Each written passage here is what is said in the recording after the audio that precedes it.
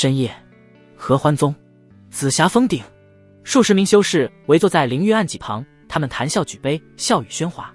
在这片流光溢彩与灼热气息中，林烨一身洗得发白的青布弟子服与满殿华彩格格不入。哪来的杂役弟子？手脚这般迟滞，是没吃饭，还是眼睛长到天上去了？一声带着明显不耐的呵斥，让林烨猛地一颤。他飞快抬眼，撞上柳云峰斜睨过来的目光。这位紫霞峰主的亲传弟子，今日宴会的主持者，一身云纹锦袍，助机器的威压，即便只是随意流露，也压得林烨胸口发闷，几乎喘不过气。是，柳师兄，弟子知错。林烨的声音压得极低，不敢再看，慌忙低下头，眼角余光却不受控制地被殿中一个方向吸去。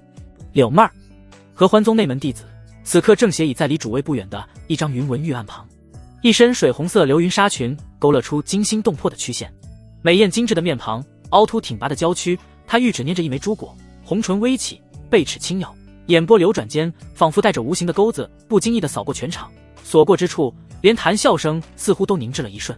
真美啊，这身段气质，看一眼感觉就要爆炸了。她正与柳云峰言笑晏晏，眼波流转，风情万种，一举手一投足都引得周围或明或暗的目光焦灼不去。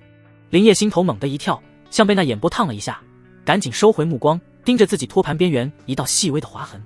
合欢宗双修正道，若无道侣，修行之路步步荆棘。他一个除了这副还算过得去的皮囊，便一无所有的外门弟子，凭什么？拿什么去攀附这等仙子？奢望不过是自取其辱罢了。喧嚣终有尽时，柳仙子，日后若有修为困惑，尽可来我洞府一叙。柳妹闻言抬头，精致美艳的面容舒展，娇嗔道：师兄说笑了，师妹就先告辞了。方才还暖玉生烟，人声鼎沸的大殿迅速冷却下来，只剩杯盘狼藉。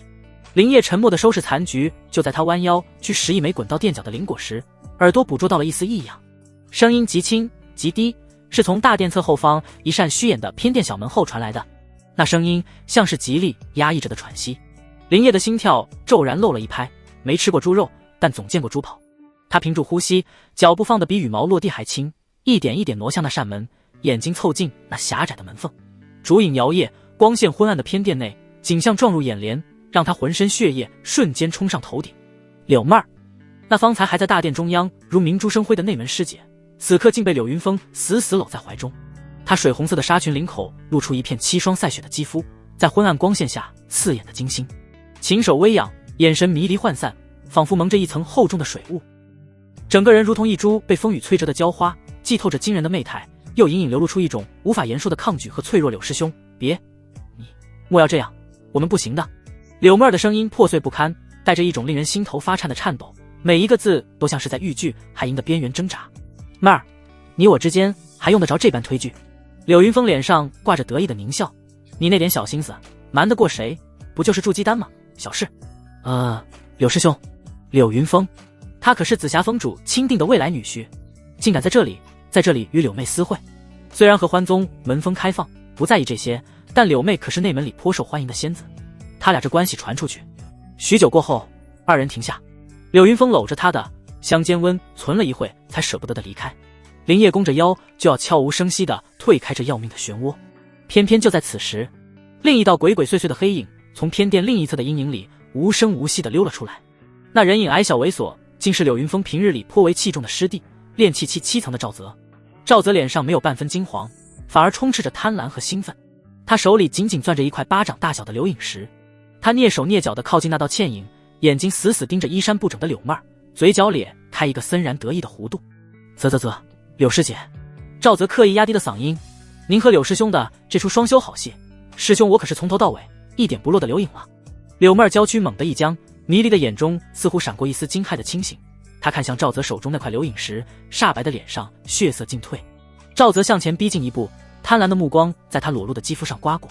师姐，你说要是这好戏明天就传遍了合欢宗上下，峰主大人、青羽仙子还有那些爱慕师姐的同门们会是个什么表情？柳妹儿的身体剧烈的颤抖起来，贝齿死死咬住下唇，几乎要咬出血来。你想怎样？她的声音细若文瑞，破碎不堪。若是让峰主女儿知道自己和柳云峰私下偷情，赵泽脸上的淫笑瞬间放大。很简单，柳师姐，你这仙玉般的身子，让师弟我好好享用几回。话音未落，他已急不可耐地扑了上去。不要，滚开！啪！一声脆响，柳妹儿一巴掌扇在赵泽的脸上，她满是屈辱，喘着粗气道：“赵泽，你不要逼我。”赵泽有些惧怕，但还是色欲熏心道：“还装什么清高？刚才不是挺开心的吗？你休想！”林烨躲在门缝后的阴影里，看着眼前刺激的一幕，既是嫉妒，又是痛恨自己没有能力对这种仙子一清芳泽。就在这极度憋屈感即将把他撕裂的瞬间，轰！在他脑海里，一本古朴书籍猛然翻开。阴阳众，可种入生灵神魂本源，奴役其身心意志，主死则奴灭。林烨浑身巨震，思维有刹那的空白。下一刻，终于轮到我了。此刻他恨不得高喊一声挂来。他猛地回过神，目光再次穿透门缝，死死定在偏殿内。啪！又是一巴掌。赵泽看着散发修为的柳妹儿，眸光阴狠。他胁迫道：“师姐，你最后想明白，我给你一天的考虑时间，不然明天晚上你就等着青羽仙子的忘情剑吧。”说罢，赵泽毒蛇般的眼神又扫视了一眼柳妹儿的娇躯，捂着被打肿的脸慢慢离开了。片刻后，柳妹儿无力地倒在一张倾倒的案几旁，水红色的纱裙被揉搓得不成样子，大片雪白的背脊暴露在昏暗烛光下，像一块即将被玷污的美玉。她发呆了半晌，突然发出一声轻轻的抽噎，梨花带雨，昏昏沉沉。阴阳种可奴役他人，柳妹儿，她此刻神志不清，毫无防备。岂不是说，就现在？这个念头一起，仿佛触动了灵魂深处的某个开关，一股奇异的带着幽暗吞噬气息的力量瞬间从他丹田深处汹涌而出，毫无滞色地涌向他的右手掌心。一枚指甲盖大小，通体流转着深邃幽光的奇异种子凭空在他掌心浮现。它形状古朴，表面布满玄奥的暗纹，散发着一种令人心悸的介于生与死之间的诡异气息，仿佛能吸走周围所有的光线和温度。林烨盯着掌心这枚幽暗的种子，又猛地看向案几旁那具毫无防备的诱人又脆弱的娇躯。柳妹儿是内门有名的仙子，距离筑基一步之遥，她不过炼气3层。强烈的贪欲瞬间压倒了恐惧，林烨眼中闪过一丝近乎疯狂的决绝。他借着殿内倾倒屏风的遮挡，无声无息地滑入偏殿。就是现在，林烨闪电般靠近，掌心那枚冰冷的散发着不祥幽光的阴阳种被他狠狠按向柳妹儿细腻光洁的后颈。指尖触及肌肤的刹那，一种滑腻温软的触感传来。你是谁？柳妹眼中恢复几分清明。嗤！一声如同烙铁烫入冰雪的声音响起，那枚幽暗的种子如同水滴融入沙地，瞬间没入柳妹儿雪白的肌肤之下，消失不见。柳妹儿的身体猛地一颤，一声短促而痛苦的闷哼从她喉间挤出。紧接着，柳妹儿绷紧的身体如同被抽掉了所有骨头，骤然软了下去。但那双刚刚恢复了几分清明的眼眸里面翻涌着一种极其复杂的茫然。然而在这所有情绪的最深处，一种无法抗拒的源自灵魂本源的沉浮与烙印感，如同最深沉的底色，牢牢地不可磨灭地覆盖了一切。成了！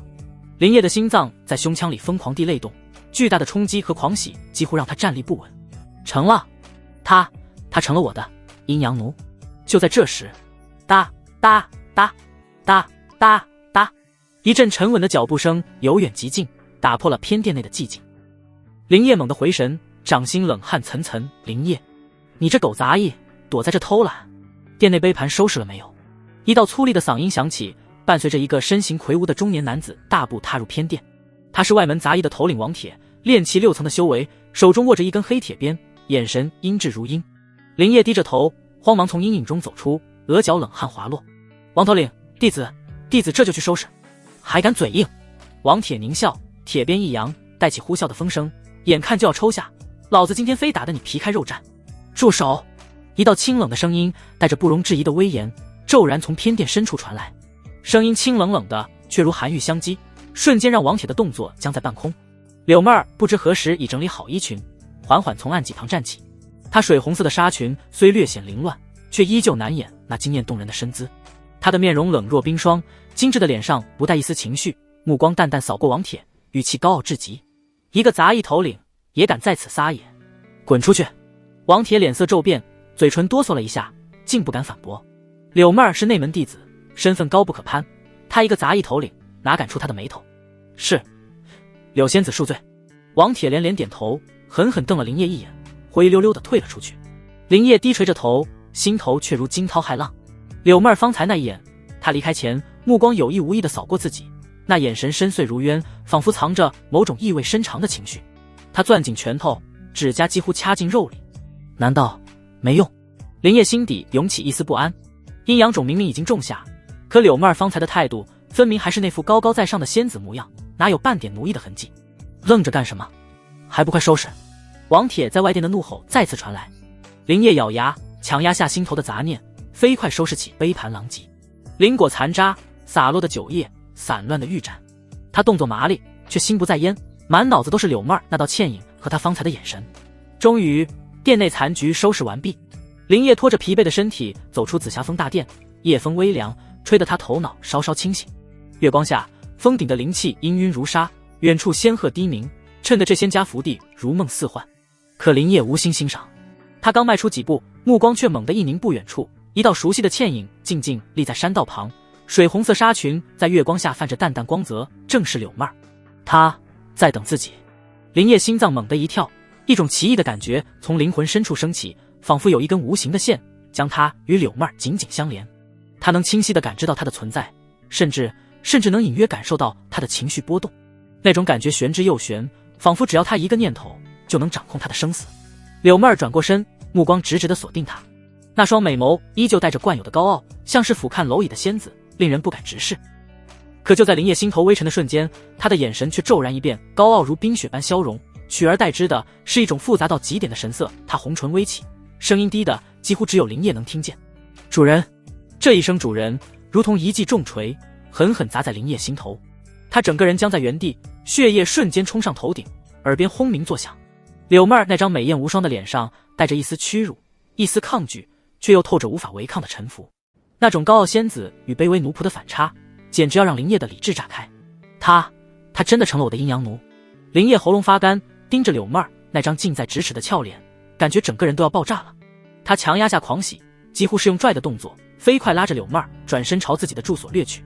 柳妹儿没有抗拒，甚至主动施展了一道炼气大圆满的隐秘术法，带着两人身影如幽灵般融入夜色，悄无声息。片刻后，紫霞峰下一间简陋的杂役木屋内，林烨反手锁死木门，粗重的呼吸在狭小的屋内回荡。他转过身，柳妹儿静静站在昏暗的灯光下，水红色的纱裙勾勒出她惊心动魄的曲线，娇艳的面容在烛光下美得如同一场幻梦。林烨再也压不住心头的欲念，猛地跨上前，一把将她拉入怀中，狠狠吻上那张柔软的红唇。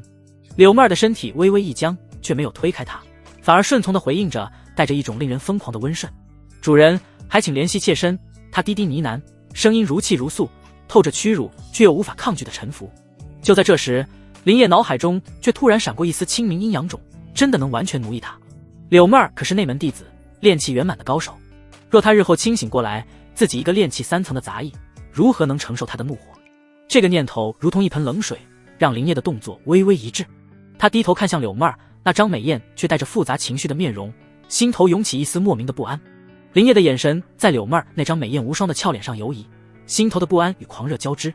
他喘息稍平，目光如刀般盯着她，低声问道：“柳妹儿，你是何身份？修为几何？修炼何种功法？可曾有过几个道侣？”柳妹儿趴伏在木床上，纱裙凌乱，雪白的香肩在烛光下泛着柔光。她的眼眸微微一颤，似有屈辱闪过，却依旧低声道：“主人，妾身是合欢宗内门弟子，炼气后期修为，修炼内门功法合欢隐心诀。至于道侣，”他声音顿了顿，似有迟疑，曾有一位，便是柳云峰。他盯着柳妹儿那张清艳绝伦的面容，冷笑道：“哼，我还以为你这仙子是什么清高的人物，原来也不过如此。柳师姐好大的魅力。”柳妹儿被齿轻咬下唇，眼中闪过一丝羞愤，却不敢反驳，只是低垂着头，声音细若文瑞：“主人，妾身身在合欢宗，双修之道乃是常事。”林烨闻言，怒意烧敛，却又生出一丝好奇。他凝视着柳妹儿，发现她虽神色复杂，眼中却始终带着一种深深的不甘。他试探性地催动丹田内那股幽暗的力量，果然感受到一股无形的联系，直通柳妹儿的神魂深处。他的神识明明还在，却不敢有丝毫反抗。你为何如此顺从？林烨眯起眼睛，语气中带着几分试探：“莫非你已知晓阴阳种的秘密？”柳妹儿娇躯一颤，眼中闪过一丝惊惶，似被戳中了心事。她迟疑片刻，终于低声道：“主人，妾身确实知晓阴阳种的威能，此种入神魂，主死则妾灭，妾身不敢违抗，只求主人怜惜，留妾身一命。”怕死？林烨冷笑一声，心头却是一松。原来如此，柳妹儿并非完全被奴役，而是畏惧阴阳种的生死掌控，才不得不臣服。这发现让他既兴奋又多了一分底气。他目光重新扫过柳妹儿那曼妙的身姿，忽地想起他方才提及的合欢隐心诀。此功法乃合欢宗内门秘传，专为双修而创。若两人配合修炼，不仅能增进修为，还能让双方灵气交融，事半功倍。屋外的夜色深沉，月光透过窗户洒在木地板上，照出2道影子，竹泪堆叠如血，映着床榻上狼藉的绸缎。林叶长吁一口气，带着掠夺后的满足与一丝尚未满足的贪婪。柳妹儿蜷缩在简陋的木床上，墨色长发散乱，遮住半边倾城的侧颜。她双目紧闭，长睫上游挂着一滴未干的泪珠，唇瓣微肿，带着被肆虐后的嫣红。昨夜的疯狂近乎掠夺。初尝双修滋味的林叶哪里懂得合欢隐心诀所言的阴阳调和，他只知凭借阴阳种那源自灵魂的掌控，贪婪的攫取吞噬，炼气大圆满的浑厚元气如同开闸的洪流，被他这具贫瘠的躯体疯狂吸纳。此刻柳妹儿体内气机紊乱，原本圆融流转的灵力虚浮不稳，甚至隐隐有跌落的迹象。而林叶丹田气海鼓胀欲裂，一夜之间竟硬生生冲破关隘，踏入了炼气4层。炼气中期，林叶感受着体内奔涌的力量，几乎要大笑出声。这层境界若按他杂役之身日夜劳作换取微薄资源苦修，怕是要熬上10年光阴。如今一夜尽得，这就是有道侣双修的感觉吗？他低头看着昏迷的柳妹儿，眼神复杂，既有掌控一切的得意，又掠过一丝连自己都未察觉的暴力。这内门仙子果真润得惊人，是他林业一步登天的绝佳顶炉。咚咚咚，粗暴的敲门声如同重锤，狠狠砸碎了室内的旖旎与林业的思绪，也震得薄薄门板簌簌作响。林业心头一紧，猛地弹起，胡乱抓起地上自己的旧衣套上。他飞快瞥了一眼床上不着寸缕的柳妹儿，冷汗瞬间浸透后背。若让门外之人撞破此景，他林业顷刻便是万劫不复。谁？他强作镇定，声音带着一丝刚突破的沙哑，狗杂碎。开门。林业，反了你了，磨蹭什么？门外是王铁那粗粝如砂石的咆哮。林业深吸一口气，猛地拉开门栓，只开了一条狭窄缝隙，自己高大的身躯死死堵在门口。晨光刺入，映出王铁那张阴沉如铁的方脸，以及他手中那根闪着幽光的黑铁鞭。王铁浑浊的三角眼在林业身上一扫，掠过一丝明显的惊疑。昨日还是炼气3层那副病恹恹的蔫样，今日这小子身上竟透出一股子刚突破的尚未完全收敛的灵力波动，虽微弱，却瞒不过炼气6层的他。你突破了。王铁声音低沉，带着审视，探手就要推开林业，往屋里张望，藏什么猫腻？林业肌肉绷紧，半步不退，手臂如铁柱般挡在门框。王头领，弟子刚起身，屋内脏乱，不堪入目，有何吩咐？王铁的手被挡住，眼中凶光一闪，铁鞭柄啪的一声敲在门框上，木屑飞溅。脏乱？我看你是皮又痒了，突破了炼气4层，就敢不把老子放在眼里？告诉你，杂役就是杂役，该孝敬的俸禄，一颗灵石都别想少。这越大厨房的柴火翻倍，到时候劈不完，老子抽烂你的皮！他凑近一步，带着汗臭和劣质酒气的呼吸喷在林业脸上，满是威胁。小子，别以为踩了狗屎运就能翻身，在这紫霞峰下，是龙你得盘着，是虎你也得给老子趴着，懂吗？他阴鸷的目光再次试图越过林业的肩膀，向昏暗屋内窥探，那里总有一股让他心痒痒的感觉。林业垂下眼睑，遮住眸底翻涌的杀机，指甲深深掐进掌心，挤出顺从的语气：是，弟子明白，俸禄容弟子想想办法，晚些时候必定奉上。心中却已将这王铁千刀万剐。搜刮杂役的蠹虫，炼气6层，等着，待我修为再进，必让你死得无声无息。哼，谅你也不敢。王铁又狠狠剜了他一眼，这才骂骂咧咧转身离去，铁鞭拖在地上，发出令人心悸的刮擦声。林业砰的一声重重关上木门，背靠门板，心脏狂跳。他回头望向床榻，柳妹儿不知何时已微微睁开了眼，那双曾迷倒众生的美眸里，此刻只剩下空洞的疲惫和深不见底的屈辱。昨夜种种不堪，连同此刻的狼狈，尽数刻入眼底。看到林业目光扫来，柳妹儿眼底那抹不甘与怨恨一闪而逝。林业心头火起，几步跨到床边，俯下身，带着突破后新生的力气，一把掐住他滑腻的下巴，迫使他仰头看着自己，手指力道大的在他白嫩肌肤上留下红痕。怎么，柳师姐还没认清自己的身份？林业的声音压得极低，不想神魂俱灭，就给我收起你那副仙子做派。现在你就是我林业的阴阳奴，懂吗？柳妹儿被迫与他对视，身体因虚弱和恐惧而微微颤抖，红唇紧抿，一丝血迹从被咬破的下唇渗出。屈辱的泪水在眼眶中打转，却被他死死忍住。阴阳重那深入灵魂的烙印，如同冰冷的枷锁，让他清晰地感受到对方一个念头便能让他万劫不复的恐惧。那点不甘，在死亡的绝对威胁下被强行碾碎。咚！他艰难地吐出一个字，声音沙哑破碎。那你应该叫我什么？柳妹儿眼中屈辱无比，她低着头，长长的睫毛挂着泪珠，断断续续道：主人。那你该自称什么？奴婢。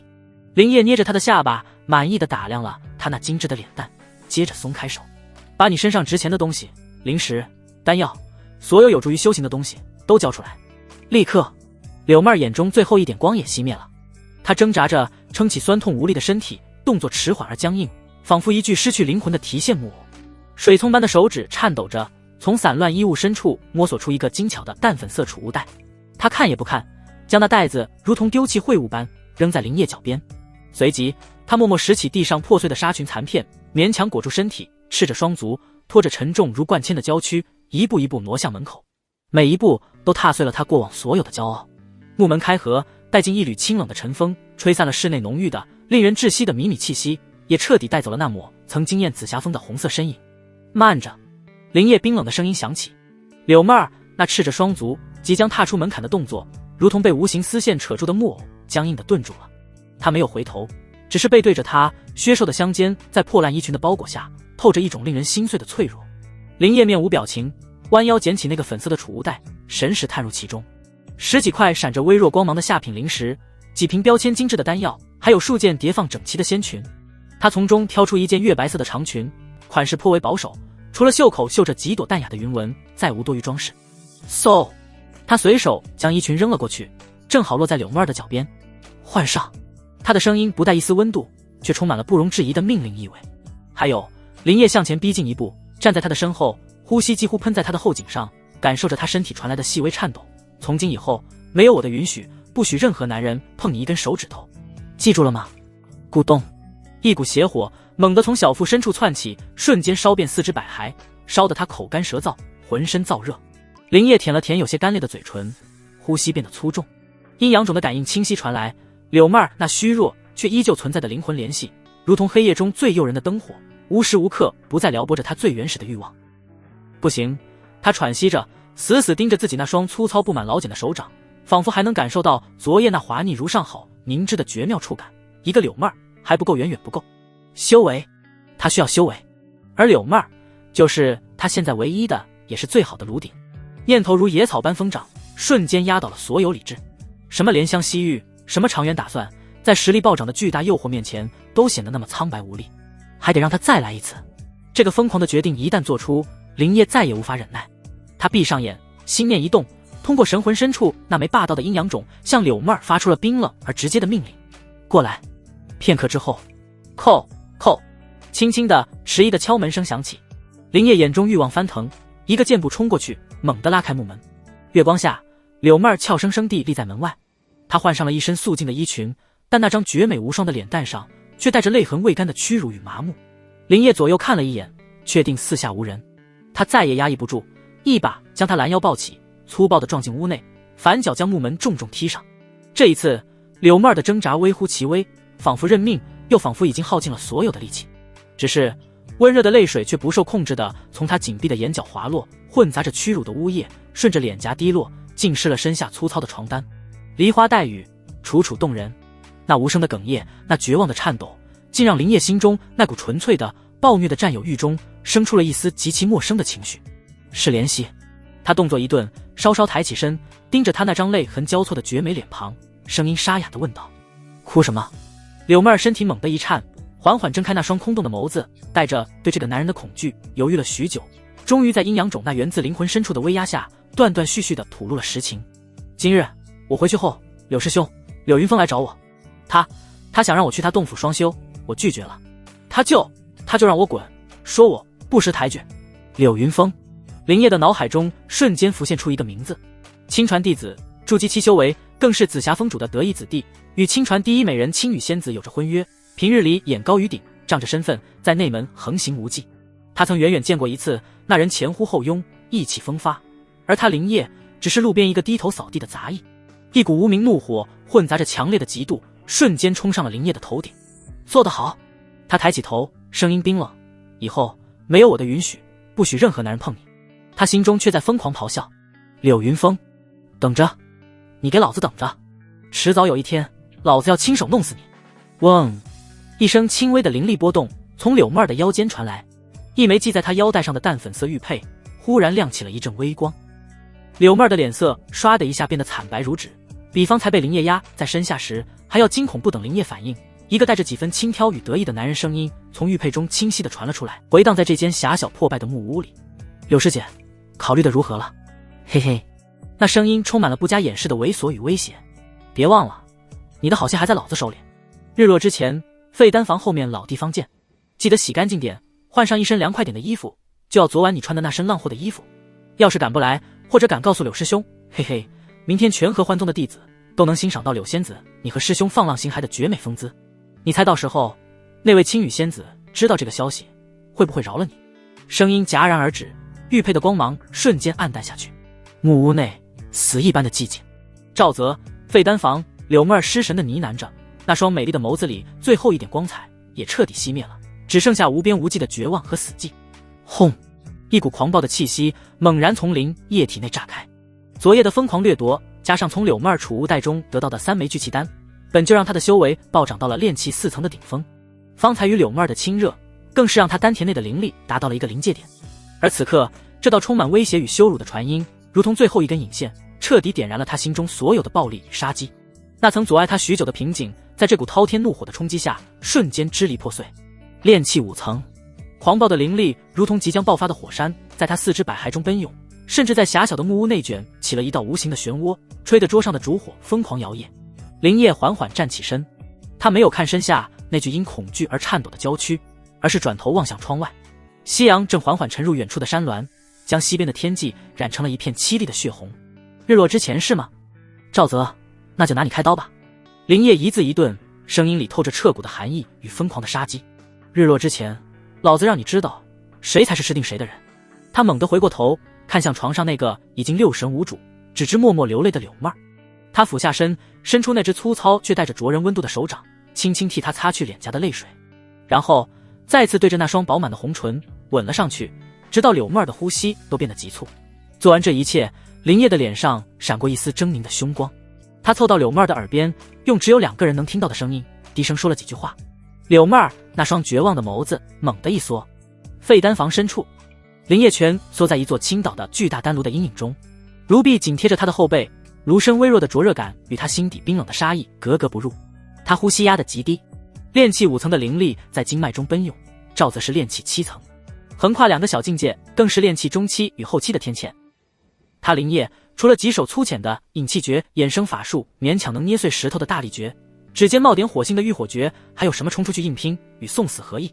但柳妹儿必须是他，只有他炼气大圆满的修为，才能像捏死虫子一样碾碎赵泽。可杀了之后呢？合欢宗戒律如同冰冷的符咒浮上心头，虽门风不计双修，然严禁同门相残，更严令禁止强掳同门充作炉鼎。违者轻则废去修为，逐出山门，重则挫骨扬灰。合欢宗再怎么名声不正，可他也是个正道。林业的眼瞳缩紧，一丝阴冷的笑意缓缓爬上嘴角。他找到了那条缝隙，戒律深处还藏着一条戒律：凡以邪魄、邪法、强权迫人双修者，可诛之。他舔了舔干裂的嘴唇，目光穿透阴影的缝隙，死死盯在废丹房中央的空地。柳妹儿就站在那里，她换了一身素净的月白如裙，包裹得严严实实，连景象都掩在高高的领口下，仿佛要将昨夜与今晨所有的屈辱都深深藏起。可那过于刻板的包裹反而勾勒出一种惊心动魄的脆弱。她脸色苍白，眼睑低垂，浓密的长睫在眼下投出深重的阴影，身体绷得像一张拉满的弓，细微的颤抖透过裙裾的布料传递出来，仿佛随时都会断裂。他只是站着，像一尊被抽空了魂魄的玉雕，静静等待着下一场凌迟的降临。空气中弥漫着他身上那股淡淡的混合着药味的冷媚幽香。吱呀，沉重的木门被粗暴地推开，腐朽的门轴发出刺耳的呻吟。赵泽矮胖猥琐的身影裹着一股汗臭和药渣的浊气挤了进来，他反手关上木门，隔绝了最后一丝天光。废丹房彻底陷入一种压抑的昏暗。赵泽那双绿豆眼死死粘在了柳妹儿身上，贪婪的目光在她包裹严实的身体上刮过，仿佛能穿透那层布料，舔舐到那里的冰肌玉骨。哼！赵泽发出一声难听的嗤笑，一瘸一拐的逼近。我们冰清玉洁、眼高于顶的柳大仙子，真听话啊！穿得这么严实，是怕老子忍不住，还是装给谁看？他停在柳妹儿面前不足3尺，那股口臭的污浊气息扑面而来。我不是让你穿凉快点吗？说你2句仙子，你还真以为自己是仙子了？柳妹儿身体猛地一颤，下意识的后退半步，被击中重撞在身后冰冷的药柜上，发出咚的一声闷响。躲！赵泽脸上的狞笑瞬间放大，肥胖的脸显得更加可怖。他猛地伸手，枯瘦肮脏的手指带着不容抗拒的蛮力，狠狠抓向柳妹儿的胸襟。老子看你能装到几时？今天不把你玩烂了，老子就不姓赵！你这个假清高的婊！子字尚未出口，噗嗤！柳妹儿怨恨地看着他，狠狠地把刀锋插入他的胸口。啊！赵泽发出一声不似人声的凄厉惨嚎，剧痛和难以置信的惊怒瞬间淹没了他踉跄着倒退，低头看着胸口只露出黝黑刀柄的柴刀，粘稠滚烫的鲜血如同泉涌，瞬间浸透了他胸前的衣襟。林烨的身影已如鬼魅般从阴影中扑出，他没有丝毫停顿，目标明确，赵泽腰间那个鼓鼓囊囊的储物袋。柳妹儿，你个贱人，还有谁？是你，林烨，你这卑贱的杂种！赵泽目眦欲裂，剧痛和极致的羞辱让他面孔扭曲如恶鬼，显然记起了昨晚这个端茶倒水的杂役。他死死盯着扑来的林烨，又猛地转向僵立在药柜旁，脸色惨白如雪的柳妹儿瞬间明白了什么，发出野兽般的咆哮：柳妹儿，你这贱婢，竟敢勾结一个下贱杂役害我！你们这对狗男女，我要你们死无葬身之地！刘颖时，然而肺叶被贯穿带来的窒息和剧痛，让他凝聚的灵力瞬间溃散，只剩下一口口带着血沫的呵呵喘息。林烨已扑到近前，眼中没有丝毫怜悯，只有冰冷的杀意和贪婪。他一把抓住赵泽腰间的储物袋，用力一扯，同时另一只灌注了全部大力绝灵力的手掌狠狠拍向赵泽天灵盖，趁他病，要他命！砰！沉闷的骨裂声响起，赵泽最后怨毒的咒骂戛然而止，突出的眼珠里凝固着无尽的惊恐、愤怒和难以置信。矮胖的身体如同被抽掉脊梁的赖皮狗，软软的瘫倒在地，鲜血在他身下迅速晕开，形成一滩粘稠的暗红。废丹房内死寂一片，林烨急促喘息着，胸口剧烈起伏，不是恐惧，是杀戮带来的短暂脱力与极致的亢奋。他快速地拿走赵泽的储物袋，然后抬头，目光如电，射向一边的柳妹儿。他看着地上赵泽死不瞑目的尸体，看着那滩迅速扩大的暗红。林烨几步走到他面前，带着一身刺鼻的血腥气。他伸出手，没有触碰他的身体，只是带着一种宣告所有权的姿态，虚虚地揽了一下他冰凉颤抖的肩膀。做得好！他的声音低沉沙哑，带着一丝刚刚杀戮后的余韵。他缓缓抬起俏脸，看向林烨的脸庞，目光复杂到了极致恐惧、麻木，一丝残留的屈辱。最终，所有情绪都被强行压下，化作一声低不可闻的轻唤。谢谢主人。片刻后，砰！废丹房那扇木门被一股沛然巨力从外猛地轰开，木屑纷飞。一位身着玄黑色执法弟子袍服的身影骤然出现在门口。他身姿挺拔，面容冷峻如刀削，周身散发的气息赫然是炼气大圆满。冰冷的威压如同无形的潮水，瞬间席卷了整个废丹房，将浓重的血腥味都压得滞涩了几分。他锐利如鹰隼的目光瞬间扫过地上的尸体，手握储物袋一身血腥的林烨，以及林烨身旁亭亭玉立、美艳动人的柳妹儿。目光尤其在柳妹儿身上那件素净如裙和林烨虚揽她肩膀的手臂上停留了一瞬，眼底掠过一丝不易察觉的好奇，何人在宗内杀人？林烨心中一凛，迅速松开虚揽柳妹儿的手，一步上前，挡在柳妹儿身前小半步，指着地上赵泽的尸体，声音带着刻意伪装的悲愤与一丝后怕：回禀执法师兄，是弟子林烨，外门杂役，弟子传讯，此辽赵泽胁迫内门柳师姐至此僻静之地，欲行不轨，弟子恰在附近，闻听师姐呼救，赶来救援，无奈之下失手将其击杀，请师兄明鉴。哦，执法头领的目光刺向林烨，又转向他身后的柳妹儿，胁迫不轨。柳妹儿师妹，他显然认得这位紫霞峰颇有名气的内门美人，语气中带着一丝客气道：柳师妹，此人所说可是实情？赵泽胁迫于你。林烨的心提到了嗓子眼，阴阳种的烙印无声的催动，如同冰冷的锁链勒紧他的神魂。终于他红唇微起，面色淡然道：是，赵泽他胁迫于我，意图对我图谋不轨。既然如此，他声音淡然，不再看地上的狼藉，失手自会有人处理。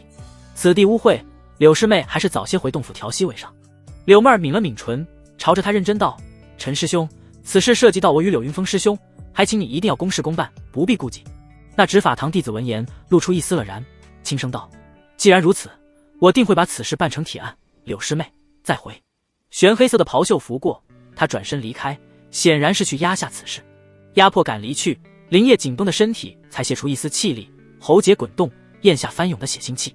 他转头看向一边翘得不像话的柳妹儿，眼神里没有丝毫温存，只有不容抗拒的命令，在他耳边：“带路，去你洞府。”紫霞峰深处，灵气氤氲，远胜山脚杂一区。柳妹儿的洞府坐落在一处清幽崖畔，推开沉重的寒玉石门，一股清冽的冷香混着精纯灵气扑面而来，与外界的血腥污浊恍若两个世界。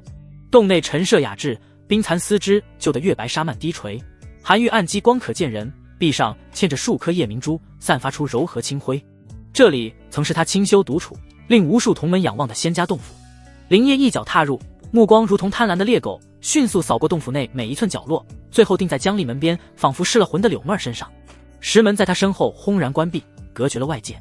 杵着当木头，林烨的声音带着不耐的戾气，在空旷的洞府里显得格外刺耳。上床去。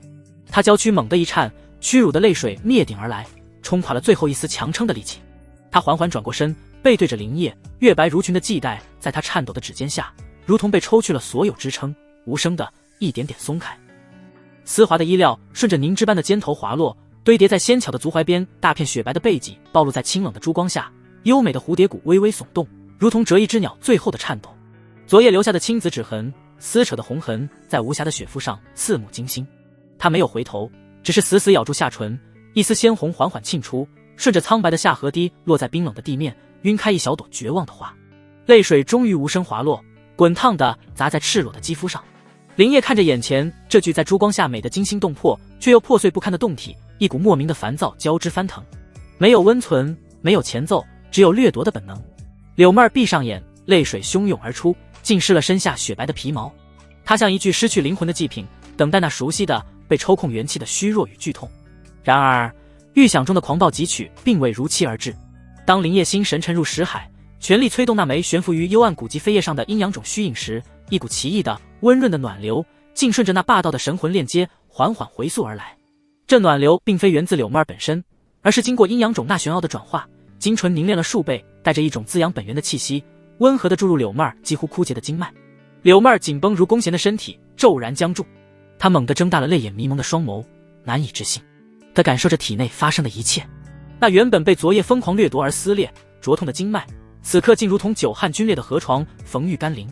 丝丝缕缕温润精纯的暖意正顺着阴阳种的链接源源不断地涌来，轻柔地抚平那些破损之处，滋养着干涸的气海。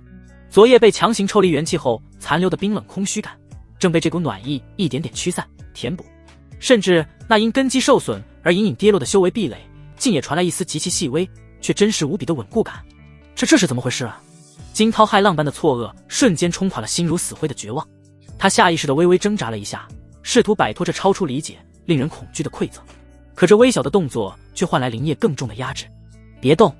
林烨低喝一声，呼吸粗重，额头渗出细密的汗珠。主动控制阴阳种进行反哺，对他这初入炼气5层的修为而言，负荷远超单方面的掠夺。他感到自己刚刚稳固的气海灵力正在加速消耗，如同开闸泄洪。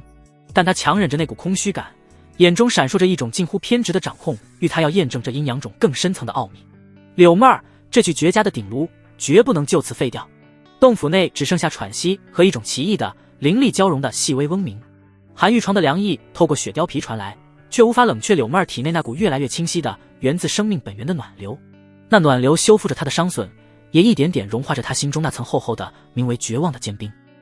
泪水依旧无声流淌，却已不再是纯粹的屈辱，混杂了太多无法言喻的震惊、茫然，以及一丝连他自己都未曾察觉的微弱的劫后余生的悸动。不知过了多久，那精纯温润的回流终于缓缓停止。林烨长吁一口气，带着明显的疲惫从他身上翻下，倒在冰冷的寒玉床上，胸膛起伏。催动阴阳种的反哺，竟比击杀赵泽更耗心神。柳妹儿蜷缩在床榻里侧，破碎的襦裙凌乱地堆在腰间，裸露的肩背在珠光下泛着柔润的光泽，那些刺目的伤痕似乎也淡去了少许。他背对着林烨，身体不再剧烈颤抖，只是肩膀微微耸动，压抑的细碎的呜咽声断断续续传来，如同受伤幼兽的哀鸣，在空旷的洞府里显得格外凄楚可怜。林叶侧过头，目光扫过那截在珠光下泛着脆弱银白的景象，扫过他微微耸动的沾着泪痕的肩头。梨花带雨，我见犹怜。他心头那点因消耗巨大而升起的烦躁，莫名的被这景象抚平了些许。沉默片刻，他伸出手臂，带着一种不容拒绝的强硬，将那具依旧冰凉却不再僵硬如石的娇躯揽入自己怀中。柳妹儿身体瞬间绷紧，呜咽声戛然而止，仿佛受惊的小鹿。林叶的手臂环过她纤细的腰肢，他感受着怀中躯体细微的颤抖，下颌抵着她散发着冷香的发顶，声音低沉沙哑，带着事后的慵懒和一种居高临下的施舍意味，清晰地送入他耳中。以后你就是我的女人，只要你往后乖乖听话。他顿了顿，手掌无意识地在她微凉滑腻的肌肤上摩挲了一下，感受着那惊人的触感，好处自然少不了你的。怀中娇躯的颤抖似乎停滞了一瞬，柳妹儿蜷缩着，将脸更深地埋进臂弯，滚烫的泪水无声地浸湿了衣袖。什么好处？最大的好处不过是他罢了。寒玉床的冷意透过雪貂皮毛丝丝缕缕渗入骨髓，却压不住林叶体内翻腾的气血。这一夜他没有离开，洞府石门紧闭，隔绝了外界一切窥探，只于夜明珠散发的清辉将两具的身影映在光可见人的石壁上。没有昨日那般粗暴的掠夺，林叶以一种近乎温和的方式引导着柳妹儿体内残存的灵力，运转起那霸道诡异的阴阳道种，灵气在两人之间形成一道玄妙的循环。柳妹儿干涸的经脉如同被甘霖洗涤，昨日被反哺的暖意再次浮现，让她因修为跌落而虚浮的气海渐渐变得凝实。可这温润只是表象，那循环的灵气洪流9成9都如同百川归海，被林叶的丹田鲸吞蚕食，化作他冲击更高境界的资粮，而反馈给柳妹儿的不过是残羹冷炙。即便如此，也足以让他这具破败的鼎炉维持着不至于崩溃的平衡。夜半时分，灵气流转暂歇，林叶满足地睁开眼，感受着体内再度充盈的灵力，炼气5层的境界已然稳固，甚至隐隐有向中期顶峰攀升的迹象。他翻身下床，赤裸的精壮身躯在清辉下泛着一层淡淡的宝光。柳妹儿蜷缩在床榻深处，墨发散乱，遮住半边倾国倾城的侧颜。她睡得并不安稳，长睫不时轻颤，仿佛陷入了无法挣脱的噩梦。林叶的目光在洞府内肆无忌惮地打量着，这内门弟子的居所远比他那间杂役木屋宽敞华美，每一件陈设都透着雅致与不菲。他的目光最终落在一张紫檀木雕花的矮几上，几上一册线装的密本并未合拢，书页微微翘起，显然白日里刚被翻阅过。林叶走过去，随手拿起，封皮上没有书名，只用娟秀的小楷写着2个字：解咒。他眼皮猛地一跳，翻开书页，入目所及尽是各种阴毒禁制、奴役咒法的图解与破解之法，从最低阶的摄心蛊到一些闻所未闻的离魂印，图文并茂，详尽无比。书页翻到最后，赫然是一片空白，只有一个用朱砂新添的标题，笔记因主人的心神不宁而略显凌乱，却依旧清晰。阴阳种解法，后面的内容空无一字。呵呵，林叶慢慢回头，看着床榻上那具毫无防备的娇躯，脸上平静无波，眼底却已是滔天怒海，还妄想着摆脱自己。柳妹儿，你可知错？林叶的声音很轻很平静，在这寂静的洞府里，却如同九幽寒冰，瞬间将空气冻结。床榻上的柳妹儿身体猛地一颤，从噩梦中惊醒，茫然睁开眼，正对上林叶那双幽深不见底的眸子。她还未反应过来，下一刻林叶心神一动，一声凄厉的被强行压抑在喉咙深处的短促悲鸣响起。柳妹儿整个人如同被无形的雷霆劈中，猛地弓起身，娇躯剧烈的抽搐痉挛。那不是肉体的痛苦，是源自神魂最深处被亿万钢针反复穿刺、撕裂、碾磨的酷刑。她甚至无法尖叫出声，身体在寒玉床上剧烈弹动，如同被抛上岸的鱼，张着嘴却发不出任何声音，只有无声的哀嚎在灵魂深处回响。不过半晌，她便如同被抽掉了所有骨头，瘫软在床榻上，涕泪横流，口中溢出破碎的咸水，浑身被冷汗浸透，整个人仿佛刚从水里捞出来。主人，奴婢知错了，求您。他涕泪横流，声音沙哑破碎，每一个字都带着灵魂被碾碎的恐惧。林叶眼中的怒火这才收敛，取而代之的是一片冷漠的掌控。跪下。他淡淡吐出2个字。柳妹儿如蒙大赦，却又被更大的恐惧攫住。她挣扎着拖着酸软无力的娇躯滚下床榻，双膝重重跪倒在冰冷的地面上，双手平铺于地，光洁的额头紧紧贴着冰凉的地砖，将那具玲珑浮凸的娇躯以一种最卑微的姿态呈现在林叶面前。方才那种感觉，他不想再承受第2次。林叶盘膝在床沿坐下，闭目调息，不再看他。柳妹儿跪伏了许久，才敢试探性的抬起头，见林烨没有进一步的动作，便主动爬过来，用那双柔弱无骨的素手，声色却又极尽讨好的为他按摩着因修炼而紧绷的肌肉。林烨一边享受着他温软的伺候，一边状似无意的低语：“这双修功法竟如此霸道，修为进一日千里。”柳妹儿伏在他腿边，身子微微一顿，轻声道：“主人，寻常双修之法，功效并没有这般神速。”林烨睁开眼，不动声色地瞥了他一眼：“什么意思？”柳妹儿不敢与他对视，侧过身跪坐着，丰润的大腿曲线毕露，她低垂着眼睑，声音细若文瑞。妾身以为是阴阳道种的缘故，此种神妙，让双修功效比寻常功法强了10倍不止。虽然元婴大头都被林烨夺走，可那反馈回来的精纯元气，还是让他受损的根基稳固了许多。若是那些元婴尽数归他，或许修为能更快恢复，甚至冲击筑基之境也更有把握。到了筑基期，自己或许就能。这个念头刚刚萌生，啪一声轻响，林烨的手掌不重不轻地拍在他身上，力道不大，却如同一盆冰水，瞬间浇灭了他心底所有不切实际的妄念。柳妹儿娇躯剧颤，如梦初醒，脸上血色尽退，慌忙俯下身，主动讨好道：“主人，我错了。”林烨看着他这副卑微讨好的模样，心中不由得一阵感叹，想他过往3年杂役，受尽冷眼折磨，这人命如草芥，冷漠残酷的修仙界早就将他那颗属于前世现代人的多余善心消磨得一干二净，这里只有弱肉强食。他伸手轻轻捏住柳妹儿尖翘的下巴，迫使她抬起头，然后贪婪地吻了上去，一手扣住她的后脑，不容抗拒。半晌唇分，看着眼前泪眼迷蒙的美人师姐，林烨眼中闪过一丝暴戾。他想起紫霞峰顶宴会上，他被众星捧月，被无数男修用或明或暗的灼热目光追逐的模样。若是让他去讨好那些男修，不行。这个念头刚冒出来，便被一股更强烈的、近乎疯狂的占有欲瞬间掐灭。他是我的，是我的阴阳道种之奴，他绝不容许任何男人再染指分毫。跟我说说这紫霞峰。林烨压下心头的戾气，声音恢复了平淡。柳妹儿不敢怠慢，如实告知，紫霞峰峰主乃是金丹真人，常年在霞光洞天内闭关，宗内真正的亲传弟子也大多随其在洞天内修行。如今峰内主事的是柳云峰师兄，他虽是筑基初期，却代行峰主权柄。那位峰主的女儿青羽仙子又是何人？提及这个名字，柳妹儿眼底的光芒明显暗淡了一瞬。青羽仙子也是筑基期，容貌绝艳，是亲传里的第一美人。既是金丹之女，为何会许配及柳云峰？林烨有些疑惑。柳妹儿眼中闪过一丝复杂，低声道：“柳师兄身具玄阳之体，与青羽仙子的太阴之体乃是绝配。若二人双修，不仅进神速，更有一成把握，能助彼此在未来冲击元婴大道。一成足以让无数修士为之疯狂。”翌日清晨，咚咚咚，一阵极有礼数的敲门声响起。柳妹儿早已在林烨的命令下穿戴整齐，一身崭新的水蓝色宫装，衬得她肌肤胜雪，容色清冷，恢复了往日那副高不可攀的内门仙子模样。她打开石门，门外是一名外门弟子，正恭敬地捧着一个托盘。柳师姐，这是您这个月的丹药与零食份例。柳妹儿面无表情地点了点头，接过托盘，旋即关上石门。她转身，没有丝毫犹豫，将托盘原封不动地捧到林烨面前。林烨毫不客气，大手一挥，将托盘上的灵石丹药尽数收入赵泽那只储物袋中，这才赞赏地看了他一眼。很好，他道：“以后双修，我会多渡一缕道种元气给你。”柳妹儿的眼底竟闪过一丝不易察觉的小小欣喜，她垂下头，轻声道：“谢主人。”林烨看着她这副模样，眼神古怪，这女人莫不是被自己折磨出了什么毛病？你如今冲击筑基有几分把握？他声音平淡，像是在问一件无关紧要的琐事。柳妹儿伏在他胸膛，温顺的如同一只猫，闻言娇躯微不可察的一僵。他沉默了片刻，才用低不可闻的声音回道：“回主人，不足2成。”不足2成。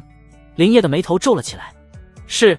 柳妹儿的声音愈发低微，带着一丝羞愧与惶恐。妾身修和欢饮星诀，可增2成，可昨夜被主人采补，根基受损，如今只怕不足2成。若有一枚筑基丹，或可再添3成，加起来也不过5成。林烨的声音冷了下去。5成看似不低，可在修仙路上，任何低于概率、不稳定的因素都意味着万丈深渊。筑基失败，轻则修为倒退，根基尽毁，从此仙路断绝；重则灵力反噬，爆体而亡，化作一捧飞灰。他林烨绝不能让柳妹儿去赌这失败的可能。这具绝佳的鼎炉若是废了，他的阴阳道种也将失去最重要的寄托，无异于自断臂膀。那柳云风呢？林烨的目光变得幽深，他当时有几分把握。提及这个名字，柳妹儿的呼吸都停滞了一瞬，她垂下眼睑，浓密的长睫遮住所有情绪。柳云风身负玄阳之体，天生便比常人多2成把握，他所修功法亦能平添2成。再加上风主早已为其备下极品筑基丹，林林总总至少7成。风主赏赐，林烨嘴角勾起一抹冰冷的弧度，他可不信这修仙界里会有这般父慈子孝的温情戏码。金丹真人的女儿，亲传第一美人，许配给一个无甚背景的弟子，还亲力助其筑基。若说背后没有图谋，他林烨第一个不信，这其中必然藏着更深的算计。不过这些都还太过遥远，林烨将这些念头暂时压下，眼下还有更紧迫的威胁。外门大比只剩下不足10日，还有王铁那个盘踞在杂役区的杜虫。林烨的眼中闪过一丝狠厉，自己的修为必须尽快突破到炼气6层，步入中期圆满，才有在大比中脱颖而出的可能。而王铁这个在他还是杂役时百般欺凌、敲骨吸髓的狗东西必须死。他搜刮杂役多年，那个储物袋也该换个主人了。起来！林烨翻身下床，语气不容置疑，去弄些吃的来。虽有屁股丹，但他那属于现代人的灵魂早已缠了许久真正的血食。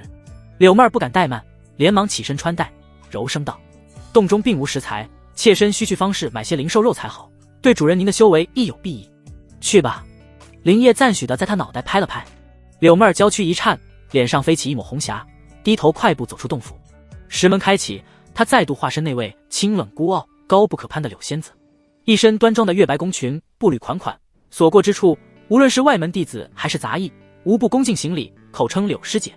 那些年轻弟子灼热的目光，贪婪地在她曼妙的身段上流连，心中充满着不切实际的火热幻想。谁又能想到，这位冰清玉洁的内门仙子早已沦为一个卑贱杂役的盗奴，在他那清冷的仙家洞府里承受着何等的过程。半个时辰后，柳妹儿返回洞府，她手中提着新鲜的灵兽肉与一袋灵米，然后便在洞府内的简易厨房里手忙脚乱地忙碌起来。灵活掌控的歪歪扭扭，瘦肉被切得大小不一，最终一顿看起来颇为勉强的饭菜被她小心翼翼地端到林烨面前。不算可口，甚至有些焦糊，但那浓郁的灵气却是实打实的。林烨还是头一回吃到真正的灵材，风卷残云般吃了个干净。柳妹儿跪坐在一旁，一双美眸带着一丝不易察觉的希冀，望着他低声问：主人，好吃吗？难吃。林烨放下碗筷，毫不客气地骂道：连顿饭都做不好，要你何用？柳妹儿低下头，眼圈一红，声音里透着无限委屈：妾身在凡俗时也是富家小姐，自幼十指不沾阳春水，这些事从未做过。林烨的动作顿住了，他看着眼前垂手啜泣的美人，心中那点烦躁忽然散去。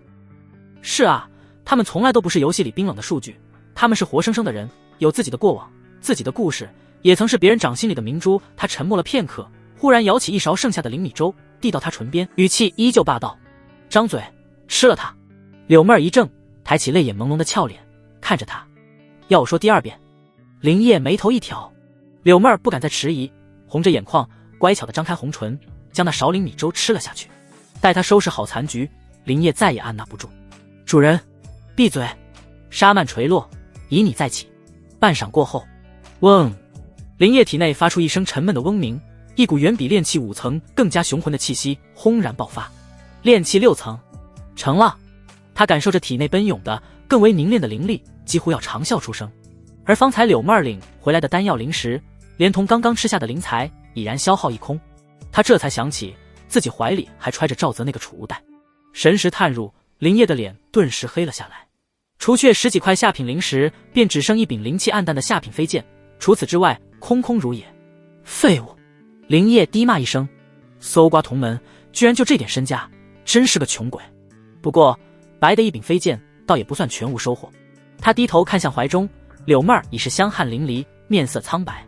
林烨心念一动，将体内突破后剩余的3成元气尽数通过阴阳道种渡了过去。奇异的一幕发生了，柳妹儿的脸色以肉眼可见的速度红润起来，原本虚浮的气息也瞬间变得饱满凝实，甚至比之前更胜一筹。林烨眉头一皱，自己这3成元气竟有这般神效。他拍了拍柳妹儿的香肩，问道：感觉如何？吸收了多少？柳妹儿感受着体内的变化，眼中满是震惊。她迟疑着道：很多，比妾身自己修炼月余还多。果然。林业眼中金光一闪，看来这阴阳道种在柳妹儿体内生根之后，对她的反哺效果远超自己的预估。这鼎炉竟还能自我增效，丹药耗尽，修为也已突破，是时候去把王铁那个行走的钱袋子收回来了。一想到那个三角眼、满脸横肉的杂役头领，林业的眼中便燃起冰冷的杀机。他永远忘不了自己刚穿越而来时被那厮如何欺凌，让他学狗叫，将他的头按进冰冷的溪水里，抢走他好不容易换来的半袋灵米种子，一桩桩，一件件，刻骨铭心。狗东西！林业缓缓攥紧拳头，指节捏得发白。你的死期到了。只是王铁是杂役头领，常年待在宗门之内，若在宗内动手，执法堂定会插手，徒增变数。必须把他引出去。杂役区的风带着柴火灰烬和汗水的味道，永远浑浊。林业踩着熟悉的泥泞小径，走向他那间低矮破败的木屋。刚突破炼气6层的气海充盈鼓胀，灵力在经脉中奔涌不息，带着一种近乎新生的力量感，却被敛息诀牢锁在体内。一丝不屑，他用的是柳妹儿传来的那门敛息诀。此刻在旁人眼中，他依旧是那个入门3年卡在炼气3层命如草芥的老杂役。木门吱呀作响，一个穿着崭新杂役青布衣的少年正倚在门框上嗑着灵瓜子，瓜子皮随意吐在门槛外。那少年约莫15、16岁，脸上带着初入仙门尚未被磨平的轻狂与不屑。他斜睨着走来的林业，嘴角一撇，拖长了调子：哟，这不是老狗吗？好几天没瞅见你去砍柴了，怎么板肥了？连王头领的叉都敢躲。林业脚步一顿，脸上没什么波澜，只微微侧过头，目光平静地落在少年脸上。你叫我什么？老狗啊！少年嗤笑一声，挺直了腰板，声音拔高了几分，似乎想让周围零星几个路过的杂役都听见。上个月你给王师兄学狗叫的事儿，不是都传遍咱这片了？你这又比我早入门几年，还是炼气3层，不是老狗是啥？难不成是赖皮狗？他得意地扬起下巴，仿佛踩着一个前辈能让他高人一等。林业看着他，脸上缓缓扯出一个没什么温度的弧度，竟点了点头。这样啊，你找我有事？少年被他这平静的反应噎了一下，随即又想起自己的底气，扬了扬手里一瓜子。王铁师兄喊你去交俸禄，说你迟了几天，按规矩得交双份。麻溜点跟我走。他颐指气使，仿佛自己已是王铁的心腹。林业嘴角那点弧度似乎深了些许。哦，王师兄在哪？还能在哪？老地方，后山柴火厂呗。少年不耐烦地挥手，赶紧的，别磨蹭，耽误了师兄的事，小心你的皮。他转身带路，脚步轻快，浑然不觉自己正引着一条披着羊皮的恶狼走向屠宰场。林业跟在他身后，目光扫过少年那不知天高地厚的背影，心中冷笑。也好，省得自己再去找那肥猪。后山柴火厂弥漫着新鲜林木被劈开时散发的苦涩清香，混杂着浓重的汗味。数百个杂役弟子挥汗如雨，沉重的砍伐声此起彼伏。场子中央，王铁赤着精壮油腻的上身，古铜色的皮肤上布满汗珠，手里那根黑沉沉的铁鞭正狠狠抽在一个瘦弱杂役的背上。啪！废物，这点柴火都交不齐，这个月的零食不想要了，给老子滚！明天再凑不齐，老子抽烂你的骨头喂狗！王铁唾沫横飞三角眼里，凶光毕露。那杂役被打得一个趔趄，背上青紫一片，却不敢吭声，连滚带爬地逃开。下一个杂役战战兢兢奉上几块下品零食，王铁掂量了一下，脸上横肉才挤出点笑意，挥挥手示意滚蛋。这时带路的少年小跑过去，谄媚地喊道：师兄，林业带来了。这小子躲了好几天。王铁的目光如鹰疾般扫了过来，瞬间锁定了林业。他咧嘴一笑，露出一口黄牙，几步走到林业面前，蒲扇般的大手带着汗臭和油光，重重拍在林业肩上，力道沉的足以让普通炼气3层弟子龇牙咧嘴。小崽子，翅膀硬了，敢躲着老子！王铁凑近，口臭混合着烈酒的气息喷在林业脸上，三角眼里满是威胁。规矩懂不懂？晚交了几天，这个月的孝敬翻倍。10块零食，少一个子儿，老子打断你的腿。10块！周围几个偷偷张望的杂役都倒吸一口凉气。寻常杂役一个月累死累活，刨去修炼所需，能攒下2、3块已是极限。这分明是要把人往死里逼。林业脸上适时地露出惶恐和为难，身体在王铁的大手下微微颤抖，声音带着讨好：王师兄，10块是不是太多了些？弟子多。王铁狞笑，另一只手猛地攥紧了腰间的铁鞭柄。老子说多少就是多少，拿不出来？行啊，把你那点家当都拿出来点。还有你这脸蛋也不错。他三角眼贪婪地扫视着林业全身，像是要把他扒光。林业心中恶寒，然后像是被逼无奈，挣扎了一下，才极其不情愿地从怀里掏出一个物件，那是一个小巧精致的淡粉色储物袋，丝滑的布料上绣着几片精致的合欢花瓣，散发着若有若无的清雅冷媚的幽香。这香气一出，王铁的呼吸猛地一滞，眼珠子瞬间瞪得溜圆。他一把将那储物袋夺了过去，粗糙的手指贪婪地摩挲着柔滑的带面，凑到鼻端深深一嗅，脸上露出迷醉而猥琐的神情。他这种底层杂役头子，平日里连内门仙子的衣角都摸不着，这带着仙子体香的储物袋简直比春药还刺激。这是谁的？王铁的声音都变了调，带着兴奋的嘶哑，死死盯着林业，像是要把他看穿，说：哪个仙子赏你的？还是你小子胆大包天偷的？林业紧张的想去抢回，师兄，还给我，这是什么？王铁一把打开他的手，铁鞭虚指着林业鼻尖，眼神凶厉又贪婪。不说，老子现在就废了你！快说，哪个仙子的？是不是跟你有一腿？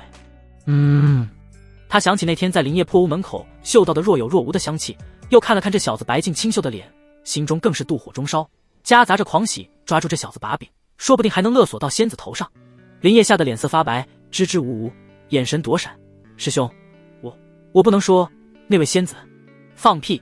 王铁低吼，一把揪住林业的衣领，将他拉近，唾沫星子几乎喷到他脸上。少他妈废话，带老子去见见这位仙子，要是敢耍花样，老子让你生不如死。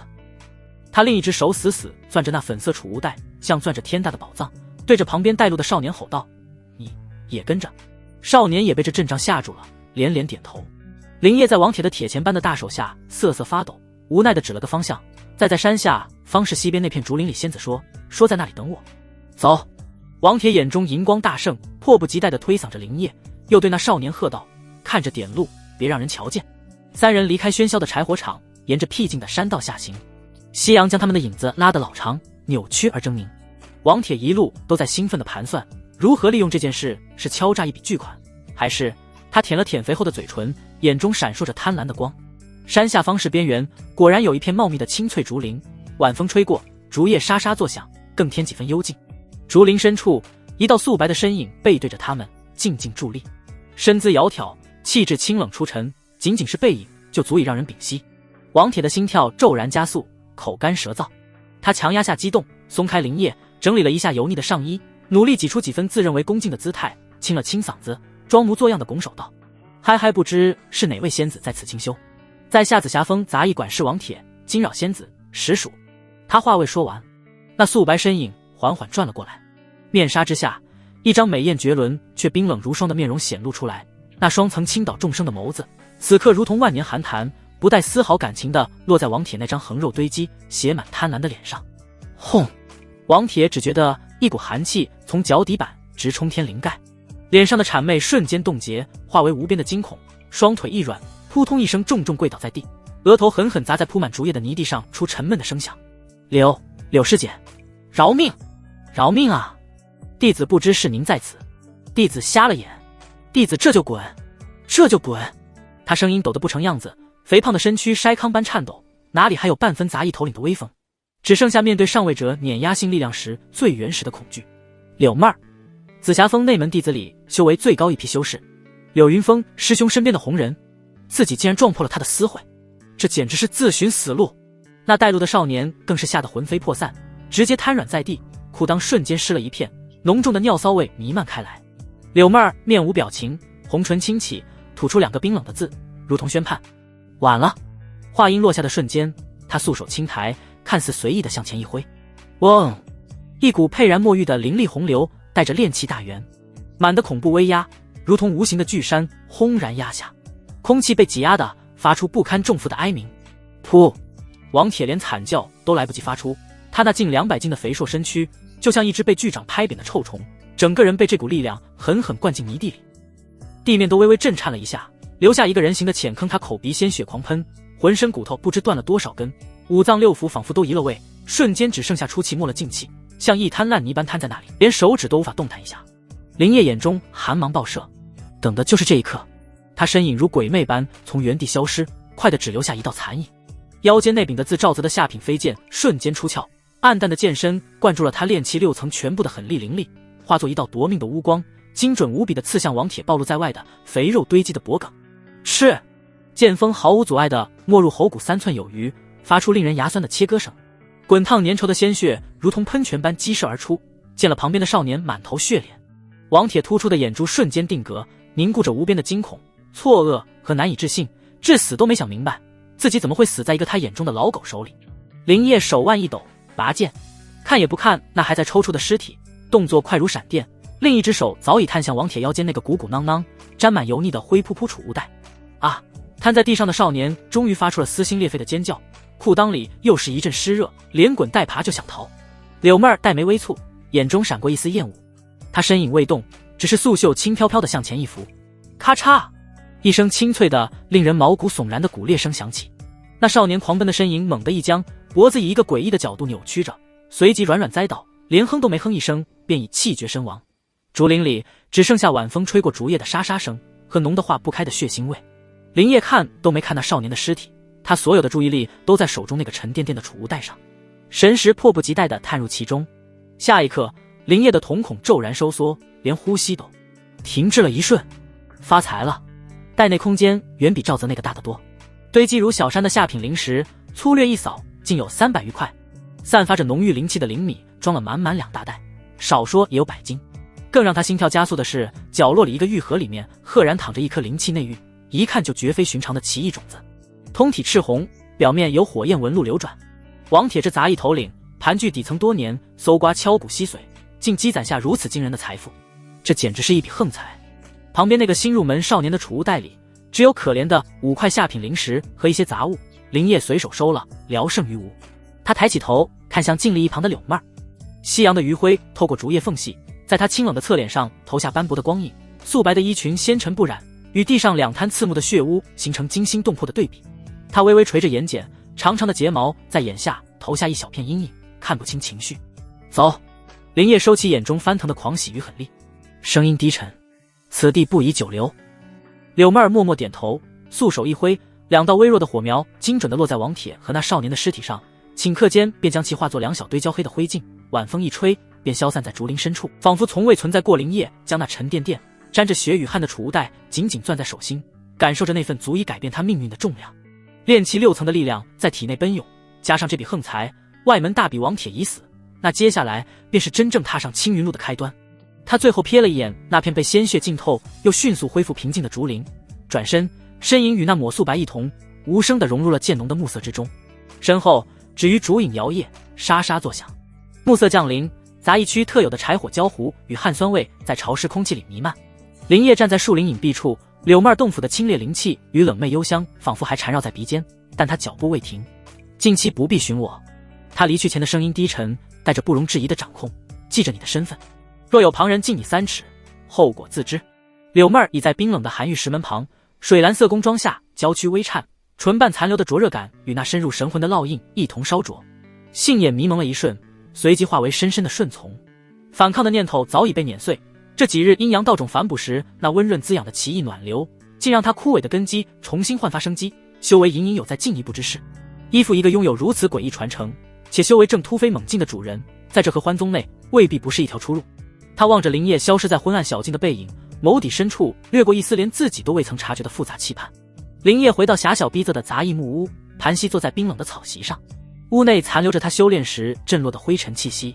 他闭上双目，神识沉入识海，2篇法诀的玄奥文字清晰浮现，如同烙印一篇剑光凛冽，杀气内蕴，是柳妹儿家传的流风剑诀；另一篇则厚重凝实，灵光流转，乃合欢内门防御秘术玄甲诀。流风剑诀，玄甲诀。林业心中默念，剑诀锋芒毕露，玄甲诀沉稳如山。这都是他与柳妹儿双修之时通过阴阳道种传递而来的功法，已经修炼便如有神助。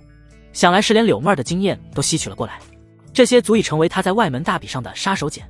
然而指尖在虚空中划过一道凌厉轨迹，又骤然收拢。不可！他眼神幽深。柳家剑诀倒是还好，柳妹儿很少施展，那玄甲诀可是内门标志，若在大比上施展，有心人只需稍加联想，便会将他与柳妹儿联系起来。还有柳云峰，那位紫霞峰代行权柄的筑基天骄，绝非善类。这几日他如同蛰伏的毒蛇，白日里枯坐陋室，看似运转最低阶的引气诀巩固修为，实则心神沉静，反复推演流风剑诀的杀招与玄甲诀的灵力运转节点。灵力在经脉中模拟奔涌，每一次意念的演练都让这两门法诀的精髓更深地刻入骨髓入液，则化身阴影，悄无声息潜入紫霞峰深处那座清幽洞府。这日清晨，林业推开木门，准备下山前往方室。王铁那沉甸甸的储物袋贴身藏着300余枚下品灵石的分量，让他步履沉稳。刚踏出几步，3道玄黑色身影如同凭空出现，带着执法堂特有的冰冷威压，截断了去路。为首之人身姿挺拔如枪，面容冷峻如刀削，赫然是那日在废丹房有过一面之缘的炼气9层修士。陈峰的目光如同冰冷的探针，在林业身上一扫，那双锐利的阴谋瞬间眯起，闪过一丝不易察觉的惊疑。数日前，此子不过初入炼气中期，气息虚浮，如今再见，灵力内蕴，圆融凝实，分明已是炼气6层稳固之象。这静静快的邪门。几日不见，林师弟修为精进如丝，令人刮目相看。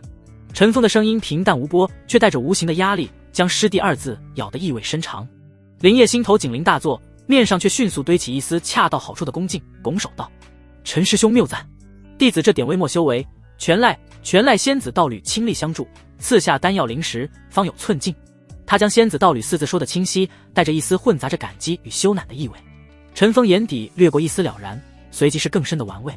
柳妹儿，他自然记得，那日废丹房中，这卑贱杂役揽着他，宣称是道侣时，他那副顺从的模样，以及此刻眼前这小子修为的诡异飙升，似乎都有了合理的解释。只是他嘴角勾起一抹极淡极冷的弧度。柳云峰师兄对这位柳师姐的心思，紫霞峰上下谁人不知？若让他知晓自己觊觎的痉挛，竟被一个杂役捷足先登，还成了对方修为暴涨的顶炉，那场面想必精彩绝伦。心中恶意翻涌，陈峰面上却不动声色，话锋一转：“哦，看来柳师姐待你甚厚。不过修为虽进，也莫要忘了宗门规矩。那外门杂役头领王铁已失踪数日，活不见人，死不见尸。”他目光如炬，紧紧锁住林业脸上每一丝细微变化，杂役区不可一日无手。林师弟修为精进，又得柳师妹亲眼，若有心，这位置倒是个不错的起点。是试探。林业背脊瞬间绷紧，他强行压下狂跳的心脏，脸上露出恰到好处的惊讶与一丝惶恐，随即化为坚定的渴望。多谢陈师兄提点，只是弟子已决意参加3日后的外门弟子晋升大比，此乃弟子脱离杂役，真正踏上道途之机，不敢懈怠。大比？陈峰眉梢微挑，深深看了林业一眼，那目光仿佛要穿透他的皮囊，直刺神魂深处。有志气，那便祝林师弟旗开得胜。他不再多言，玄黑袖袍一拂，带着2名执法弟子转身离去，身影很快消失在杂役区低矮的屋舍间。临走前，那意味深长的一瞥，如同冰冷的毒蛇缠绕在林业心头。直到那令人窒息的威压彻底消失，林业才缓缓吐出一口浊气。陈峰的试探如同悬顶之剑，更让他警醒，必须尽快摆脱杂役身份，拥有正式弟子这层保护壳。他不再停留，加快脚步下山。山下方士喧嚣扑面而来，不同于紫霞峰的清冷仙气，此地烟火鼎盛，却也鱼龙混杂，空气中弥漫着各种气味，灵草清香，妖兽血肉的腥骚，劣质法器的金属嗅味，还有脂粉与汗臭混杂的气息。叫卖声、讨价还价声，甚至角落里隐秘的炉鼎交易低语，交织成一曲属于底层修士的生存乐章。林业目不斜视，在拥挤的人流中穿行，他目标明确，越过那些华而不实的法器摊和香气诱人的灵石铺，径直走向一处不起眼的角落摊位。摊主是个干瘦老者，眯缝着眼，面前铺着一块灰布，上面散乱摆放着数十张颜色各异、符文扭曲的符箓，火球符、冰锥符、土遁符，皆是一阶上品，灵力充盈，童叟无欺。老者声音嘶哑，有气无力地吆喝着。林业蹲下身，指尖捻起一张绘制着扭曲火焰纹路的符箓，灵力微探，感受到其中蕴含的爆裂气息。他生性谨慎，深知财不外露的道理，更明白大比之中多一分底牌便多一分胜算。这些一次性的符箓正是绝佳的消耗品。火球、冰锥各5张，土遁3张。林业声音平淡，迅速点出所需，一番讨价还价，付出30枚下品灵石，将13张符箓小心收入怀中暗袋。符箓入手微沉，带来一丝隐秘的安全感。起身欲走，目光却被旁边一个精致的水晶小柜吸引。柜内红绒布上静静躺着一枚吊坠，银链纤细，坠子是一弯月牙状的银白玉石，散发着柔和宁静的微光。旁边木牌标注：寒月玉坠，安神静心，滋养神魂，下品法器。林业的脚步顿住了，脑海中瞬间浮现柳妹儿那7双赛雪的景象，以及他承受阴阳道种烙印与采补时，眼底深处那难以掩饰的痛苦与疲惫。这银白玉坠衬在他细腻肌肤上，定是极美。手指无意识地在储物袋上摩挲了一下。然而下一瞬，一股冰冷的戾气猛地冲散了这丝旖旎。他眼神骤然锐利如刀锋，不过一介鼎炉，一具受我掌控的玩物罢了。也配！心底响起一声冷酷的嗤笑。那点因对方顺从配合，甚至身体恢复而悄然滋生的一丝异样情绪，被他狠狠掐灭。怜悯，温情，在这弱肉强食的合欢宗，在自身上且如履薄冰之时，皆是致命毒药。它存在的唯一价值，便是助他攀登大道。林业眼神恢复漠然，毫不犹豫地转身，身影决绝地汇入方士汹涌的人潮，将那枚散发着宁静微光的玉坠彻底抛在身后。寒月玉坠在水晶柜中依旧散发着柔和的光晕，静静等待着下一位有缘人。最后3日，紫霞峰深处洞府内弥漫着近乎疯狂的修炼气息。林业储物袋中所有灵石被尽数取出，化作数瓶流光溢彩的高阶丹药，浓郁的灵气几乎凝成实质。白日，林业枯坐寒玉床，如同饕餮般吞噬着丹药精粹，灵力在经脉中奔涌咆哮，冲击着炼气后期的无形壁垒。炼气7层，后期之境。林业长身而起，感受着体内奔涌如江河的雄浑灵力，眼中金光暴涨。他瞥了一眼瘫软在床榻，如同被揉碎花瓣般的柳妹儿，随手将一枚回气丹弹入他口中，声音带着事后的沙哑与不容置疑：今日大比，你自己好生调息。紫霞峰顶，巨大的演武广场人声鼎沸，划分出泾渭分明的2块区域。杂役弟子这边稀稀拉拉几十人，大多气息萎靡，眼神麻木或带着侥幸；而另一边，参与外门乃至内门晋升大比的弟子则人数众多，气势明显不同，最低也是炼气5层，周身灵力涌动，彼此间目光警惕，暗流汹涌。林业一身洗得发白，打着补丁的青布杂役袍服，格格不入地站在广场边缘，感受着四面八方投射来的或鄙夷、或好奇、或幸灾乐祸的目光。炼气7层的气息被他以柳妹儿所受的敛息诀牢牢锁住，外表看去依旧是个气息平平的杂役，只是那张清秀的脸上再无半分往日的怯懦，平静的近乎冷漠。这份平静在杂役堆里显得尤为刺眼。吃，这林老狗也敢来，嫌命长。有相熟的杂役低声嗤笑。王头领几日不见踪影，这小子倒抖擞起来了。另一人目光闪烁，带着探究。林业充耳不闻，目光扫过对面那群外门、内门弟子，心中盘算：炼气5层居多，6层也有几人，气息凝实，显然根基稳固。他正暗自评估，天际骤然传来一声清越的破空之音，一道青色流光如惊鸿般落下，稳稳悬停在广场中央的高台之上。光芒散去，露出一位身姿丰腴曼妙的女子，青衣如翠，勾勒出惊心动魄的离形曲线，尤其一双长腿在裙裾开叉间若隐若现，丰腴笔直。她容颜妩媚，眉眼含春，偏偏神态高傲冷漠，如同俯瞰蝼蚁。最令人心悸的是她足不沾地，周身气息渊深，似海御空而行。筑基修士，正是紫霞峰峰主之女，亲传第一美人，柳云峰的未婚道侣青羽仙子。她随意在高台玉座上坐下，翘起2郎腿，裙裾滑落，露出一截银白如玉的小腿。慵懒的目光漫不经心地扫过下方黑压压的人群，带着一丝百无聊赖的厌倦。然而当那目光掠过杂役区边缘时，忽地一顿，发出一声极轻的惊疑。咦？素手隔空摇一点灵液，只觉得一股无法抗拒的沛然巨力瞬间裹挟全身，整个人不受控制地离得而飞。他稳了稳，才站在青羽仙子面前丈许之处。筑基期的威压如同实质的山岳，压得他几乎喘不过气，心脏狂跳，后背瞬间被冷汗浸透。弟子林业，见过前辈。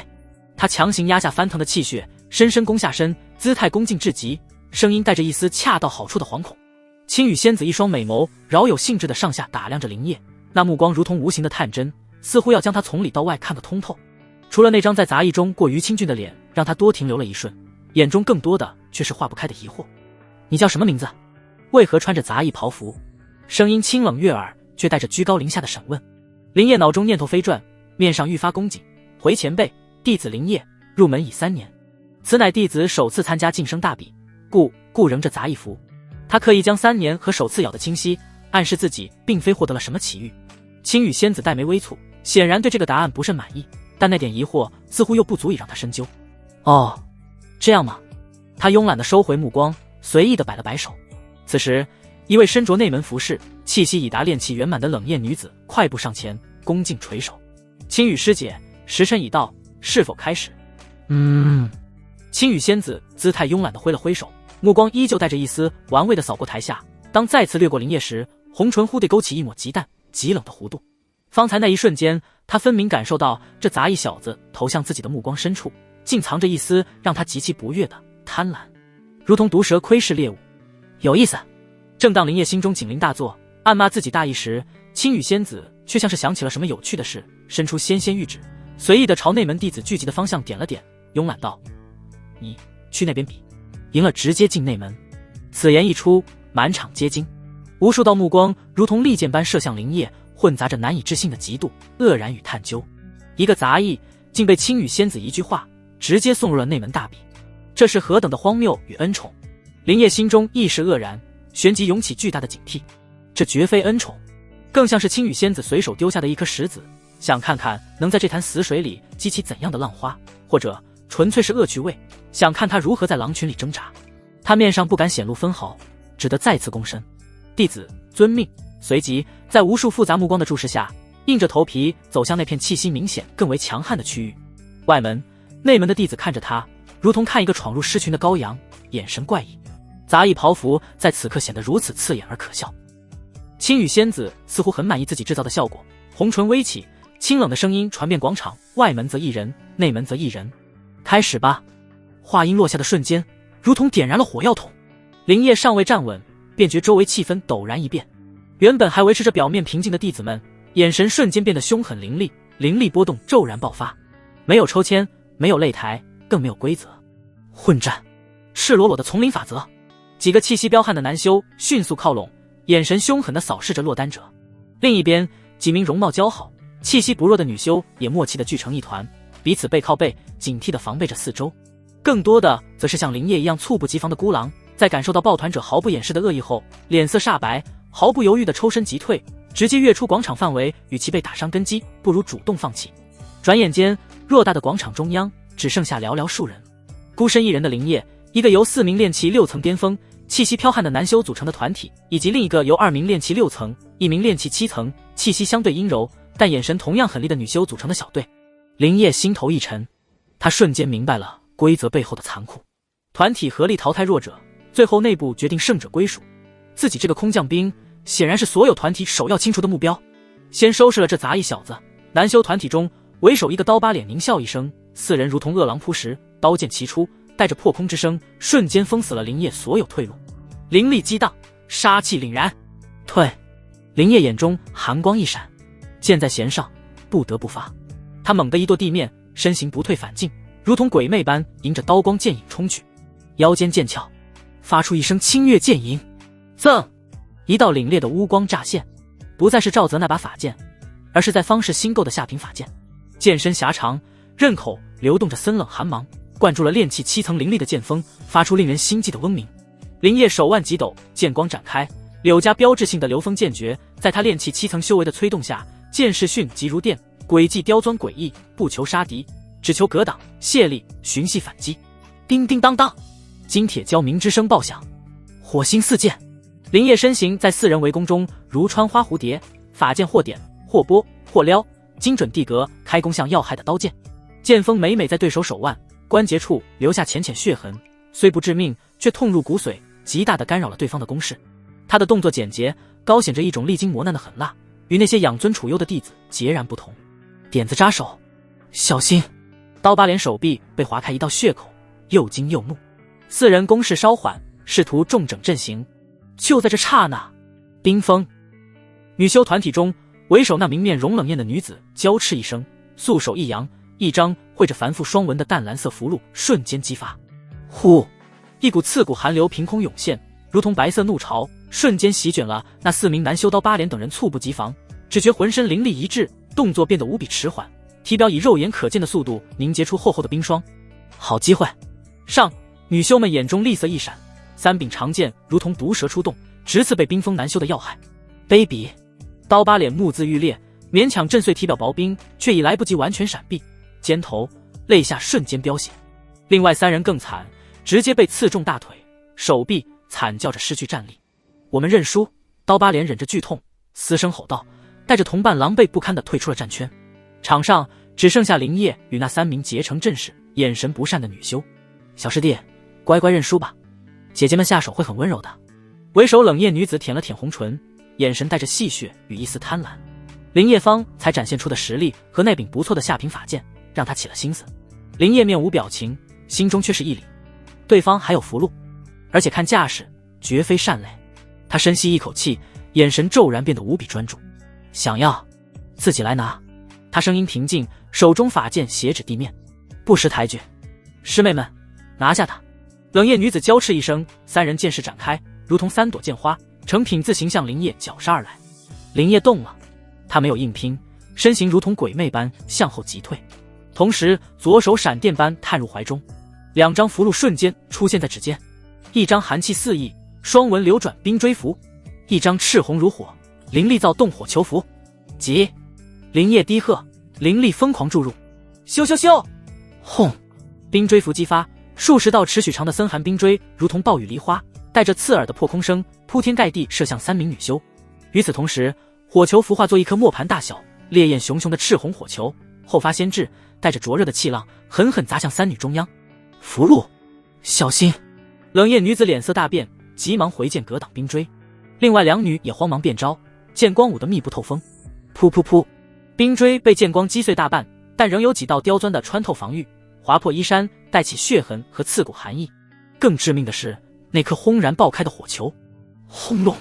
狂暴的烈焰与冲击波瞬间将三女淹没，炽热的气浪逼得他们连连后退，气血翻腾，护体灵力剧烈震荡。就在这烈焰与冰屑纷飞、视线受阻的瞬间，一道乌光如同撕裂夜幕的毒蛇，悄无声息地穿透混乱的能量乱流。林烨的身影紧随剑光之后，快到了极致。是！冰冷的剑尖精准无比地停在最后那名刚刚勉强稳住身形、惊魂未定的女修咽喉前一寸。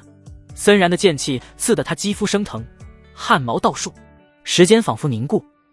女修脸色煞白如纸，握着剑的手剧烈颤抖，眼中充满了恐惧和难以置信。她能清晰地感受到那剑尖上传来的冰冷决绝的杀意。只要再进一分，我认输！她尖声叫道，声音带着哭腔，手中长剑哐当一声掉落在地，烈焰与冰雾缓缓散去。另外两名女修头发焦糊，衣衫破损，狼狈不堪，看着咽喉被剑指的同门，再看看持剑而立，眼神冰冷如渊的林烨终究没敢再动。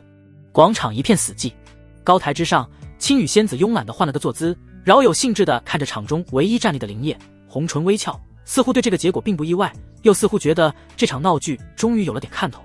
他随手从储物袋中取出一枚刻着紫霞云纹的黑色令牌，屈指一弹，令牌化作一道乌光，稳稳落在林烨脚下。拿着牌子，自己去内务堂领洞府。青羽仙子的声音依旧清冷随意，仿佛只是随手丢了一件垃圾。一名负责引导的内门女修快步上前，看向林烨的眼神已带上了一丝难以掩饰的好奇。她容貌清秀，此刻笑容温婉，恭喜林师弟晋升内门，请随我来，师弟的洞府在青竹院丙字7号。林烨暗中松了口气，这才发觉后背衣衫早已被冷汗湿透。他弯腰捡起那枚还带着一丝余温的令牌，入手冰凉沉重，抹了一把额头的虚汗。他下意识地抬头望向高台，青羽仙子正巧也瞥了他一眼，那眼神似笑非笑，带着一丝洞穿人心的玩味，仿佛看透了他方才战斗中的算计与保留。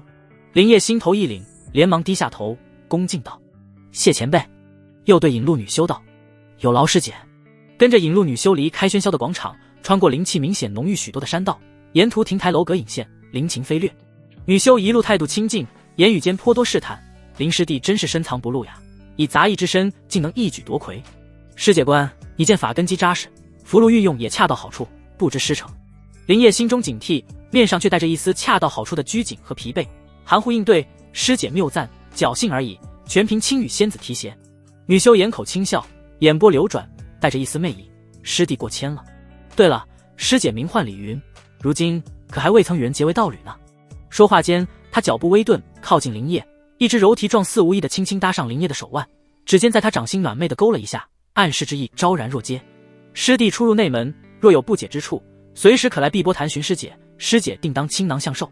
林烨心中冷笑，手腕一翻，不动声色地抽回手，顺势推开了前方一座掩映在几丛青翠修筑后的洞府石门。丙七，多谢李师姐好意，师弟今日疲累，改日再登门请教。他声音平淡，带着不容置疑的疏离，随即一步踏入洞府，反手砰的一声将石门重重关上，将李云那错愕又带着一丝羞恼的俏脸彻底隔绝在外。洞府内光线略显昏暗，空间不算大，但比杂役木屋已是天壤之别。石床、石桌、石凳俱全，角落里还有一个引动地火的简易丹炉，空气中弥漫着淡淡的土腥味和久无人居的灰尘气息。林业紧绷的神经这才稍稍松弛，他走到石床边坐下，感受着洞府内精纯许多的灵气，长长吐出一口浊气。内门终于踏进来了，他定了定神，心念微动，通过石海深处那枚幽暗的阴阳道种烙印，发出了无声的召唤。不过半炷香时间，洞府石门悄无声息地划开，一道熟悉的带着冷媚幽香的倩影闪身而入，随即迅速将石门关闭。柳妹儿穿着一身水蓝色宫装，身姿窈窕，容色清冷，只是眉眼间残留着一丝尚未完全褪去的疲惫与昨夜承欢的慵懒风情。他看向盘坐石床的林业，美眸中先是闪过一丝习惯性的敬畏与顺从，随即被巨大的惊愕取代。内门洞府，丙字7号，他竟然直接通过了内门大比，不是说参加外门大比吗？主人，他压下心头的滔天巨浪，快步上前，恭谨的屈膝行礼，声音带着一丝不易察觉的颤抖：“恭喜主人晋升内门，不知主人唤奴婢前来，有何吩咐？”林业抬了抬眼皮，目光扫过这略显简陋却意义非凡的新居，随意地指了指四周沾染的浮尘和冰冷的石床，把这里收拾干净。柳妹儿微微一怔，收拾洞府。这个命令简单的近乎琐碎，与他了之前的索取丹药、索取双修，甚至责难都截然不同。他下意识地抬眼望向林业，他脸上没什么表情，只是闭目调息，仿佛真的只是需要一个清洁的环境。一丝极其微妙的，连他自己都未曾深究的异样情绪，悄然掠过柳妹儿的心湖。他迅速垂下眼睑，浓密的长睫掩去所有波澜，恭顺应道：“是，主人，奴婢知道了。”他挽起宫装素雅的袖口，露出一截7双赛雪的皓腕，没有动用丝毫灵力，如同一个最寻常的侍女，开始仔细地擦拭冰冷的石桌，拂去石床上的微尘，动作轻柔而专注。在这寂静的新洞府里，只剩下布料摩擦石面的细微声响。若是让外人知道，在内门里姿色最为艳丽的柳妹儿，如今像是一位侍女般为人卑微的服侍，恐怕要惊到下巴了。洞府石门隔绝了外界最后一丝喧嚣，地火丹炉散发的微弱红光在石壁上跳动。柳妹儿伏在冰冷的石床上，墨色长发凌乱的铺散，如同被揉碎的绸缎，几缕青丝粘着汗湿的颈窝。她眼尾泛红，残留着未干的泪痕，唇瓣微肿，大口喘息着，浑身骨头像是被抽走了，只剩下一片酸软与虚脱。林业盘坐一旁，赤裸的上身肌肉线条在幽暗光线下起伏，汗珠沿着紧绷的脊线滑落。他闭着双目，心神却沉入石海深处。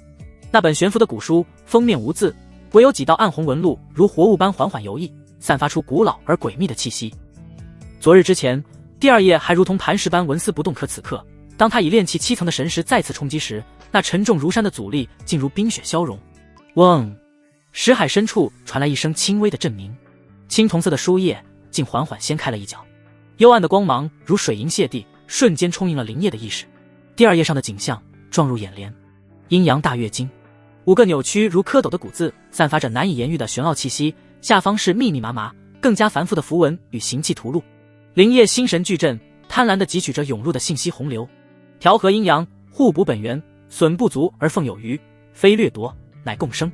他心头狂跳，这功法核心竟非单方面的榨取，而是引导双方灵力形成一种生生不息的玄妙循环。采补之害降至最低，元因本源非但无损，反受滋养。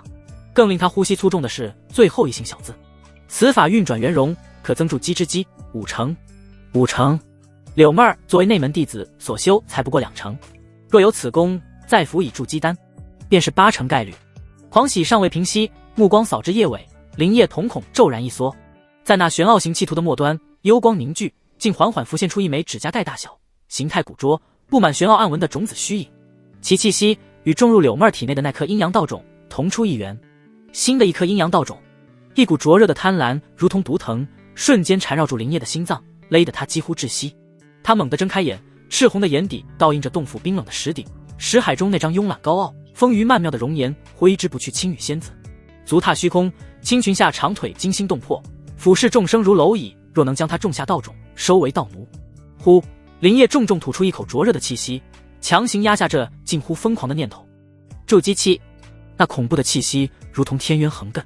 青羽仙子那似笑非笑、洞穿人心的玩味眼神，更像是一盆冰水浇在沸腾的岩浆上。现在动手，无异于自寻死路。那女人慵懒表象下的危险，她今日在高台上已真切感受过。他烦躁地侧过头，柳妹儿不知何时已挣扎着坐起，正背对着他，用袖口小心翼翼地擦拭石桌角落最后一点浮尘。他只随意披着那件水蓝色的工装外衫，衣带松散，大片雪白的背脊暴露在幽暗的光线下。他不敢动用丝毫法力，只是像个最卑微的侍女，用最笨拙的方式执行着他随口而下的命令。香汗顺着她优美的颈线滑落，没入微微敞开的领口，几缕如湿的鬓发粘在汗津津的颊边。这幅香汗淋漓、柔弱顺从又透着惊心诱惑的画面，瞬间点燃了林烨体内刚刚压下的邪火。脑海中青羽仙子那慵懒高傲的身影与眼前这具予取予求的娇躯重叠，一股更暴烈的占有欲和征服欲轰然炸开。青羽仙子，林烨喉结滚动，沙哑地吐出2个字，眼中凶光闪烁，迟早要你匍匐在我脚下。这低语如同惊雷，吓得柳妹儿娇躯一僵。她猛地回过头，水润的眸子里带着尚未褪尽的情潮余韵和一丝惊慌。主人，声音又软又媚，像受惊的猫。林烨眼神幽深，如同盯上猎物的凶兽。他起身几步走到柳妹儿身后。啊！柳妹儿惊呼一声，身体前倾，双手慌忙撑住石桌才没摔倒，脸颊瞬间绯红。蠢！林烨的声音冰冷，带着一丝不耐的嘲弄，连法力都不会用，擦个地能累成这样？柳妹儿咬着下唇，眼波迷离如水，破碎的呻吟从喉咙里溢出。主人，奴婢还没收拾完。她扭动着腰肢，与其说是抗拒，不如说是迎合。林烨低头，狠狠吻住那微肿的唇瓣。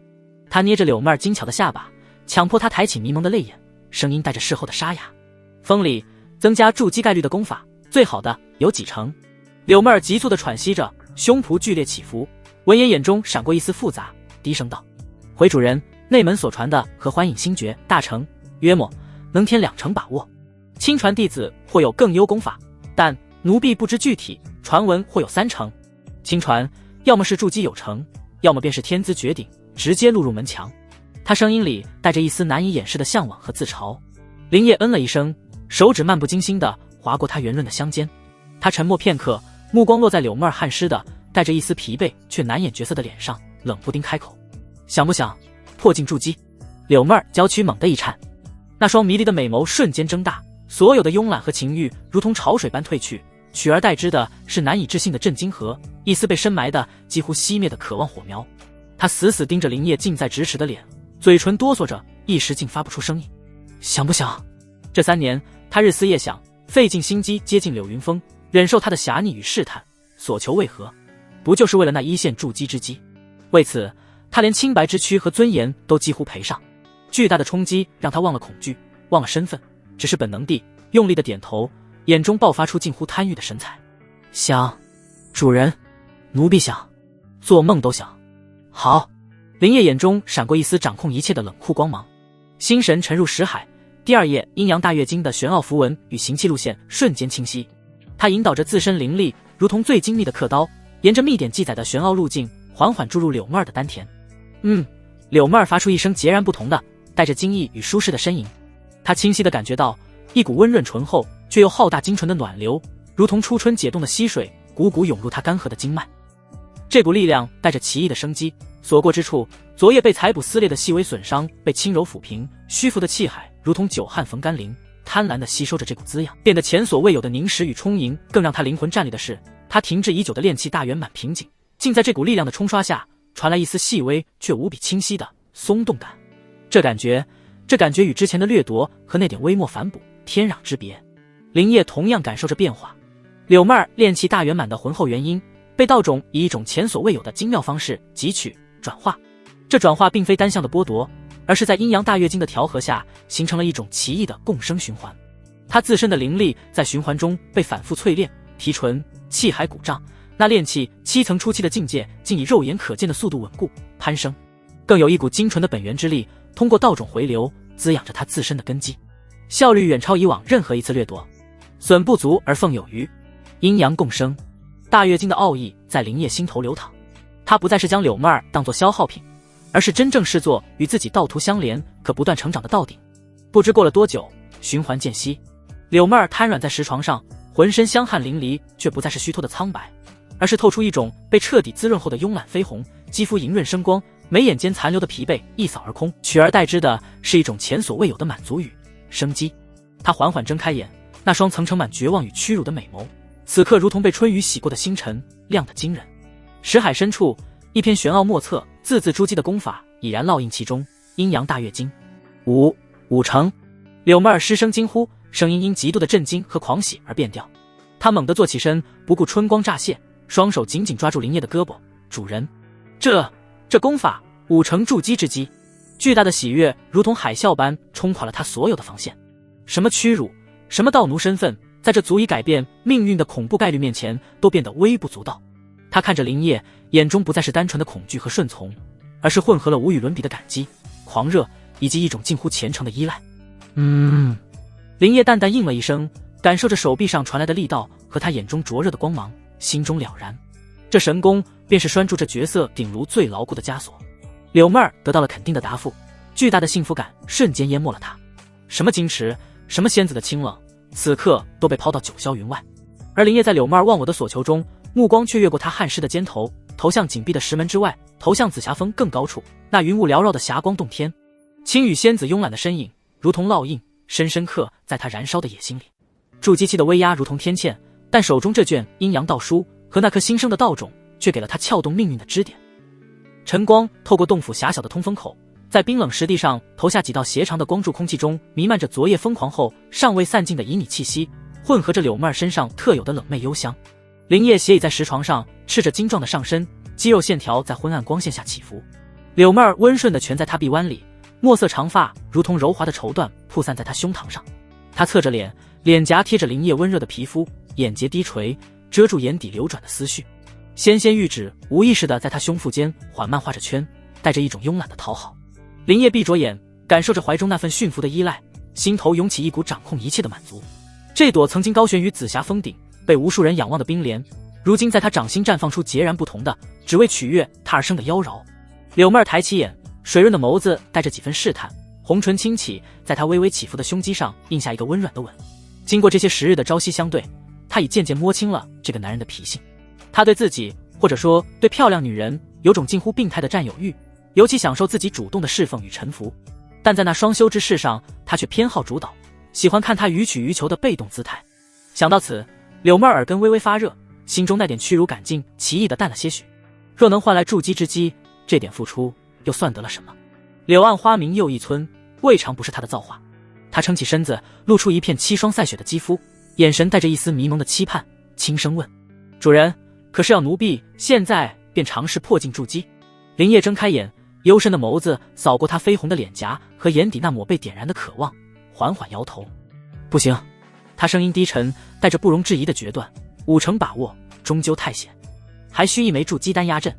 柳妹儿心头一暖，那点被拒绝的失落瞬间被巨大的感激淹没。他竟真的在为他考量。他愈发柔顺的伏低身子，温软的手掌带着恰到好处的力道，为他揉捏着肩颈，指尖划过紧绷的肌肉纹理，再缓缓滑向腰腿，极尽温柔的俯视。主人待奴婢真好。他声音又软又媚，带着鼻音，像被顺了毛的猫。筑基丹。林烨坐起身，目光投向洞府角落，那里一枚通体赤红、隐有火焰纹路流转的奇异种子，被小心翼翼地栽种在领土中，静静吸收着稀薄的灵气。此物得自王铁楚无带，连那厮都不知其名，更遑论林烨，只能先养着，静观其变。他披上一件薄衫，赤足踩在冰冷的地面。青羽仙子那慵懒高傲的身影，丰腴曼妙的曲线，尤其是那日高台上足踏虚空，裙裾开合间惊鸿一瞥的银白长腿，再次浮现在脑海。作为金丹亲子，他必有筑基丹，而且绝不止一枚。可如何靠近？如何将一位高高在上的筑基仙子，如柳妹儿一般种下道种，收为道奴？这念头疯狂的足以让任何炼气修士嗤之以鼻，但林烨眼中却燃起幽暗的火焰。当初的柳妹儿，于他而言，何尝不是遥不可及？如今不也夜夜在他身下承欢？他猛地想到一人，转身问：柳云峰，那日赵泽身死，你我之事执法堂必然记录在案，按他那睚眦必报的性子，早该寻来，为何至今毫无动静？柳妹儿闻言，服侍的动作微顿，想起那日柳云峰让他滚石阴沉的脸色，心中微冷。他思索片刻，低声道：或许他不在峰内。奴婢听闻那日大比主持是青羽师姐而非他，这不合常理。要么是回了霞光洞天闭关，要么便是奉峰主之命外出，否则以他那小人行径，断不会容忍奴婢。他顿了顿，没再说下去。林烨眼神闪烁，柳云峰不在，这无疑是个巨大的空档。那位紫霞峰代行权柄的筑基天骄，青羽仙子的未婚道侣，此刻竟不在山中。一个胆大包天的念头如同毒藤般疯狂滋长，趁他不在，拿下青羽仙子。可如何下手？毫无头绪。筑基期的神念如同天网，他这点微末修为，稍有异动便是万劫不复。更何况还有个陈峰。那日执法堂头领离去时，意味深长的眼神，如同一根毒刺扎在林业心头。此人知晓他与柳木儿的关系，更察觉了他修为的异常暴涨，本身就是一颗不知何时会引爆的雷火符。一股无形的危机感如同冰冷的藤蔓，悄然缠绕上林业的心脏，勒得他有些喘不过气。随我出去走走。林业压下翻腾的思绪，声音带着一丝不易察觉的烦躁。是，主人。柳妹儿立刻收敛心神，如同最贴心的侍女，拿起林业的内外衣衫，仔细为他穿戴整齐，动作轻柔而专注，指尖偶尔划过他颈侧或腰际，带着撩人的暖意。走出洞府，阳光有些刺眼，柳妹儿瞬间恢复了那副清冷孤傲的内门仙子模样，莲步轻移，走在林业身侧半步之前，为他引路介绍。曾经的杂役身份让林业对紫霞峰内门的许多门道确实陌生。紫霞峰下杂役外门皆如浮萍，算不得真正的峰内人。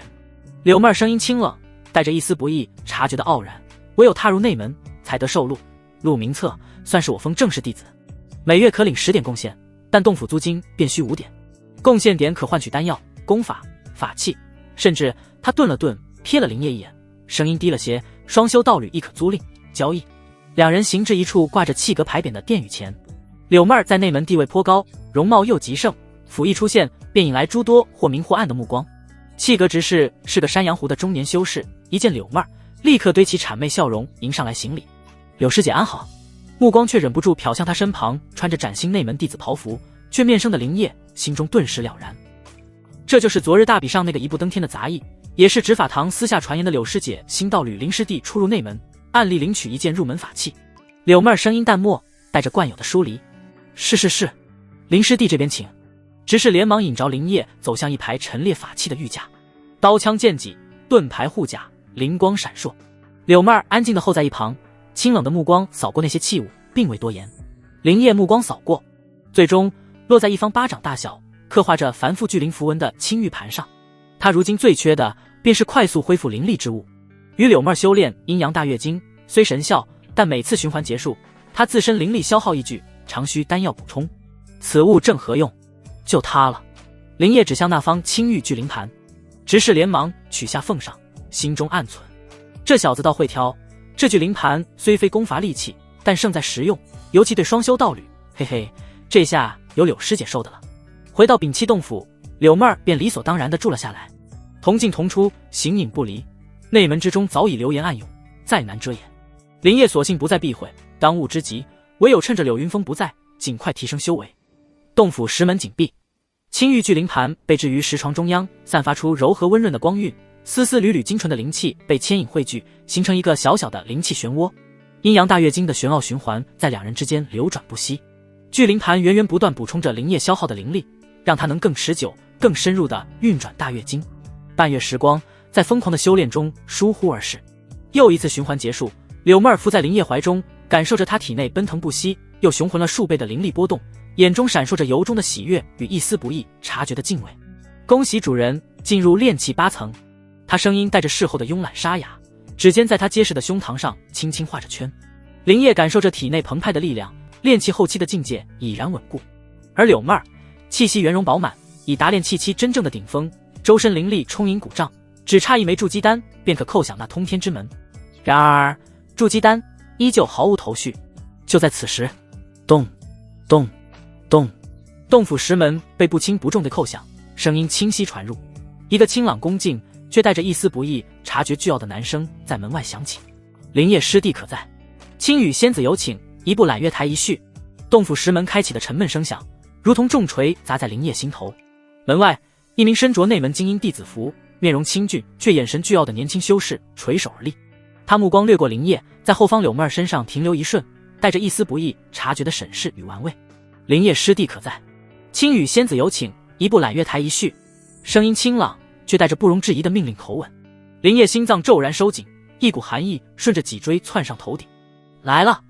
他最担忧的试探竟来得如此之快，如此直接。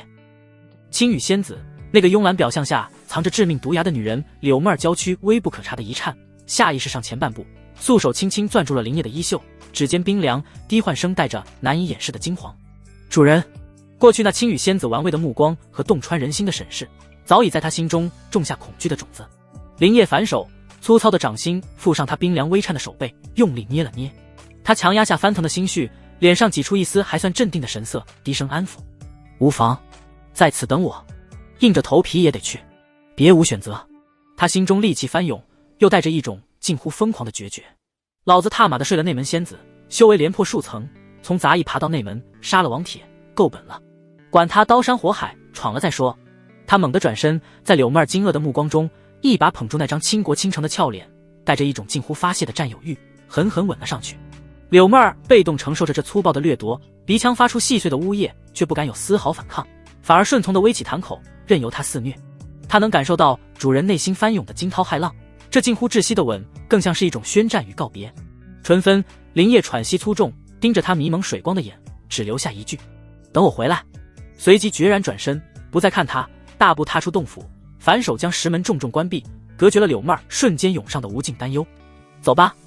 林烨声音低沉，对那引路弟子道。那弟子嘴角勾起一抹意味深长的弧度，也不多言，转身引路。揽月台位于紫霞峰极高处，背靠峭壁，前临云海，夜风烈烈，吹得人衣袍翻飞。一轮巨大的明月悬于云海之上，清辉泼洒，将整个平台映照得如同仙境，又带着一种孤绝的清冷。引路弟子在平台边缘止步，躬身退下。林烨深吸一口冰冷的空气，压下狂跳的心脏，目光投向平台中央。一方巨大的天然温泉池氤氲着热气，水雾缭绕，隔着半透明的云纹玉屏风，一道曼妙的惊心动魄的侧影若隐若现。乌黑长发如瀑垂落水面，圆润的香肩在水波中泛着羊脂玉般的光泽。水面之下，金红一瞥的饱满弧度随着水波微微起伏，两条修长笔直的玉腿在水中交叠，引人无限遐想。林烨只觉一股热血直冲头顶，慌忙低下头，不敢再看，对着屏风方向深深躬身，声音带着刻意的恭敬与一丝不易察觉的紧绷：弟子林烨拜见青羽前辈。屏风后水声哗啦轻响，片刻，一道慵懒清冷的声音穿透水雾传来：练气8层了。林烨心头猛地一跳，他果然眼看穿。他保持着躬身的姿态，默然不语，冷汗却已浸透内衫。沉默在月下蔓延，只有风声呜咽。林烨脑中飞速转动，猜测着这位喜怒无常的仙子究竟意欲何为。屏风后传来一声极轻的嗤笑，带着洞悉一切的嘲弄：是不是觉得我要逼问你什么？弟子不敢。林烨声音愈发低沉恭顺。哼，青羽仙子的笑声如同碎玉落盘，清越却冰冷。你们这些人啊，侥幸得了些机遇，便自以为能窥得天机，与我那个愚蠢的未婚夫一样，不知天高地厚。未婚夫？柳云峰。林烨敏锐地捕捉到他语气中毫不掩饰的厌恶，心中一动，试探着开口：前辈说的是柳云峰师兄？屏风后诉手轻扬，一股沛然墨玉的吸力骤然降临。林烨根本来不及反应，身体便不受控制地离得飞起，越过屏风，扑通一声，狼狈的单膝跪倒在温泉池畔光滑的玉石地面上。水汽扑面，带着淡淡的冷香。他不敢抬头，视线只能触及眼前一片银白，那是一双踩在湿漉漉玉石上的赤足，足弓优美，脚趾圆润如猪背，指甲泛着健康的粉色光泽，水珠顺着光滑的小腿肌肤蜿蜒滑落，没入上方那结在轻纱裙摆下若隐若现、紧致白皙的大腿。青羽仙子就随意地坐在池畔一张铺着雪貂皮的玉椅上，身上只松松垮垮披了一件薄如蝉翼的青色纱衣，水汽浸润下，丰腴曼妙的身姿曲线毕露。她翘着二郎腿，那令人窒息的修长玉足此刻正轻轻架在了林烨低垂的肩膀上，冰凉的触感透过衣料传来，带着水汽的滑腻，一股屈辱感瞬间压住林烨，但他死死咬牙，将头埋得更低。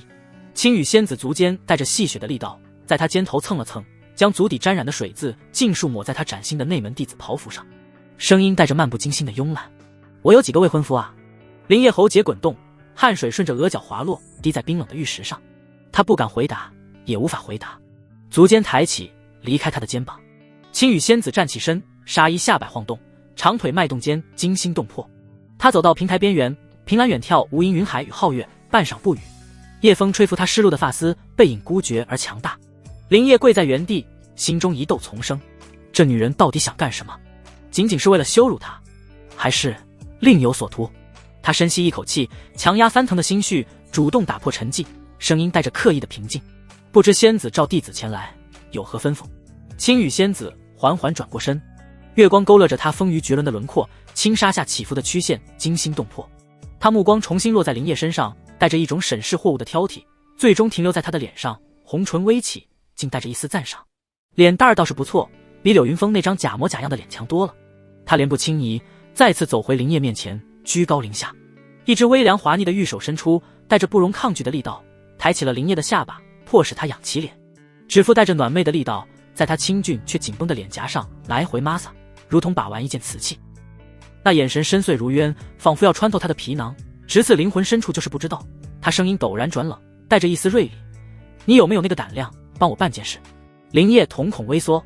事成之后，青羽仙子俯下身，吐气如兰，带着诱惑的馨香，一字一句清晰地送入他耳中：给你一枚筑基丹。筑基丹。林烨的心脏如同被重锤狠狠击中，瞌睡来了玉枕头，这诱惑太大。但他瞬间警醒，天下没有白吃的午餐，尤其对方是青羽仙子。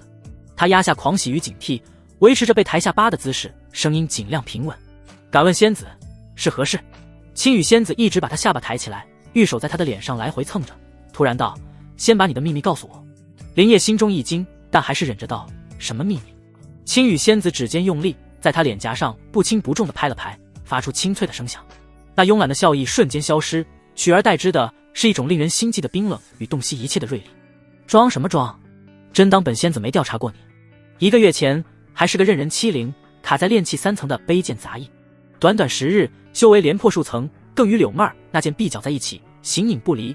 他声音陡然拔高，带着森然威压，在他洞府里夜夜笙歌，真以为能瞒天过海。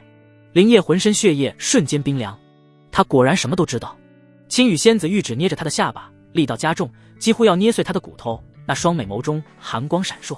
本仙子拿你有用，才懒得对你搜魂，别不识抬举，逼我动手。或者他唇角勾起一抹残忍的弧度，逼我对你那个相好的下手。搜魂？对柳妹儿下手？赤裸裸的威胁如同冰冷的毒蛇，缠绕住林烨的脖颈，勒得他几乎窒息。他毫不怀疑，眼前这个女人绝对做得出来。大脑在极致的压力下疯狂运转。坦白阴阳道种，那是自寻死路，必须抛出足够分量的诱饵，转移他的注意力。电光火石间，一个念头成型。林烨强忍下巴的剧痛，直视青羽仙子冰冷的眼眸，声音因压迫而沙哑，却带着一种豁出去的决绝。前辈如此说，弟子无法回答，但弟子愿与前辈做一桩交易。交易？青羽仙子眉梢微挑，眼中冰寒烧脸，取而代之的是一丝猫捉老鼠般的玩味兴趣。他松开了钳制林烨下巴的手，好整以暇地坐回玉椅，翘起2郎腿，银白的长腿在月光下晃眼，说来听听。若不能让我满意，哼。林烨咽了口唾沫，稳住心神，沉声道：弟子修为精进，全赖偶然所得的一卷功法。此功法专为双修而创，神妙之处在于可令财补双方无损本源，阴阳相济，修为共进。柳妹儿师姐，正是因弟子以此功法为引，方肯与弟子结为道侣，各取所需。他将无损本源，修为共进咬得极重青羽仙子慵懒的神情终于有了一丝变化。他身体微微前倾，轻纱下饱满的弧度压出一道惊心动魄的阴影，眼神锐利如刀。继续。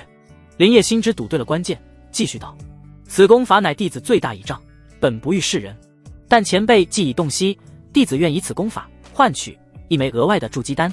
哼！青羽仙子发出一声意义不明的轻笑，目光在林烨脸上逡巡，仿佛要将他每一个细微表情都刻入眼底，给柳妹儿那个贱人。他毫不掩饰对柳妹儿的鄙夷。是。林烨坦然承认。青羽仙子指尖轻轻敲击着玉椅扶手，发出清脆的哒哒声，在寂静的月夜格外清晰。筑基丹嘛，于本仙子而言不算什么稀世珍宝，但也绝非路边野草。他话锋一转，带着掌控一切的傲慢：若那功法真有你说的神效，本仙子倒不介意做这笔交易。拿来吧，验过无误，再谈后续。林烨心中稍定，毫不犹豫地从怀中取出一枚早已准备好的玉简，里面刻录的正是阴阳大月经的主体修炼法门，隐去了最核心的5成筑基之基与阴阳道种关联的部分。这是他深思熟虑后抛出的诱饵，没有道种，这功法虽妙，效果也大打折扣，更没有最重要的5成突破筑基几率。青羽仙子素手一招，玉简飞入他掌心，他神识探入，慵懒的神情逐渐变得专注，黛眉时而微蹙，时而舒展。片刻后，他缓缓睁开眼，美眸中异彩连连，带着毫不掩饰的赞赏。好一个阴阳相济，损不足而奉有余，果然玄妙。非掠夺，乃共生之道。能创此功者，境界恐在我宗金丹长老之上，甚至更高。他似笑非笑地看向林业，红唇轻启，吐出的话语却让林业如坠冰窟。那位前辈就没留下点别的东西给你？目光如同实质的探针，再次刺向林业神魂深处。林业背脊瞬间绷紧，冷汗层层而下，斩钉截铁道：弟子得此功法已是矫天之幸，绝无他物。是吗？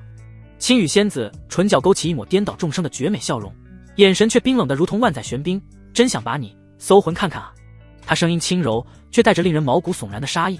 可惜你这颗棋子，本仙子暂时还用得顺手。话音未落，他屈指一弹，一道流光射向林业。林业下意识接住，掌心传来温润的触感，一枚龙眼大小，通体浑圆，丹纹密布，散发着磅礴精纯凌厉的丹药，正是无数炼气修士梦寐以求的筑基丹。这是你要的？青羽仙子声音恢复慵懒，仿佛刚才的杀意只是幻觉。现在该谈谈本仙子要你办的事了。林业紧握着那枚足以改变柳妹命运的丹药，心脏狂跳，声音干涩：仙子请吩咐。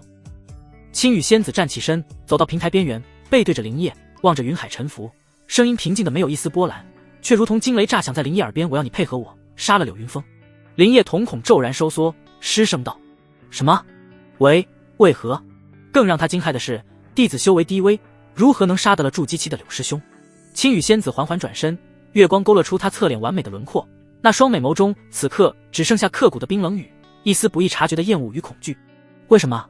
他红唇勾起一抹讥诮的弧度，眼神睥睨：你实力不够，没资格知道。他顿了顿，语气带着一种洞悉一切的漠然。柳云峰和柳妹儿那些阿杂勾当，本仙子早就知晓，不过是懒得理会罢了。他还入不了本仙子的眼。提及柳云峰，他眼中的鄙夷毫不掩饰。若非我父亲，他声音陡然顿住，贝齿轻咬下唇，似乎在极力压抑着什么，饱满的胸脯微微起伏，片刻后才恢复那副掌控一切的慵懒姿态。告诉你也无妨，柳云峰此刻并非在紫霞峰闭关，而是被我父亲亲自召入洞天深处，以秘法灌顶。此次出关，他必入筑基中期。林业心中巨震，原来如此，难怪毫无动静。而他出关之后的第一件事，青羽仙子目光如冰锥，刺向林业便是清理门户。你给他戴了如此大的一顶绿帽，还占了他的痉挛，你以为他会让你活着见到明天的太阳？寒意瞬间浸透林业四肢百骸。柳云峰的睚眦必报，他毫不怀疑。青羽仙子胸有成竹，声音带着掌控棋局的漠然。所以本仙子给你一条生路，待他出关寻你晦气之时，我会设法通知你，将他引至山门外黑风涧，那里便是他的葬身之地。林业强压翻腾的杀意与恐惧直视青羽仙子，仙子为何一定要他死？他不信仅仅是因为厌恶。青羽仙子绝美的脸上那抹似笑非笑的神情再次浮现，却带着一种令人心悸的森然，红唇轻启，吐出的话语冰冷彻骨：因为这个蠢货，不杀了他，他会害死我。月光清冷，洒在青羽仙子风云曼妙的身影上，也映照着林业苍白而凝重的脸。揽月台上杀机四溢，无声的惊雷在两人之间炸响。摒弃洞府沉重的寒玉石门在身后无声闭合，隔绝了揽月台残留的香风与青羽仙子那慵懒中透着危险的氛围。洞府内地火丹炉的微光在石壁上跳跃，映着林业阴晴不定的脸。揽月台一行的每一句话，每一个眼神，都在他脑中反复咀嚼青羽仙子的挑逗、试探，那枚筑基丹的诱惑，还有柳云峰即将归来的阴影。一股混杂着邪火、贪婪与巨大压力的燥热在他胸腔里翻腾，急需一个宣泄的出口。他的目光如同锁定猎物的鹰隼，瞬间攫住了石室中央寒玉床上那道倩影。柳妹儿并未调息，只是静静端坐，一身素净的月白如裙，衬得她如月下初荷，清冷出尘。可这份清冷在门开的瞬间便冰雪消融。她几乎是弹起身，如燕投林般扑入林业怀中，双臂紧紧缠住他的脖颈，温软富裕的身子带着一丝不易察觉的轻颤。主人，他的声音带着鼻音，像受惊的小兽找到了归巢，将脸深深埋进林业颈窝，贪婪呼吸着他身上沾染的夜露与揽月台清冷的气息。阴阳道种的联系让他清晰感知到林业心绪的剧烈波动，那波动足以让他神魂为之惊悸。不仅仅是因为同生共死的静止，更因为这半月来近乎疯狂的日夜纠缠，早已在他身体乃至神魂深处烙下了难以磨灭的印记。那种被绝对掌控、予取予求的极致体验，混合着阴阳大月经带来的本源滋养与力量攀升的甘美，让他在恐惧之外晋生出一种病态的沉溺与依赖。林业被他撞得微微一晃，怀中温香软玉的触感与那份毫不掩饰的依恋，如同一瓢滚油浇在他心头的邪火上。青羽仙子那丰腴曼妙的身姿，裙裾开合间惊鸿一瞥的银白长腿带来的躁动，瞬间找到了倾泻的目标。他喉结滚动，发出一声低沉的喘息，没有半分温存，大手猛地钳住柳妹儿尖翘的下巴，迫使她扬起那张美艳绝伦却写满惊惶与可盼的脸。不知过了多久，风停雨歇，柳妹儿香汗淋漓地伏在林烨汗湿的胸膛上，如同被暴风雨摧折后终于寻得港湾的娇花。她眼尾泛红，残留着未干的泪痕，指尖却带着事后的慵懒与依恋，无意识地在她结实的胸肌上画着圈，发丝凌乱地粘在汗津津的颈窝。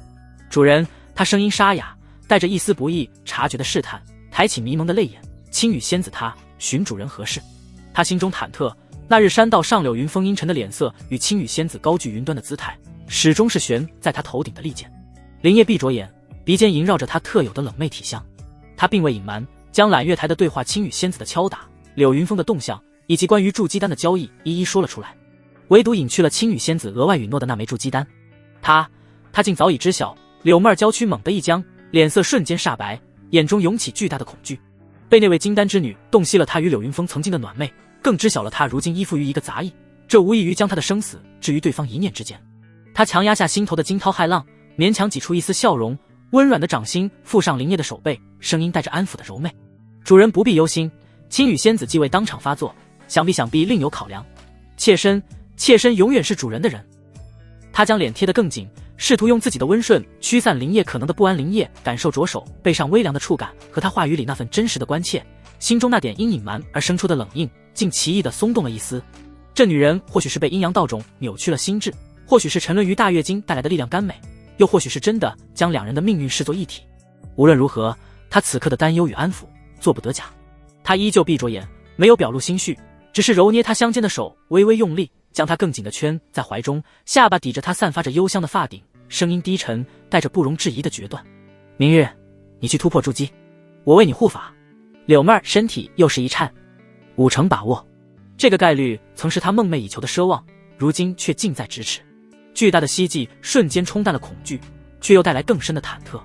他默默点头，将所有的信任与命运都系于身旁的男人身上，声音柔顺的如同化开的春水：“妾身听主人的。”翌日，密室门前，聚灵盘置于密室中央，青玉光芒流转，牵引着洞府内精纯的灵气，形成一个小小的漩涡。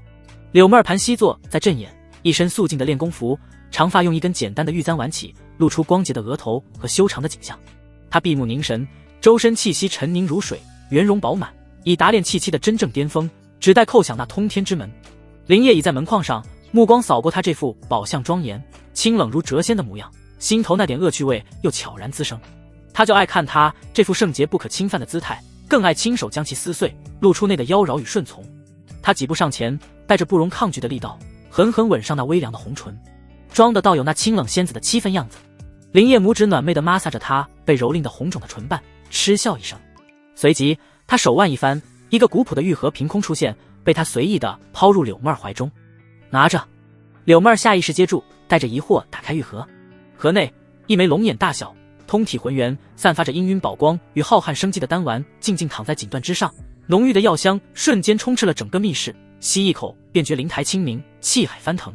筑基丹，而且是品质绝佳的上品筑基丹。柳妹儿瞬间呆滞，素手掩住红唇，美眸睁得极大，难以置信的狂喜与巨大的感动如同海啸般淹没了她。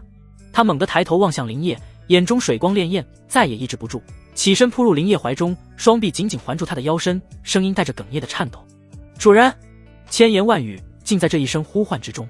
他原以为只有5成机会，已是天大恩赐，未曾想主人竟为他寻来了如此珍贵的筑基丹。这枚丹药足以将那5成把握硬生生推至8成，甚至更高。林烨被他撞得后退半步，怀中温香软玉，鼻息间是他激动而温热的幽香。他低头看着柳妹儿扬起的俏脸上那毫不作为的狂喜与依赖，心中那点算计似乎也被这纯粹的情绪冲淡了些许默作词等小儿女态。他声音依旧带着惯有的霸道，却少了几分冷硬。进去，记住，莫要辜负我对你的期待。期待2字，他咬得意味深长。柳妹儿重重点头，眼中只剩下坚定与决绝。他深深看了林烨一眼，似要将他的模样刻入心底，随即转身步履沉稳地踏入密室。厚重的石门在他身后缓缓关闭，隔绝了内外。林烨脸上的轻松瞬间敛去，取而代之的是一片沉凝。他盘膝坐在石门外，如同最忠实的守门人，心神却通过识海深处那枚幽暗的阴阳道种烙印，牢牢锁定着密室内的气机变化。时间在寂静中流淌，每一息都显得格外漫长。不知过了多久，密室之内那巨灵盘形成的灵气漩涡骤然加速，一股浩瀚、磅礴、远超炼气期的气息，如同沉睡的火山，开始缓缓苏醒、积聚。通过道种的联系，林业清晰地看到柳妹儿的气海正在发生翻天覆地的巨变，灵力被疯狂压缩，提纯向着更高层次的生命本源蜕变。那气息越来越强，越来越盛，如同无形的潮汐，冲击着密室的静止，连厚重的石门都发出细微的嗡鸣。光华透过门缝隐隐透出，将门外林业的侧脸映得明暗不定。他的心也提到了嗓子眼，80%的概率，这已是他所能做到的极限。若成，他便拥有一位筑基期的道奴鼎炉，大道可期；若败，他不敢想，也不愿想那巨大的损失。就在那气息攀升到顶点，如同绷紧到极致的弓弦时，嗡，一声仿佛来自灵魂深处的清越冥响，毫无征兆地从密室中穿透而出。紧接着，一股远比之前更加精纯、更加浩瀚，带着生命层次跃迁的磅礴威压，如同无形的海啸，轰然扩散开来。密室石门上的静止光华大放，剧烈闪烁了几下，终究承受住了这冲击。成了！林业猛地睁开眼，眼中爆射出狂喜的金光。道种的联系清晰无比地告诉他，那烙印已随着柳妹儿神魂的升华而一同蜕变，变得更加深邃，更加牢固。逐死奴灭的联系，坚不可摧。吱呀！沉重的石门被从内推开，一道身影袅袅婷婷地立于门内，依旧是那身素净的素白衣裳，气质却已发生了天翻地覆的变化。肌肤莹润如玉，透着内蕴的宝光，眉眼间那份清冷褪去了最后一丝凡俗的烟火气，变得空灵而深邃。周身气息圆融无瑕，浩瀚如渊，却又隐而不发。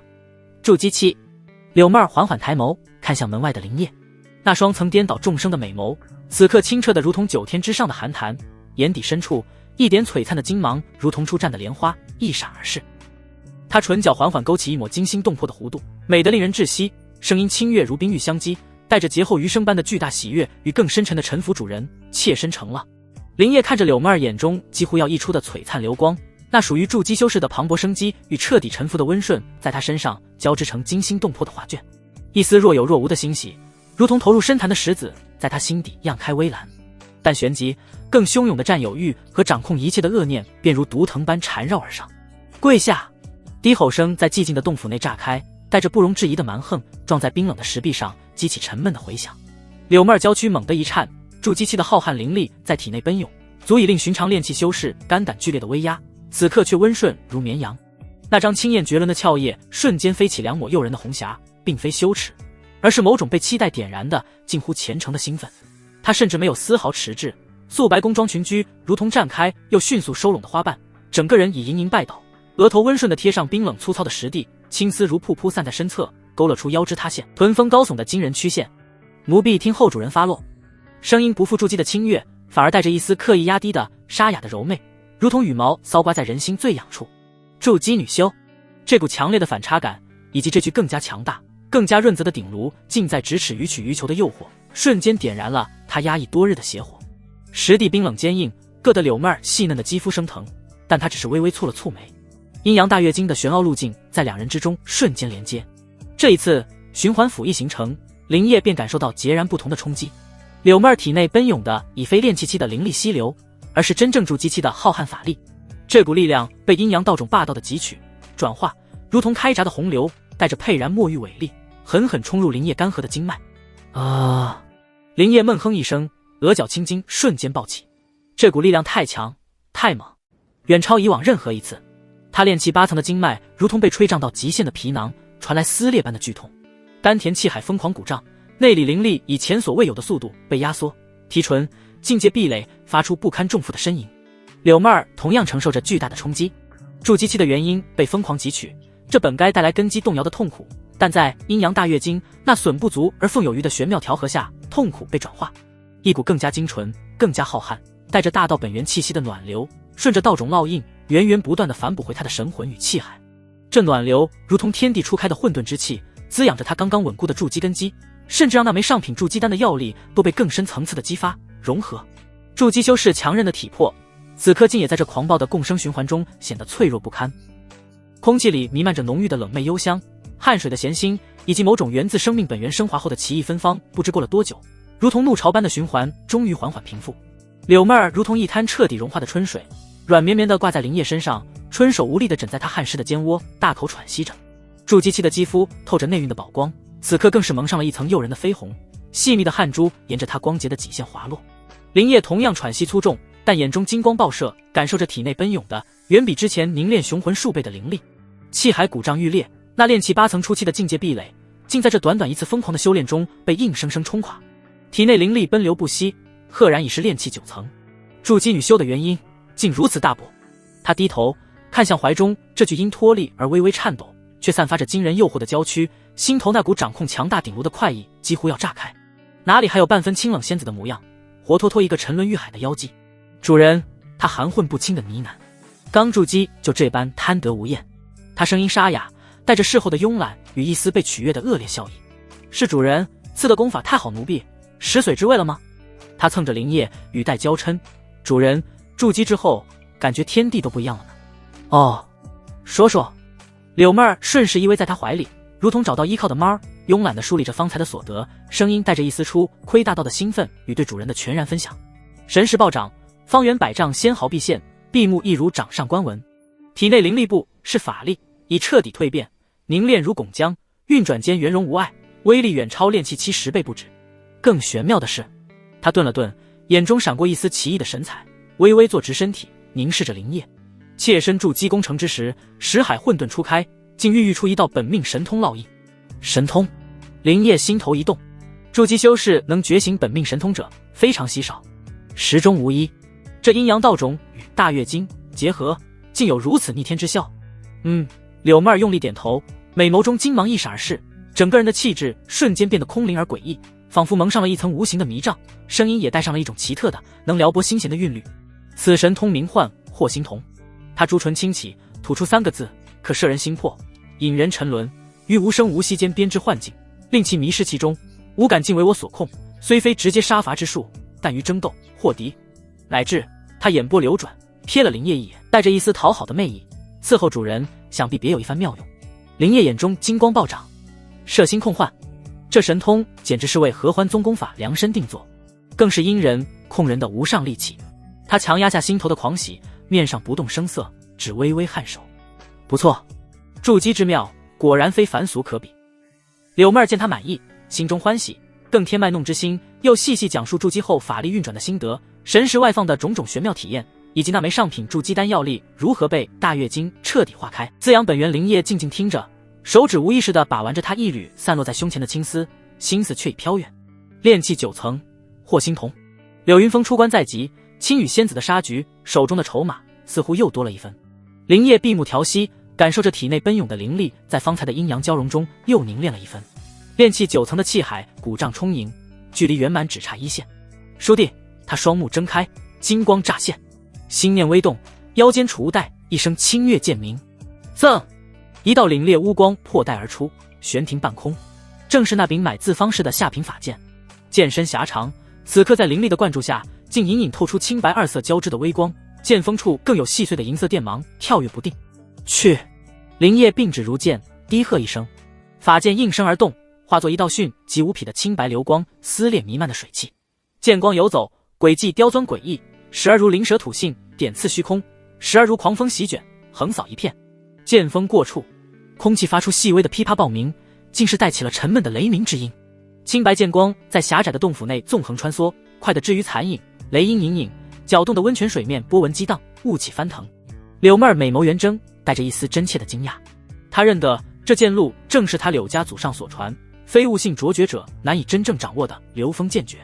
此绝重亦不重形，讲究剑出如风，迅捷诡变，炼至深处更可引动风雷之势。他自身不喜剑道，虽通晓法诀，却从未深研。未曾想林烨竟在如此短的时间内将此诀练出了风雷之音。眼见那清白剑光携着隐隐雷势，在洞府石壁上留下一道道浅白剑痕，最终如倦鸟归林，稳稳悬停在林烨身前，剑身嗡鸣不止。柳妹儿压下心中那点复杂的滋味，展颜一笑，带着由衷的赞叹与刻意的柔媚，温软的身子扶上林烨的背脊，身子紧贴着他汗湿的肌肤，红唇凑近他耳廓，呵气如兰。恭喜主人练成剑诀真意，风雷相随，此等威势，奴婢当年都未曾真正练会呢，主人真是天资卓越。林业嘴角勾起一抹戏谑的弧度。小浪货，他声音带着事后的沙哑与一丝了然，越来越会哄人了。什么天资卓越？你柳家的东西，你若肯用心，早该练成了。柳妹儿痴痴娇笑，也不反驳，只是将脸颊更亲昵地蹭着他的颈窝，像只慵懒的猫。是啊，什么家传剑诀？如今他已筑基，更是觉醒了霍心童这等本命神通，前途一片光明。主人虽嘴上凶厉，待他却着实不薄。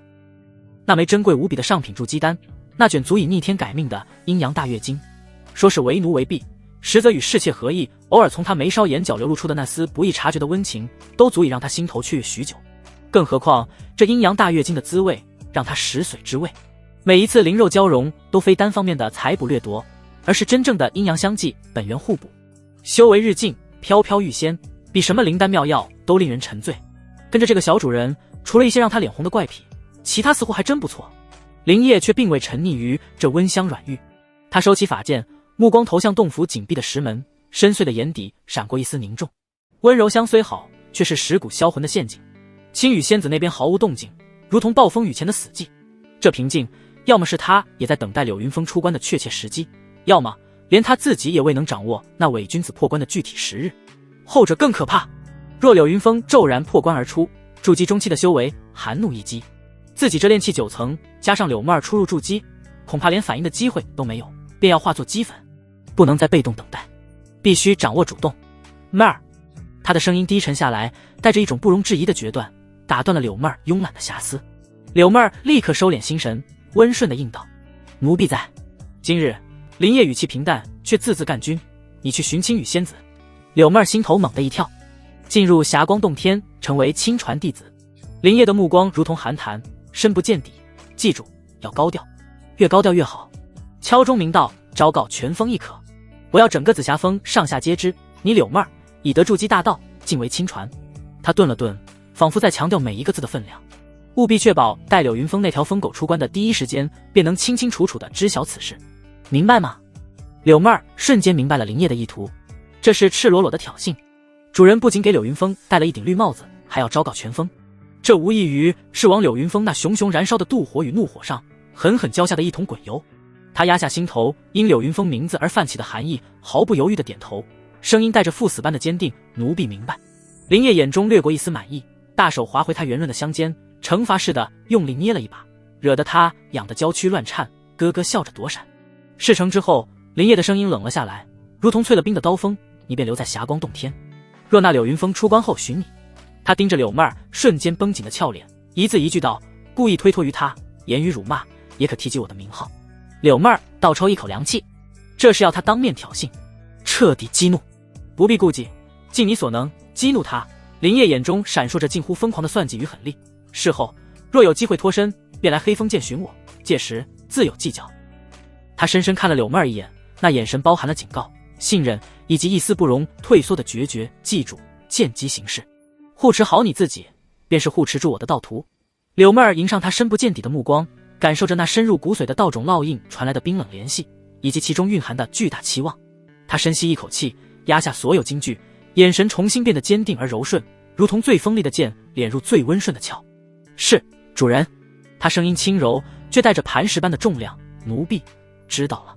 他缓缓从林烨身边站起，水珠顺着他惊心动魄的曲线滑落，不再有半分慵懒与媚态，筑基修士的清冷孤高气质重新笼罩全身。他走向角落，拾起那件象征着内门身份的素白宫装，动作从容而优雅地穿戴整齐。最后他回眸深深看了一眼依旧坐在池畔的林烨，没有言语，唯有眼神交汇。随即他转身素手轻挥，洞府沉重的石门无声划开，门外天光泻入，映亮他清艳绝伦却再无一丝表情的侧脸。一步踏出，宫装下白扫过冰冷的石阶，紫霞峰的风带着山雨欲来的气息。霞光峰顶，万年不散的氤氲紫气忽地剧烈翻涌。当一声苍茫悠远的道中长鸣，毫无征兆地撕裂了尘间的宁静。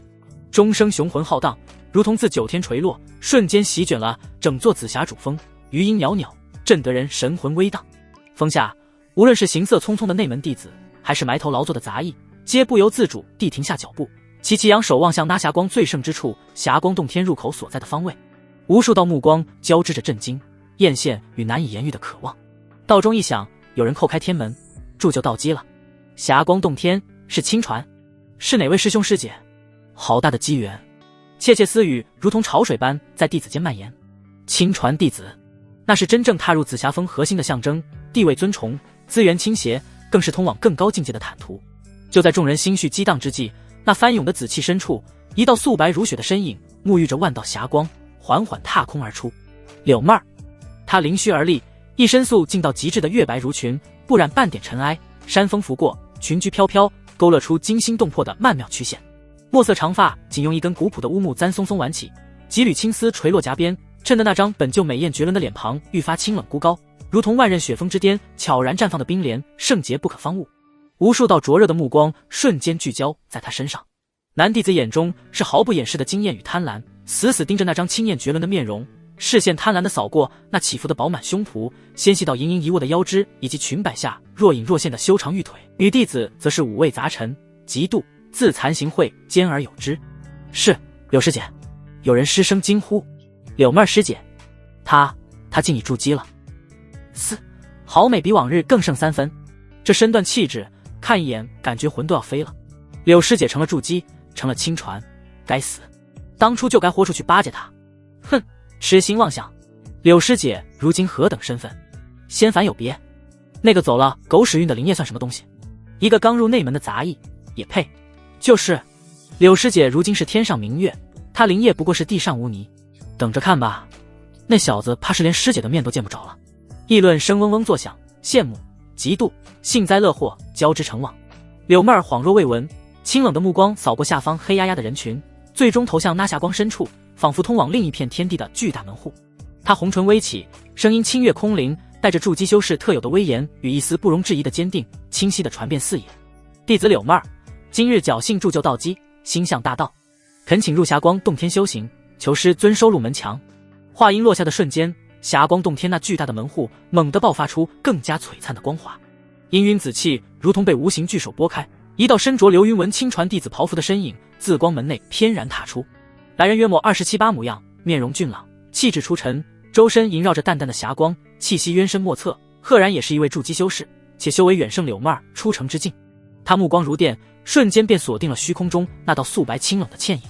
当看清柳妹儿那惊心动魄的容颜与身姿，尤其是她此刻清冷孤高，不染凡尘，却又在骨子里透着一股浑然天成的媚态时，这难修眼底深处一丝难以察觉的火热与占有欲飞速掠过，他面上却不动声色，反而浮起温和得体的笑容，声音带着恰到好处的欣赏。恭喜柳师妹踏破天堑，得正道基，我霞光洞天再添一位英才。他目光扫过下方无数道艳羡仰望的视线，心中那份引领绝色佳人入洞天的虚荣感瞬间膨胀到极致，语气愈发温煦，师尊尚在参悟玄机，特命我前来接引师妹。师妹请随我来。柳妹儿脸刃，对着难修行了一个无可挑剔的弟子礼，动作优雅流畅，纤腰微折，臀线绷起一道惊心动魄的饱满弧度，旋即直起身，声音清灵，带着一丝恰到好处的恭敬与距离感。有劳师兄轻迎，妹儿惶恐。这一礼，这声音清冷中带着一丝若有若无的柔顺，非但不显卑微，反而更衬得他气质卓然，看得下方无数男弟子心头狂跳，恨不得以身代之。南修心中更是满意，笑容加深。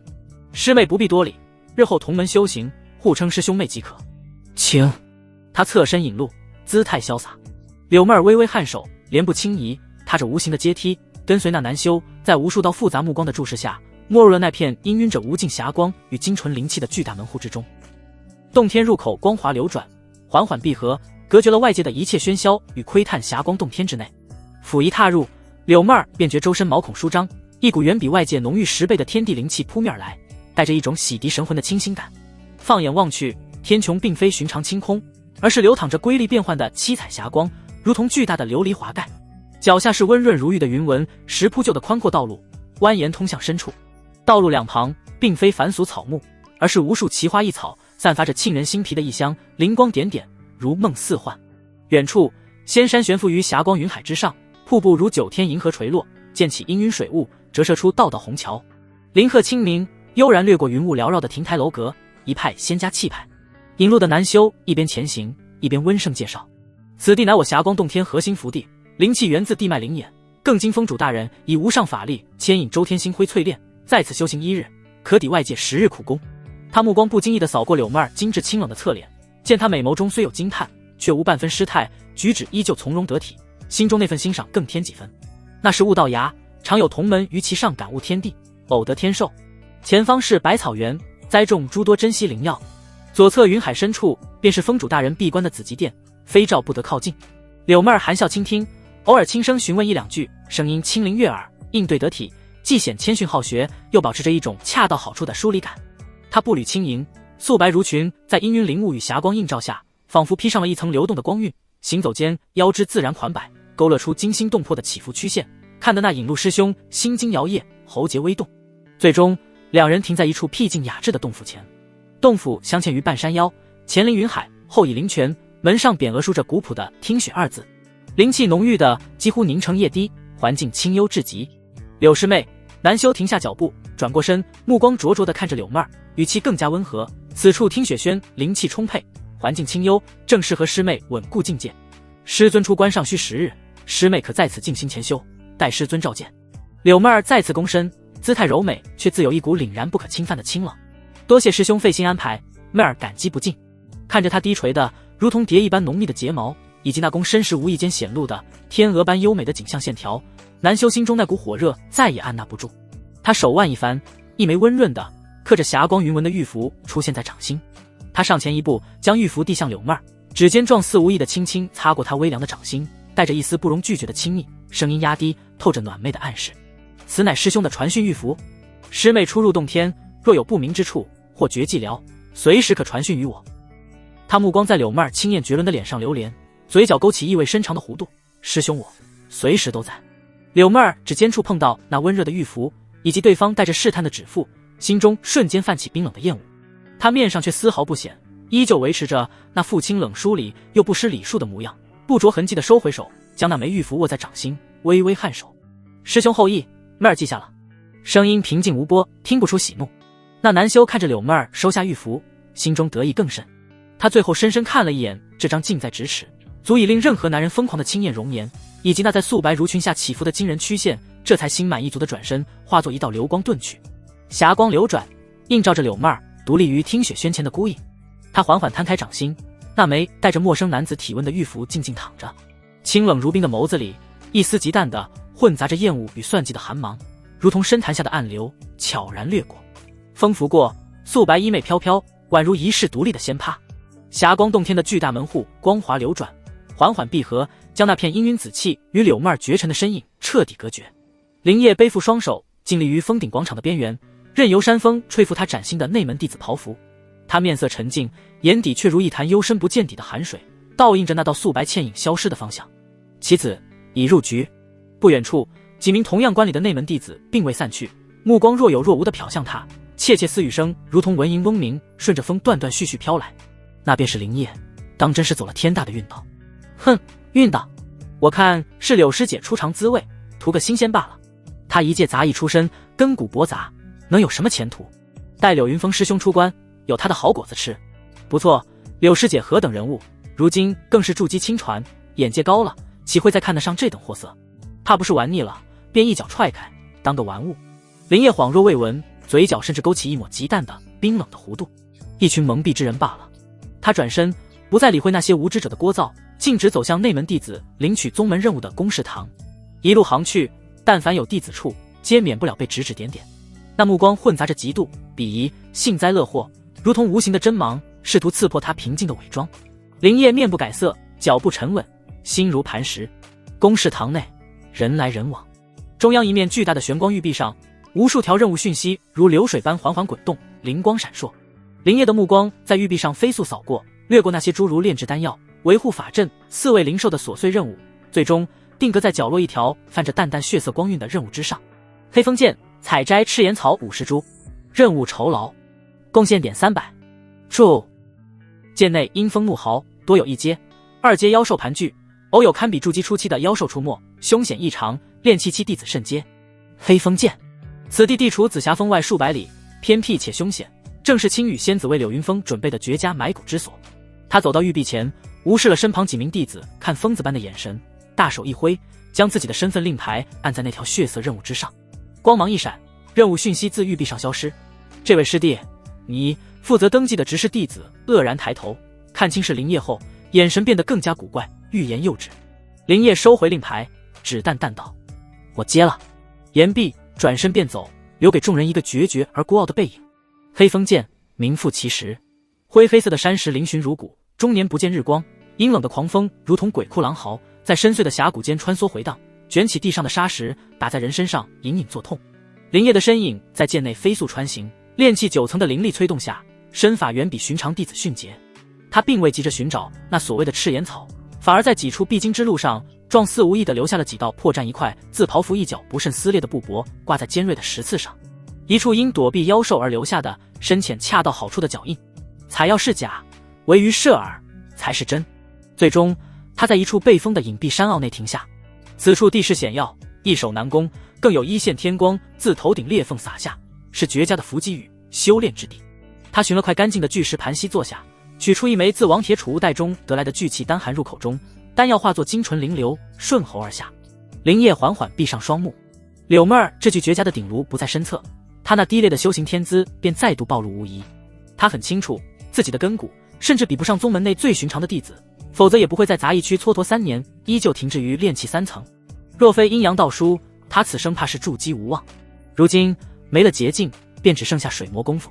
他心神沉静，一遍遍运转着阴阳大跃经的心法，丹田气海内的灵力如同被石磨碾过，缓慢却坚定地变得愈发凝练精纯。时间在阴风呼啸中缓缓流逝，霞光洞天，云海之畔，一处名为流商台的亭榭内，氤氲的灵雾缭绕，数名气息渊深、风姿各异的筑基修士正围坐在一张汉白玉桌旁品茗论道。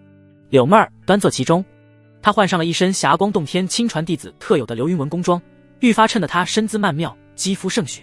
突破筑基后，那股清冷的气质更添几分神韵，一颦一笑皆带着致命的吸引力。她应对得体，偶尔含笑附和1、2句，声音清悦，姿态端庄，惹得在座几位男修频频侧目，心情舒畅。就在此时，一道裹挟着狂喜与磅礴气势的流光自远处天际骤然射来，轰然落在庭外。妹儿！那声音惊喜交加，带着一种失而复得的迫切。柳妹儿端着灵茶的玉手微不可察的一顿，抬起眼，清冷的眸子里瞬间掠过一丝极其复杂的波澜。柳云峰，他一身云纹锦袍，身姿挺拔，面容依旧俊朗，只是周身散发的气息比闭关前雄浑了数倍不止。那属于筑基中期的威压如有实质，让庭内空气都为之一滞。柳师兄，见过柳师兄。在座几位筑基修士纷纷起身，抱拳行礼，神态恭敬。谁都知晓，这位不仅是风主青女的未婚道侣，如今修为更是再进一步，前途不可限量。柳妹儿一缓缓起身，只是脸认一礼，红唇轻启，声音清冷平淡。柳师兄。柳云峰脸上的狂喜笑容微微一僵，以往他都是柔情款款的唤自己云峰。他眉头微不可察的一皱，但目光落在柳妹儿身上时，那点不快瞬间便被更汹涌的火热取代。妹儿真的筑基了，而且她似乎更美了。那身段仿佛被雨露彻底浇灌过的花朵，褪去了青涩，绽放出一种惊心动魄的成熟韵味。尤其是那对丰盈的臀，比往日更显挺翘饱满，行走间摇曳生姿，看得他心头狂跳，口干舌燥。他哪里知晓，如今这清冷孤高的柳仙子，过去1个月是被林业如何日夜调教，早已被开发的熟透了。诸位师弟师妹自便。柳云峰对着旁人随意一摆手，目光却始终锁在柳妹儿身上，片刻不离。其他人都是人精，见状立刻会意，纷纷笑着告辞，却并未走远，只在远处亭台饶有兴致的观望，神识若有若无的笼罩过来。妹儿，柳云峰上前一步，便要伸手去拉柳妹儿的柔蹄，眼中满是化不开的柔情与歉意，可是还在生我的气。上次在山道，是我一时被怒火冲昏了头，言语激烈了些。他以为柳妹儿这副冷淡模样，是在为上次他让他滚的事情闹别扭。柳妹儿却是不着痕迹地退了半步，避开了他的手，那清艳的脸上没有半分动容，反而更添一分疏离。他心中冷笑，挥之即来，招之即去，真当自己还是那个需要依附他才能求得一线生机的柳妹儿。见他这副冷冰冰的模样，柳云峰非但不恼，心中反而更痒了。他太熟悉他这副清高姿态了，哪一次他不是欲拒还迎，最后半推半就地倒在自己怀里。他心中笃定，正欲再度开口，谁知柳妹儿却冷漠地打断了他。柳师兄，往事已矣，不必再提，你我之间早已一刀两断，再无瓜葛。他顿了顿，仿佛觉得不够，又补上一句，声音不大，却清晰地传入四周每一道窥探的神识之中。况且妹儿如今已是他人道侣，还望柳师兄自重，莫要再来纠缠。柳云峰脸上的笑容彻底凝固，周遭那些若有若无的神识瞬间传来几道压抑不住的幸灾乐祸的拨动他的脸，火辣辣的疼，像是被人当众狠狠扇了几巴掌。你说什么？他死死盯着柳妹儿，声音像是从牙缝里挤出，眼中那点柔情消失得无影无踪，只剩下冰冷的被冒犯的阴鸷。他猛地上前，再次伸手抓向柳妹儿的手腕，啪一声清脆的轻响，柳妹儿素手一挥，竟毫不客气地将他的手打开。师兄，请自重。他声音依旧清冷，眼中却已带上了毫不掩饰的厌恶。柳云峰心中暴怒欲狂，他深吸一口气，强行压下将眼前这女人就地正法，狠狠蹂躏的冲动，脸上竟又挤出一丝扭曲的微笑。哦，是吗？他缓缓道，目光如同毒蛇。我倒是不知是哪位亲传师兄，有这等本事，竟能摘下我紫霞峰这朵最娇艳的冰莲。他心中杀意沸腾，自己不过闭关月余，视为禁玩的女人，竟被人挖了墙角，不可饶恕，无论是谁都得死。看着他那副强作镇定，实则妒火中烧的模样，柳妹儿心头竟涌起一丝报复般的快意。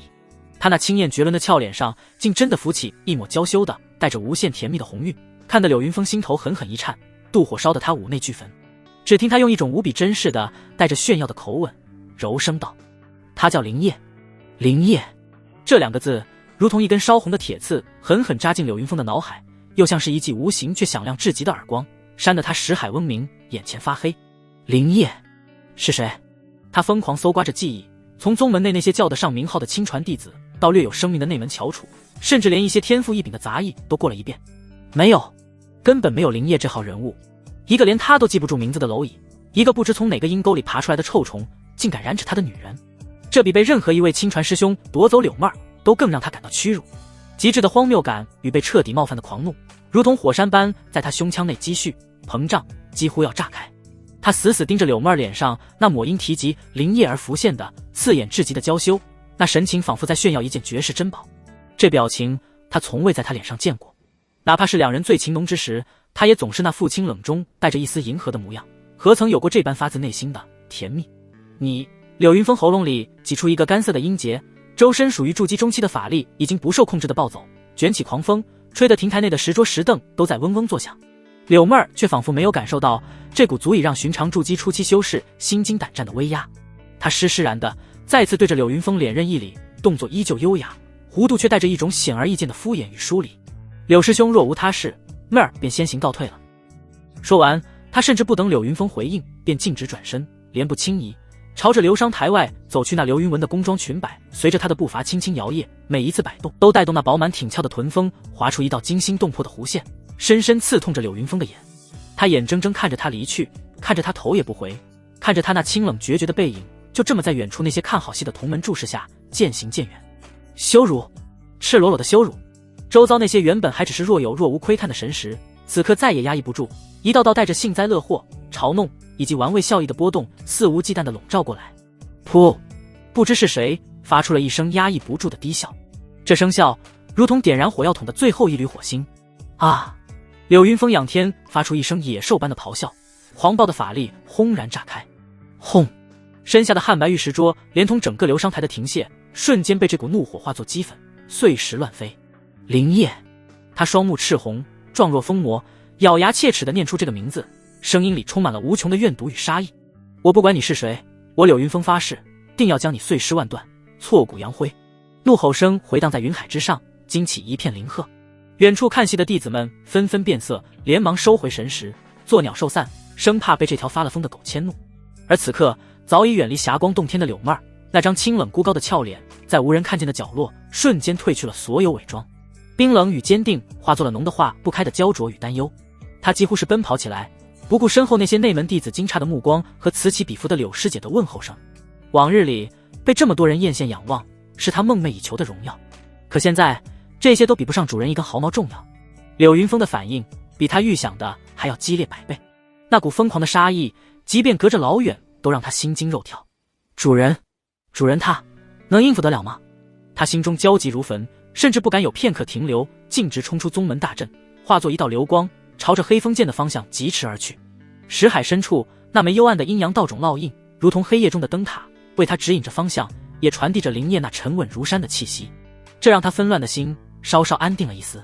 风在耳边呼啸，他将速度催动到极致。不知过了多久，那阴冷熟悉的剑锋扑面而来，他毫不犹豫地扎入黑风剑那如巨兽之口的幽深峡谷之中。顺着道种那越来越清晰的感应，他七拐八绕，终于在一处极为隐蔽的山坳前停下。山坳内，一道身影盘膝而坐，气息沉凝。是他。柳妹儿再也抑制不住，所有担忧、恐惧以及离别后的思念在这一刻尽数爆发。她提着裙摆，跌跌撞撞地冲了进去，从身后一把紧紧抱住了那坚实的背脊，将自己温软富裕的娇躯整个贴了上去。主人，她的声音带着哭腔，脸颊深深埋进林叶的颈窝，贪婪地呼吸着他身上那独有的让他安心的气息脉。好想你。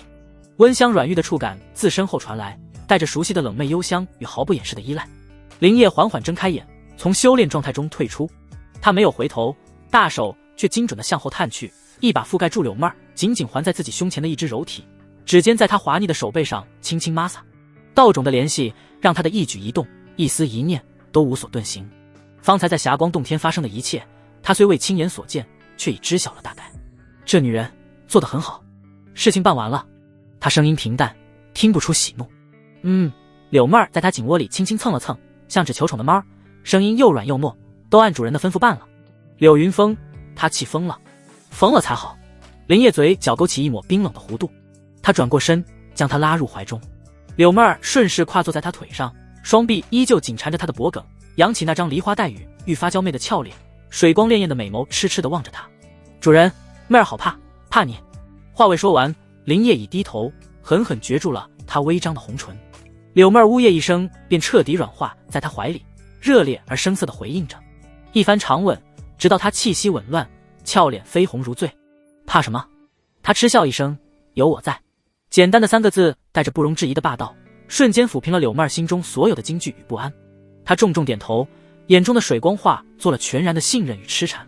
林叶将他从腿上抱下，让他靠在自己身侧，随手在他身上拍了一记，惹得他娇嗔一声。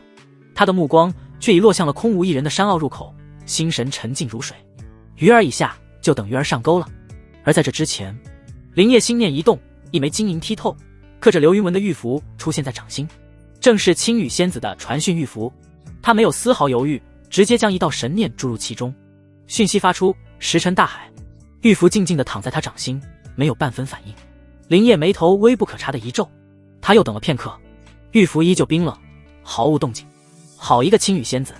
林叶心中冷笑，这女人高高在上惯了，当真以为自己是他手中随意摆弄、用完即弃的棋子，连一句回复都懒得给。这股被无视、被轻蔑的感觉，非但没有让他感到挫败，反而激起了他内心深处更汹涌的征服欲与恶念。他低头看着掌心那枚玉符，仿佛已经透过他看到了那位高踞云端、风华绝代的金丹之女，那丰腴曼妙的身姿，那慵懒中透着掌控一切的淡漠。迟早有一天，他要将这枚玉符的主人也变成自己的道奴，让他跪在自己脚下，像柳妹儿一样予取予求，彻底撕碎他那高傲的伪装，让他在自己身下哭泣求饶。这股疯狂的念头如同毒藤般在他心底滋生蔓延。就在这时，一股庞大、狂暴、带着毫不掩饰的凛冽杀意的威压，如同无形的巨山轰然从天而降，整个山坳内的空气瞬间凝固，阴冷的剑锋为之医治，沙石都停止了滚动。柳妹儿娇躯猛地一僵，脸色瞬间煞白，下意识地抓紧了林叶的衣袖，身体不受控制地颤抖起来。是柳云峰，他来了。林叶缓缓站起身，将柳妹儿挡在身后，抬头望向天空，一道身影悬停于山坳上方的半空中，云纹锦袍在狂风中猎猎作响，周身法力激荡，正是柳云峰。此刻的他面容扭曲，双目赤红，哪里还有半分俊朗出尘的模样，活脱脱一头被彻底激怒的疯狗。他的目光如同两柄淬毒的利剑，死死锁定在林叶身上，那目光中蕴含的怨毒与杀意几乎要化为实质。他终于找到了这个让他沦为全宗笑柄的蝼蚁，一个炼气9层的蝼蚁。柳云峰居高临下的俯瞰着林叶，声音冰冷的像是从九幽地府传来，每一个字都带着彻骨的寒意。你就是林叶。林叶看着他，没有回答，冰冷的杀意如同实质的刀锋，刮得他皮肤阵阵刺痛。他双手在袖中死死捏紧，指节因过度用力而发白。可恶，青羽仙子那个贱人怎么还没来？他将自己当作激怒疯狗的诱饵，如今疯狗已至，他这个猎人却迟迟不见踪影。真要看着自己这颗棋子被活活咬死不成。就在这时，一道温软的娇躯紧紧贴上了他的后背，柳妹儿一步踏出，竟是挡在了他的身前。她一身素白宫装，在阴冷的剑锋中猎猎飘舞，勾勒出惊心动魄的饱满曲线。那张清艳绝伦的脸上，此刻再无半分媚态，唯有冰冷的决绝与视死如归的坚定。初入筑基的法力轰然运转，虽远不及柳云峰那般狂暴，却也如同一道坚固的堤坝，将那汹涌而来的杀意牢牢挡在身后。柳云峰，他红唇轻启，声音清越如冰，我与你早已恩断义绝，我如今的道侣是何人，与你何干？柳云峰看着那道护在林烨身前的曼妙身影，看着他那副为了另一个男人不惜与自己拔剑相向的模样，整个人气的笑了起来。那笑声尖锐而扭曲，充满了无边的怨毒。好一个恩断义绝！他死死盯着柳妹儿，目光却仿佛穿透了她，定在她身后那个面色沉静的蝼蚁身上。你个贱人，被这砸碎玩烂了身子，竟还敢护着他！待我宰了他，再看我如何将你这千人骑万人跨的骚货，在地上狠狠收拾。话音未落，他动了，没有丝毫花哨的招式，只是简单的一拳当空倒出。轰！一只由磅礴法力凝聚而成的赤色巨拳凭空浮现，足有磨盘大小巨拳之上，烈焰翻腾，散发出恐怖的高温，连周围的空气都被烧得扭曲，发出滋滋的爆鸣。玄阳之体，这正是他天生的体质，法力至刚至阳，霸道绝伦。柳妹儿脸色瞬间煞白，她万万没想到柳云峰一出手竟是毫无保留的杀招，她不敢有丝毫怠慢，双手在身前急速掐诀，周身法力疯狂涌动。水木天花，一面晶莹剔透的蓝色水盾瞬间在他身前凝聚成型，水盾之上波光流转，散发着森森寒气。这是他柳家压箱底的防御法术，此刻在筑基期法力的催动下，威力远胜往昔。然而在柳云峰那筑基中期的狂暴一拳面前，依旧显得如此脆弱。赤色火拳与蓝色水盾轰然相撞，赤水火交击，爆发出漫天蒸腾的白色雾气。蓝色水盾仅仅支撑了不到一息，便发出一声不堪重负的哀鸣，轰然碎裂。噗！柳妹儿如遭重击，喷出一口鲜血，整个人如同断了线的风筝，向后倒飞出去，狠狠撞在林烨怀里。林烨下意识的伸手将他接住，入手处一片滚烫，那是被玄阳法力侵入体内的灼伤。他背负着双手紧紧握住的拳头，指甲几乎要嵌入掌心。强，太强了！筑基中期远非初入筑基的柳妹儿能敌。妹儿，他低喝一声，一股精纯的灵力顺着手臂渡入柳妹儿体内，帮他压制那股霸道的玄阳法力，可却犹如鸿沟，丝毫不起作用。柳妹儿脸色惨白，嘴角挂着血丝，却依旧死死抓住他的衣袖，声音急促：主人，快走！他疯了！柳云峰一击得手，并未追击，他悬停半空，居高临下的看着下方狼狈的两人，脸上露出残忍而快意的狞笑。走，今日你们谁都走不了。他就是要慢慢地一点一点的折磨他们，让他们在无尽的绝望中死去。他再次抬手，又一记更加狂暴的玄阳拳印在空中凝聚，这一次火焰更加炽烈，威压更胜3分，牢牢锁定了下方的林烨。柳妹儿眼中闪过一丝绝望，林烨的心也沉到了谷底。就在这千钧一发之际，一道慵懒、清冷，仿佛带着某种魔力的声音，毫无征兆地在山涧中响起。真是难看！声音不大，却清晰地传入在场每一个人耳中，仿佛有一种无形的伟力，瞬间压过了呼啸的剑锋与柳云峰身上暴走的法力。一道身影悄无声息地出现在山坳上空，就在柳云峰身侧不远处。轻纱如雾，身姿丰腴曼妙，曲线起伏惊心动魄。一双修长笔直的玉腿自开叉的裙摆下探出，银白如玉，赤着一双精致完美的脚，就那么随意地悬在空中，脚趾圆润，如同最上等的珠贝，在阴沉的剑内散发着惑人的光泽。青羽仙子，他来了！柳云峰凝聚在拳端的狂暴法力猛地一滞，他僵硬地转过头，看向身旁这道突然出现的身影，那股几乎要将他理智烧毁的暴怒，在看到他的一瞬间，竟奇异地被浇上了一盆冷水。虽然依旧怒火中烧，但终究是找回了一丝清明。他双目微眯，瞳孔中的赤红缓缓褪去，理智稍稍回笼。不对劲，自己虽然睚眦必报，性情暴躁，但从未如此轻易地被怒火冲昏头脑，尤其是在突破到筑基中期，心境稳固之后。方才那种感觉，就好像有人在自己的怒火上不断地浇着滚油，让那火焰烧得越来越旺，越来越不受控制，直到最后只想毁灭眼前的一切。他死死盯着青羽仙子那张慵懒绝美的脸，声音冰冷干涩，像是从喉咙深处挤出。怪不得我心头怒火烧得如此不受控制。青羽，你对我用了你的本命神通。林烨心头巨震，本命神通！他猛然惊醒，青羽仙子不是迟到了，他或许早就来了。他一直隐藏在暗处，用某种他根本无法察觉的手段，悄无声息地影响着柳云峰的情绪，将他的愤怒、嫉妒、杀意无限放大，把他催化成一头彻底失去理智的疯狗，为的就是让他不顾一切地冲到这黑风剑，上演一出必死的杀局。这女人的手段远比他想象的更加诡秘，更加防不胜防。这不是直接的攻击，却比任何攻击都来得可怕，杀人于无形。青羽仙子听到柳云峰的质问，连看都懒得看他一眼。他只是百无聊赖地晃动着那双悬在空中的银白玉足，青色纱裙下摆随之摇曳，露出一截紧致白皙、引人遐想的大腿根部。他打了个哈欠，声音依旧是那副慵懒动听的腔调：“你太吵了，你太吵了。”这4个字轻飘飘的，仿佛情人间的呢喃，却带着一种冻结神魂的绝对威力。柳云峰那凝聚了玄阳之体的狂暴法力，在这句话面前，如同被巨山压顶的火苗，瞬间熄灭。他甚至来不及做出任何反应。只见青羽仙子那只悬在空中的银白玉足轻轻一勾，叮，一声清脆悦耳的铃音响起，一枚通体血红、小巧玲珑的铃铛自他脚踝处的红绳上脱落，迎风便长。血色铃铛瞬间化作房屋大小，其上篆刻的诡异符文流转不休，一股远超筑基范畴、带着上位气息的恐怖威压轰然降临。柳云峰双目圆睁，脸上那最后一丝理智被彻底的恐惧所取代。法宝，这绝非灵气，而是唯有金丹老祖才能真正炼化驱使的法宝。他想逃，身体却如同被万丈深海包裹，连动一根手指都成了奢望。血色铃铛轻轻一震，当，无形的音波如同实质的重锤，狠狠砸在柳云峰的神魂之上。噗！柳云峰如遭雷击，喷出一大口鲜血，身体软绵绵的自半空中坠落，重重摔在冰冷的碎石地上，再也无法动弹分毫。那柄血色铃铛则化作一道流光，重新变回指甲盖大小，乖巧的悬停在青羽仙子那精致的脚趾前，轻轻摇曳。一招，仅仅一招，筑基中期的柳云峰便如同一条死狗，被彻底镇压。林叶抱着怀中温软滚烫的娇躯，心脏几乎要从胸腔里跳出来。他死死盯着那道慵懒悬空的轻纱身影，一股寒意从脚底板直冲天灵盖。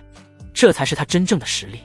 揽月台上的戏谑、羞辱，不过是猫捉老鼠的玩弄。这女人根本就没把他和柳云峰放在眼里。地上的柳云峰挣扎着，眼中满是惊骇与不解。他艰难地抬起头，望着那道高高在上的身影，声音因恐惧而颤抖，再无半分狂傲轻语：“仙子，为什么？”他想不通。就算他厌恶自己，就算他想退婚，也绝不至于是下此死手。我是你父亲最得意的弟子，我们将来是要结为道侣的啊！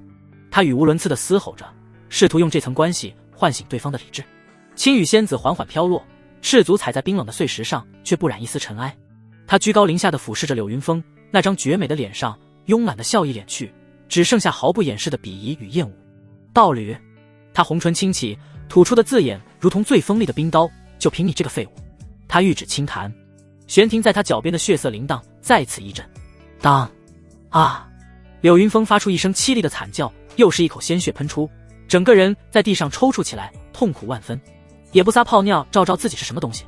青羽仙子声音冰冷，一步步走到他面前，那双令人疯狂的玉足轻轻踩在了柳云峰那张因痛苦而扭曲的脸上，用力捻了捻。仗着天生一副好身体，得了些机缘，便真以为自己是天命之子了。不过是我爹养的一条狗罢了。极致的羞辱。柳云峰双目赤红，屈辱与剧痛让他几乎昏厥过去。他放弃了求饶，转而用尽最后一丝力气，发出了怨毒的威胁：你不能杀我！师父他不会放过你的，你杀了我，他一定会责罚你。哼！听到这句话，青羽仙子像是听到了什么天大的笑话，竟是低声笑了起来。那笑声清脆悦耳，却透着一股说不出的癫狂与悲凉。他缓缓蹲下身，与柳云峰那双怨毒的眼睛平视，那双深不见底的美眸中，此刻竟满是怜悯，如同在看一个即将被宰杀而不自知的祭品。蠢货！他声音轻柔，却让柳云峰如坠冰窟。你当真以为师父亲自为你灌顶，是看中你的天资？柳云峰瞳孔骤然收缩，一个无比荒谬却又让他惊恐万状的念头浮上心头。你个蠢货，死到临头了，还猜不到吗？青羽仙子的笑容越来越大，越来越癫狂，那是一种混杂了绝望、快意与自嘲的疯狂。玄阳之体，太阴灵脉，你以为这是天作之合，是通往大道的阶梯？错了。他声音陡然拔高，尖锐而刺耳。这是炉鼎，是嫁衣。是为那些高高在上的大人物们准备的最上等的灵药。他的笑声在整个山涧回荡，带着令人毛骨悚然的寒意。只有我们2人的体质结合，阴阳交泰，便能帮助突破元婴，增加2成的几率。我们修为长得越快，长到圆满之时，他凑近柳云峰的耳边，用只有2人和不远处的灵叶能听清的声音，一字一句，如同魔鬼的低语，便是我们被人生吞活剥之时。轰！柳云峰的大脑一片空白，只剩下无尽的轰鸣。原来是这样，原来他引以为傲的体质，他最大的依仗，不过是为他人做嫁衣的工具。他所有的努力，所有的修行，都只是在为别人喂养一株灵药。巨大的恐惧与绝望瞬间吞噬了他所有的意志。不可能，师父他，父亲。青羽仙子直起身，笑得眼泪都快流出来了。他指了指天上，神情癫狂，我那好父亲，为了能在那位大人面前分一杯羹，连自己的亲生女儿都能当作祭品送出去。你一条狗又算得了什么？林叶站在不远处，抱着怀中早已被这惊天秘闻害得娇躯冰凉、瑟瑟发抖的柳妹儿，只觉得浑身血液都凝固了。他看着那个已经彻底疯魔的青羽仙子，看着他在那里肆无忌惮地揭露着宗门最顶层的最黑暗的秘密，一个念头如同闪电般击中他的神魂。不好，这女人疯了！他敢如此堂而皇之，毫无顾忌地将这等足以颠覆整个紫霞峰的秘密说出来，就说明他根本就没打算留任何一个活口。柳云峰必死，而自己这个听到了全部秘密的棋子，林叶的心瞬间沉入无底深渊。就在这时，那笑得花枝乱颤的青羽仙子缓缓转过头，那双带着癫狂与杀意的绝美眼眸穿透阴冷的空气，直直地落在了他的身上。那双带着癫狂与杀意的绝美眼眸穿透阴冷的空气，直直地落在了他的身上。林叶浑身汗毛倒竖，一股被天敌盯上的致命危机感让他头皮发麻。完了，这个疯女人真的要杀人灭口。就在这时，怀中那具滚烫的娇躯动了，柳妹儿挣脱他的怀抱，再一次毫不犹豫地挡在了他的身前。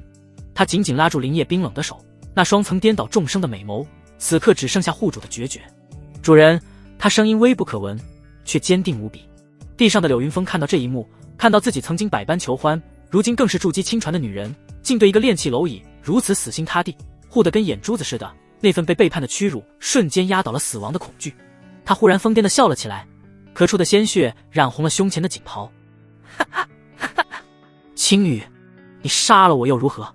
我乃玄阳之体，是师父他老人家最看重的妻子。我死了，他定然会耗费大法力为我推演天机。届时，这黑风剑发生的一切都将无所遁形。你以为你能杀得了我？他声音嘶哑，却带着最后一丝有恃无恐的怨毒。你父亲更不会让你杀了我。青羽仙子看着脚下这条还在狂吠的死狗，绝美的脸上露出一丝怜悯的嘲弄蠢货。你以为我若不做万全的准备，能这么顺利的把你这条疯狗骗出来吗？他那只踩在柳云峰脸上的玉足微微抬起，纤细的脚踝上那枚血色铃铛旁，另一件不起眼的物事轻轻晃动。那是一片薄如蝉翼、色泽混沌的龟甲，只有指甲盖大小，上面布满了天然形成的如同迷雾般的纹路。青羽仙子素手一招，那龟甲便飞入他掌心。他随意地抛了抛，混沌龟甲在他银白如玉的掌心上下翻飞，散发出一股隔绝万物、混淆天机的晦涩气息。此物名曰蜃楼，乃上古异宝，虽无杀伐之能，却可遮蔽一方天机。除非元婴真君亲至，否则任谁也算不出此地分毫。他笑盈盈地看着柳云峰那张瞬间失去所有血色，只剩下无边绝望的脸，声音轻柔的如同情人的低语。我那好父亲自然也不行。柳云峰彻底崩溃了，所有的依仗，所有的希望在这一刻被彻底碾碎。青羽仙子缓缓走到他身边蹲下，那张足以令众生颠倒的俏脸凑近他，居高临下地审视着他。你不是一直想当我的道侣吗？他红唇勾起一抹残忍的弧度，吐气如兰，说出的话却比九幽寒冰还要刺骨。那你就安心的去死吧，你死了我才能活着，我会替你好好活下去。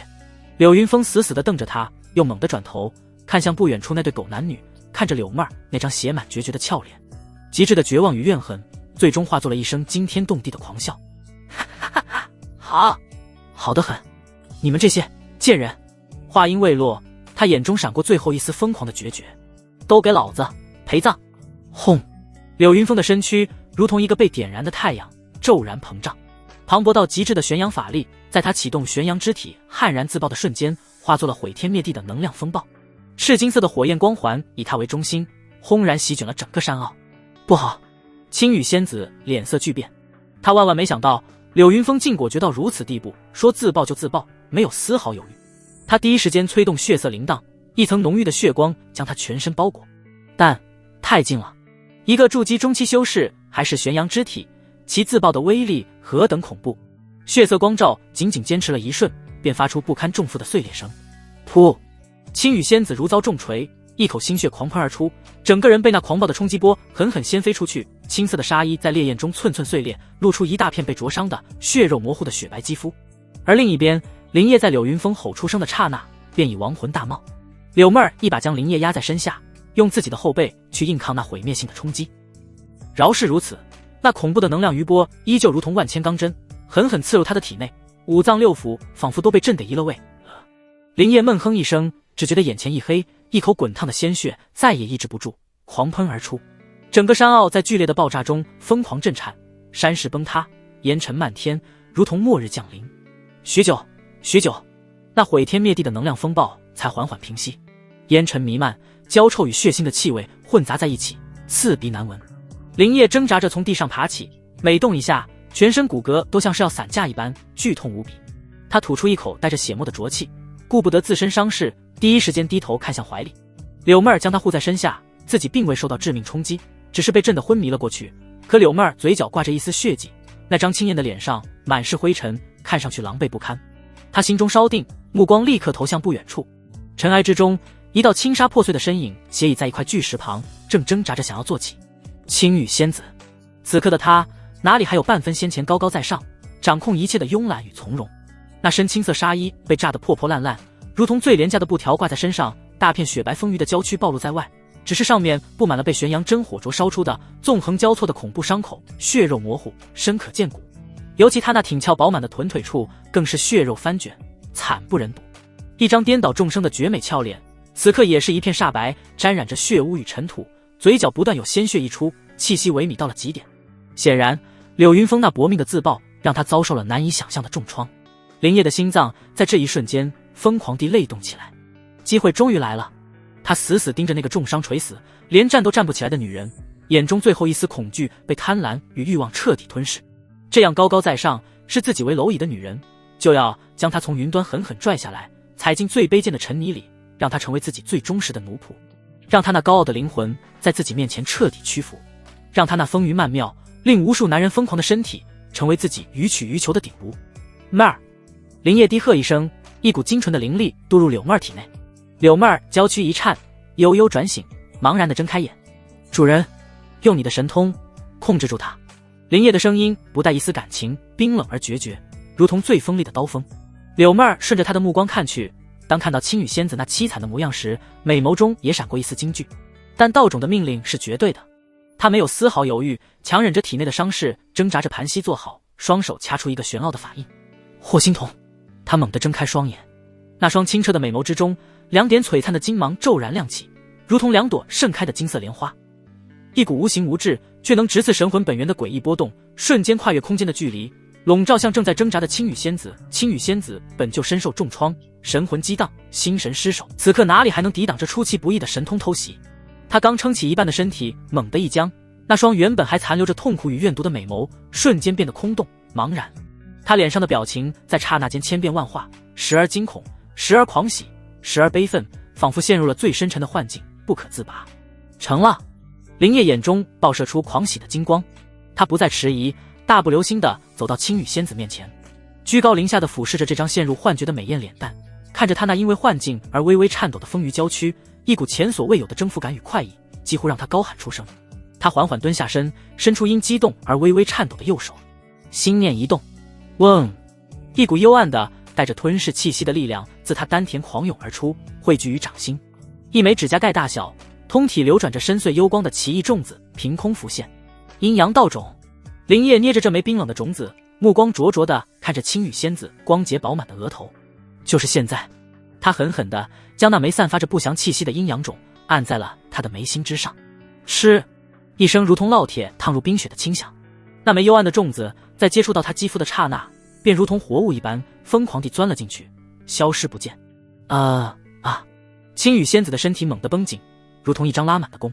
她空洞的眼眸骤然恢复了一丝清明，取而代之的是无边的痛苦与惊恐。他张大了嘴，喉咙里发出一阵无声的凄厉的哀嚎，丰腴的娇躯在地上剧烈的抽搐翻滚，仿佛灵魂正在被最残忍的方式撕裂重组。半晌过后，那剧烈的颤抖缓缓平息，青羽仙子如同被抽掉了所有骨头，软绵绵的瘫倒在地，汗水混着血水将她浸得如同刚从水里捞出来一般。她缓缓睁开眼，那双曾高傲、慵懒、癫狂的绝美眼眸，此刻只剩下一种极其复杂的茫然与源自灵魂最深处的无法抗拒的永世沉沦的沉浮。成了。林烨感受到识海深处那第二道清晰无比、坚不可摧的烙印，他知道第二位阴阳道奴成了。林烨胸口剧痛，五脏六腑都如同被烈火灼烧，但他眼中的兴奋与贪婪却比那玄阳真火还要炽烈。他低头看着怀中昏迷的柳妹儿，确认她只是被震晕过去，并无性命之忧，心中稍定。随即他将柳妹儿轻轻放在一旁，摇摇晃晃地站起身，目光如饿狼般死死锁定了不远处那道瘫倒在地的绝美身影。青羽仙子，这个曾经高高在上视他为蝼蚁，随意玩弄于股掌之间的女人。林烨一步步走过去，每一步都带着伤势的牵动，却走得无比沉稳。他走到青羽仙子面前，居高临下地审视着她。轻纱破碎，血肉模糊，丰腴动人的娇躯此刻狼狈不堪，但那张沾染着血污的脸依旧美得惊心动魄。感受到有人靠近，青羽仙子艰难地睁开眼，那双茫然空洞的眸子对上了林烨那双燃烧着火焰的瞳孔。啪！一声清脆响亮的耳光，毫无征兆地狠狠抽在了他白皙的脸颊上，力道之大，直接将他本就重伤的身体抽得侧翻过去，嘴角溢出更多的鲜血。5个清晰的指印瞬间在他脸上浮现。青羽仙子被打懵了，那双空洞的眸子里终于透出一丝难以置信的屈辱。贱婢！林烨的声音沙哑而冰冷，充满了毫不掩饰的暴虐与快意。看什么看？还不快带我们离开！想死在这里吗？贱婢！这2个字如同最恶毒的烙印，狠狠烫在青羽仙子的神魂之上。她的身体剧烈地颤抖起来，那是源自灵魂深处的抗拒与愤怒。但识海中那枚幽暗的道种却在这一刻爆发出不容抗拒的意志。主人的命令必须服从。他死死咬着牙，牙龈都咬出了血，那份滔天的恨意与屈辱最终还是被强行压了下去。他挣扎着从手指上一枚看似朴素的储物戒中艰难地击出了一件物事。那是一艘通体由青玉雕琢而成的小舟，只有巴掌大小，造型古朴。小舟迎风变长，瞬间化作一艘丈许长的华美飞舟，静静悬浮在离地3尺的半空中。舟身之上流光溢彩，散发出的灵气波动远超寻常法器。林烨眼中闪过一丝贪婪，不愧是金丹之女，身家果然丰厚。他懒得再看青羽仙子，转身一把将昏迷的柳妹儿抱起，几个跨步便踏上了飞舟。青羽仙子看着他的背影，眼中闪过一丝极其复杂的怨毒，但最终还是化作了死寂。他强撑着重伤的身躯，摇摇欲坠地爬上了飞舟。走！林烨冷喝一声。青羽仙子不敢有丝毫怠慢，掐动法诀，青玉飞舟化作一道流光，瞬间冲天而起，险之又险地擦着崩塌的山石，朝着黑风剑外疾驰而去。就在飞舟消失在天际的后一息，一股无法形容的浩瀚磅礴的恐怖神识如同天威降临，骤然笼罩了整个黑风剑。在这股神识之下，万物凋敝，连呼啸的阴风都为之静止。山坳的废墟之上，空间微微扭曲，一道模糊不清，仿佛由霞光构成的人影悄然浮现。他悬立于空，目光扫过下方如同被离过一遍的战场，最终落在那片残留着玄阳真火气息的核心地带。他伸出手，在虚空中轻轻一抓，一缕几近消散的气息被他捏在指尖。玄阳之体自爆了。模糊人影发出一声带着些许诧异的呢喃。他再次掐指推演，眉头却微微皱起。天机被遮蔽了，有意思。哼，为了杀我一个不成器的弟子，竟连这等宝贝都动用了，到底是谁？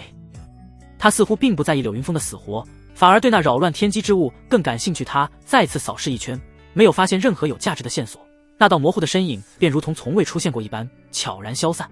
青玉飞舟之上，罡风凛冽。林烨盘膝而坐，一边调息恢复伤势，一边用冰冷的目光打量着自己的新战利品。青羽仙子蜷缩在船头角落，离他最远的位置。他背对着林烨，丰腴的娇躯因伤痛与屈辱而微微颤抖。破碎的轻纱根本遮不住那惊心动魄的曲线，大片雪白的肌肤暴露在空气中，与上面狰狞的伤口形成了触目惊心的对比。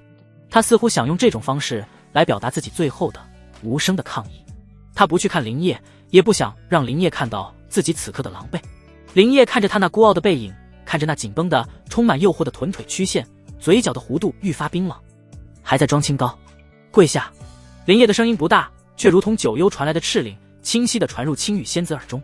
青羽仙子的身体猛地一僵，她依旧背对着林业，没有动。林业的声音陡然拔高，如同炸雷般在他识海中响起：“我让你跪下！”青羽仙子喉咙里发出一声痛苦的闷哼，她的身体开始剧烈的颤抖，脸上青筋暴起，那双美眸中充满了血丝，满是挣扎与不甘。跪下！她是谁？她是紫霞峰主之女，是高高在上的青羽仙子，是无数弟子仰望的存在。让她给一个曾经被她视作蝼蚁的杂役下跪，这比杀了她还要难受。但道种的命令是绝对的，那股来自灵魂深处的奴役之力，如同最残忍的酷刑，疯狂地撕扯着她的意志，碾碎着她的骄傲。她的身体已经不受控制地开始转向，她死死地咬着下唇，泪水混着血水顺着苍白的脸颊滑落。她能感受到林叶那如同实质般的充满玩味的目光正一寸寸地刮过自己的身体。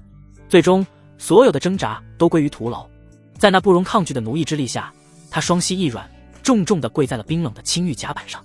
这还不算完，她的上身在道种的驱使下不受控制地缓缓向前弯曲，再弯曲，直到那高贵圣洁的额头屈辱地轻轻地贴上了布满灰尘的甲板，一个完美的五体投地的跪伏姿态。那丰腴饱满的娇躯因为这个姿势塌陷的腰肢与高高耸起的浑圆臀峰形成了一道惊心动魄的充满了极致诱惑与臣服意味的曲线。林叶看着这一幕，只觉得胸中的伤痛都被一股巨大的快意所取代。哈哈哈哈！林叶放肆的大笑声在凛冽的罡风中回荡不休，充满了征服的快意与毫不掩饰的张狂。林叶放肆的狂笑声在凛冽的罡风中回荡不休，充满了征服的快意与毫不掩饰的张狂。跪伏在地的青羽仙子，娇躯随着那刺耳的笑声剧烈颤抖，每一声都像是一记无形的耳光，抽在她早已荡然无存的尊严上。青玉飞舟速度极快，化作一道青色流光，撕开黑风剑上空长年不散的阴云，朝着紫霞峰的方向疾驰而去。就在飞舟冲出黑风剑范围的后一息，林叶的笑声戛然而止，一股无法形容的浩瀚磅礴的恐怖神识如同天威降临，骤然笼罩了整个黑风剑。在这股神识之下，万物凋敝，连呼啸的阴风都为之静止。林叶只觉自己仿佛成了一只被无形巨手攥住的蝼蚁，那股神识的威压仅仅是余波扫过，就让他识海翻腾，险些心神失守。金丹老祖是青羽仙子那个老不死的爹。林叶心头一凛，下意识地屏住呼吸，全身肌肉瞬间绷紧。他能感觉到那股恐怖的神识在黑风剑的废墟上空盘桓扫荡，带着一种冷漠而审慎的意志。然而那神识仅仅是在非洲掠过的空域一扫而过，并未有丝毫停留。片刻后，那股令人窒息的威压如潮水般退去，林叶紧绷的身体这才缓缓松弛下来，后背已是一片冰凉的冷汗。他看了一眼跪在身前娇躯同样僵硬的青羽仙子，心中一阵后怕，又涌起一股劫后余生的庆幸。好险，若非有那枚名为蜃楼的上古龟甲遮蔽天机，恐怕非洲刚一露头就会被那金丹老祖的神识锁定，到那时真是上天无路，入地无门。这个疯女人总算还有点用处。非洲之上，罡风依旧凛冽，林叶盘膝坐下，强行压下体内翻涌的伤势，一边从储物袋中摸出几枚疗伤丹药吞下，一边用冰冷的目光重新开始打量自己这件最顶级的战利品。青羽仙子依旧保持着那个屈辱的跪伏姿势，一动不动，仿佛一尊没有生命的精美雕塑。破碎的轻纱凌乱地贴在她血肉模糊的后背上，勾勒出惊心动魄的丰腴曲线。大片雪白的肌肤暴露在空气中，与上面狰狞的伤口、干涸的血迹和污泥混杂在一起，形成了触目惊心的对比。林叶能感觉到她身上散发出的死寂与抗拒。还在装清高。林叶嘴角勾起一抹残忍的弧度，声音不大，却如同九幽传来的敕令，清晰地传入青羽仙子耳中。转过来！青羽仙子的身体猛地一僵，她依旧背对着林叶，没有动。林叶的声音陡然拔高，如同炸雷般在她识海中响起：我让你转过来！青羽仙子喉咙里发出一声痛苦至极的闷哼，她的身体开始不受控制的剧烈颤抖，脸上青筋暴起，那双美眸中瞬间布满了血丝，满是挣扎与不甘。转过去，让她用这副狼狈不堪、衣不蔽体的模样去面对这个刚刚肆意羞辱了她的男人。她是谁？她是紫霞峰主之女，是无数弟子仰望倾慕的青羽仙子，是那个在揽月台上一根脚趾就能决定她命运的高傲存在，这比杀了她还要难受。但道种的命令是绝对的，那股来自灵魂深处的奴役之力如同最残忍的酷刑，疯狂地撕扯着她的意志，一寸寸地碾碎着她那可笑的骄傲。她的身体已经完全不受控制，她死死地咬着下唇，泪水混着血水顺着苍白的脸颊滑落。他能感受到林叶那如同实质般的充满玩味的目光，正饶有兴致地等待着他的臣服。最终，所有的挣扎都归于徒劳。在那不容抗拒的奴役之力下，他那高傲的身体以一种极其缓慢而僵硬的姿态，一点一点地转了过来。他依旧跪在冰冷的甲板上，双手撑地，扬起那张沾满血污与泪痕的绝美脸庞，一头乌黑的长发凌乱地披散在胸前与肩后，破碎的轻纱根本遮不住春光。那双曾俯瞰众生的美眸，此刻死死地瞪着林叶，里面没有半分惧怕，只有滔天的几乎要化为实质的恨意与杀机。林叶很享受这种眼神。征服一个温顺的绵羊毫无乐趣，将一头桀骜不驯的母老虎踩在脚下，看他恨不得生啖挤肉却又不得不屈服的模样，才能带来极致的快感。他站起身，走到他面前，居高临下地俯视着他，就像在揽月台时他俯视自己一样。给我疗伤。他语气平淡，仿佛在命令一个最卑贱的奴仆。青羽仙子的瞳孔猛地一缩，眼中的恨意更浓。他依旧死死地瞪着他，一言不发，用沉默表达着自己最后的也是最无力的抗议。怎么？林叶嗤笑一声，伸出脚，用沾满灰尘的靴底轻轻踩在了他那血肉模糊的香肩上，不轻不重地捻了捻。那天在揽月台，你不是很狂妄吗？极致的羞辱让青羽仙子娇躯巨震。揽月台的一幕幕如同烧红的烙铁在他脑海中浮现。那时他高高在上，随意戏耍，而他不过是跪在地上连头都不敢抬的蝼蚁。如今一切都颠倒了过来，他依旧瞪着他，牙关紧咬，一句话不说。他宁可用眼神将他千刀万剐，也不愿开口说一个字，还挺有骨气。林叶冷笑着，缓缓蹲下身与他平视。他伸出手，一把捏住了他那沾满污渍的下巴，入手处滑腻冰凉，触感极佳。他强迫他仰起脸，迎上自己那双燃烧着欲望与暴虐的眸子。你这高傲的脸蛋，我可是觊觎很久了。话音未落，在青羽仙子那瞬间睁大的充满惊骇与屈辱的目光中，他猛地低头，对着那张觊觎已久的绝美红唇狠狠地印了上去。许久，唇分。林叶喘息粗重，看着身下这个眼神迷离、浑身瘫软的女人，看着她那红肿不堪、沾满了自己气息的唇瓣，胸中那股暴虐的快意达到了顶峰。他凑到她耳边，用只有两人能听到的声音，一字一句，如同魔鬼的低语：从今天起，你就是我的一条狗，记住你的身份，以后叫我主人。主人这两个字，青羽仙子终究没有说出口，她只是瘫软在地，那双曾俯瞰众生的美眸此刻空洞地望着冰冷的甲板，泪水早已流干，只剩下无边无际的死寂，仿佛灵魂已被抽离，只留下一具任人摆布的精美躯壳。林叶的狂笑声渐渐平息，胸中的暴虐与快意得到宣泄后，取而代之的是一种更加冰冷的，如同猎人审视猎物般的理智。他不怕他恨，不怕他怨，就怕他像柳云峰那条疯狗一样，脑子一热，玩什么玉石俱焚。一个死掉的仙子对他而言毫无价值。而此刻，从他那死寂的眼神深处，林叶敏锐地捕捉到了一丝被压抑到极致的，几乎要凝为实质的怨毒。很好，只要还想报仇，就说明还想活。起来，把身上这身破烂脱了。林叶的声音恢复了平淡，却带着不容置疑的命令。青羽仙子的娇躯剧烈一颤，那双空洞的眸子终于有了焦距，难以置信地看向林叶。林叶懒得再废话，心念一动，青羽仙子喉咙里发出一声压抑的痛哼，道种的力量再次发作，如同亿万只蚂蚁在撕咬他的神魂。他死死咬住下唇，指甲深深嵌入掌心，在那非人的折磨下，最终还是屈服了。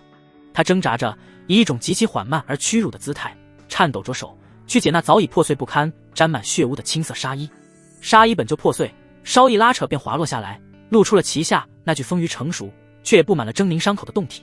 大片肌肤被玄阳真火灼伤，血肉模糊，与完好处那羊脂白玉般的雪白形成了触目惊心的对比，彻底破坏了那份惊心动魄的美感。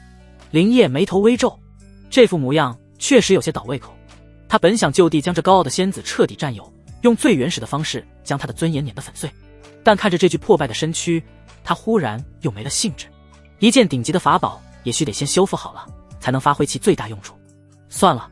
林叶有些意兴阑珊地摆了摆手，从怀中摸出一个玉瓶，随意地丢在他脚边，语气像是在吩咐下人先把伤养好。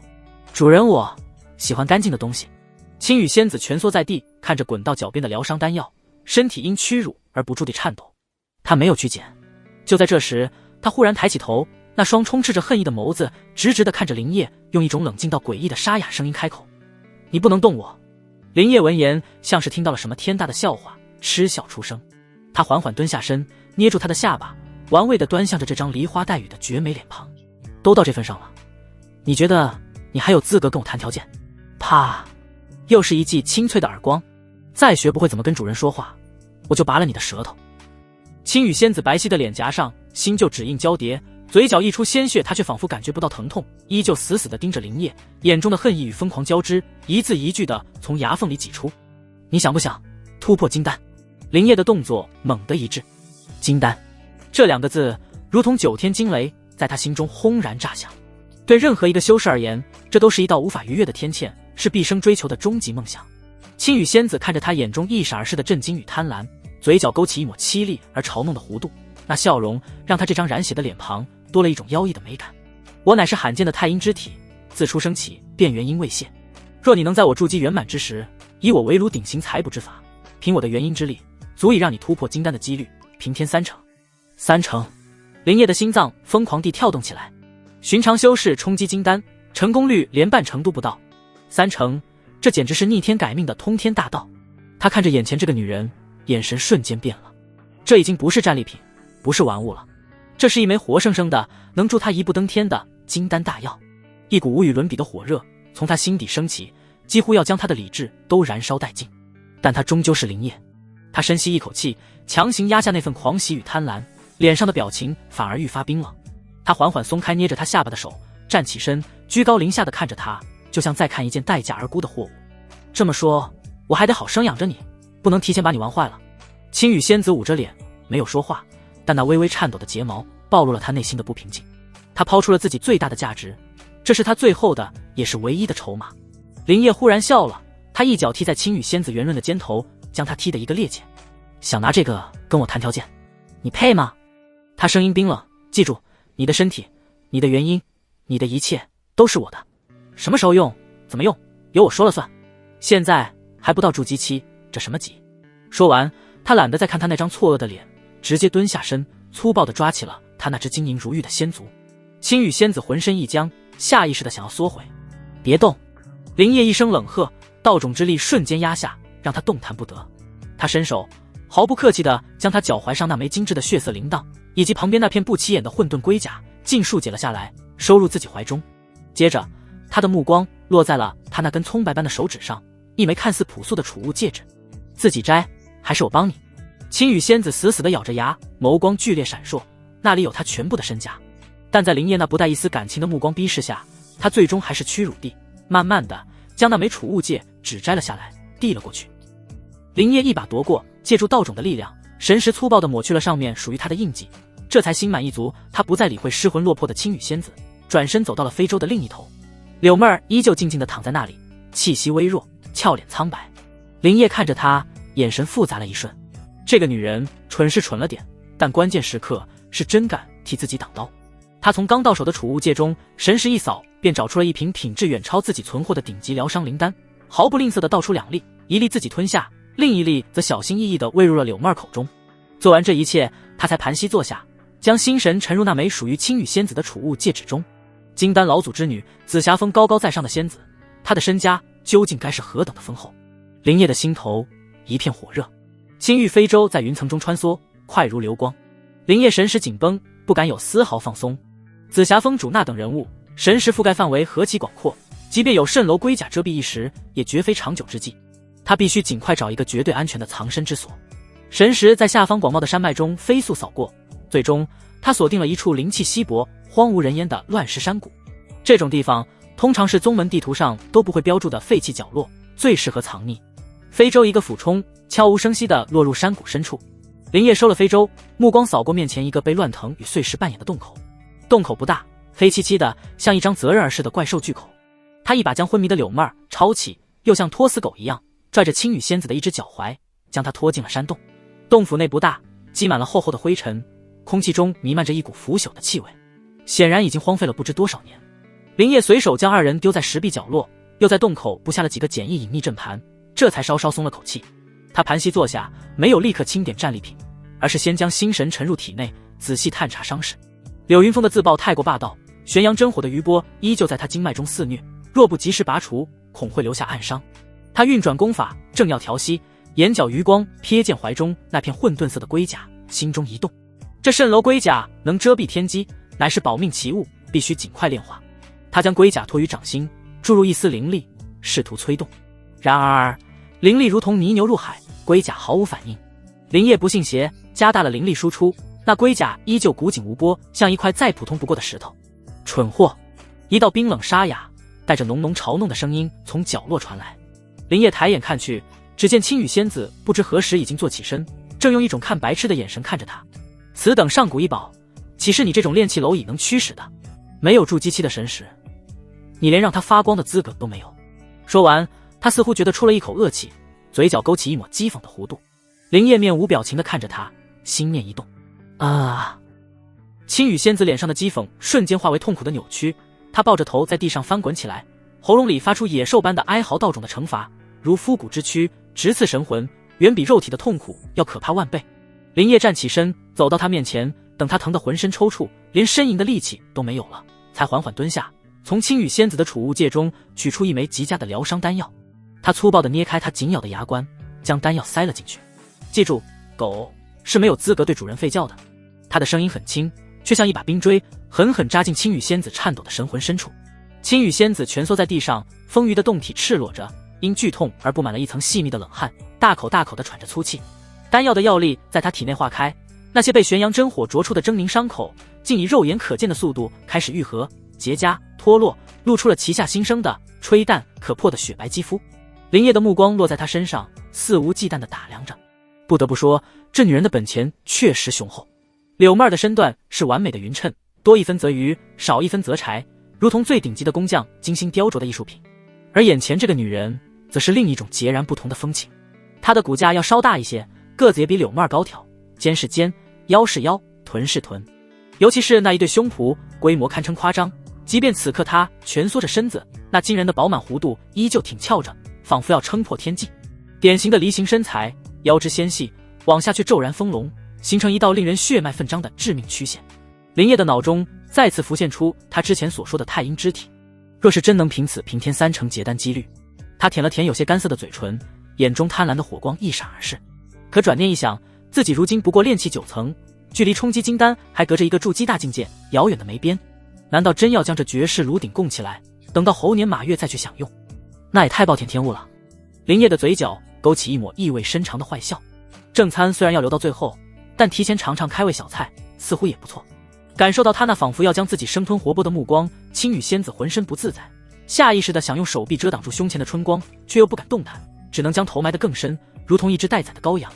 就在这时，另一边的柳妹儿发出一声轻吟，悠悠转醒。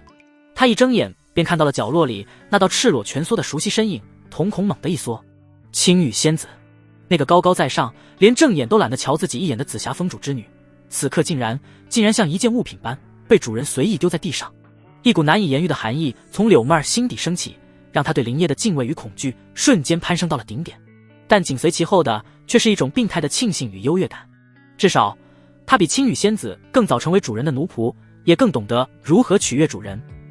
柳妹儿挣扎着坐起身，顾不得自己身上的伤势，第一时间便挪到林业身边，柔软无骨的娇躯顺势贴了上去，将那饱满的胸脯主动挤压在林业的胳膊上，吐气如兰：“主人，您没事吧？”林业享受着胳膊上传来的温软触感，拍了拍他的手背，算是安抚。他目光转向角落，声音平淡地吩咐道：“青羽，去洞外打些清水来。”角落里的青羽仙子一动不动，仿佛没听见。他将头深深埋在双膝之间，用这种无声的方式进行着最后的抵抗。只是这个姿势让他本就丰挺的双峰被膝盖挤压得变了形，隔着膝盖的缝隙都能看到那令人啧舌的肉饼轮廓，反而更添了几分引人探索的禁忌意味。林业看着这一幕，眼神渐渐冷了下来。看来这头高傲的母狼还没有被彻底驯服。林业看着青羽仙子那将头颅深深埋在双膝之间的姿态，那是一种无声却又无比倔强的抗拒。他看着这一幕，目光彻底冰冷了下来。林业懒得再废话，心念一动，直接催动了识海中的道种。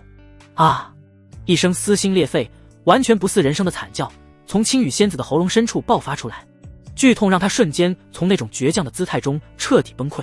他整个人如同被扔上岸的鱼，在冰冷的地面上剧烈的弹跳痉挛，双手疯狂地撕扯着自己的头发，指甲在光滑的石地上画出一道道白痕，仿佛有1万根烧红的钢针在同时刺穿他的灵魂，绞碎他的意志。这一次林烨没有丝毫怜悯，持续不断地催动着道种的力量。他冷漠地看着这个曾经高高在上的女人在地上翻滚，看着她美丽的脸庞因极致的痛苦而扭曲变形，看着她眼球上翻，露出眼白。很快，她的惨叫声变成了断断续续的悲鸣，嘴角控制不住地溢出晶莹的咸水。这个在紫霞峰受万众敬仰，连一丝发梢都圣洁不可侵犯的青羽仙子，此刻像一条被玩坏的玩具，在地上彻底失去了尊严。旁边的柳妹儿看到这一幕，吓得花容失色，一张俏脸煞白。但紧接着，在那恐惧的最深处，却又涌起一股病态的，几乎让她站立的快感和庆幸。幸好自己早已认清了身份。她连忙主动依偎进林烨的怀中，柔软无骨的娇躯紧紧贴着男人坚实的臂膀，用一种媚到了骨子里的声音柔声细语：主人何必为这贱婢动怒，气坏了身子可不好。妹儿去便是，妹儿给主人打水来。林烨却伸手按住了她，目光依旧锁定在地上那具还在微微抽搐的丰腴胴体上。他要的从来不是打水这么简单，他要的是彻底磨灭这个女人骨子里最后一丝傲气，让她明白谁才是她的天，谁才是她的主宰。我再说一次。林烨的声音冰冷的不带一丝温度，清晰的传入洞中每一个角落。去洞外打水来，给你，也给他，洗干净。在道种那非人折磨的余威下，青羽仙子所有的意志与骄傲都被碾成了齑粉。他脑中一片空白，只剩下那个冰冷的不容抗拒的命令：不要弄了，我去。他挣扎着，以一种行尸走肉般的姿态从地上爬起。他甚至没有看一眼自己身下的污秽，只是麻木地摇摇晃晃地，如同一个被抽走了灵魂的木偶，走出了山洞。山洞外有一处清澈见底的水潭，青羽仙子跪在潭边，看着水中自己那狼狈不堪的倒影，一头秀发凌乱如草，绝美的脸庞沾满了灰尘与泪痕，赤裸的胴体上新旧伤痕交错，还有那屈辱的痕迹。这一切都清晰地倒映在水中，与他记忆中那个慵懒高贵俯瞰众生的自己形成了最残忍的对比。滔天的恨意与无边的屈辱，在这一刻终于冲垮了他最后一道防线。泪水如同决堤的洪水，无声的滑落，滴入潭水，漾开一圈圈涟漪。但他终究不敢违抗，他麻木地将水囊灌满，踉跄着起身，返回那个对他而言如同地狱般的山洞。回到洞中，林烨看都未看他一眼，只是对怀中的柳妹儿扬了扬下巴：你先来。是，主人。柳妹儿乖巧地应了一声，随即毫不犹豫地当着青羽仙子的面，缓缓褪去了自己身上那件同样破损的衣衫。她跪在林烨面前，任由男人用沾湿的布巾为她擦拭身上的伤口与污渍。期间，她还不忘用娇媚入骨的呻吟和极尽顺从的姿态，刻意地展示给角落里那个麻木站立的青羽仙子看。那眼神仿佛在说：看，这才是取悦主人的正确方式。你那可笑的清高，一文不值。青羽仙子面无表情地看着这一幕，心中只有一个念头：贱人，这个贱人。终于轮到他了。当林烨的目光落在他身上时，他浑身僵硬，如同被猛兽盯上的猎物。林烨却懒得跟他有任何交流，直接端起一盆清水，从他的头顶猛地浇了下去。哗啦，冰冷刺骨的潭水让他剧烈的一颤，水流顺着他乌黑的发丝划过他精致的锁骨。林烨像是在清洗一件刚出土沾满泥污的珍宝，他抓过布巾，动作粗暴地擦拭着他身上的血污。清洗完毕，一具毫无瑕疵、羊脂白玉般的成熟胴体就这么完完整整、赤裸裸地暴露在了林烨眼前。每一寸肌肤都仿佛在月光下散发着莹润的光泽，散发着极致的诱惑。他屈辱地跪伏在地，身体因羞耻和寒冷而微微颤抖。他闭上眼，等待着那预想中的狂风暴雨般的侵犯。然而林烨却并未如他预想那般立刻扑上来，他只是欣赏了片刻，便好整以暇地盘膝坐下，反而将心神沉入那枚刚从他手上夺来的储物戒指中，开始清点自己的战利品。这种被彻底无视的感觉，比直接的侵犯更让他感到深入骨髓的屈辱，仿佛他这具引以为傲的身体，在他眼中还不如一枚储物戒指有吸引力。储物戒指虽然不是第一次看，但每一次都会给林烨极大的震撼。金丹老祖之女的身家堪称恐怖。就在林烨兴奋地用神识扫荡着这些宝物时，他的神识在一个角落里被一个精致的紫檀玉盒吸引了。他心中一动，神识探入，打开了玉盒。盒子里面没有法宝，没有丹药，只有一本装订的极为精致，封面由不知名兽皮制成的日记。林烨的嘴角勾起一抹极度玩味的笑容。还有什么比窥探一个高傲仙子内心最深处的秘密更能带来征服的快感呢？他毫不犹豫地将神识探入其中。日记的扉页上，一行娟秀中却带着孤高锐利的字迹瞬间映入他的识海。吾母青羽谨记，此生不会轻信他人，只信自己。林业的神识从那行娟秀却孤傲的字迹上掠过，心中没有半分怜悯，反而涌起一种抓住敌人弱点的快意。原来这位高高在上的仙子，内心也有着不为人知的苦闷与戒备。他没有继续看下去，窥探日记不过是满足一时的征服欲，而这本日记本身，或许能在某个意想不到的时刻，成为一件捅向他道心的最锋利的武器。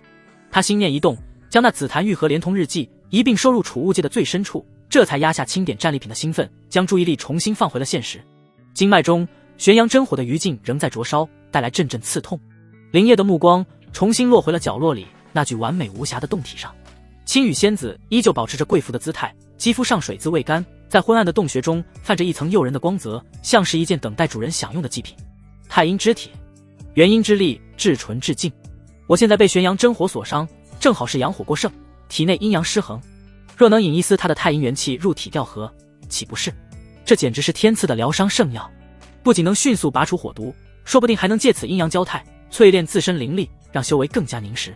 想到这里，林业再也按捺不住，他对着角落里那具还在微微颤抖的娇躯，用不容置疑的口吻命令道：“过来，坐到我怀里。”青羽仙子的身体一颤，那双紧闭的眸子睁开，里面充满了惊恐与抗拒。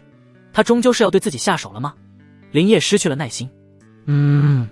他只是从鼻腔里发出一个简单的音节，识海中的道种便骤然收紧。青羽仙子喉咙里发出一声痛苦的闷哼，那股撕裂神魂的剧痛瞬间击溃了他所有的倔强。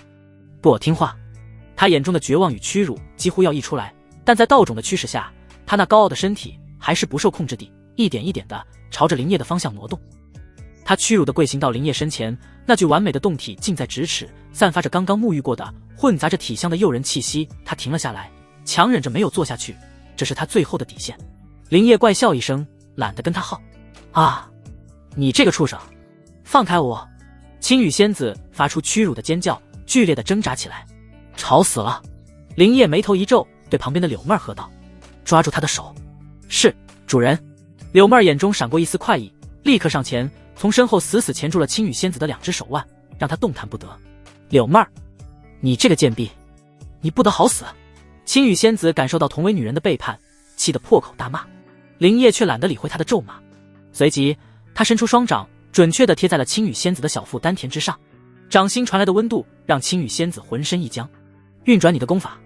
林业的声音在他耳边响起，冰冷而残酷。不要抵抗，将你最精纯的太阴之力引导出来。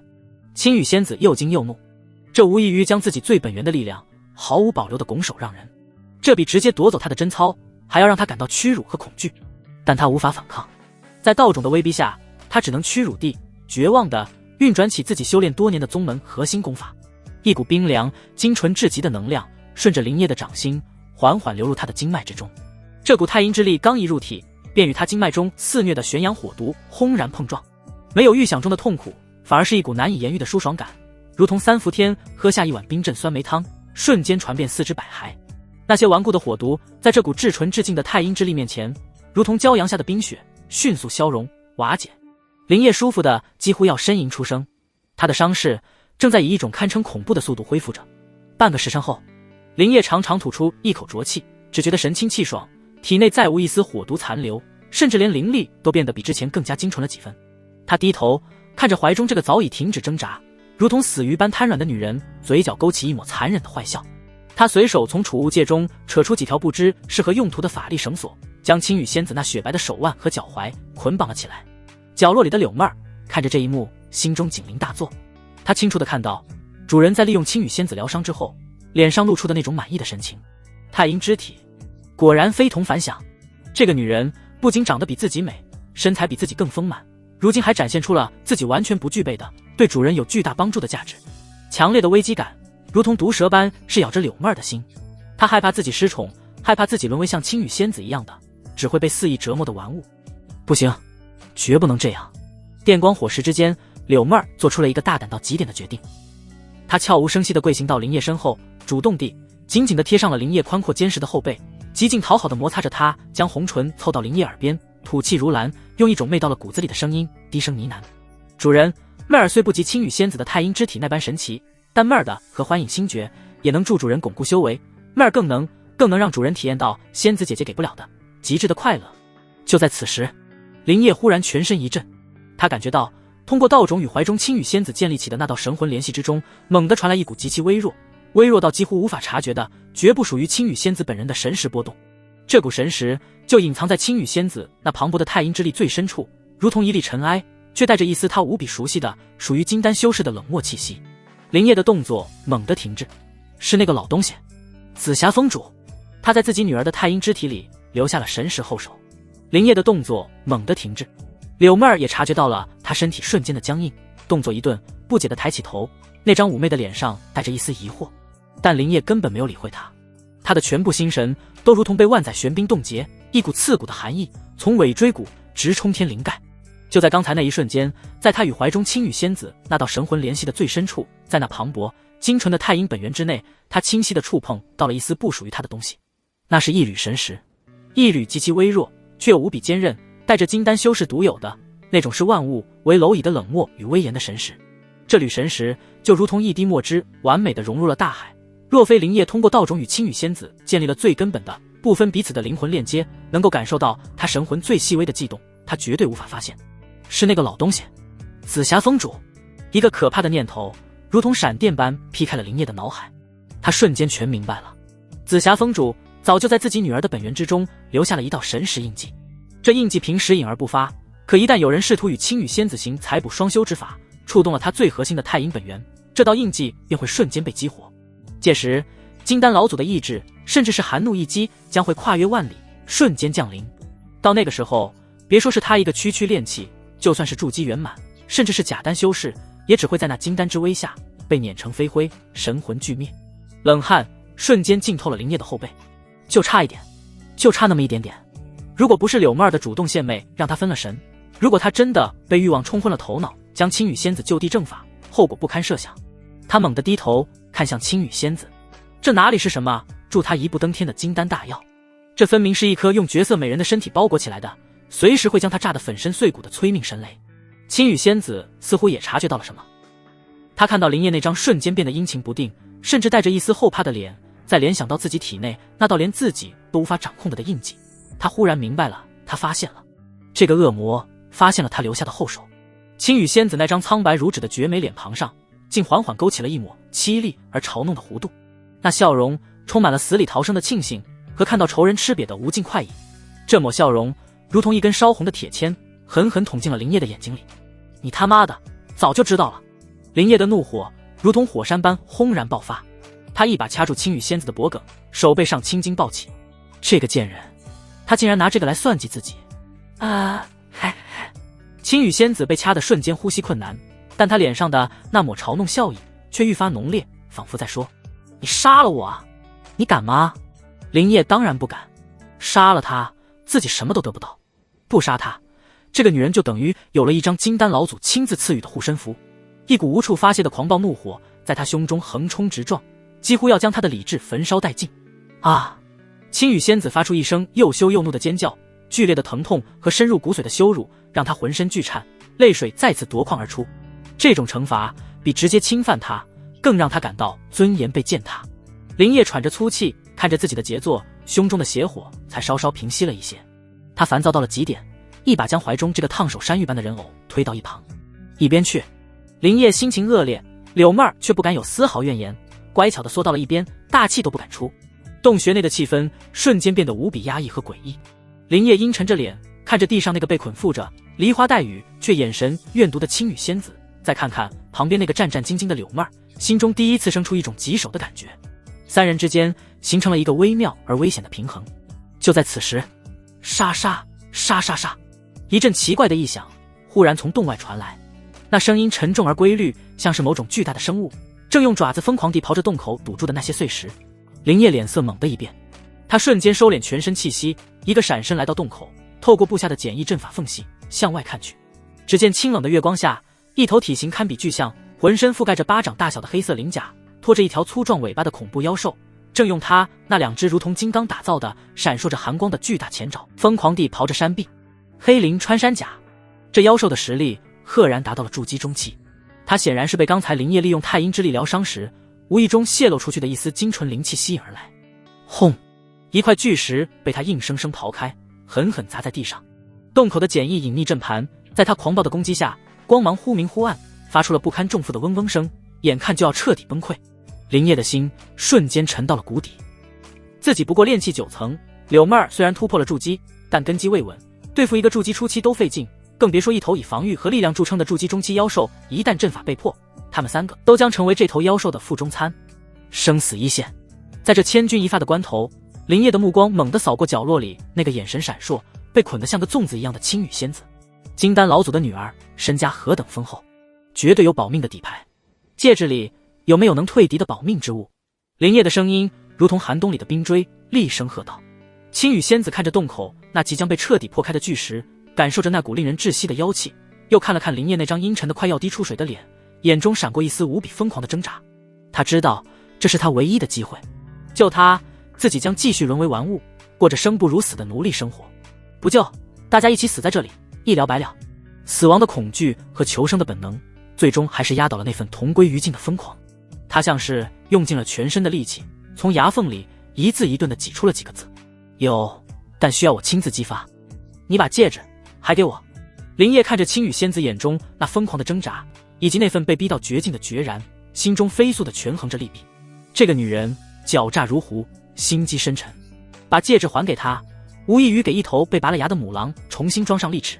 但眼下洞口的阵盘已经布满了蛛网般的裂纹，那头筑基中期的黑鳞穿山甲每一次撞击都让整个山洞剧烈震颤，碎石簌簌落下。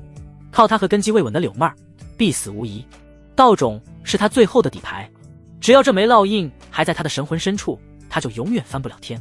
呵，林烨忽然嗤笑一声，那笑声里充满了不加掩饰的轻蔑与玩味。他像是丢一件垃圾般，随手将那枚沾染着他气息的储物戒指朝着青羽仙子的方向抛了过去。戒指在空中划过一道弧线，准确地落在了他被捆缚的手边。最好别耍什么花样。林烨的声音冰冷刺骨，如同九幽寒风，否则我让你尝尝什么叫神魂俱灭。青羽仙子一把抓住那枚失而复得的戒指，神识烙印瞬间重新连接，一股久违的对自身力量的掌控感传遍全身，让他因激动而微微颤抖。他没有丝毫犹豫，神念一动，一柄寒光闪闪、锋利无比的匕首便出现在手中。灵力微吐，束缚着他雪白手腕与脚踝的法力绳索应声而断。重获自由的瞬间，洞口的阵法发出咔嚓一声脆响，终于再也支撑不住，彻底碎裂。吼！震耳欲聋的咆哮声伴随着狂暴的妖气猛地灌入洞中。柳妹儿吓得花容失色，俏脸煞白如纸，但她的第一反应却不是逃跑，而是尖叫着不顾一切地挡在了林烨身前。她双手飞速结印，一面由灵力构成的脆弱不堪的水幕瞬间张开，主人快退！妹儿给您挡着！她颤抖着声音喊道，那张我见犹怜的脸上写满了病态的忠诚与决绝。然而就在这千钧一发的危急关头，青羽仙子却做出了一个让所有人都意想不到的举动。她没有立刻御敌，也没有去看那头即将扑进来的恐怖妖兽，她只是心念一动，一件流光溢彩、圣洁无瑕的广袖流仙裙凭空出现，瞬间便覆盖了她那具赤裸的、遍布着屈辱痕迹的胴体。所有的不堪，所有的羞耻，在这一刻尽数被这件华美的仙衣遮掩。紧接着，他又从戒指中取出一只温润的白玉发簪，在妖兽狂暴的咆哮声中，他无视了洞外那足以撕裂钢铁的利爪，竟是临危不乱的将那一头瀑布般的乌黑秀发缓缓盘起，用玉簪固定。每一个动作都优雅从容，仿佛他不是一个刚刚还在地上的阶下囚，而是在自家仙山洞府中准备赴宴的圣女。那份早已被碾碎的刻在骨子里的高贵与骄傲，在这一刻竟以一种无比倔强的方式重新凝聚。林烨没有催促，甚至没有出声，他就那么抱着双臂，饶有兴致地看着他这番近乎于表演的举动。他很清楚，这是他对自己无声的示威，他是在用这种方式重塑那颗被自己亲手碾碎的道心。他非但不怒，反而觉得这头高傲的、懂得反抗的母狼似乎变得比之前更有驯服的价值了。终于，青羽仙子整理好了仪容，他缓缓转身，恰好看到柳妹儿挡在林烨身前，用那摇摇欲坠的水幕螳臂当车般的对抗着妖兽威压的模样。他清冷的目光从柳妹儿身上一扫而过，那眼神中充满了不加掩饰的轻蔑与鄙夷，仿佛在看一只可笑又可悲的蝼蚁。随即他玉手一翻，一柄通体雪白、剑身缭绕着森森寒气的3尺灵剑出现在他的手中。此剑一出，整个洞穴的温度骤然下降，连空气似乎都要被冻结。轰隆！黑鳞穿山甲终于撞破了洞口最后一道障碍，那庞大的、充满压迫感的身躯携带着腥风，张开血盆大口，朝着洞内3人猛地扑来。就在这瞬间，青羽仙子动了，她甚至没有多看那妖兽一眼，只是手腕轻抖，一道细如发丝的白色剑光一闪而逝。那头凶悍无比、实力堪比筑基中期的妖兽，所有的动作猛地凝固在了半空中。他那巨大的瞳孔里还残留着属于猎食者的贪婪与暴虐。下一刻，一道细细的血线从他的眉心正中一直延伸到他粗壮的尾巴末端。噗！庞大的身躯竟悄无声息地分成了左右两半，切口平滑如镜，连一丝鲜血都未曾流出，便被那极致的剑气瞬间冻成了两块巨大的冰雕，一剑秒杀。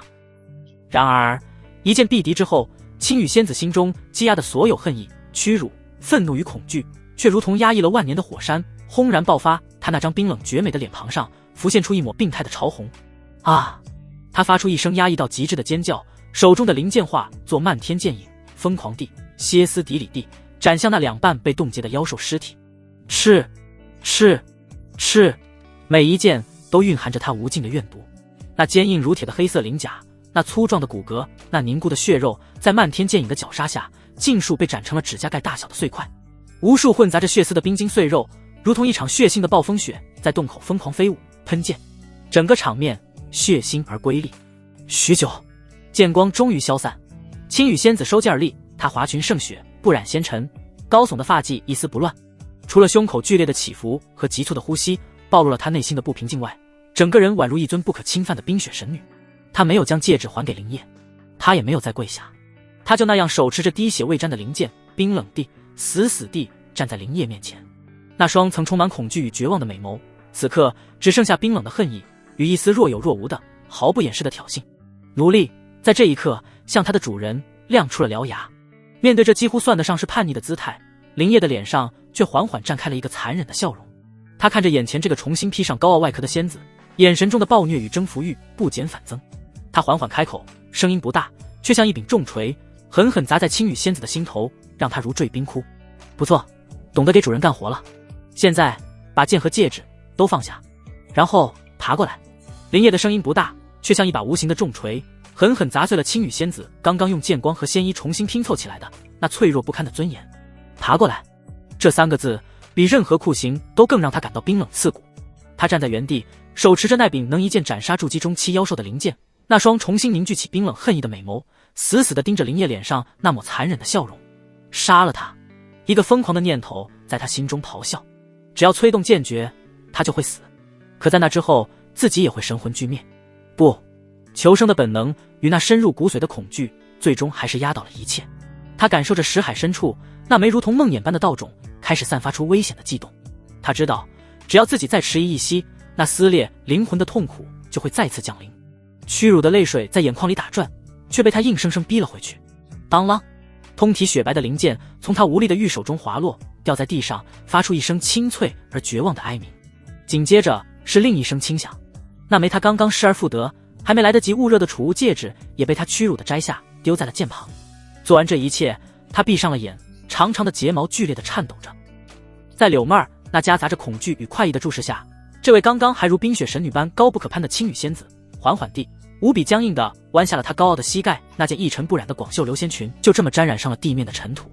她跪伏在地，然后像一条狗一样，朝着那个她恨不得食其肉、请其皮的男人一点一点地爬了过去。林烨就这么抱着双臂，好整以暇地看着他身上那华美的仙衣在爬行中被弄脏，看着他那精心盘起的发髻垂落下一缕凌乱的发丝，看着他那张写满了无尽屈辱的绝美脸庞。这种将高高在上的仙子踩在脚下，肆意践踏其尊严的快感，远比单纯的肉体占有更能让他感到兴奋与满足。青羽仙子爬到林烨脚边，停了下来，屈辱地垂着头，等待着新的命令。林烨静静地打量着他，片刻后，他俯身捡起了地上的灵剑与储物戒指，随意地抹去他刚刚留下的神识印记。他看着手中这两件宝物，心中一阵火热。金丹老祖的女儿底蕴果然非同凡响，光是这柄剑就足以让无数筑基修士疯狂。他走近了，站在青羽仙子的面前。青羽仙子感受到他的气息，身体绷紧，却依旧保持着贵妇的姿态，面色沉静，不悲不喜，也不说话，仿佛已经认命。林烨忽然伸出手，对着他身子轻轻地拍了一下，啪！声音不响，却充满了羞辱的意味。青羽仙子的娇躯如同被电击般剧烈一抖，喉咙里发出一声压抑的呜咽，下意识地想要蜷缩起来，却又不敢动。你这般打扮起来，倒真有几分仙子韵味。林烨的声音带着戏谑，缓缓在他头顶响起。可惜没人会相信，你就是刚才那个在地上下的失禁的可怜虫。每一个字都像一根钢针，扎进青羽仙子千疮百孔的心里。她死死咬住嘴唇，几乎要咬出血来，却依旧一言不发。林烨捏住她的下巴，强迫她抬起头与自己对视。那张梨花带雨的脸庞上写满了屈辱与恨意，但她还是下意识地想将脸撇开。林烨手上微微用力，让她动弹不得。他摩挲着她那饱满润泽的唇瓣，戏谑地开口：还没正式介绍一下，我叫林烨，炼气期9层，是你当初在宗门大比上亲手点进内门的弟子。他顿了顿，嘴角的弧度愈发玩味。该你了。青羽仙子的身体剧烈颤抖着，这句话让他明白了即将到来的更深层次的羞辱。他闭上眼，在睁开时，所有的情绪都被压下，只剩下死寂般的冰冷。林青羽，他淡淡的开口，声音沙哑，筑基中期圆满。林烨像是听到了什么有趣的回答，怪笑一声。还有呢？林烨的声音依旧平淡，但动作却充满了不容置疑的霸道。巫神妈，他含混不清地问道，每一个音节都充满了绝望。林烨看着他这张被自己弄得狼狈不堪的美艳脸蛋，心中升起无边的快意。他转头看向一旁早已吓得噤若寒蝉的柳妹儿，轻声唤道：妹儿，告诉他该怎么介绍自己。柳妹儿浑身一颤，立刻明白了林烨的意图，这是敲打，也是机会。她不敢有丝毫怠慢，连忙直起身子，跪行到林烨身侧。那张妩媚的俏脸上飞起一抹红晕，既有羞怯，又带着一丝病态的讨好。是，主人。他清了清嗓子，用一种柔媚入骨，足以让任何男人都酥到骨子里的声音，对着角落里的青羽仙子开始了他的示范。奴婢柳妹儿原是紫霞峰内门弟子，如今是主人的第一位道奴。奴婢已得主人恩赐，进入筑基初期，修炼的功法乃是与主人双修互补的合欢隐星诀，最擅长防御神通水木天花，可为主人生死抵挡一切伤害。另有本命神通惑星瞳，可为主人制造幻境，增添情趣。说到这里，他的声音愈发娇媚，仿佛能滴出水来，丰满的身体也不自觉地朝着林烨贴近了几分。奴婢身高5尺6寸，身段匀称，肌肤胜雪，平日里最擅长颠鸾倒凤，静待雨露恩泽。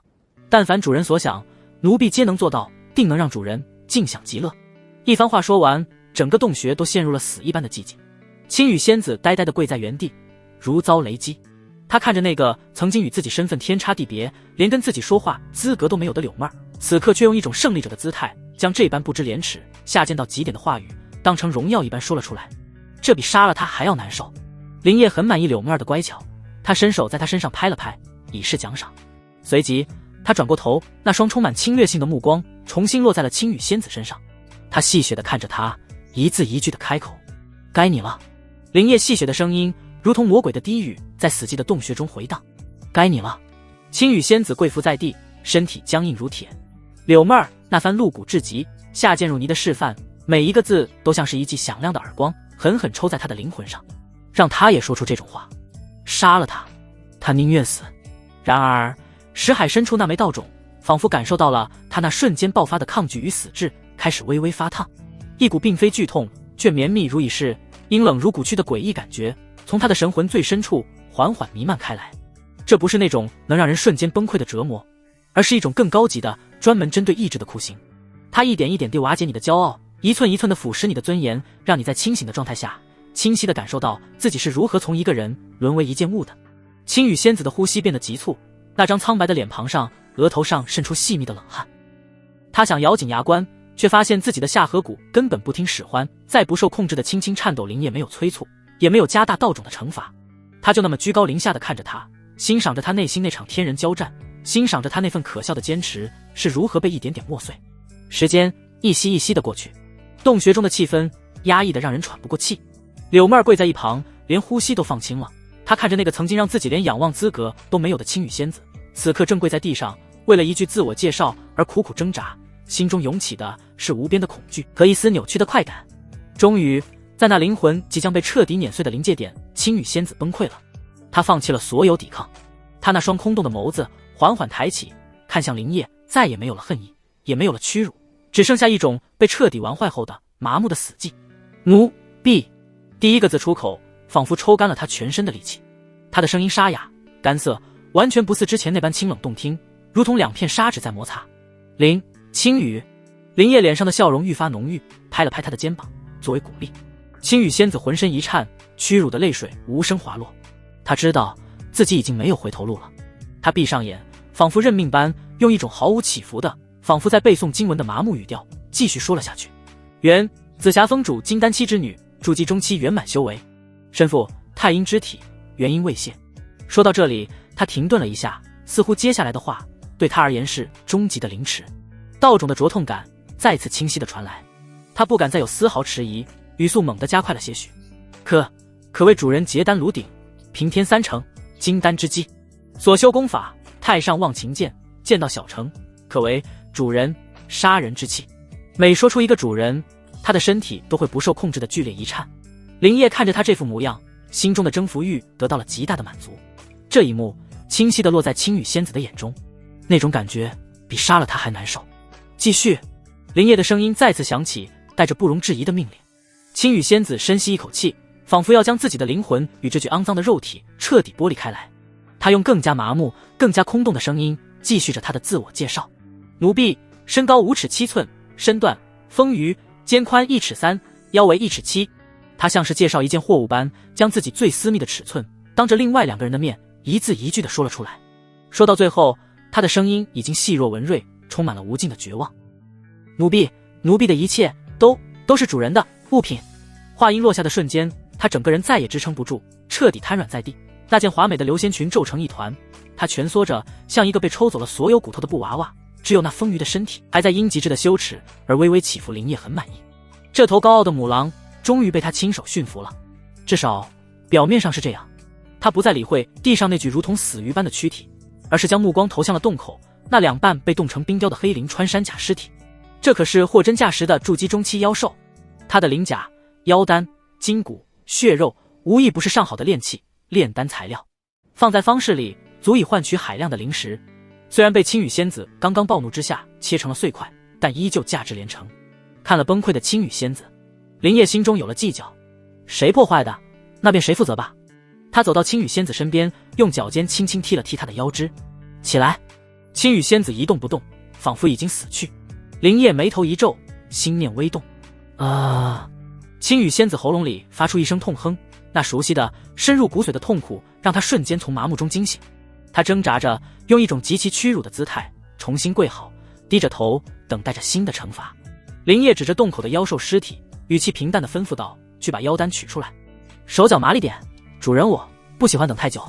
青羽仙子猛地抬头，难以置信地看着林烨，让他去干这种屠夫才做的血腥肮脏的粗活。她可是青羽仙子，是紫霞峰最圣洁高贵的圣女，她那双抚琴练剑的玉手何曾沾染过这等污秽之物？林烨看着她那副抗拒的模样，嘴角勾起一抹残忍的弧度。他没有再动用道种，他只是转过头，对着一旁乖巧跪着的柳妹儿温和地说道：妹儿，你今天表现得不错，等会儿主人好好赏你。林烨那句轻飘飘的好好赏你，像是一根烧红的烙铁，狠狠烫在青羽仙子的耳膜上。他难以置信地抬起头，看到的却是林烨转向柳妹儿时那张带着一丝温和笑意的脸。那种温和与对待自己时的残忍暴虐形成了最鲜明的、最刺眼的对比。而柳妹儿那个贱人在听到这句话后，整个人都亮了起来。那张妩媚的俏脸上瞬间飞起2抹红霞，眼波流转，媚意横生，仿佛得到了天底下最无上的荣光。她没有丝毫羞耻，反而用一种胜利者的姿态挑衅地瞥了跪在地上的青羽仙子一眼，那眼神充满了炫耀与怜悯，像是在说：看，这就是顺从主人的好处，你那可笑的骄傲换来的只有肮脏的粗活，而我将得到主人的恩宠。林烨没有再看青羽仙子一眼，他仿佛已经彻底忘了她的存在，只是伸手将柳妹儿那柔软无骨的娇躯一把拉入怀中。主人！柳妹儿那刻意压抑却又清晰可闻的声音传入耳中，青羽仙子浑身僵硬，如坠冰窟。他明白了，这不是惩罚，这是诛心。林烨要的从来不只是让他屈服，他要让他亲眼看着，亲耳听着一个各方面都远不如自己的女人是如何承欢于他身下的。他要用这种最残忍的方式告诉他，他的价值，他的太阴之体，他的一切都由他说了算，他想给谁就给谁。识海深处，道种再次传来一阵灼痛，这阵痛楚将他从无边的屈辱与愤怒中惊醒。他知道自己没有选择。青羽仙子缓缓地、僵硬地从地上爬起，那件华美的流仙裙下摆，已经沾满了灰尘与不知名的污迹。他踉跄着，每一步都像踩在刀尖上，走向洞口那散发着腥臭与寒气的妖兽面前。他玉手一翻，那柄刚刚斩杀妖兽的雪白灵剑再次出现在手中。只是这一次，这柄伴随他多年的圣洁的本命灵剑不再是用来对敌，而是要沦为一把屠宰的剔骨刀。剑锋落下，哧啦，一股混杂着血腥与土腥的恶臭扑面而来。青羽仙子胃里一阵翻江倒海，几乎要当场呕吐出来。他何曾受过这等委屈？他可是青羽仙子，是金丹老祖的掌上明珠，平日里连衣角都不会沾染一丝尘埃，而现在他的双手却要伸进这肮脏冰冷的妖兽肉中去摸索，去掏挖那些黏糊糊的内脏，去寻找那枚所谓的妖丹。就在这时，洞穴深处传来了柳妹儿毫不掩饰的声音：“主人！”那声音像一条淬毒的鞭子，狠狠抽在青羽仙子的神魂之上。紧接着，一股奇异的能量波动开始在洞穴中弥漫开来。身为太阴之体，青羽仙子对这种阴阳交泰的能量流转比任何人都要敏感。她能清晰地看到柳妹儿那本就不稳的筑基初期境界竟然稳固了不少，那是质的蜕变。每一次双修都是一次脱胎换骨。噗嗤，她手中的灵剑因主人心神失守，力道失控，狠狠刺入了一块妖兽的骨骼之中，发出一声闷响。冰冷的带着血污的碎肉溅了他满脸满身，他却毫无所觉，他只是麻木的机械地继续着手中的动作，挖妖丹，捡血肉。他甚至能感受到灵液的修为也在这次修行中得到了肉眼可见的精进，炼气大圆满的瓶颈似乎都隐隐有所松动。屈辱、愤怒、嫉妒、不甘，种种情绪在他心中疯狂交织，最后却尽数化为了一片冰冷的死寂的恨意。他恨灵液，恨他将自己的一切踩在脚下，他也恨柳妹儿，恨这个不知廉耻与他为敌的贱人。更重要的，他看穿了灵液的用心。这个恶魔，他根本不在乎柳妹儿能带给他多少好处，他在乎的是这个过程，是让他看着听着的过程。他是在用柳妹儿这把刀，一刀一刀的凌迟他的道心，摧毁他的骄傲。他要的不是一个简单的奴隶，他要的是一个彻彻底底从身到心，从灵魂到意志都完全属于他的玩物。不知过了多久，而青羽仙子自己那件华美的仙衣已经彻底被血污浸透，变得肮脏不堪。那双曾抚琴弄剑的纤纤玉手此刻沾满了腥臭的血肉碎末，瀑布般的秀发也散乱了，几缕发丝粘在沾满血污的脸颊上，让他看上去狼狈到了极点。他像是失去了所有的力气，跪坐在那堆血肉旁边，眼神空洞，仿佛一尊没有灵魂的雕塑。一阵脚步声从身后传来，灵叶走到了他的面前，他居高临下的看着他，又满意的扫了一眼他身旁那些被处理得井井有条的材料。他没有说话，他只是伸出脚，用靴子的尖端轻轻挑起了青羽仙子那沾满血污的下巴，强迫他抬起头。他看着他那张混杂着血污与泪痕的绝美脸庞，看着他那双死寂的再也看不到一丝光亮的眼眸。做得不错，他轻声说道，语气像是在夸奖一条听话的狗。现在把你的手舔干净，现在把你的手舔干净。这道命令轻飘飘的，却比之前任何羞辱都更让他感到麻木。青羽仙子空洞的眸子静静地看着灵叶，道种没有发动，但他知道这道命令没有商量的余地。他缓缓地抬起了自己那双沾满血肉碎末的手，那曾经是何等洁白无瑕、纤细如玉的手，现在却像是刚从屠宰场里捞出来的一样。他看着，然后伸出了舌头，嫣红的舌尖带着一丝颤抖贴上了自己的指尖。那股浓重的血腥味和妖兽的土腥气瞬间充斥了他的口腔。他木然地一根一根地将食指上的血污舔舐干净。做完这一切，他就那么跪坐在原地，垂着头，像一尊失去了所有生机的泥塑。林叶轻轻摸了摸他那沾着血痕的美艳脸蛋，非但不觉得肮脏，反而有种病态的美感。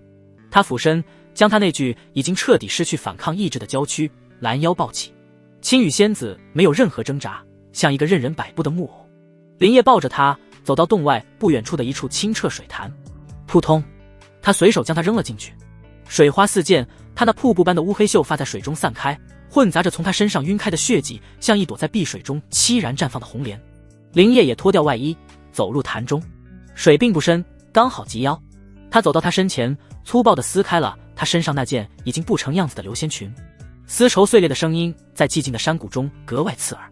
他扶正他的脑袋，看着他那张即使狼狈也依旧美得惊心动魄的脸，用力地吻了上去。直到这一刻，青羽仙子的身体才像是被注入了一丝神智。他下意识的想要挣扎，想要推开，但那份反抗的念头仅仅升起一瞬，便被更深的绝望与麻木所淹没。他放弃了，任由林烨拨开他最后一道名为尊严的涟漪。许久，林烨才松开他，咂了咂嘴，带着一丝玩味的评价：“青羽，你这小嘴味道还真不错。”青羽仙子只是轻轻地瞥了他一眼，眼神空洞，没有说话。林烨抓着他的手腕，将他举过头顶，用清澈的潭水冲洗着他身上的血迹。青羽仙子那因潭水冲刷而愈发显得雪白丰腴的胴体，他喉咙里发出一声极轻的压抑的轻哼，便再也没有了更多的反应。林烨的呼吸渐渐变得粗重，明明刚刚才在柳妹儿身上尽情驰骋过，可此刻面对着青羽仙子这具被他亲手摧残征服的绝美身躯，那股原始的欲火竟再次不受控制的熊熊燃起。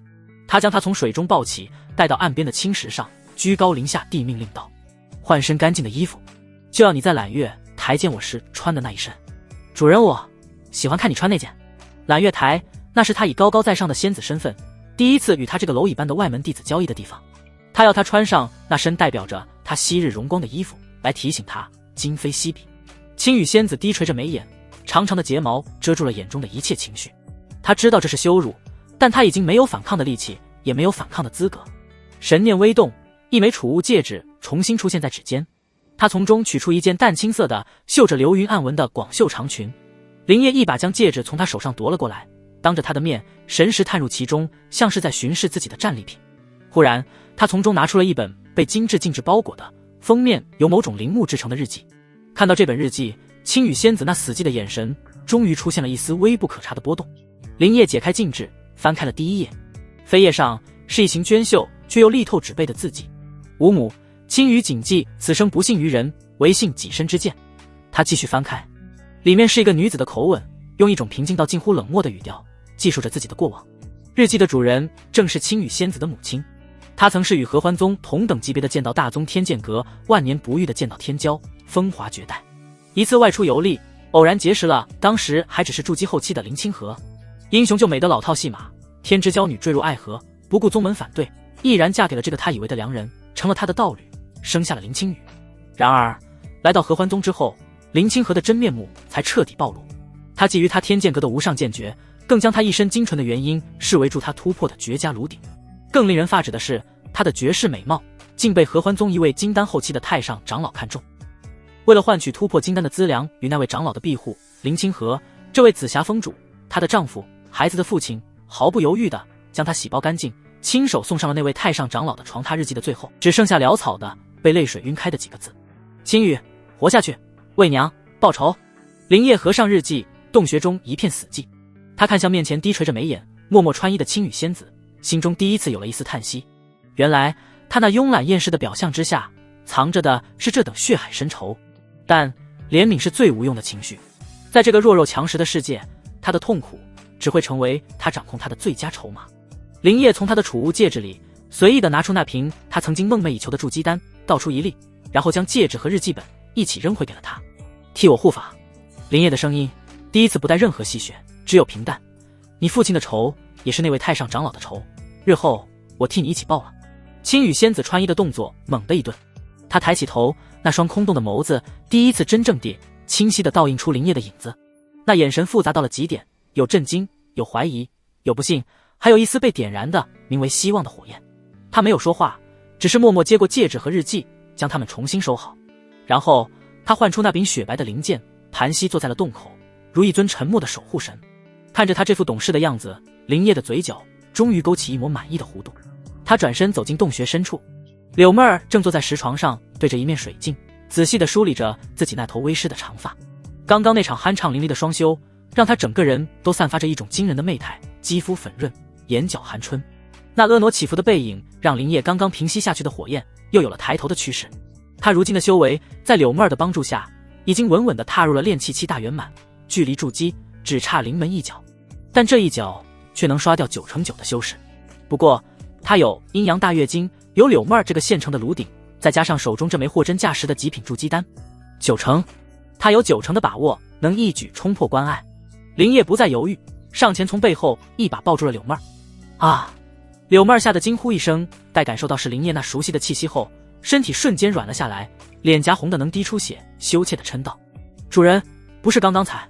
林烨将他的脸蛋搬过来，对着那娇艳的红唇便吻了下去，感受着他的温顺与迎合，邪笑道：主人还不知道你，现在主人要办正事了，需要你助我一臂之力。祝主人突破筑基。柳妹儿瞬间明白了林烨的意图，眼中闪过一丝喜悦与激动。主人的强大就是他的安身立命之本，妹儿愿为主人献上一切。林烨将那枚筑基丹吞入腹中，轰！一股磅礴的精纯无比的药力，如同决堤的洪水，在他体内轰然炸开。妹儿运功！林烨低喝一声，立刻运转起阴阳大跃经。筑基丹那狂暴的药力被这个漩涡一卷，瞬间变得温顺起来，化作最精纯的能量，被林烨疯狂地吸收炼化。他的丹田气海以前所未有的速度扩张沸腾，气态的灵力在被不断的压缩、压缩再压缩，从气态到液态，这便是筑基的第一道门槛。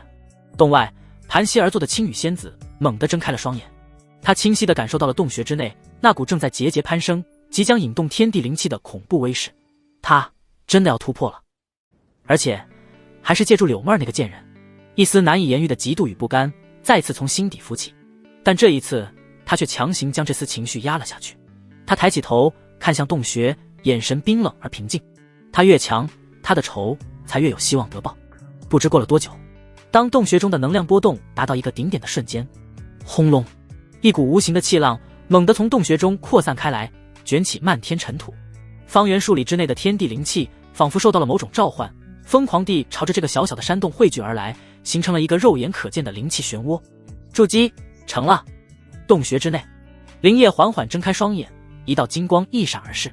他能感受到体内那奔流不息的远比炼气期雄浑了10倍不止的液态灵力，能感受到神识的覆盖范围扩大了数倍，能感受到自己与这方天地的联系变得前所未有的紧密。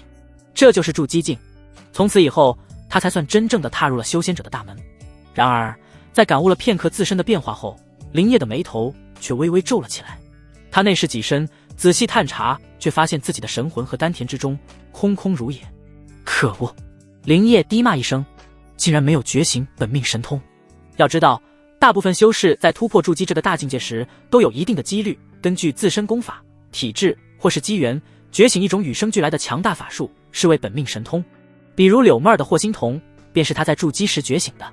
这种神通与修士神魂相连，威力巨大，且成长性极高，是每个修士都梦寐以求的底牌。他本以为自己修炼的阴阳大跃经如此逆天，又有筑基丹相助，怎么着也该觉醒一个霸道无比的神通才对。结果竟然什么都没有，这让他感觉就像是吃了一顿绝世大餐，最后却发现没给甜点一样，浑身不得劲。主人，怎么？依偎在他怀里，刚刚被那股突破的能量余波冲击得浑身酥软，面色潮红的柳妹儿感受到了林烨的不快，小心翼翼地问道。林烨心中烦闷，手上没好气的一用力，呀！柳妹儿发出一声娇呼，委屈地看着他。林烨将自己没有觉醒神通的事情说了出来。柳妹儿听完，先是一愣，随即扑哧一声笑了出来，整个人如同无骨的八爪鱼一般缠上了林烨的身体。他吐气如兰，在他耳边安慰道：主人，这有何可烦恼的？寻常人突破筑基，九死一生，能保住性命已是妖天之幸。主人您突破的这般轻松惬意，还有青羽这等美人相伴，已是羡煞旁人。他顿了顿，媚眼如丝地看着林烨，声音愈发娇柔。再说了，主人天纵奇才，就算没有本命神通，也远非寻常筑基可比。更何况，主人您不是还有妹儿吗？妹儿的不就是主人的？一番话说的林烨心中的那点郁闷顿时烟消云散。他想了想，也是自己太贪心了。别人突破筑基，哪个不是如临大敌，准备万全，稍有不慎就是生死道消的下场。自己倒好，在女人的肚皮上就把这天大的难关给过了，还有什么不满足的？至于本命神通，柳妹儿的霍心童确实妙用无穷，攻防一体，还能增添情趣，也算是自己的了。想通了这一点，林烨心中大畅。他看着怀里这个既懂事又体贴的尤物，心中喜爱更甚，低头便狠狠吻住了他那喋喋不休的小嘴，以作奖赏。洞穴中的灵气漩涡缓缓消散，一切重归于平静。林烨心满意足地放开已经瘫软如泥的柳妹儿，开始仔细体悟筑基之后的变化。灵力化液总量和质量都发生了天翻地覆的变化，如今他随意一击，威力都远超炼气期时全力施展的流风剑诀。神识更是暴涨，以前只能覆盖周身10丈，现在却能轻易延伸至100丈之外。山洞周围的一草一木，风吹虫鸣，尽在掌握。这种掌控一切的感觉让他沉醉。他穿好衣物，看了一眼还在回味余韵的柳妹儿，吩咐道：“你在此地稳固境界，我去就回。”柳妹儿乖巧的点点头，媚眼含春的看着他离去的背影。林烨走出洞穴，青羽仙子依旧盘膝坐在洞口，那柄雪白的灵剑横在膝上，仿佛一尊与世隔绝的冰雕。察觉到林烨出来，他缓缓睁开眼。当他的目光触及林烨时，瞳孔微不可察的一缩。眼前的男人气息与之前已是天壤之别。如果说之前的林烨是一条藏在暗中毒辣的蛇，那么现在的他就是一头刚刚亮出獠牙的猛虎。那股筑基修士特有的凌厉威压，虽然被他刻意收敛，却依旧如同一座无形的山，沉甸甸地压在人的心头。主人，青羽仙子垂下眼帘，声音清冷，听不出任何情绪。林烨很满意他的态度，他走到他面前，并没有像之前那样肆意羞辱，而是将目光投向了不远处那堆被分解好的妖兽材料。他神识一动，只见那堆积如山的黑鳞穿山甲血肉、鳞甲、筋骨，仿佛被一只无形的大手托起，缓缓悬浮于半空之中。这是筑基修士才能熟练掌握的以神识御物的手段。林烨心念再动，这些材料便分门别类，井然有序地飞入他刚刚从青羽仙子那里拿来的储物戒指中。做完这一切，他才重新看向青羽仙子：“你的太上忘情剑威力不错，但似乎还未大成。”林烨的语气像是在随意地与人探讨道法。青羽仙子心中一凛，他不明白林烨为何忽然问这个。回主人，我愚钝，只领悟到忘情二字，尚未触及太上之境。他如实回答：“太上忘情剑乃是天剑阁不传之秘，修炼此剑诀须先入情，再忘情，最后方能达到太上忘情的至高境界。所谓太上，便是视天地万物为刍狗，无情无我，一剑既出，大道随行。他母亲当年便是困于情之一字，才始终无法达成。而他为了不重蹈覆辙，自小便斩断情丝，心如止水，见到修为1日千里。可他没想到自己会被林烨种下道种，所有的骄傲与坚守，一夕之间尽数崩塌。他的道心已然出现了巨大的裂痕。太上忘情，林烨咀嚼着这4个字，忽然笑了，笑声中带着一丝莫名的意味。无情便是无欲，无欲便无所求，一个无所求的奴隶，我要来何用？青羽仙子猛地抬头，眼中闪过一丝惊骇。林烨俯下身，凑到他的耳边，用只有2人能听到的声音，如同魔鬼般低语：“从今天起，忘了你的太上忘情剑。我要你记住，你的剑不是为了忘情，而是为了恨。恨你的父亲，恨那个夺走你母亲的太上长老，恨所有阻碍你复仇的人。你的剑要带着这股恨意，为我斩尽一切敌。你的欲望就是复仇，而我是你实现欲望的唯一希望。什么时候你能将这股恨意化作你剑锋上最凌厉的杀气，什么时候你的剑道才算真正大成？”这番话如同惊雷，在青羽仙子的识海中轰然炸响。颠覆，这是对他20多年来所有修炼理念的彻底颠覆。太上忘情剑的核心是忘，是舍，而林烨却要他记，要他恨，这简直是离经叛道。可偏偏这番离经叛道的话，却像一颗种子，在他那已经布满裂痕的道心之中，找到了最适合生长的土壤。是啊，忘情，如何忘情？杀母之仇，夺身之恨，岂是说忘就能忘的？与其痛苦的压抑，不如彻底的释放。他看着林烨那双深邃的，仿佛能看透人心的眸子，第一次感觉这个男人不仅仅是残忍和暴虐，更有一种可怕的洞悉人性的魔性。他不是在毁他的道，他是在为他重塑一条属于奴隶的道。就在这时，林烨眉头忽然一皱，猛地转头望向了山谷之外的某个方向。他那暴涨的神识清晰地捕捉到了2股强大的气息，正以极快的速度朝着他们所在的位置笔直地冲来。同样是筑基境，而且气息沉稳，显然是筑基已久的老手。有客人来了。林烨嘴角勾起一抹冷笑。青羽仙子也瞬间感应到了，她脸色一变，立刻站起身，握紧了手中的灵剑，神情戒备。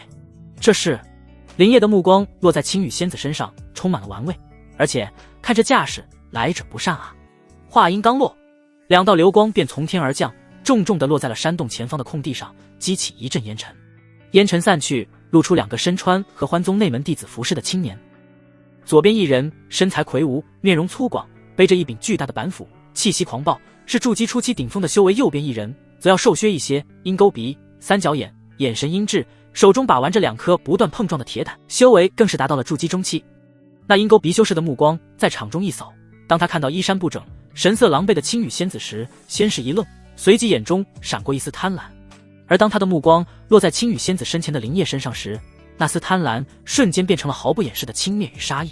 一个刚刚突破的筑基初期，哪来的野小子也敢染指这么美的女人？鹰钩鼻修士冷笑一声，手中的铁胆嘎嘣一响，一股强大的灵压朝着灵叶便狠狠压了过去。他这是要给灵叶一个下马威。然而那足以让寻常筑基初期修士气血翻腾、站立不稳的灵压落在灵叶身上，却如同泥牛入海，没有激起半点波澜。灵叶甚至连眼皮都没抬一下，只是淡淡的开口问向身旁的青羽仙子：“认识？”青羽仙子看着来人，绝美的脸庞上浮现出一抹深深的厌恶与冰冷。不认识，应该是合欢宗其他峰的弟子。哦，不认识。灵叶笑了，那正好，主人我刚突破，正愁没地方试试手，就拿这2条狗来祭祭我的新境界吧。灵叶的语气平淡的像是在说今天天气不错，但话语中的内容却让二人勃然大怒。找死！那粗犷大汉张狂性格最为火爆，当场便怒喝一声，背后的巨斧瞬间出现在手中，灵力灌注之下，斧刃上亮起刺目的土黄色光芒。小子，报上名来！爷爷府下不斩无名之鬼。灵叶仿佛没听到他的话，只是饶有兴致地打量着他，像是在看一件有趣的玩具。片刻后，他才慢悠悠地开口，说出了一句让所有人都意想不到的话：“青羽，不要脏了主人的手。”此言一出，全场死寂。枪！一声清越的剑鸣响彻山谷。青羽仙子动了，一袭青衣在空中划过一道优美的弧线，手中的雪白灵剑在阳光下折射出森然的寒光。贱人，你敢！李默没想到青羽仙子竟然会对他出手，他勃然大怒，心念一动，那砸向灵叶的法器竟在半空中一个急转，分出一半的威势，朝着青羽仙子狠狠撞去。在他看来，青羽仙子虽然也是筑基中期，但看样子常年养尊处优，斗法经验定然不足，自己分出一半精力足以应付。然而他错了，错得离谱。面对那呼啸而来的带着鬼哭狼嚎之声的歹毒法器，青羽仙子的脸上没有一丝一毫的表情，她只是手腕轻抖，一道细如发丝却又亮得让人不敢直视的白色剑光一闪而逝。那剑光看似纤细，却蕴含着一种极致的，仿佛能斩断世间一切因果的锋锐与决绝。是一声轻微到几乎听不见的声响，那坚硬无比的灵气追魂夺命胆在接触到那道白色剑光的瞬间，就像是热刀切牛油一般，被悄无声息的一分为二。法器上缭绕的黑气被那极致的剑气一冲，瞬间消散的无影无踪，连一声惨叫都没能发出。噗！本命法器被毁，他如遭重击，猛地喷出一大口鲜血，脸色瞬间煞白如纸。他眼中充满了难以置信的惊骇。太上，忘情剑，你是天剑阁的人？他认出了这一剑的来历，这是天剑阁的镇派绝学，威力无穷。可这门剑诀不是说极难练成吗？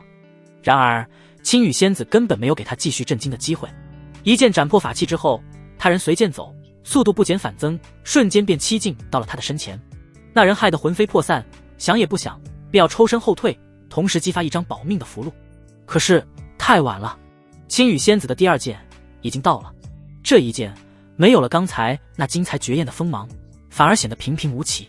他只是简简单单的一剑刺出，但他却感觉自己周身的空间仿佛都被这一剑彻底锁定，无论他往哪个方向躲闪，都逃不过这一剑的笼罩。他眼睁睁地看着那雪白的剑尖在自己的瞳孔中越放越大，噗嗤，利刃入肉的声音清晰可闻。雪白的灵剑从他的眉心刺入，后脑穿出，一剑消手。那人脸上的惊骇与恐惧彻底凝固，他的生机如同退潮般飞速消散。直到死，他都想不明白，为什么看起来貌美如花的仙子出手会如此狠辣果决。青羽仙子回头看向另一人，剑光一闪，那人巨大的身躯轰然倒地，激起一片尘土。他那双铜铃般的眼睛瞪得滚圆，死不瞑目。整个山谷再次恢复了死一般的寂静。灵叶和青羽仙子一左一右站在两具尸体旁，一股血腥味混合着山间清新的空气，形成一种诡异的味道。灵叶转过头看向青羽仙子，她依旧是那副冰冷的模样，手中的灵剑上一滴鲜血都未曾沾染，只是她那双死寂的眸子里似乎多了一点别的东西，一种名为杀戮的光。看，灵叶缓缓开口，声音不大，却像是在陈述一个真理，杀掉让你不快的人，是不是一件很愉悦的事情？他走到他面前，伸出手用指腹轻轻擦去他脸颊上刚刚见到的一点血渍，动作竟带着一丝罕见的温柔。你的选择很不错，现在你的剑已经为你的恨找到了剑鞘，而我就是你的剑鞘。林烨收回手，将二人储物袋和法器都收了起来，看都懒得再看那2具尸体一眼。他转身朝着山洞走去，把这里处理干净，然后来洞里伺候主人。青羽仙子默默地看着他的背影，没有说话。他只是抬起手看了一眼自己那洁白无瑕的玉手，刚刚就是这只手毫不犹豫地终结了一个筑基中期修士的性命。没有恐惧，没有不适，心中反而升起了一丝病态的快感。他缓缓收剑，然后开始熟练地处理地上的2具尸体，动作比之前分解妖兽时还要麻利几分。他的道或许真的毁了，但一条新的属于复仇者、属于奴隶的道正在他的脚下。一艘通体乌黑、造型简朴的非洲在云海中平稳穿行。非洲的控制中枢，林烨大马金刀地坐着，左拥右抱，好不惬意。他手中正把玩着2件从青羽仙子脚腕上得来的战利品，如今到了筑基期，这2件珍宝他终于可以驱使一二。一件是那枚能遮蔽天机的巴掌大小龟甲，入手温润，其上纹路古朴玄奥，神识探入其中，如泥牛入海，只觉一片混沌，正是那名为蜃楼的上古奇珍。另一件则是一枚拇指大小、通体血红的铃铛，铃铛上雕刻着繁复的铭文，静置时悄无声息，可林烨能感觉到其中蕴含着一股极为强大的守护之力。这等宝贝，林清和那个老东西竟然没从你身上搜刮走。林烨一手揽着青羽仙子那丰腴柔软的腰肢，非洲内空间不大，他这么一坐，怀里的女人便紧紧地贴着他。他身上那件淡青色的流云长裙本是仙气飘飘，此刻却被揉捏得起了不少褶皱，平添了几分凌辱后的迷你之态。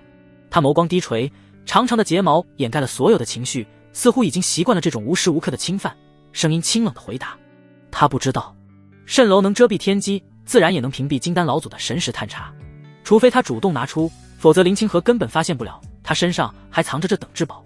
这是我母亲留下的遗物。青羽仙子的声音出现了一丝微不可察的波动，来自天剑阁。林烨闻言，脸上露出一抹玩味的笑容，凑到他那白玉般的耳垂边，轻轻吹了口气，满意的看到他的耳朵瞬间染上一层动人的粉色。那这个血铃铛呢？他晃了晃手中的红色小铃。青羽仙子被他抱得太紧，稍稍扭动了一下丰腴的身子，却被箍得更紧，索性放弃了挣扎，任由他施为。血魂铃护身珍宝，可抵挡金丹期修士的攻击，3次之后便会碎裂。他言简意赅地解释道：好东西。林烨毫不客气地将2件宝贝收入囊中，一件能屏蔽天机，让他如人间蒸发；一件能抵挡神魂攻击，等于多了3条命。这可比那什么开山斧、追魂胆珍贵了100倍不止。他忍不住低头，在那张冰冷依旧却难掩角色的脸蛋上狠狠亲了一口。赏你的。青羽仙子闭上了眼，不言不语，仿佛被亲的只是一块木头。林烨也不在意，走到另一边。柳妹儿正温顺地依偎在他怀里，他是主动地将自己那婀娜的身段送入林烨怀中，一双桃花眼水波流转，时刻注意着林烨的表情，生怕自己被冷落了。林烨的目光在2个女人身上肆无忌惮地打量着，不得不说各有千秋。青羽仙子生得极美，是一种带着高贵与清冷的美，眉如远山，眼若秋水，琼鼻阴唇，无一不精。最要命的是她那副得天独厚的身段，肩是削肩，腰是纤腰，可胸前那对饱满的雪峰与身后那挺翘浑圆的玉臀却丰腴的惊心动魄，形成一种极致的反差。哪怕此刻沦为阶下囚，那份刻在骨子里的圣女气质依旧让她如同一朵只可远观的冰山雪莲，让人只想着如何将这朵莲花狠狠地按在泥里蹂躏。而柳妹儿则是另一种风情，她或许没有青羽仙子那般圣洁高贵，却胜在一股媚骨天成的娇媚。一张标准的瓜子脸，配上勾魂夺魄的桃花眼，眼角眉梢都带着风情。她的身段不像青羽仙子那般丰腴，而是高挑匀称，尤其是一双笔直修长的大腿，紧紧并拢时没有一丝缝隙，充满了惊人的诱惑力。她就像一株熟透了的水蜜桃，时刻散发着甜腻的香气，让人忍不住想咬上一口。左边是冰山雪莲，右边是人间蜜桃。林烨心中大畅，这才是修仙该有的日子。紫霞峰是回不去了。林烨收回目光，淡淡开口：杀了柳云峰，林清河那个老东西只要不是傻子，随便一查就能查到我们头上。接下来去哪儿？他这话像是在问2个女奴，又像是在自言自语。柳妹儿眼珠一转，连忙抓住机会表现，娇声道：主人，不如去妹儿的家中。妹儿如今也是筑基修士了，在家中无人敢对主人不敬。我柳家虽只是个小家族，但在方圆千里也算有些薄面，可以为主人提供一处安身之所。他说完，便满怀期待地看着林业，幻想着自己能衣锦还乡，带着强大的主人在家族中扬眉吐气。林业眸光一动，似乎有些异动。去小家族作威作福，当个土皇帝，似乎也是个不错的选择。然而，一直沉默不语的青羽仙子却在此时轻启红唇，声音冰冷地泼了一盆冷水。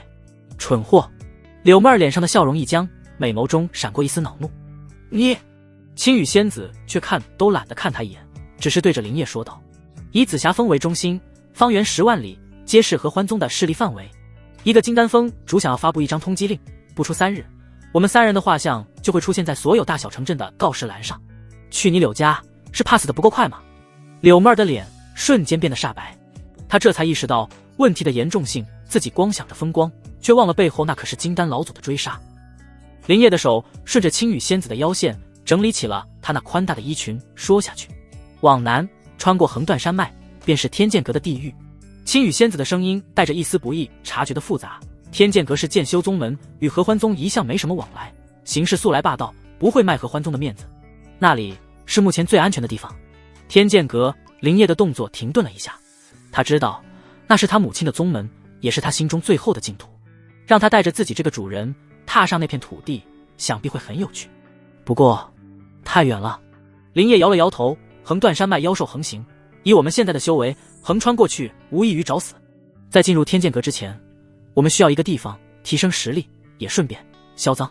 他从储物袋中拿出了那柄布满裂纹的开山斧和那个被一分为二的追魂夺命胆。这2件上品法器虽然都已残破，但材料却是实打实的，拿去方式修补一番，依旧价值不菲。更别提那头黑灵穿山甲的材料，还有那2人的全部身家，这可是一笔巨款。必须找个地方将这些东西都换成实实在在的灵石和修炼资源。青羽仙子沉默了片刻，似乎在脑中飞速地检索着地图与信息。有一个地方。许久，他才再次开口。在合欢宗势力范围的边缘，有一座3不管的城池，名为黑风城。那里龙蛇混杂，魔道、散修、被通缉的恶徒应有尽有。城中唯一的规则就是没有规则，杀人夺宝，司空见惯。只要你有足够的实力，就能在那里活下去。他顿了顿，补充了一句：也只有那种地方，才不会在意你手中货物的来历，更不会有人多问你的身份。林业的眼睛瞬间亮了起来。黑风城，他问道：有没有金丹修士？青羽仙子淡淡道：没有，大部分都是筑基修士。林业动动手指，惹得他焦颤不已。筑基期圆满，你能对付吗？青羽仙子带着颤音：只要不是大能亲传，都无大碍。林业满意的点点头，这地方简直就是为他量身定做的。他看着怀中这个虽然沦为奴隶，却依旧能为自己提供精准情报的冰山美人，心中愈发满意。他张开嘴，在青羽仙子那修长雪白的脖颈上不轻不重地咬了一口。很好，就去黑风城。林业心念一动，调转非洲方向，朝着青羽仙子所指的方位全速驶去。数天之后，当一片连绵不绝、寸草不生的黑色山脉出现在地平线上时，一座巨大而压抑的城池轮廓也随之映入眼帘。那城池通体由一种黑色的巨石垒成，城墙高耸，其上布满了刀劈斧凿的痕迹，甚至还能看到暗红色的早已干涸的血迹。城池上空，一股混杂着血腥、煞气，还有各种灵力波动的混乱气息，凝聚成一片肉眼可见的灰黑色的瘴气，终年不散。这里便是黑风城。林业收起非洲，带着2女步行至城门前。城门口没有守卫，只有几个气息彪悍、眼神不善的散修靠在城墙边，像狼一样打量着每一个进出的人，似乎在寻找着合适的猎物。当他们看到林业身后那2个国色天香、气质迥异的绝色美人时，眼中都迸发出了毫不掩饰的贪婪与淫邪之光。尤其是青羽仙子，她那身清冷的圣女气质，在这等污浊之地，就如同黑夜中的明月，格外引人注目。啧，好标致的妞儿，还是2个。中间的小子看着面生，估计是哪个不知天高地厚的大派弟子，带着道侣出来游历的吧。嘿嘿，怕不是游历，是来送菜的。几人的议论声不大不小，刚好能让林业他们听见。柳妹儿的脸色有些发白，下意识地向林业身边靠了靠。青羽仙子则依旧面无表情，仿佛没有听到那些污言秽语，只是那握着剑柄的手指节微微有些发白，像是要忍不住一剑斩去。林业却像是没事人一样，嘴角甚至还挂着一丝若有若无的笑意。他一手一个搂住2个女人的纤腰，大摇大摆地走进了城门。这地方金丹不出，而青羽又是筑基期无敌，他当然不惧怕这些战力低下的散修。那几个散修见他如此嚣张，先是一愣，随即互相对视一眼，都从对方眼中看到了一丝忌惮。能在黑风城这么狂的，要么是傻子，要么就是有真本事的狠人。在没摸清对方底细之前，他们也不敢轻举妄动。走进城内，一股更加浓郁的混乱气息扑面而来。街道宽阔，却坑坑洼洼，地上随处可见暗色的污迹。两旁的建筑风格迥异，有简陋的石屋，也有华丽的阁楼，唯一的共同点就是都透着一股陈旧与肃杀。街上行人行色匆匆，每个人都保持着高度的警惕，眼神中充满了戒备与冷漠。这里就是一座修仙界的黑暗森林，先找个地方落脚，再处理那些东西。林烨对身旁的青羽仙子吩咐道，语气自然得像是在吩咐一个管家。城东多是散修洞府，按月出租，城西是方室和酒楼，人多眼杂。青羽仙子立刻给出了专业的建议。去城东。林烨做出决定。三人穿过几条混乱的街道，来到城东一片依山而建的区域。这里果然遍布着大大小小的洞府，洞口都设有简单的禁制，门口还挂着待租或已租的木牌。林烨神识一扫，很快便选中了一处位置偏僻、灵气尚可的中型洞府。洞府的主人是一个瞎了一只眼、修为在筑基初期的独眼老头。他看到林烨带着两个绝色美人，眼中闪过一丝贪婪，但感受到三人皆是那筑基期的灵力威压后，又收敛了起来。100块下品灵石1个月，先交后住，概不赊账。独眼老头声音沙哑。林烨二话不说，直接丢过去300块下品灵石。3个月。独眼老头接过灵石，脸上的横肉挤出一丝笑容，爽快地将洞府的控制令牌交给了林烨。有了落脚之地，林烨便开始着手处理那些赃物。他让二女留在洞府中稳固境界，自己则换了一身普通的灰色劲装，用一张从战利品储物袋里翻出来的低阶法器幻颜面具改变了容貌，变成了一个面相普通的虬髯大汉，然后独自一人前往城西的方式。黑风城的方式比林烨想象的还要混乱，没有整齐的店铺，只有一个个杂乱无章的地摊。摊主们也大多气息彪悍，卖的东西五花八门，从妖兽材料、残破法器到一些来路不明的功法玉简，应有尽有。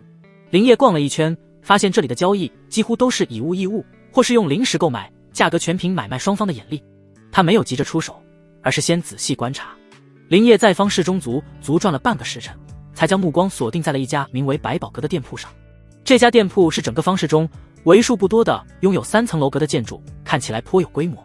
更重要的是，林烨的神识在店铺门口停留了片刻，清晰地感应到这阁楼之内至少有3股不弱于筑基后期的气息坐镇，其中一道甚至隐隐有触摸到筑基圆满的迹象。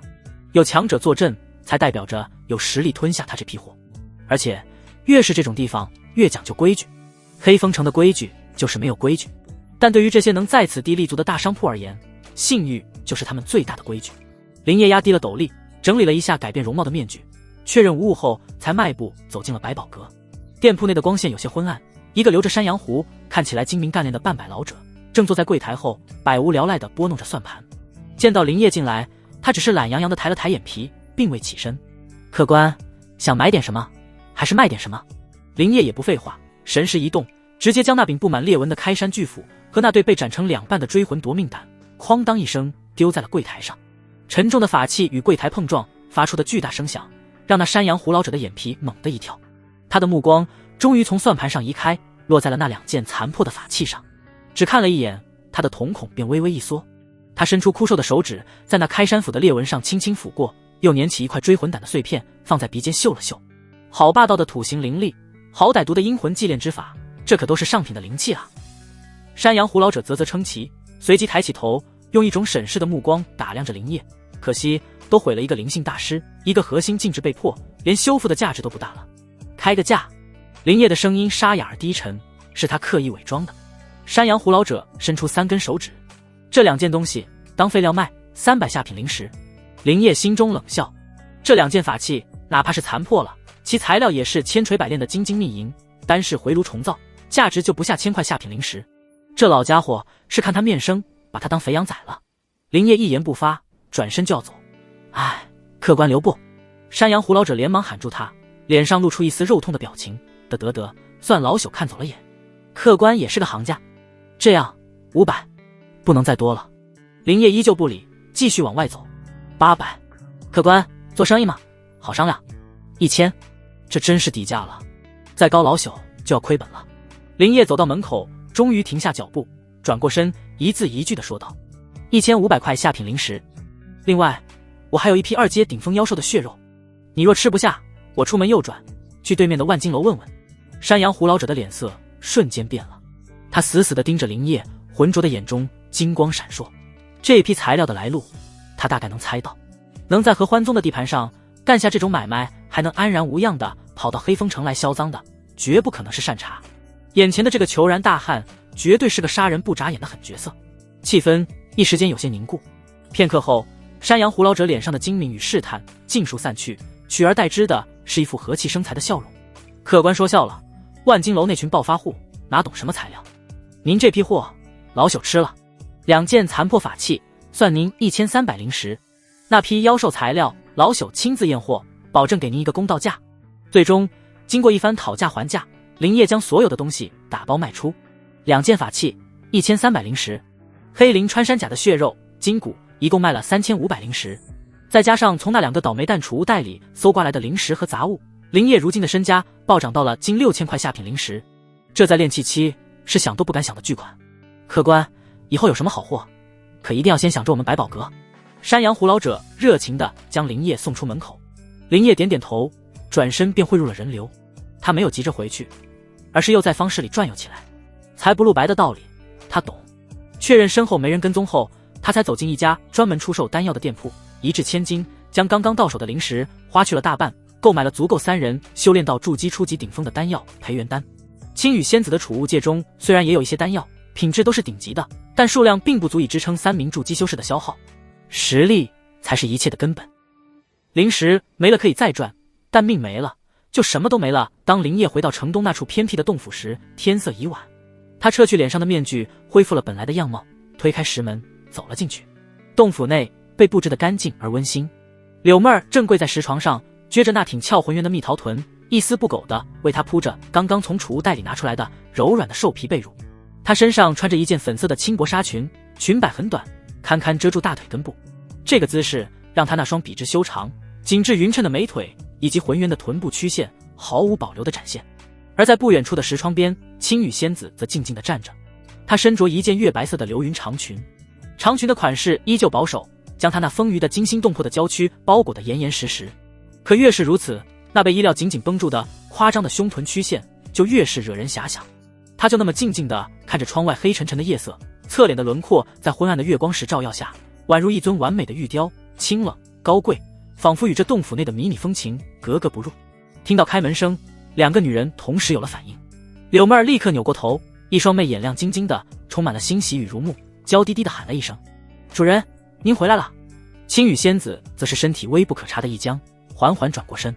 林业和她对视了许久，青羽仙子才垂下眼帘，声音清冷如故，不情不愿地喊了一句：“主人。”林业的目光在2个风情迥异的绝色尤物身上扫过，心中的那份征服感得到了极大的满足。他走到床边，根本不理会柳妹儿那献宝似的眼神，只是伸出手在她身上拍了拍。柳妹儿的娇躯一颤，非但没有羞恼，脸上反而飞起一抹动人的红霞，眼神愈发的妩媚勾人。这一下是对她辛勤劳动的奖赏。做完这一切，林业才将目光投向了不远处的青羽仙子，然后朝着她勾了勾手指，那是一个召唤宠物的动作。青羽仙子的睫毛剧烈的颤抖了一下，握在身侧的玉手瞬间攥紧，但她最终还是迈开了脚步，一步一步走到了林业的面前。林业什么都没说，只是张开双臂。青羽仙子认命般的闭上眼，僵硬的靠了过来，任由林业那有力的手臂环住了她那柔软的不可思议的纤腰。林业抱着怀中那具丰腴柔软的身段，只觉得一股邪火从丹田直冲天灵盖。青羽仙子那高挑饱满的娇躯僵硬的像一块万年玄冰，可却又像是一团最烈性的火焰，不断灼烧着他的理智。他心中难耐，那股刚刚突破住机器后暴涨的阳刚气血，此刻尽数化作了最原始的欲望。可惜了，这绝美的冰山仙子现在还不能真正的好好品尝。就如同隔靴搔痒，日日看着他这父亲冷高傲的绝美模样，感受着他被迫臣服时的屈辱与颤抖，却不能一清方泽将他彻底化作绕指柔，实在是一种折磨林业的手指轻轻抬起了青羽仙子那张白皙如玉的脸蛋。他微微侧过脸去，长长的睫毛不住地颤动，似乎想要避开他的触碰，但这无声的抗拒只是徒劳。林业低下头，对着那2片冰凉却又饱满的红唇肆意地吻了下去。呜！青羽仙子喘息一声，无法逃离。那是一种带着绝对占有与侵略气息的吻，不带半分温情，只是纯粹的掠夺。青羽仙子的身子猛地一颤，红唇发出沉闷的哀吟，双手下意识的想要推拒，却被林烨另一只手臂铁钳般的箍住，动弹不得。可惜了，若不是为了那虚无缥缈的金丹道图，何必如此强忍？林烨心中狠狠地想着，为了日后凝结金丹的3成几率，他现在还不能碰青羽仙子这绝色尤物。这股压抑的欲望让他手上的动作也带上了几分泄愤的意味。半晌过去，当这个漫长的湿吻终于结束时，青羽仙子已是情迷意乱，一双清冷的秋水眸子此刻蒙上了一层迷蒙的水汽，无力地靠在林烨的怀中，大口地喘息着。没遇到林烨之前，没人碰过他，这种剧烈的湿吻体验他还从未有过。另一边的柳妹儿早就看得委屈不已，那件粉色的短窄纱裙本就轻薄，被他这么一蹭，更是将那勾魂夺魄的身段曲线勾勒得淋漓尽致。尤其是那裙摆之下，一双白生生的圆润紧致的修长大腿毫无遮掩地暴露在空气中，充满了致命的吸引力。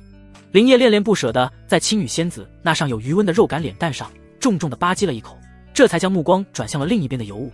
他现在的模样哪里还有半分当初紫霞峰内门大师姐的清冷样子？林烨心中畅快，直接坐到了那张铺着柔软兽皮的床榻上。不曾想我林烨竟然能有如此艳福，此生无憾了。他心中感慨万千，一种前所未有的满足感充斥着整个胸膛。林烨心中暗爽，他知道若是青羽仙子也像柳妹儿这般轻易屈服，那征服的乐趣无疑会少掉许多。想当初柳妹儿第一次在他身下时也是这般冷淡抗拒，强忍着不去看他。可如今呢，他已经彻底忠于自己，甚至连性格都变得放浪了许多。而青羽仙子这块硬骨头，这朵冰山雪莲才更有慢慢来的价值。他喜欢看他明明屈辱到极点，却又因为那该死的复仇之道而不得不忍受一切的模样。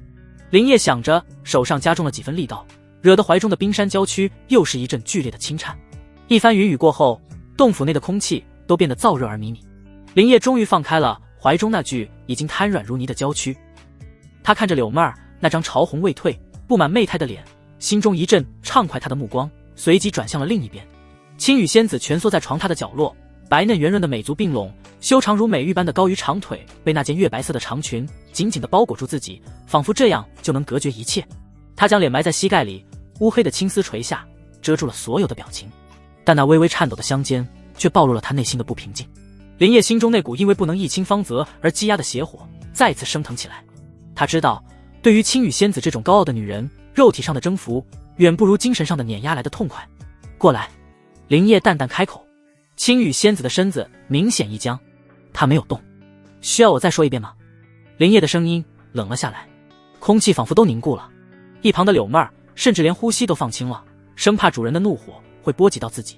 过了足足3个呼吸，青羽仙子才缓缓地抬起头，那张绝美的脸庞上没有屈辱，没有愤怒，只有一片死寂的冰冷。她半直起身，在床榻上整理了一下有些凌乱的衣裙，屈着膝盖，迈着僵硬的步伐，重新爬到了林烨的面前，垂手而立，像一个没有灵魂的木偶。林烨很满意他这种反应，反抗是最好的调味品。他没有再对他做什么，而是翻手取出了3个玉瓶，这些是给你们的修炼资粮。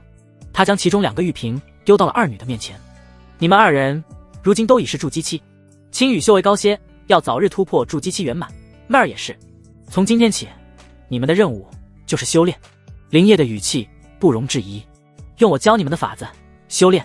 听到这句话，柳妹儿的脸上露出一丝期待与兴奋的红晕，而青羽仙子的脸色却瞬间变得扭捏起来。她当然知道林烨说的是什么法子，阴阳大跃经。通过道种的连接，她早已在林烨的灌输下自动学会了这门功法。阴阳大跃经霸道无比，以主人为主，他们盗奴为辅。林烨会像一个无底的漩涡，疯狂地抽取他们体内的阴元之力，与自身的阳刚灵力融合、炼化、壮大己身，而他们则能从这个过程中分到一丝经过炼化后的精纯无比的灵力反馈。这是一种效率极高但又极度不平等的双修之法，他们会变成他提升修为的炉鼎，所有的一切都将毫无保留地展现在他的面前，这比任何身体上的侵犯都更让他感到羞耻与绝望。林烨盘坐，单论效果，最佳为2人阴阳交合，采补元阴，单次质量最高，但如今有了青羽仙子，则必然冷落一人。不过林烨早有措施，既能保持青羽仙子的处子之身，还能让他助自己修炼。只需修炼之时，将3人的神识与灵力通过那枚道种连接在一起。这种方式被林烨称之为神交，怎么，你不愿意？林烨的目光落在了青羽仙子的脸上，充满了玩味。青羽仙子贝齿紧咬下唇，几乎要咬出血来。他看着林烨那双死寂的眸子里，终于燃起了一丝名为恨的火焰。我记住你的道。林烨打断了他的话，声音悠悠，你的剑为复仇而生，而我是你的剑鞘，没有我，你连握剑的资格都没有。变强，然后去杀光所有让你不快的人，这才是你现在唯一该做的事。林烨的话如同一柄重锤，狠狠地砸在了他的心上。复仇，是的，复仇，父亲的背叛，母亲的仇恨，我要活下去。那张绝美的脸庞上，恨意与屈辱不断交织，最终所有的情绪都化作了认命般的死寂。他缓缓地跪坐了下来，林烨嘴角勾起一抹满意的弧度。他盘膝坐在床榻中央，对着二女下令：开始吧。柳妹儿早已迫不及待，立刻听话地在林烨的右侧坐好，摆出了一个极为诱人的姿势，闭上双目，主动运转起功法。青羽仙子深吸一口气，也认命般地在林烨的左侧跪坐下来。当他闭上眼睛运转功法的那一刻，嗡，三人体内那枚无形的道种同时亮起，一股奇妙的联系瞬间将三人连接在了一起。林烨只觉得自己的左右两边仿佛出现了两个截然不同的世界。右边的柳妹儿像是一汪温顺的温泉，她的神魂与灵力充满了主动与讨好，毫无保留地朝着自己涌来，顺从的不像话。而左边的青羽仙子则是一座万年不化的冰山，她的神魂充满了抗拒与冰冷，她的灵力带着一股太上忘情般的锋锐与决绝，本能地抵触着林烨的探入。哼，不自量力！林烨心中冷哼一声，他心念一动，神识中的道种猛地爆发出璀璨的金光，那股不容抗拒的霸道意志狠狠地压了下去。青羽仙子发出一声压抑的闷哼，娇躯剧烈的一颤，那座顽抗的冰山在道种的绝对压制下被硬生生地撞开了一道缺口，一股冰冷而精纯的阴元之力不受控制的从他的体内被强行抽取了出来。成了！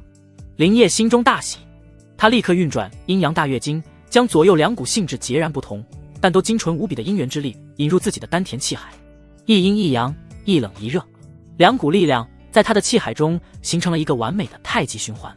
培元丹的药力在这一刻被催发到了极致，林烨只感觉自己的修为正在以一种前所未有的堪称恐怖的速度飞快地增长着。爽，太爽了！这种坐拥两大极品炉鼎修为一日千里的感觉，简直比世间最烈的美酒还要让人沉醉。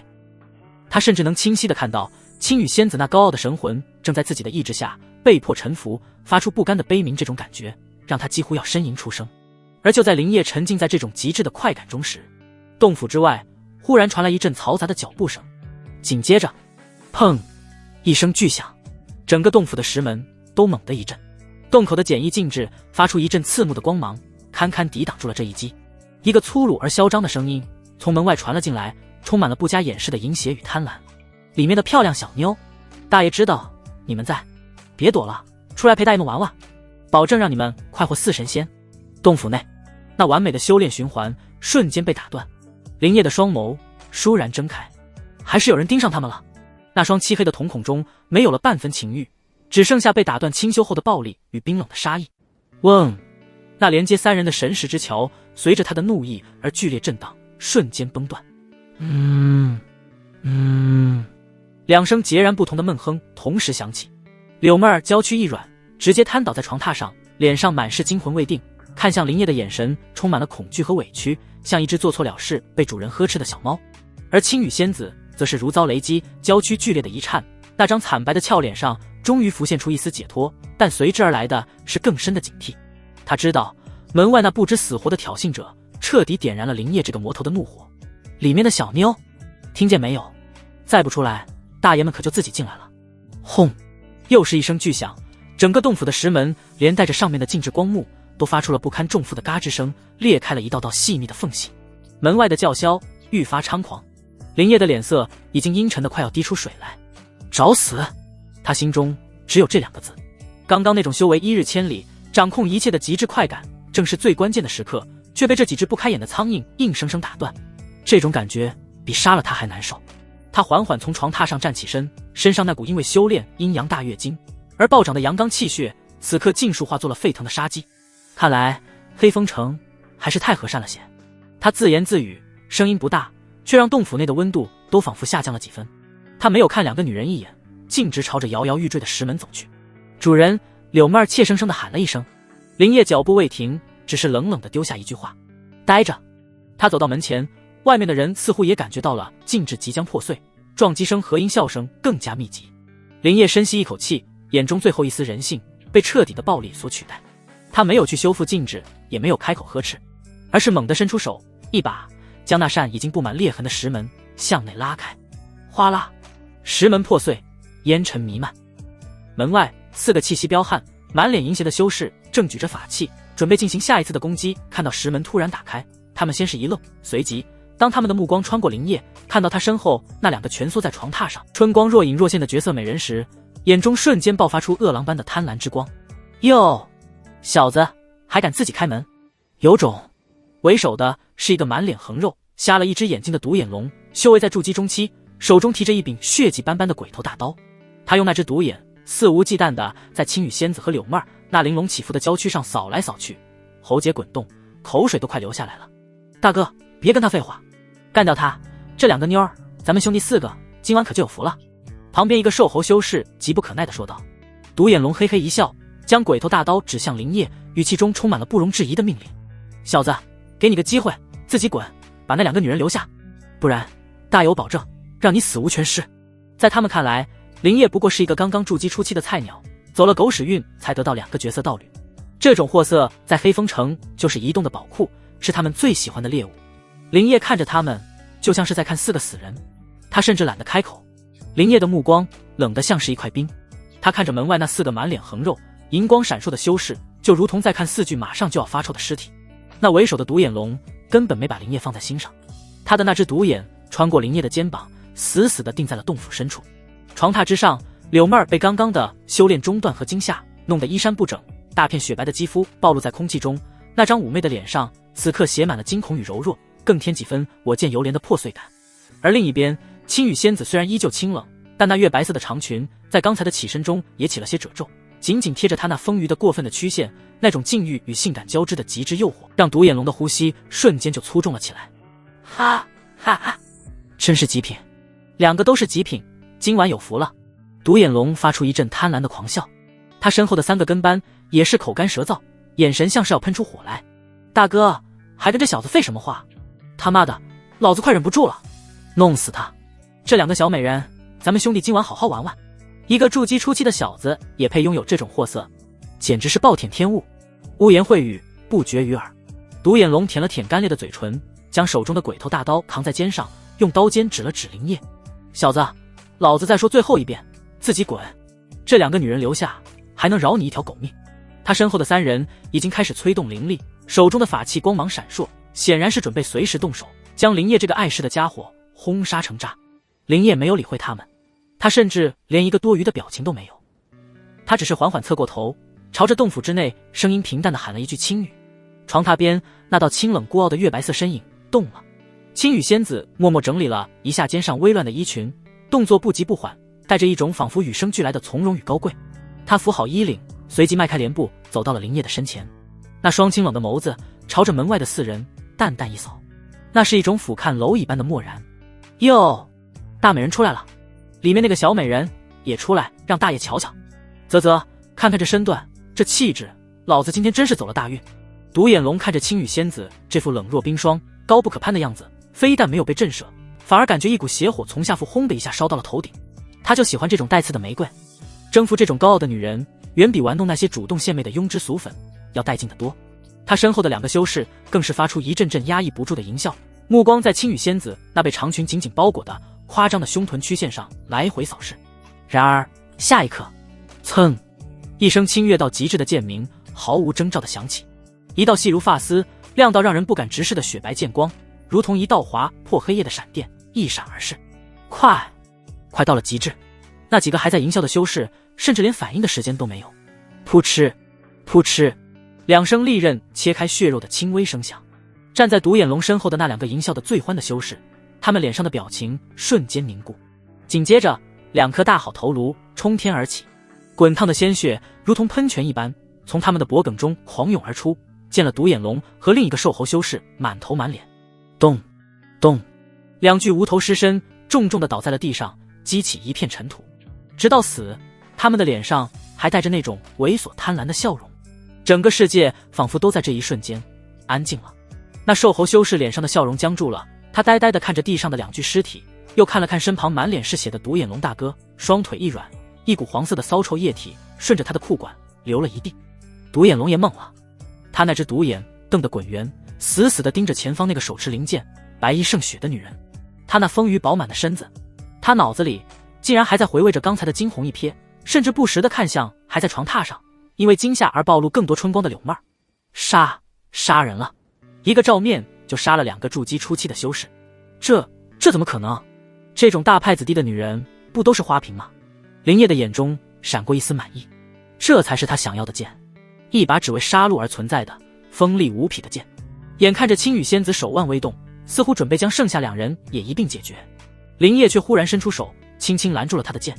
他淡淡的嘱咐道，声音不大，却清晰地传入了在场所有人的耳中：我改变主意了，青羽，留他们一命。独眼龙和那瘦猴修士闻言都是一愣，随即那瘦猴修士眼中爆发出劫后余生的狂喜，留他一命？难道这小子怕了，知道杀了他们会惹上大麻烦？然而林烨的下一句话却让他们如坠冰窟，浑身血液都仿佛被冻结，把他们手脚砍了，眼睛挖掉。青羽仙子持剑的手微微一顿，他侧过头看了林烨一眼，随即他微微点头。片刻后，林烨搂着青羽仙子的肩膀，大手摩挲着她白腻的肌肤，赞赏道：干得好。青羽仙子微微侧脸，一言不发，任由那只大手肆虐。自从上次那4人惨死，黑风城里再也没有人敢过来骚扰3人，林烨便开始了他正式的闭关之路。1个月后，洞府之内灵气激荡的余波缓缓平息，林烨盘膝而坐，感受着丹田气海中那股澎湃汹涌、远胜往昔的法力，一种前所未有的强大感充斥着4肢百骸。筑基中期成了，仅仅1个月，借助2大极品炉鼎，他便跨过了无数修士需要数年苦修才能迈过的门槛。他睁开眼，目光扫过左右，左侧的青羽仙子盘坐在那，身姿依旧清冷孤傲，但她那张绝美的脸蛋上却透着一抹被灵气深度滋养后才会有的健康红润。这1个月的高强度神交非但没有损耗她，反而因她本身底蕴雄厚，在道种的反馈与转化之下，厚积薄发，一举冲破了筑基后期的瓶颈。而右侧的柳妹儿情况则截然相反，她俏脸上一片苍白，原本水润的红唇都失了血色，眉宇间带着一丝无法掩饰的虚弱。林烨心中闪过一丝微不可察的愧疚，方才突破的最后关头，他近乎是压榨式的汲取。柳妹儿的修为毕竟不如青羽仙子，被他这么一搞，已然伤到了身体。但这念头只是一闪而过，主人是不需要心疼奴隶的。他面色不改，长臂一伸，直接将柳妹儿那具绵软无力的娇躯捞进了怀里。柳妹儿发出一声柔弱的轻吟，温顺地靠在林烨坚实的胸膛上，仿佛找到了最安稳的港湾。她感受着主人身上那股突破后愈发灼热的阳刚气息，非但没有半分怨怼，反而主动扬起小脸，在他下巴上轻轻蹭了蹭。主人，妹儿没事的。她声音又软又媚，带着一丝讨好。说着，她主动寻到林烨的嘴唇，将自己的香舌送了进去，笨拙却又急切地侍奉着。林烨心中那点愧疚彻底烟消云散。柳妹儿这双腿又白又长，肌肤细腻的如同上好的丝绸，怎么看都不腻。林烨心情大好，翻手取出了一个储物袋，那是一个粉色的款式小巧的储物袋，正是当初从柳妹儿身上得来的。他从里面掏出一枚丹香四溢的极品回元丹，不由分说地塞进了柳妹儿那微张的饱满红唇里，算是奖励。辛苦了。柳妹儿含着丹药，感受着那化开的磅礴药力，一双水灵灵的眸子却落在了那个熟悉的储物袋上。她忍不住娇嗔道：主人，你怎么还用这个呀？林烨抱着她的美腿，感受着掌心那滑腻的触感，低笑一声，因为主人最喜欢你这个小浪货，你的东西当然要一直用着。一句话让柳妹儿心头所有的不安与患得患失都化作了甜意。是啊，青羽仙子战力再强又如何？她依旧是主人最贴心最顺从的道奴。想到这，柳妹儿心中再无芥蒂，主动吻上了林烨的胸膛，像一只乖巧至极的猫。林烨看着怀中这个被自己彻底调教成痉挛的尤物，心中感慨万千。他的目光随即又落到了那道清冷高贵的月白身影上。这1个月虽不能真正采撷品尝这朵冰山雪莲的滋味，但各种隔靴搔痒的把戏他可没少玩。从最开始的抵死不从，到后来被迫的屈辱承受，再到如今，这位高傲的仙子在吹箫品茗的技艺上早已熟能生巧。一想到他那张不食人间烟火的绝美脸蛋，林烨便觉得一股邪火自小腹升腾。迟早，他压下心中的燥热，开始沉心检视自身。筑基中期，修为稳固，法力雄浑。但林烨微微皱眉，他发现自己体内依旧没有诞生任何本命神通的迹象。看来自己的天资确实是差的可以，连柳妹这个道奴都比不上。不过转念一想，柳妹本就是紫霞峰万里挑一的那门翘楚，若非如此，也轮不到柳云峰觊觎。本命神通这种东西本就是凤毛麟角，自己没有，似乎也说得过去。他这般安慰着自己，心神却沉入了识海深处。那本古朴的阴阳道书静静悬浮。突破筑基期时，他曾尝试翻开第3页，却被一股无形的力量阻隔。如今他已是筑基中期，神识强度远非当初可比。给我开！林烨心念一动，磅礴的神识如潮水般涌向那青铜书页。嗡！这一次，那沉重如山的阻力应声而解。在朦胧的幽光之中，古朴书籍的第3页缓缓显现，页上不再是功法图录，而是浮现出4个玄奥古字“万道归元”，下方流转着更加繁复的符文，其核心要义赫然是更深层次的采补之道。但这采补并非单纯的掠夺，而是基于阴阳道种的极致同化与升华。林烨心神俱震，贪婪地汲取着这股信息。万道归元，通过与阴阳道奴进行最深层次的灵肉交合，可汲取其神魂深处蕴含的道韵，化为己用。这些道韵是他们在特定功法、道途上积累的独特感悟与法则碎片。若阴阳奴擅长剑道、丹道、阵法、幻术等，林烨可从中获得对应的初步感悟，从而在这些领域快速入门，甚至掌握其精髓。更甚至，若是采补拥有特殊体质或天赋神通的道奴，还能缓慢凝练其本源，有机会觉醒部分神通，比如青羽仙子的剑道感悟，比如柳妹的本命神通霍心童。这神通太强了，林烨心中狂喜。他向来不喜与人打生打死，有青羽仙子这把锋利又好用的剑，何须自己动手？但自身没有足够强大的保命底牌，终究是个隐患。而这万道归元，完美的补上了他最后的短板。虽然这神通每次都只是暂时的有使用次数的，但道奴可跑不了，自己多来几次不就行了？唯一可惜的便是此次没有给阴阳道种。不过他现在也没有什么好的奴役目标。他猛地睁开眼，灼热的目光毫不掩饰地射向床榻另一侧的青羽仙子。他盘坐在那，月白色的仙裙也遮掩不住那鼓鼓囊囊的惊人曲线，丰腴紧致的蜜桃臀将裙摆撑起一个浑圆饱满的弧度，仅仅是看着就让人血脉奋张。林烨心中火热，可惜为了那虚无缥缈的金丹道图，这块最美的肥肉暂时还吃不得。似乎是感受到了他那充满侵略性的目光，青羽仙子长长的睫毛颤动了一下，缓缓睁开了那双清冷的秋水眸子，与他对视一瞬，又有些不自然的迅速侧过头去。这细微的躲闪却让林烨嘴角的笑意更浓。青羽，过来。他淡淡开口，声音不大，却带着不容抗拒的命令。青羽仙子的娇躯明显一僵，她没有动，似乎想用沉默来抗议。但一想到若是自己不从，这个魔头会用何等羞耻的方式来惩罚自己，他便感觉臀部一阵阵发烫。最终屈辱战胜了高傲，他默默地在柔软的兽皮床榻上手脚并用，像一只被驯服的宠物，僵硬地爬到了林烨的面前。林烨很满意他的顺从，他伸手勾起他那张线条完美、毫无瑕疵的精致脸蛋，强迫他看着自己，霸道地命令道：吻我。青羽仙子美眸中闪过一丝挣扎与羞愤，但最终还是化作了一片死寂。他闭上眼，认命般的微微前倾，冰凉的唇瓣在林烨的嘴唇上轻轻碰了一下，便想立刻退开。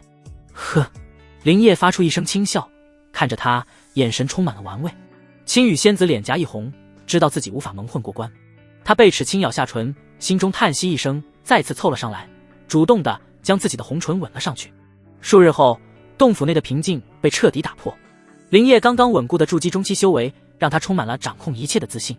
他看着一旁闭目调息、清冷如故，但面颊上却因灵气充盈而浮现出一抹动人红晕的青羽仙子，心中念头急转。这位冰山仙子的根基比他想象的还要深厚。这1个月的神交，他非但没有被榨干，反而借助自己阳刚灵力的反馈，隐隐有突破到筑基圆满的迹象，真是个绝佳的炉鼎。他心中赞叹，目光却转向了怀中柳妹儿，被他采补的面色苍白，娇躯绵软，此刻正有气无力地靠着他，像一株被狂风暴雨摧残过的娇花。林烨心中并无多少怜惜，反而升起一种病态的满足感。他喜欢这种将一切都掌控在手中的感觉。他毫不避讳地低下头，用一种近乎粗暴的方式堵住了柳妹儿的嘴唇。柳妹儿发出一声细碎的呜咽，随即温顺地承受着，甚至开始主动迎合。而另一边，盘膝而坐的青羽仙子，长长的睫毛剧烈地颤动起来。她紧闭双眼，似乎想用修炼来隔绝这靡靡之音，但那从耳根一直蔓延到雪白脖颈的绯红，却出卖了她内心的羞愤与不平静。片刻之后，林叶才意犹未尽地松开了她。她运转阴阳大月经，将刚刚采补而来的阴元混合着自身法力炼化后，又分出大半，化作一股精纯至极的灵力，浩浩荡荡地灌输回柳妹儿的体内。柳妹儿娇躯一颤，原本苍白的脸蛋瞬间涌上醉人的红润，整个人像是泡在温泉里一般，散发出惊人的热力。她能清晰地感觉到自己干涸的气海被迅速填满，那停滞不前的修为竟开始飞速攀升，距离筑基中期只剩下薄薄的一层窗户纸。她睁开迷离的水眸，看着林叶，眼神中充满了感激、崇拜与病态的痴迷。等到体内激荡的灵力平复，柳妹儿缓缓起身，跪坐在林叶身旁。她从储物袋里摸出一根红色的发带，咬在饱满的唇间，抬起雪白的藕臂，开始笨拙地给自己扎头发。这个姿势让她那本就纤细的不盈一握的腰肢与挺翘的丰臀勾勒出一条惊心动魄的完美曲线。她朝着林叶抛了个媚眼，声音娇媚入骨：“主人真是天资不凡，这才多久，修为就超过妹儿了。妹儿可得努力追上主人才行。”林叶看着她这副奉承讨好的模样，心中畅快无比。他伸出手，在她刚刚扎好的发髻上随意地揉了一把。哎呀！柳妹儿发出一声娇嗔，哀怨地看了他一眼，只得将发带解下，重新整理。林叶从身后一把抱住她的纤腰，整个人都贴了上去，鼻子埋在她的发间，深深吸了一口那醉人的体香，嘴里戏谑道：“小浪货，真是纤腰美腿勾人魂，主人的眼睛都快被你吸进去了。”柳妹儿娇羞一笑，身体软得像没有骨头。她重新将长发扎成一个高高的马尾，发丝随着她的动作轻轻甩动，掠过林叶的鼻尖，带来一阵发香。主人喜欢就好，她柔声说道。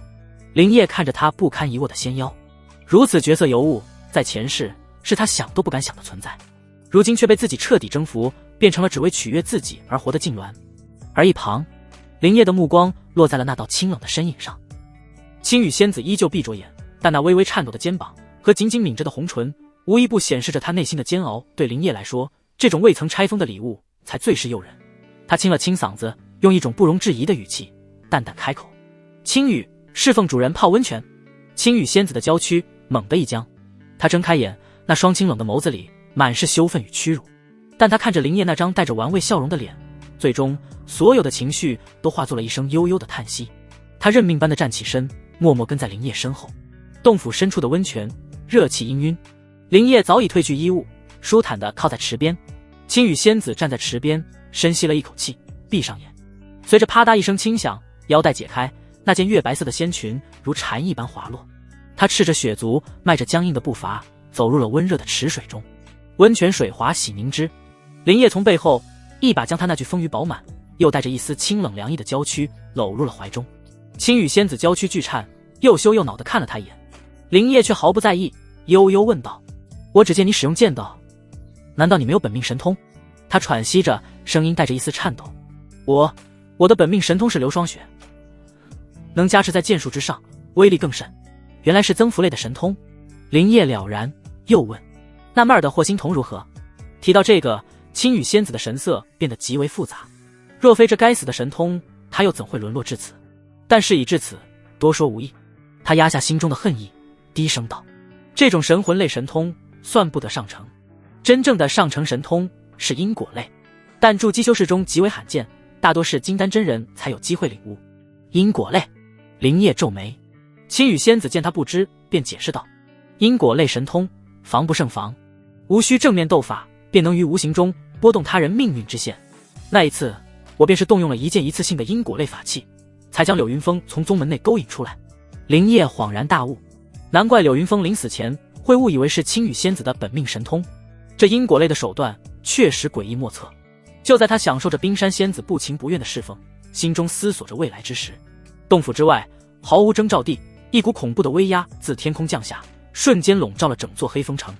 紧接着，一个仿佛蕴含天威的洪亮声音在每个人的神魂中炸响：“合欢宗紫霞峰真人有令，凡见此女者，提供线索，赏极品筑基丹一枚。”话音未落，一道灵光在半空中炸开，光华流转，竟凝聚成一幅巨大的女子画像。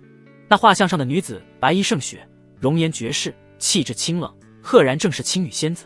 温泉池内，氤氲的热气仿佛都凝固了。青羽仙子为林烨捏着肩膀的小手猛地一顿，娇躯僵硬。他缓缓转过头，那双秋水眸子中的慵懒与屈辱瞬间褪去。他蹙眉望着林烨，不知不觉，他已经习惯了把林烨当作主心骨。林烨的心也是猛地一沉，麻烦来了。他任由那道审视的目光落在自己身上，心中盘算的却是另一件事。这女人果然是个烫手山芋。他哗啦一声从水中站起。啊！青羽仙子惊呼一声，羞愤地扭过头去，脸颊瞬间红透，不敢去看他那赤裸的身躯。林烨却毫不在意，迅速穿好衣物，语气果决的不带一丝情绪。妹儿，收拾东西，立刻离开此地。当日进城时，青羽仙子并未遮掩容貌，如今被金丹真人亲自下令通缉，城中那些眼线恐怕早就将消息传了出去。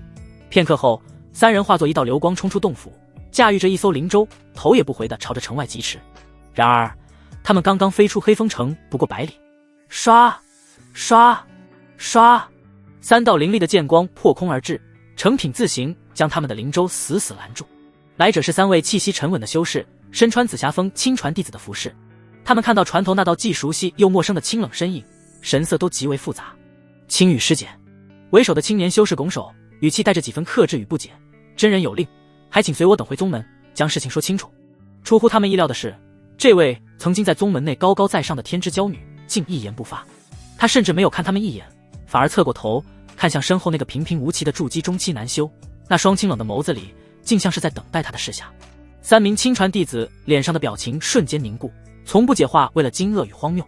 林烨面无表情，迎着青羽仙子的目光，只是对着他轻轻勾了勾手指，一个简单至极却又充满了羞辱与命令意味的动作。青羽仙子会意，默默地点了点头。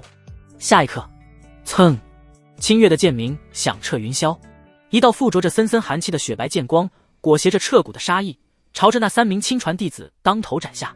师姐你敢！3人神色大变，惊怒交加。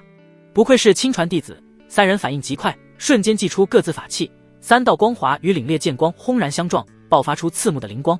一番激斗下来，青羽仙子以1敌3，剑术精妙绝伦，竟丝毫不落下风。但他的法力也在飞速消耗。就在他被2人缠住，另一人抓住空隙准备施展杀招的瞬间，霍心童一直藏在林烨身后的柳妹儿眼中闪过一抹妖异的紫光。那名准备偷袭的弟子身形猛地一滞，眼神骤然涣散，仿佛看到了什么不可思议的景象，手中的法诀都慢了一瞬。高手相争，生死只在刹那。青羽仙子抓住这转瞬即逝的机会，剑光一闪，噗嗤，一颗上带着错愕表情的头颅冲天而起。剩下2人见状骇然失色，哪还敢再战，转身便要化作剑光逃离。可就在这时，其中一名弟子腰间一块玉佩猛然爆发出璀璨的金光，一道顶天立地的威严虚影在半空中缓缓凝聚，一股远超筑基的恐怖气息将方圆数里尽数笼罩。金丹真人，那虚影一双淡漠的眸子遥遥锁定了青羽仙子，发出一声冰冷的轻喝。随即一只完全由灵气汇成的擎天巨手撕裂云层，朝着3人的灵舟狠狠抓来。空间都在这巨手之下扭曲，发出了不堪重负的呻吟。轰！千钧一发之际，林烨胸口一枚血色的小巧铃铛自动飞出，化作一道血色光幕，堪堪挡住了这毁天灭地的一击。灵舟剧烈震荡，3人齐齐喷出一口鲜血，那血色铃铛上也裂开了一道细密的缝隙。咦？半空中的真人虚影发出一声轻疑，似乎有些意外。他没有犹豫，巨手再次抓来。当，血色光幕再次浮现，却在抵挡之后应声破碎。那枚血色铃铛再次裂开一道缝隙，竟还有此等护身之物。那真人虚影喃喃一句，似乎力量耗尽，缓缓消散在了空中。死里逃生！林烨顾不得擦去嘴角的血迹，疯狂催动灵舟，化作一道血色流光，一头扎进了下方那片连绵不绝、妖气冲天的横断山脉之中。死里逃生！轰隆！灵舟的残骸冒着黑烟，一头栽进了下方那片墨绿色的原始山林之中，撞断了数十根参天古木，最后在一片狼藉中彻底4分5裂。林烨第一个从扭曲的船舱里冲了出来，嘴角挂着一丝血迹，脸色阴沉的能滴出水来。金丹真人的一击，哪怕只是一道分神虚影，威力也远超他的想象。若非青羽仙子那枚血色铃铛，他们3人此刻恐怕已经尸骨无存。他回头看了一眼，柳妹儿被他护在身下，除了受了些震荡，并无大碍。他此刻正花容失色，紧紧抓着林烨的衣角，娇躯还在不受控制的颤抖。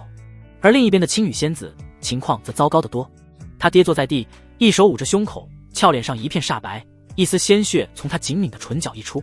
那件贴身的月白仙裙上，胸口的位置印出了一片淡淡的血迹，触目惊心。显然，那枚与他心神相连的护身法宝被攻击，让他遭受了不轻的反噬。林烨的目光在他身上停留了一瞬，心中没有半分怜悯，只有一股被冒犯的怒火。差一点，就差一点，自己这个刚刚崛起的魔头，就要憋屈的死在一个连面都没见过的金丹真人手里。这种命运被他人掌控的感觉，让他无比憎恶。主人，柳妹儿怯生生的声音将他的思绪拉了回来。林烨收回目光，环顾四周，这里是横断山脉的外围，空气中弥漫着一股潮湿腐败的气息，其中夹杂着浓郁的妖气。耳边不时传来几声不知名妖兽的嘶吼，充满了原始的野性与危险。此地不宜久留，追兵随时可能赶到。还能走吗？林烨看着青羽仙子，语气冰冷。青羽仙子没有回答，只是用一种复杂的目光看着他。那目光里有劫后余生的惊悸，有护身法宝被毁的痛心，还有一丝对实力不够的痛恨。见他不语，林烨懒得再问，他一把将柳妹儿拉了起来，直接扛在了肩上，然后大步走到青羽仙子面前，居高临下的命令道：自己跟上，若是被妖兽吃了，可别怪我。说完，他辨认了一下方向，便朝着山脉深处一处妖气相对稀薄的山谷走去。青羽仙子贝齿紧咬下唇，几乎要咬出血来。可恶，不应该背我吗？他看着林烨那毫不留情的背影，最终还是挣扎着强撑着重伤的身体，踉踉跄跄地跟了上去。半个时辰后，一处隐蔽的山洞内，林烨用几块巨石堵住了洞口，又在洞内布下了一个简单的敛息阵法，这才松了口气。他将柳妹儿放下，后者立刻像只温顺的小猫，主动替他揉捏着肩膀，极尽讨好之能事。林烨的目光则落在了洞穴角落里那道蜷缩着的身影上。青羽仙子靠着冰冷的石壁，双臂环抱着膝盖，将那张绝美的脸蛋埋在臂弯里，仿佛想以此来隔绝这个让他屈辱的世界。他身上的气息紊乱不堪，显然伤得不轻。林烨的怒火如地底的岩浆在胸膛中翻滚奔涌。金丹真人仅仅是一道隔着不知多远距离的分神虚影，就差点让他万劫不复。这种性命被他人捏在手里的感觉，比死还难受。他攥紧拳头，骨节因为用力而发白。实力，归根结底还是实力不够。若是他有金丹修为，何至于像丧家之犬一样逃窜？若是他能翻开阴阳道书的第4页，得到更强的神通，又岂会如此狼狈？主人，柳妹儿的声音带着哭腔从他怀里传来。妹儿，刚才好可怕，我们差点就……林烨低头看着这个已经彻底沉沦在自己手里的尤物，他蜷缩在自己怀里，娇躯不断颤抖，像一只受惊的兔子。他心中烦躁，却也知道现在不是发泄的时候。他伸手粗暴地捏住柳妹儿的下巴，强迫她抬起头。怕什么？有主人在。他的声音冰冷，不带一丝温度，但柳妹儿听了，那份深入骨髓的恐惧却奇迹般地平复了许多。是啊，主人是无所不能的，只要待在主人身边就是最安全的。这种病态的依赖已经成了他的本能。林烨的目光越过他，落在了山洞的角落。青羽仙子蜷缩在那里，月白色的仙裙上，胸口那片嫣红的血迹格外刺眼。他将头埋在双臂之间，一动不动，仿佛一尊失去了灵魂的精美雕像。护身法宝被毁，心神受创，法力枯竭。现在的他就是一只拔了牙断了爪的老虎，虚弱到了极点。他将柳妹儿推开，大步走向角落。似乎是听到了脚步声，青羽仙子的肩膀微不可察地颤抖了一下，他缓缓抬起头，那张苍白如纸的绝美脸蛋上，一双秋水眸子失去了往日所有的神采，只剩下麻木。林烨在他面前蹲下，伸出手，用指尖拭去他唇角那丝鲜血，动作轻柔的像是在对待一件稀世珍宝。伤得很重，他淡淡开口。青羽仙子没有说话，只是闭上了眼睛，长长的睫毛上挂上了一滴晶莹的泪珠。认命了，可惜了，这么好的炉鼎，要是就这么废了，主人会很心疼的。林烨的声音带着一丝戏谑的惋惜，他一边说着，一边翻手取出一枚疗伤圣药碧灵丹。这还是当初从青羽仙子的储物袋里搜刮来的，药力温和，效果极佳。他捏开青羽仙子那紧闭的贝齿，将丹药塞了进去，入口即化的药力化作一股暖流，开始修补他受损的经脉。青羽仙子蹙着眉淡淡的看着他，眼里复杂无比。就在这时，林烨神色一动，他强大的神识敏锐地捕捉到了洞外正有2道陌生的气息在靠近，一男一女，修为很弱，都只是炼气9层。他立刻收敛了所有气息，对柳妹儿和青羽仙子做了一个噤声的手势。山洞外，师兄，你看，这里有个山洞，好像有人未遮掩的痕迹呢。一个清脆如黄鹂鸣啭般的声音响起，带着少女独有的天真好奇。紧接着是一个沉稳中透着温柔的男声响起：“白芷师妹，小心些，这横断山脉危机四伏，我们还是莫要多管闲事，采完凝血草就尽快回宗门吧。”说话间，那青山少年下意识地向白衣少女靠近半步，目光落在她身上时，那份警惕便化作了不易察觉的关切。被称为白芷的少女转过身来，晨光勾勒出她纤细玲珑的身姿。她穿着一身素雅洁净的白裙，衣袂飘飘，不染纤尘，宛如山涧出绽的一朵幽莲。身背的小巧药篓更添几分纯真。她有着一张令人心尖微颤的清纯面容，肌肤胜雪，吹弹可破，一双杏眼又大又亮，清澈的如同两汪清泉，不染一丝世俗尘埃，此刻正盈满了纯粹的担忧。她微微蹙起秀气的眉间，声音里带着一丝柔软的不忍：“可是我刚才好像闻到了一丝血腥味，万一有人受伤了呢？我们是医修，见死不救，师父会骂的。”他仰头望着身边的师兄，那眼神纯净而坚定，让人难以拒绝。林烨心中念头急转，杀了？不行，杀了他们，自己还得耗费精力去处理尸体，万一留下什么首尾，引来他们宗门的人更是麻烦。不理会也不行，这女孩心地善良，万一坚持要进来查看，一旦发现自己和青羽仙子以合欢宗如今的通缉力度，消息泄露是迟早的事，那么就只有一个选择了。林烨的目光变得幽深，他对着柳妹儿用口型无声地说了几个字。柳妹儿立刻心领神会，她眼中的警惕褪去，取而代之的是一抹妖媚的笑意。她整理了一下自己凌乱的衣衫，故意弄得更加不堪，然后跌跌撞撞地走到洞口，靠在石壁上，发出一声极其虚弱的呻吟：“救命！”这声音不大，却刚好能被洞外的人听到。“师兄，你听，真的有人！”白芷的惊呼声传来。“别冲动！”那师兄立刻拉住了他，对着洞口高声喊道：“洞内的朋友是何人？为何会在此处？”柳妹儿按照林烨的指示，用一种带着哭腔的柔弱声音回道：“我们是散修，被妖兽追杀，逃到此地。同伴他伤得很重，快不行了。”他的话半真半假，听起来可信度极高。白芷一听更是心急如焚：“师兄，快，我们快去救人！”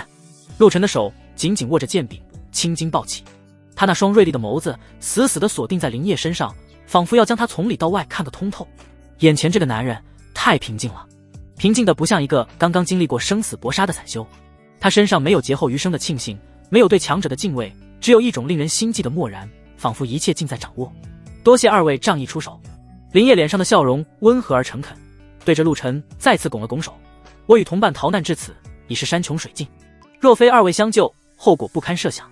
此恩林某铭记在心。”他这番话说得滴水不漏，还将柳妹儿和青羽仙子的关系巧妙地定义为同伴，合情合理。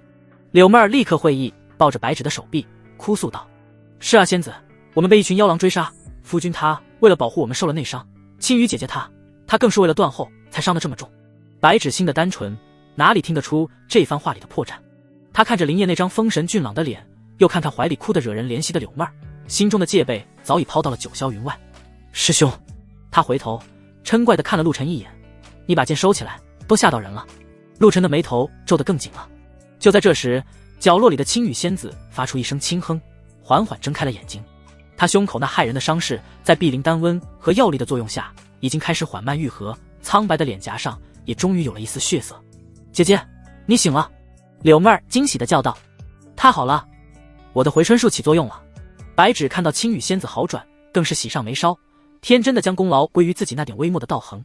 他从药篓里取出一个小瓷瓶，倒出几枚散发着清香的丹药，塞到柳妹儿手里：“这是我们流云宗的凝碧丹，对治疗内伤很有效果，你们快给她服下吧。”少女的笑容干净的不含一丝杂质：“多谢仙子，仙子真是人美心善。”柳妹儿感激涕零的收下：“师妹，我们该走了。”陆晨终于忍无可忍，他一把拉住白芷，语气不容置疑：“宗门还有要事，不得耽搁。”他一刻也不想在这里多待。这个山洞，这个男人，都让他感到一种源自神魂深处的战栗。“哎呀，师兄你别拉我！”白芷有些不情愿，但还是被陆芷强行拉着向洞口走去。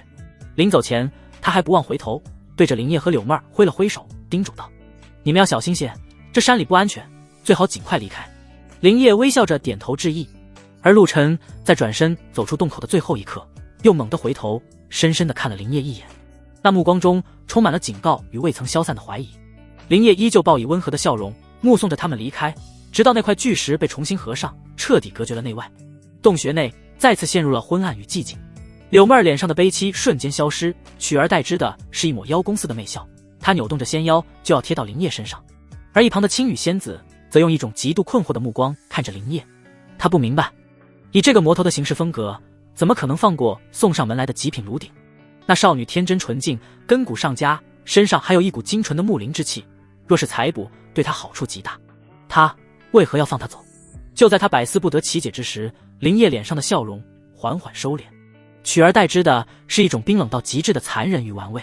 他缓缓闭上双眼，下一刻，磅礴如海的神识以这个山洞为中心，无声无息地蔓延开来，像一张看不见的大网，笼罩了方圆10数里的山林。林烨看到了，他看到了1公里外正在一处山涧旁小心翼翼采摘着一株凝血草的白芷和陆晨。他也看到了，在更远处的另一片密林中，一群足有30多只，由一头练气期大圆满的头狼带领的黑风妖狼正在假寐。林烨的嘴角勾起了一抹森然的弧度，他的神识化作一根无形的尖刺，没有去惊动那头狼王，而是精准地刺入了10几只普通妖狼的脑海。那不是命令，而是一种引导。他将白芷身上那股精纯的木灵之气和他储物袋里丹药的香气，在那些妖狼的感知中放大了100倍1000倍。那味道对于妖兽而言是致命的诱惑。嗷呜！几声压抑不住的低吼打破了山林的宁静。那10几只被引诱的妖狼猛地站起，猩红的舌头舔舐着嘴角，朝着白芷所在的山涧疯狂地冲了过去。他们的异动立刻惊动了整个狼群。狼王睁开冰冷的兽瞳，发出一声高亢的狼嚎，整个狼群如同一股黑色的洪流，循着气味奔袭而去。山洞外，轰隆隆，大地开始轻微的震动。师兄，你听，这是什么声音？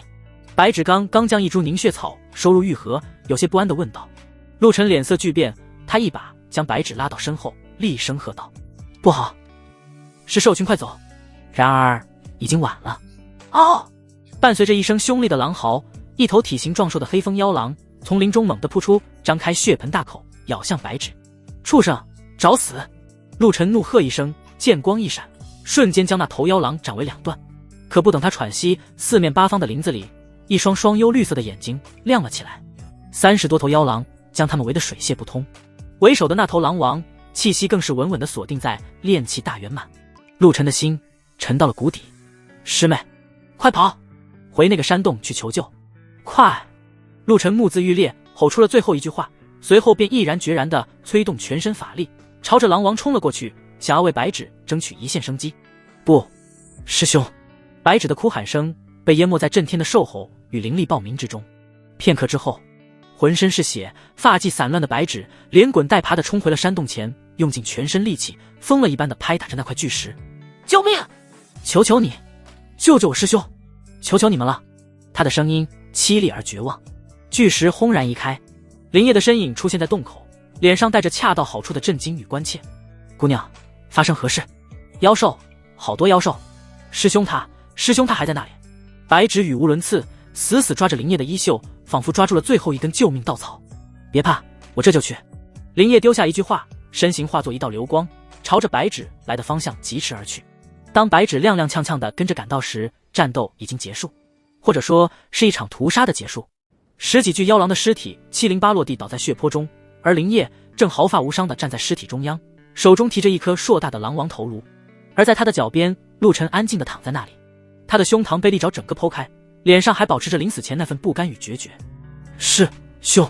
白芷双腿一软，跪倒在地，看着陆晨那早已失去生息的尸体，终于抑制不住，发出了撕心裂肺的哭喊：对不起，对不起，都怪我，是我害了你！他拼命地捶打着地面，悔恨与自责像潮水一般将他彻底淹没。林烨丢掉狼王头颅，缓缓走到他的身边，他蹲下身，伸出手，轻轻地放在了少女那剧烈颤抖的肩膀上。不，他的声音充满了让人信服的温柔与力量。这不是你的错。林烨的声音像带着一种奇异的魔力，穿透了白芷撕心裂肺的哭喊，清晰地传入他的耳中。白芷的哭声一滞，他抬起那张沾满了泪水与尘土的脸蛋，茫然地看着林烨。怎么会不是我的错？他的声音沙哑，充满了绝望的自责。如果不是我坚持要进来采药，如果我听师兄的话，他就不会死。是我害死了他。少女的情绪已经濒临崩溃，她像一只迷失在暴风雨中的蝴蝶，脆弱的仿佛下一秒就会被彻底撕碎。林烨看着她这副模样，心中那股名为掌控的欲望愈发灼热。他没有急着去反驳，而是缓缓站起身，目光扫过遍地的狼尸，语气变得森然。错的是这个世界，弱肉强食本就是这修仙界的铁律。你心地善良，想要救死扶伤，这没有错。你的师兄为了保护你，立志而亡，这更没有错。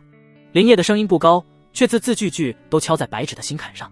错的是那些妖兽，他们嗜血残忍，就不该活在这世上。错的是我们实力太弱，弱就是原罪，弱就要被人欺凌，被妖兽吞噬。他每说一句，身上的气势便凌厉一分。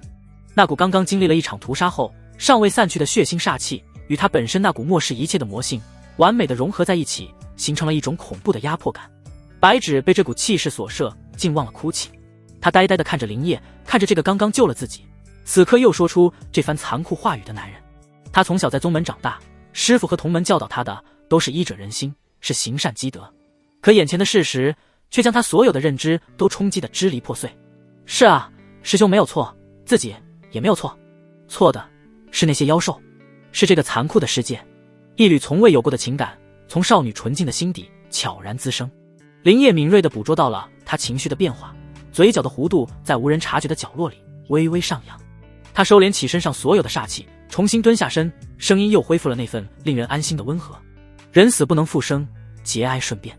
你师兄是英雄，他的仇我替你报。这37头妖狼一个都不会少，他们的妖丹我会全部取来，祭奠你师兄的在天之灵。他的承诺掷地有声。这番话成了压垮白纸心理防线的最后一根稻草。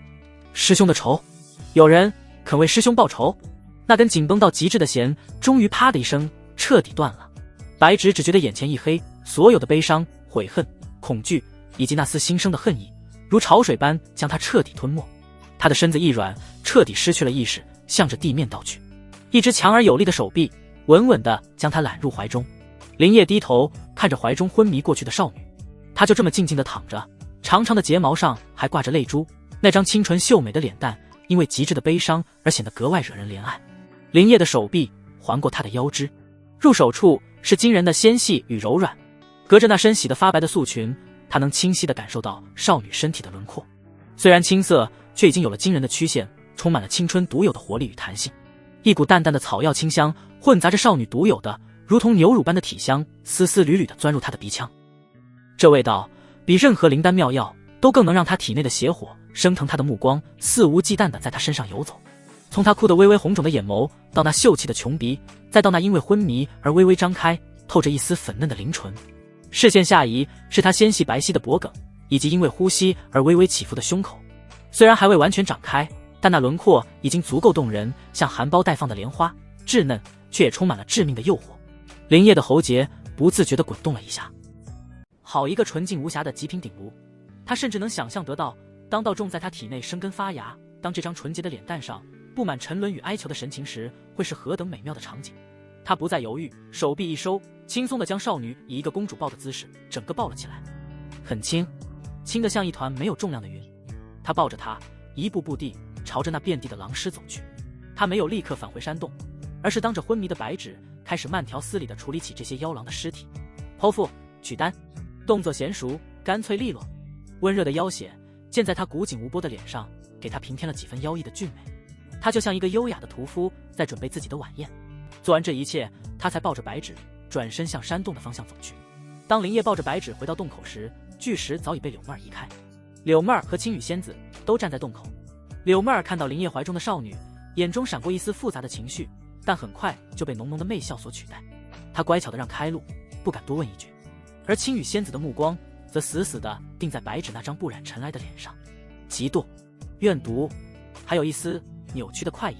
林烨抱着昏迷的白纸，目不斜视地从他们二人身旁走过，将少女轻轻地放在了山洞最里侧那片铺着干净兽皮的地面上。他的动作温柔得仿佛在对待一件稀世珍宝。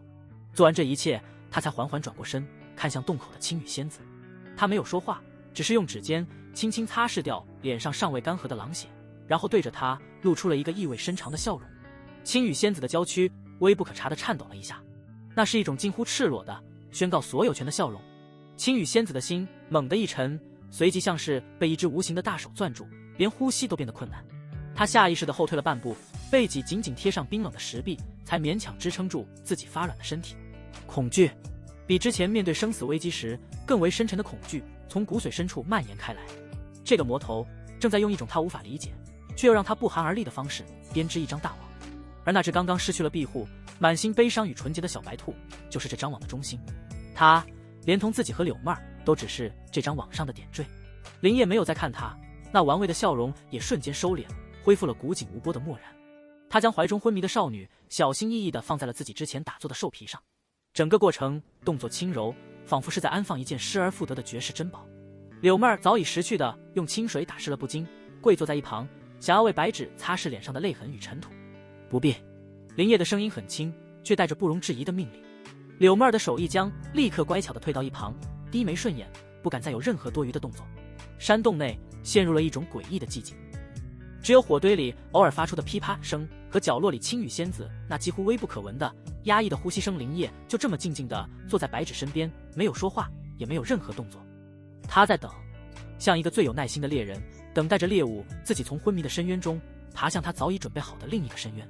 不知过了多久，呜，一声破碎的呜咽从白纸的唇间溢出，他的睫毛颤抖着，眼皮挣扎着，似乎在抗拒着苏醒，抗拒着即将要面对的残酷的现实。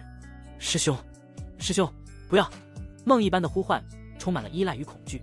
终于，他缓缓睁开了双眼，映入眼帘的是昏暗的摇曳着火光的山洞石壁，陌生而又带着一丝熟悉。记忆如同决堤的洪水轰然涌入脑海，妖狼的嘶吼，师兄决绝的背影，那冲天的血光，还有那句声嘶力竭的快跑。师兄，不！白纸的瞳孔猛地收缩，那张刚刚恢复了一丝血色的脸蛋瞬间又变得惨白如纸。师兄！他猛地坐起身，撕心裂肺地喊了一声，可回应他的只有这空旷山洞里的回音。他不在，师兄不在了。这个认知像一把最锋利的冰锥，狠狠刺穿了他的心脏。啊！白纸抱着头发出了绝望的尖叫，眼泪像断了线的珠子疯狂地涌出。是我害了你师兄，是我害了你，都怪我。如果我不任性，如果你不来救我，你就不会死。呜呜，是我害死了你。他语无伦次，用拳头用力地捶打着自己的脑袋，仿佛只有这样才能减轻心中那份足以将他溺毙的痛苦与自责。柳妹儿和青羽仙子看着这几乎要崩溃的一幕，神色各异。柳妹儿眼中有一丝不忍，但更多的是对林烨的敬畏，而青羽仙子则麻木地看着，那张苍白的脸上甚至浮现出一丝扭曲的快意。看啊，又一个天真善良的女孩正在被这个世界，被这个魔头碾碎。林烨始终没有动，他就这么冷眼看着，任由少女的情绪在绝望的深渊里发酵沉沦，直到她的哭喊声变得沙哑，捶打的力气也渐渐耗尽，整个人蜷缩成一团，只剩下无助的抽噎。他才缓缓起身，走到她的面前，蹲下。哭吧。他的声音低沉而沙哑，带着一种奇异的安抚力量，把悲伤都哭出来。失去重要之人的痛，我懂。白纸的抽噎声一滞，他抬起那张泪水纵横的脸，用一双哭得红肿的眼睛茫然地看着眼前的男人。他懂。他怎么会懂？林烨没有理会他的疑惑，他的目光穿过他，望向洞外的黑暗，仿佛陷入了某种遥远的回忆。很久以前，我也像你师兄一样，为了保护自己最重要的人，拼尽了全力。他的声音里没有了之前的冰冷，而是多了一丝沧桑与痛楚。可我太弱了，我只能眼睁睁地看着他为了给我争取一线生机，死在我的面前。那时候我就像你现在一样，觉得是自己害了他，觉得整个世界都崩塌了。他编造的故事半真半假，却因为那份恰到好处的情绪显得无比真实。白纸彻底愣住了，连哭泣都忘记了。这不是你的错。林烨收回目光，重新落在他的脸上，语气变得无比坚定。也不是你师兄的错，他用生命保护了你，他是英雄。错的是这个世界，是那些制定了弱肉强食规则的强者，是那些视人命如草芥的妖兽。弱小才是原罪。我们之所以会失去，只是因为我们还不够强。这番话如同惊雷在白纸混乱的脑海中炸响。弱小才是原罪。是啊，如果师兄再强一点，如果自己再强一点，是不是这一切都不会发生？他心中的自责在林烨这番偷换概念的引导下，悄然转化成了一股对这个残酷世界的恨意，以及对自身弱小的无力感。林烨知道鱼儿已经上钩了，他伸出手想要拍拍他的肩膀，白纸却像是受惊的兔子一样猛地向后一缩。师兄，他忽然想起了什么，声音颤抖地问：我师兄的尸身？放心。林烨收回手，语气变得温和：你师兄是英雄，我不会让他扑尸荒野，我已将他带回，就在洞外。说着他站起身，不容置疑地说道：你在这里等着，我去处理。他没有给白芷拒绝的机会，转身便走出了山洞。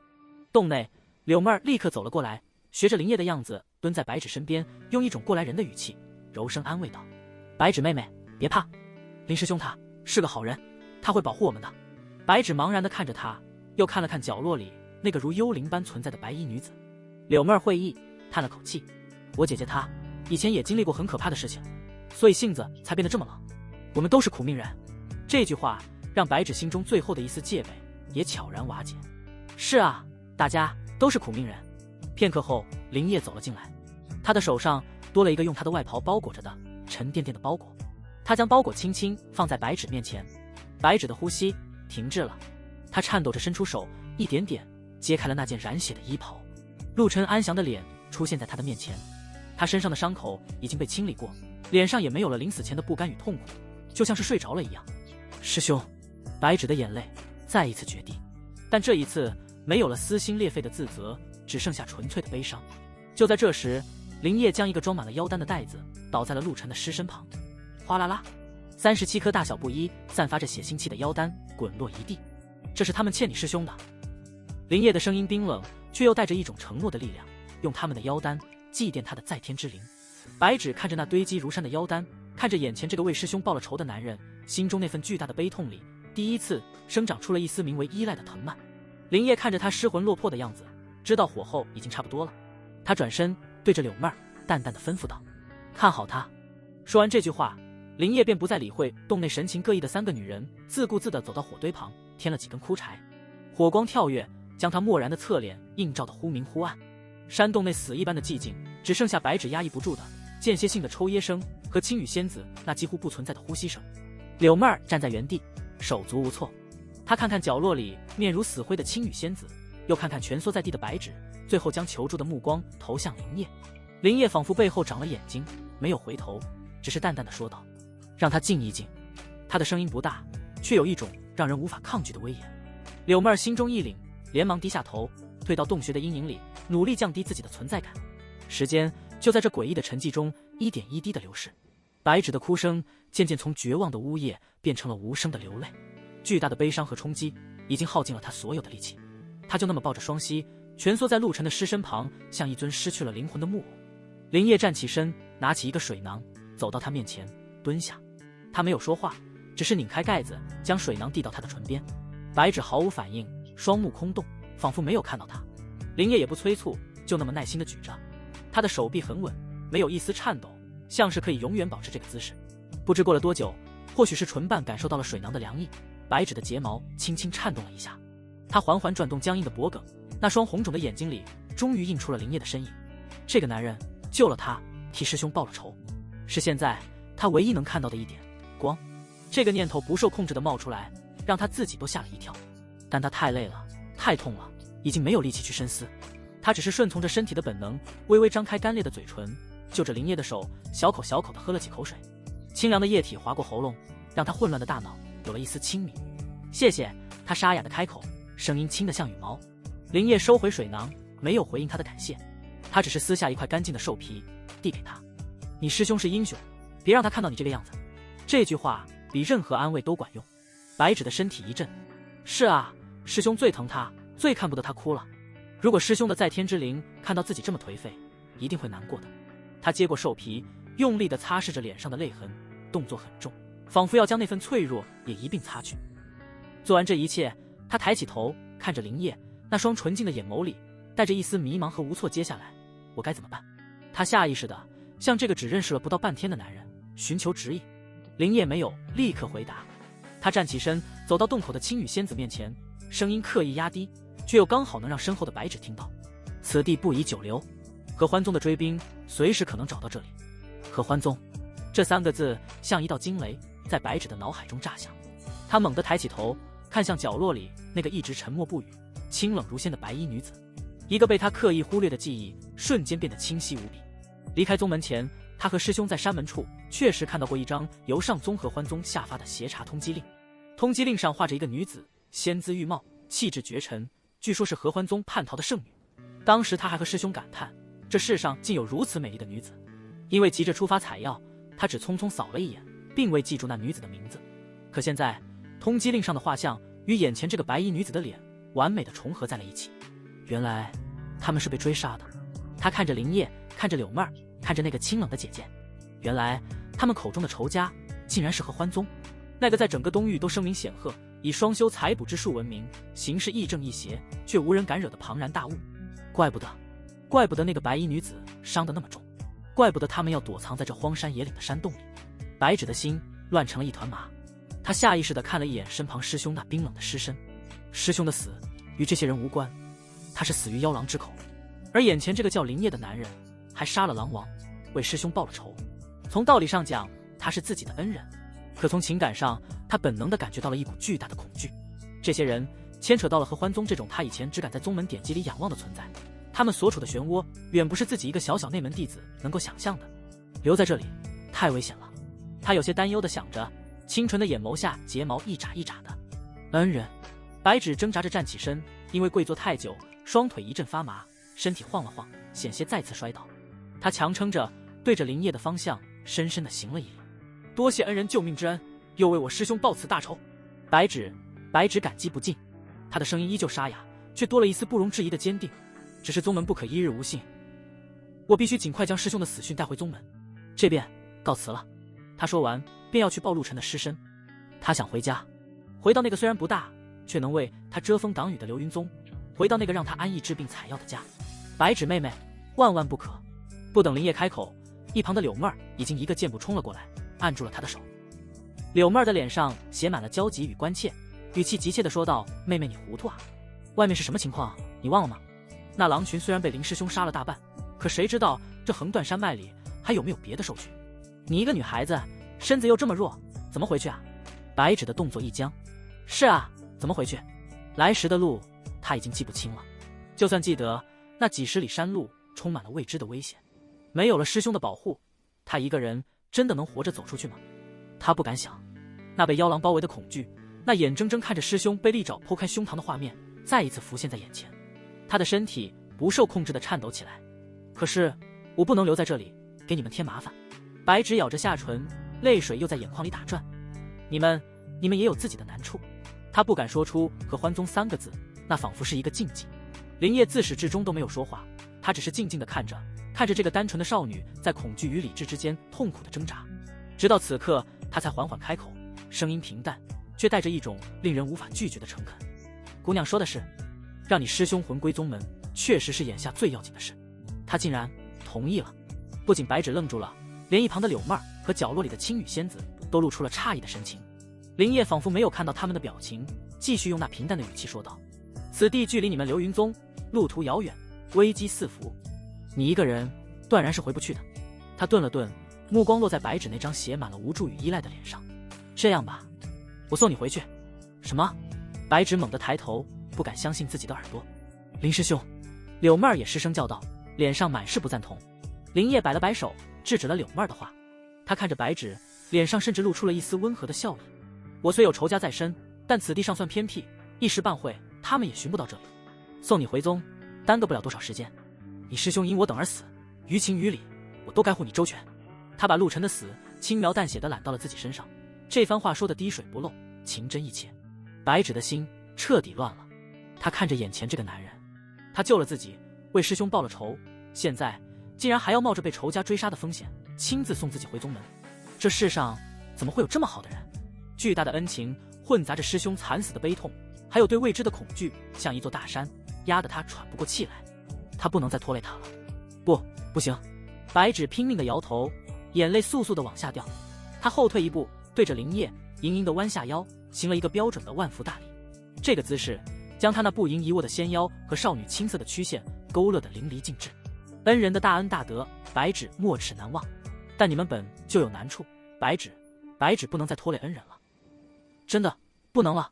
他的声音里带着哭腔，那份纯真与善良，在那楚楚可怜的姿态下显得格外动人，让人忍不住想将他狠狠地揉进怀里，让他哭得更大声一些。林业就这么看着他，没有屈服，任由他保持着行礼的姿势。他知道这只小白兔已经彻底掉进了他编织的网里，他拒绝的越是坚决，心中的依赖就越深。果然，白芷说完这句话，却依旧站在原地没有动。他不敢走，嘴上说着不能拖累别人，可身体却诚实地暴露了他内心的恐惧。他不敢一个人面对那片吞噬了师兄的黑暗山林，这份矛盾与无助让他看起来像一只被暴雨淋湿的雏鸟，可怜到了极点。哎呀，你这傻妹妹！柳妹儿终于找到了机会，她再次上前，一把将白芷扶了起来，亲热地揽住她的胳膊。你看你，林师兄一片好心，你怎么还拒绝呢？他送你是情分，也是道义。可你想过没有，万一路上真的遇到了合欢宗的人，你一个手无缚鸡之力的女孩子，岂不是把他给害了？这番话像是刀子一样扎在白芷心上。是啊，万一……他不敢想那个后果。柳妹儿见他神色动摇，立刻趁热打铁，将他往自己怀里揽了揽，用一种推心置腹的语气柔声说道：所以啊，妹妹，你听姐姐一句劝，你现在最要紧的不是回宗门，是活下去。只有活下去，才能为你师兄报仇，才能将来的某一天亲自把他的骨灰送回去。你若信得过姐姐，就暂时跟我们待在一起。林师兄他修为高深，有他在，我们至少是安全的。等风头过去了，我们再一起想办法送你回去，好不好？柳妹儿轻轻拍着他的后背，像是在安抚一个受了惊吓的孩子。我们都是苦命人，就该相互扶持，你说对吗？这番推心置腹、软硬兼施的话语，彻底击溃了白芷最后的心理防线。是啊，活下去，只有活下去，才有希望。他就像一个溺水的人，而柳妹儿和那个叫林烨的男人，是他能抓住的唯一的浮木。他不再挣扎，任由柳妹儿揽着，身体的重量几乎都靠在了这个刚刚认识不久的姐姐身上。夜色渐渐深了，山洞里火光摇曳，驱散了些许寒意，却驱不散那压抑在心头的沉重。陆晨的尸身已经被林烨用一张完整的兽皮包裹好，安放在了山洞最角落的阴凉处。林烨盘膝坐在火堆旁，双目紧闭，进入了修炼状态。他周身灵气平稳，呼吸悠长，仿佛外界的一切都与他无关。柳妹儿识趣的没有去打扰他，只是拉着依旧失魂落魄的白芷坐在火堆的另一侧。白芷抱着双膝，一言不发。他只是呆呆地看着那跳动的火焰，那双哭的红肿的眼睛，空洞而无神。火光映在他的瞳孔里，像两簇即将熄灭的残烛。师兄死了，宗门也回不去，他被困在了这深山里，未来是什么样子，他一片茫然。柳妹儿看着他这副可怜的模样，心中微微叹了口气。他伸出手，轻轻拉住白芷冰凉的手臂，将她往自己的方向带了带。妹妹，别想那么多了。柳妹儿的声音刻意放得很柔，带着一种过来人的沧桑与怜惜。白芷的身体一颤，像是被从无边的思绪中惊醒。她缓缓转过头，茫然地看着柳妹儿。姐姐，她的声音沙哑得像被砂纸磨过。我好没用。一开口，眼泪又不受控制地涌了上来。如果我能厉害一点，哪怕只是一点点，师兄他……剩下的话被哽咽所淹没。柳妹儿顺势将他揽入怀中，让他那颗脆弱的脑袋靠在自己的肩膀上。这个怀抱虽然不如师兄的宽厚，却带着一种女性特有的柔软与温香，让白芷那颗冰冷的心有了一丝暖意。傻妹妹，这怎么能怪你呢？柳妹儿轻轻拍着她的后背，像是在安抚一只受惊的幼兽。你说的对，在这个世界上，没有实力就什么都不是，善良和眼泪是最没用的东西。柳妹儿的这番话与林烨白天所说的弱小是原罪，不谋而合，只是从他口中说出，少了几分凌厉，多了几分感同身受的无奈。你看姐姐我，还有那位姐姐。柳妹儿朝青羽仙子的方向努了努嘴。我们不也是因为实力不济，才会被仇家追杀，落到这般田地？修仙界本就是如此，想要不被人欺负，想要保护自己想保护的人，唯一的办法就是变强。你要变强，保护自己啊！变强，这两个字像一记重锤，狠狠敲在白芷的心上。他趴在柳妹儿的怀里，肩膀剧烈的颤抖着，终于将压抑了一晚上的情绪再次释放了出来。这一次的哭泣没有了之前的绝望与自责，而是多了一丝不甘与委屈。他哭得像个孩子，娇滴滴的，一身白裙，哭得梨花带雨。我见犹怜，纤薄的香肩随着哭泣一颤一颤的。柳妹儿只是抱着他，轻轻拍着，任由他发泄。角落里，青羽仙子冷漠地看着这一幕，苍白的脸上没有任何表情。他就像一个局外人，看着一场早已知道结局的拙劣的戏剧。就在这时，一直闭目打坐的林烨忽然睁开了眼睛。他站起身，没有看哭泣的白芷和安慰的柳妹儿，而是径直走到了青羽仙子的面前。青羽仙子的身体瞬间绷紧。林烨从储物袋中取出一个玉瓶，倒出一颗碧绿色的丹药，递到他的面前。丹药一出，一股沁人心脾的药香便在山洞中弥漫开来。吃了它，对你的伤势有好处。林烨的语气平淡的像是在说一件微不足道的小事。青羽仙子看着那颗丹药，没有动他不明白。这个魔头到底想做什么？以他的手段，根本不需要这么麻烦。他有无数种方法，可以直接用道种奴役那个叫白芷的少女，将她变成最听话的玩物。可他偏偏没有，他选择了最复杂、最耗时也最诛心的一种。他到底图什么？此刻他又来给自己丹药疗伤，又是何意？怎么，怕我下毒啊？林烨的声音带着一丝不易察觉的嘲弄。青羽仙子的娇躯一颤，连忙低下头，声音干涩地道：“多谢主师兄赐药。”他伸出颤抖的手，接过那颗丹药，毫不犹豫地吞了下去。他不敢不吃，丹药入口即化，化作一股温润的暖流，涌入四肢百骸，让他那几乎枯竭的经脉得到了一丝滋润。确实是疗伤圣药。伤势如何了？林烨淡淡地问道。已无大碍。青羽仙子低声回答，将头埋得更深了。林烨不再说话，转身走回了火堆旁，重新坐下。而这一切都被刚刚止住哭泣的白芷看在了眼里。他从柳木儿的怀中抬起头，看着林烨那挺拔的背影，又看了看角落里那个服下丹药后脸色明显好转了一些的白衣女子。他心中最后的一丝疑虑也彻底烟消云散。这个叫林烨的男人虽然手段狠辣，杀伐果断，但他似乎真的不是坏人。他不仅救了自己，为师兄报了仇，现在还主动拿出珍贵的丹药为那个受伤的姐姐疗伤。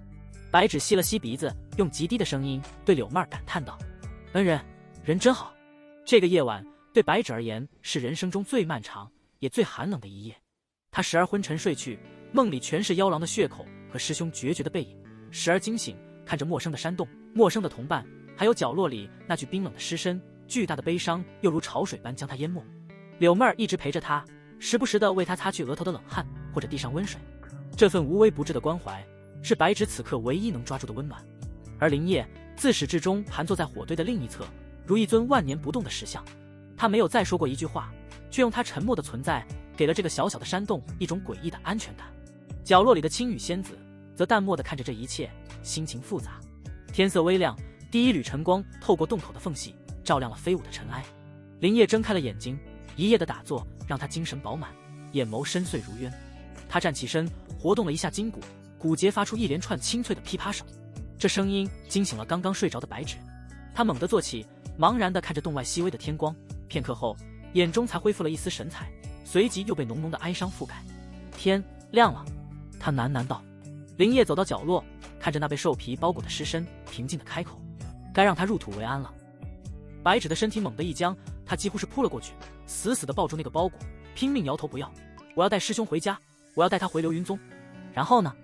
林烨的声音没有一丝波澜：“让他陪着你，在这危机四伏的山脉里颠沛流离，让他的尸身在你逃亡的路上被野兽撕扯，被烈日暴晒，最后化为一堆枯骨。”他的话像一把淬了冰的刀子，精准地扎在白芷最柔软的心上。不是的，他无力地辩驳，眼泪又一次决堤。他是英雄。林烨的语气缓和了些许，却依旧带着不容置疑的力量。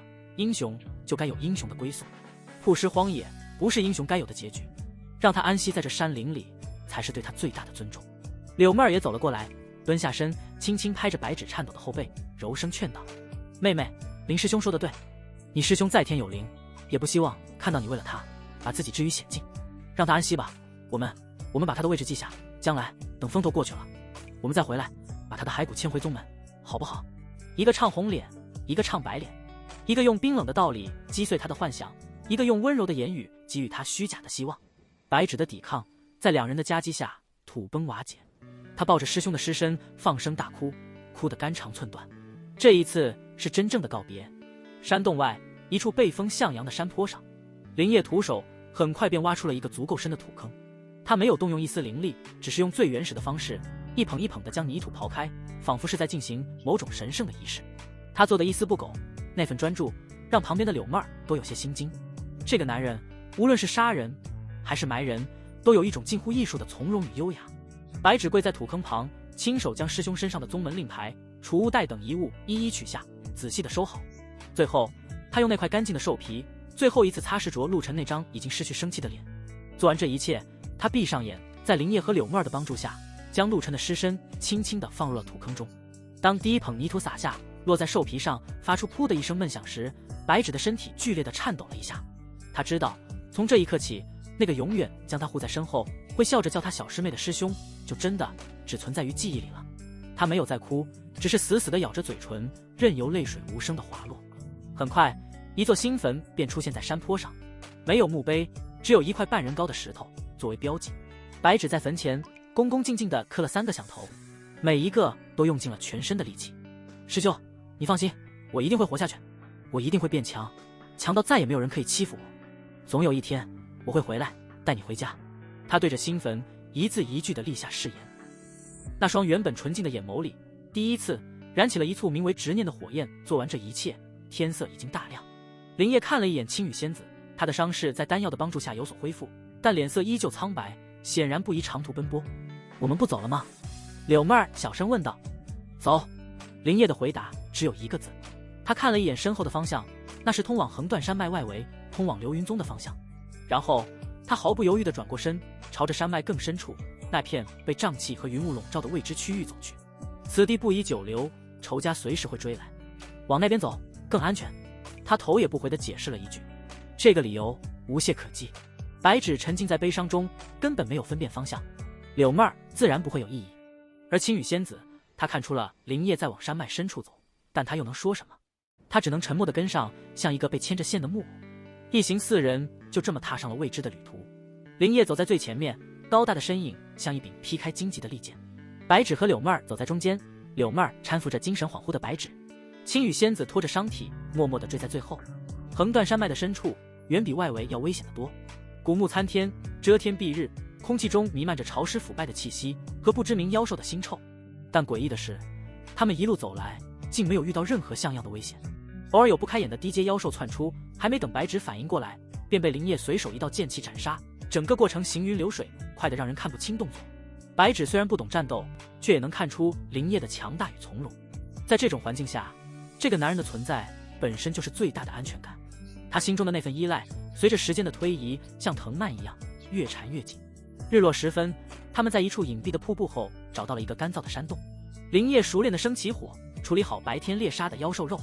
柳妹儿则拉着白芷去瀑布下的水潭边清洗。白芷看着水潭中自己那张憔悴的脸，又回头看了看山洞口那道被火光映照的轮廓分明的身影，心中五味杂陈。他下意识地回头望向来时的方向，那里云雾缭绕，崇山峻岭，早已看不到那座孤零零的新坟。家好像也越来越远了。时间是治愈伤痛的良药，也是一种慢性毒药。转眼5天过去了，在这危机四伏的横断山脉深处，4人形成了一种奇特的平衡。林烨是绝对的核心，负责开路、猎杀以及决策。他话不多，但每一个决定都精准高效，让他们避开了一波又一波的危险。柳妹儿则成了队伍的润滑剂和白芷的贴身保姆，她总能恰到好处的活跃气氛，用各种过来人的经验安慰和开导白芷，让她慢慢从失去师兄的痛苦中走了出来。至于青羽仙子，她依旧是那个沉默的影子。她的伤势在林烨偶尔丢过来的丹药调理下已经好了七七八八，但她的心却比这深山里的石头还要冷。她像一个冷漠的看客，看着林烨如何一步步温水煮青蛙般的侵蚀着那只小白兔的心房。而白芷，她不知不觉变了，那份不谙世事的纯真被一层淡淡的忧郁和坚韧所取代。她不再整日以泪洗面，而是开始主动的去学习和适应。她会跟在柳妹儿身边，学着如何处理兽皮，如何在野外节省法力。她就像一株被暴雨摧残过的小草，虽然叶片上还挂着泪珠，却已经努力地挺直了腰杆，试图吸收新的阳光和雨露。这天下午，他们正在一处遍布着嶙峋怪石的峡谷中穿行。咦，白芷忽然停下脚步，她的目光被石壁半腰处一株不起眼的植物吸引了。那植物通体呈暗紫色，只有3片叶子，叶片边缘带着金色的纹路，在阳光的照射下闪烁着微光，是3叶金纹草。白芷的眼睛一亮，声音里带着一丝压抑不住的惊喜。这是一种颇为罕见的灵药，是炼制凝神丹的主要之一。凝神丹可以帮助修士稳固心神，防止修炼时走火入魔。在流云宗，这样一株灵草足以换取大量的宗门贡献点。多日来的压抑让他在看到熟悉的灵药时，本能地感到了亲切和兴奋。妹妹，你又发现宝贝了。柳妹儿笑着凑过来。白芷用力点头，指着那株灵草，柳姐姐，那上面有一株3叶金纹草，很珍贵的。她仰着头估算了一下高度，那处石壁虽然陡峭，但对于修士而言并不算太难。她深吸一口气，理了理有些凌乱的裙摆，便准备运转体内的灵力跃上去采摘。就在她刚刚提起一口气的瞬间，忽然一股温热的男性气息毫无征兆地从他身后传来，轻轻喷洒在他的耳廓和脸颊上。白芷的身体瞬间僵住，像一只被掐住了脖子的猫。那股气息带着一丝淡淡的血腥味和一种让他心悸的阳刚之气。他甚至能感觉到对方的胸膛几乎要贴上自己的后背，一个高大的身影将他完全笼罩在了阴影里。他的心脏毫无防备地开始疯狂地跳动起来，砰砰砰的声音震得他耳膜嗡嗡作响，脸颊在一瞬间烧成了红霞。他还没来得及回头，一只骨节分明、修长有力的手就从他的耳边伸了过去。那只手轻松地越过了他无论如何也够不到的距离，精准而轻巧地将那株三叶金纹草连带着根茎完整地采了下来。林叶收回手，身体也顺势后撤了半步，拉开了一个安全的距离。他仿佛完全没有察觉到少女的异样，只是低头看着手中的灵草，用那平淡的带着一丝磁性的声音问道：“这是什么灵药？”白芷的大脑一片空白，他缓缓转过身，心脏还在不受控制的狂跳。他低着头，根本不敢去看林叶的脸，视线只能落在自己的脚尖上。今天他穿了一双宗门发的白色短靴，一截白皙纤细的美腿和穿着素白棉袜的脚踝露在外面，沾了些许尘土，在此时他自己的眼中却显得无比的羞人。这个念头让他更加无地自容。恩人，这是三叶金纹草，可以炼制凝神丹。他的声音细若文瑞，带着一丝不易察觉的颤抖。林叶哦了一声，将灵草递到他的面前。白芷慌忙伸出双手去接，指尖不小心触碰到了他的指腹，那微凉的触感像一道电流，让他闪电般的缩回了手。林叶看着他这副受惊小鹿般的模样，嘴角勾起一抹几乎看不见的弧度。他忽然伸出手朝着他的头顶摸去，这个动作让白芷下意识地向后一躲，像被踩了尾巴的猫一样，身体都弓了起来，满眼的警惕和慌乱。林叶的手停在了半空中，他脸上那丝若有若无的笑意也瞬间收敛，恢复了那古井无波的漠然。你头发上有片叶子。他平静地说完，便收回了手，把树叶向着他示意看了看，仿佛刚才那个亲昵的动作只是一个无心的误会。气氛一时间有些尴尬。柳妹儿在不远处看着这一幕，眼中闪过一丝笑意。她清了清嗓子，走上前来，一把揽住白芷的胳膊，打趣道：“哎呀，看我们白芷妹妹脸怎么这么红呀？”妹儿姐。白芷又羞又急，跺了跺脚，将脸埋进了柳妹儿的怀里，不敢见人。柳妹儿咯咯地笑了起来，像一只偷到鸡的狐狸。她拍了拍白芷的后背，对林叶说道：“林师兄，你看你把妹妹都吓到了，这株灵草就当是你赔给妹妹的礼物了。”林叶没有接话，只是转身继续向前走去。只是这一次，他的脚步似乎比之前慢了半分。角落里，青羽仙子将这一切尽收眼底。他看着那个在柳妹儿怀里撒娇的少女，又看了看前方那个渐行渐远的背影，苍白的脸上浮现出一丝扭曲的冷笑。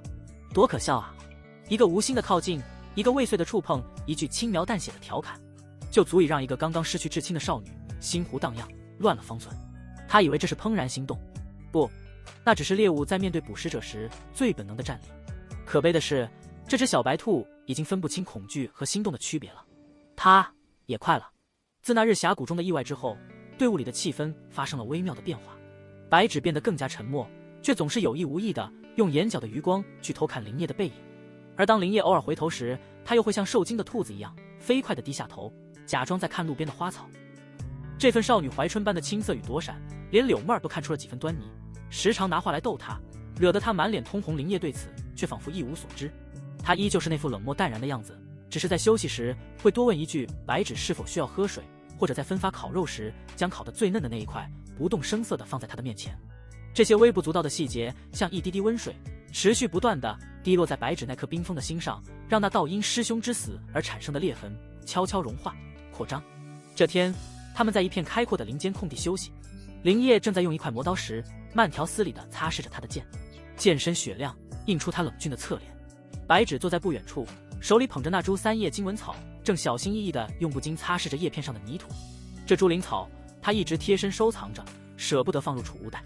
你似乎对这些花花草草很有研究。林叶的声音毫无征兆地响起。白芷吓了一跳，手一抖，灵草险些掉在地上。他连忙报警，抬头看向林叶，有些结巴地回答：我从小就喜欢这些宗门的藏书阁里关于灵植的典籍，我都看完了。仅仅是看书，可不会有这种敏锐的直觉。林叶放下了手中的剑和磨刀石，目光平静地看着他。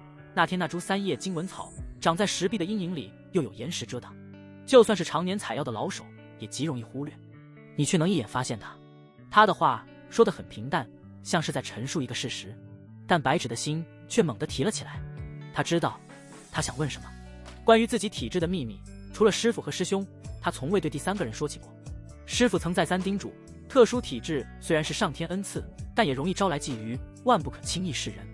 可是眼前这个男人，他是自己的救命恩人，是为师兄报了仇的英雄，是一路上保护着自己的依靠。对他隐瞒，是不是太忘恩负义了？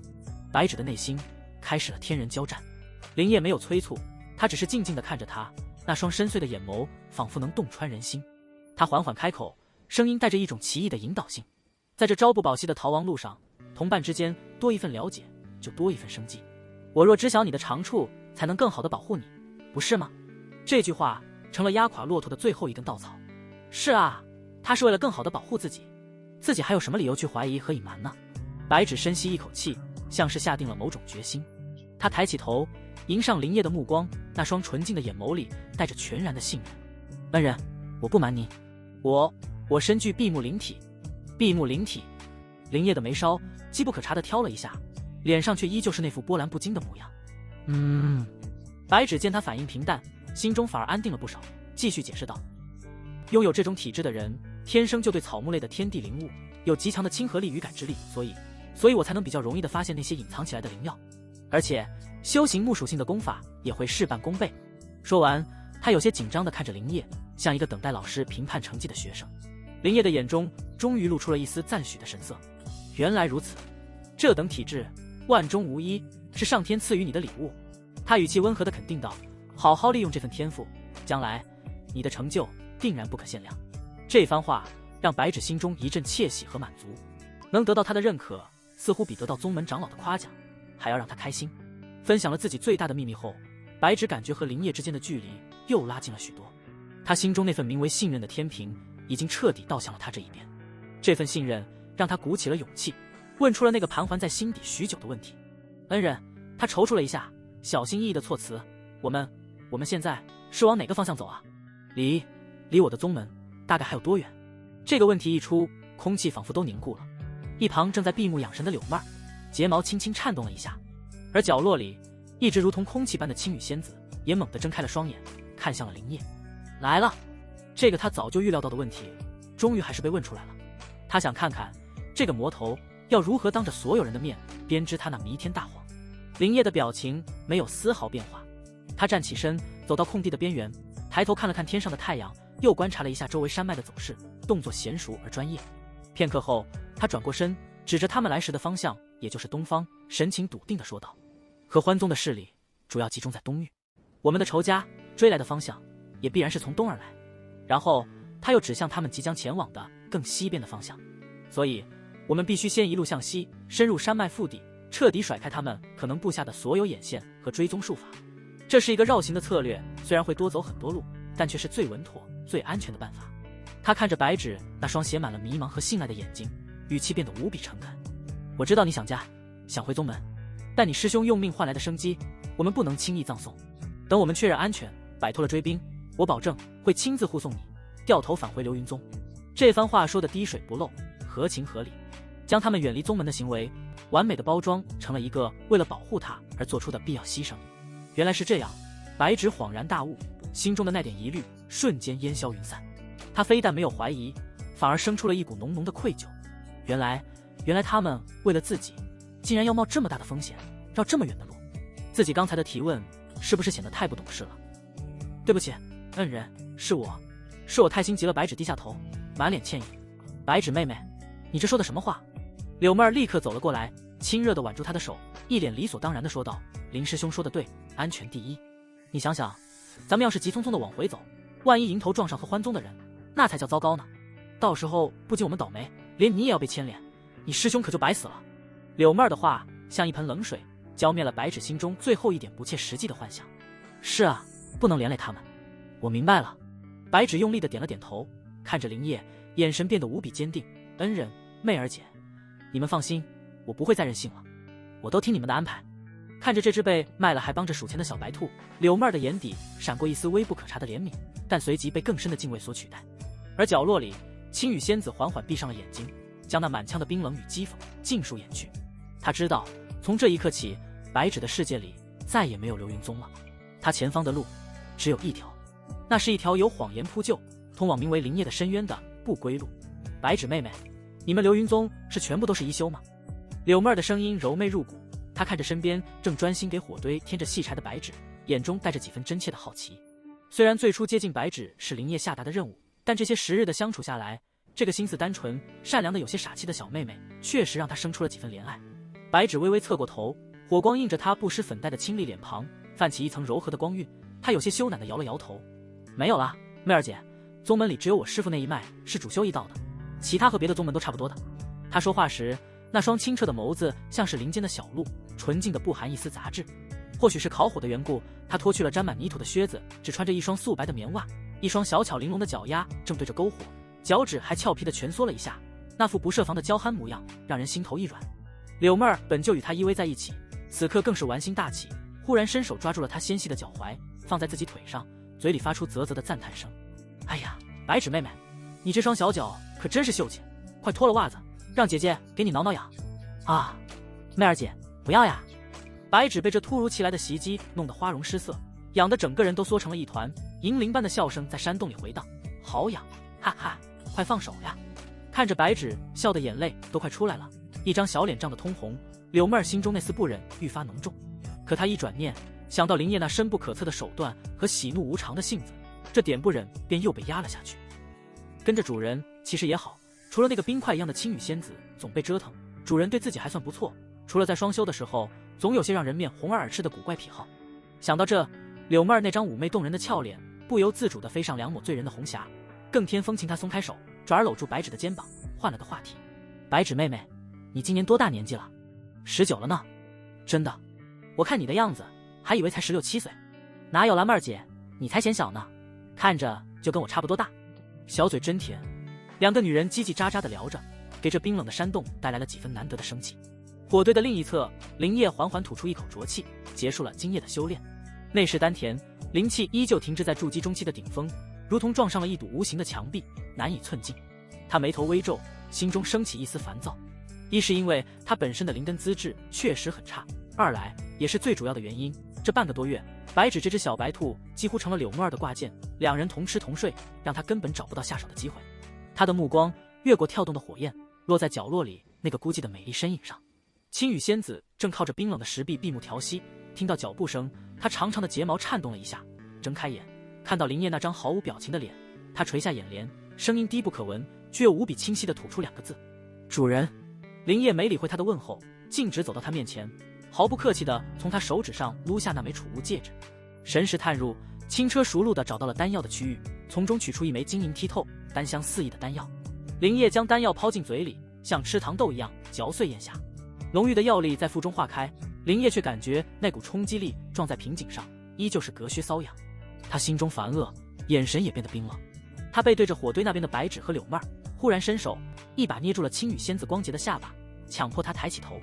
在那双充满惊愕和屈辱的眸子注视下，他低下头，狠狠地吻了上去。青羽仙子浑身僵硬，脑中一片空白，只能感受到那股充满侵略性的气息霸道地占据了他的一切。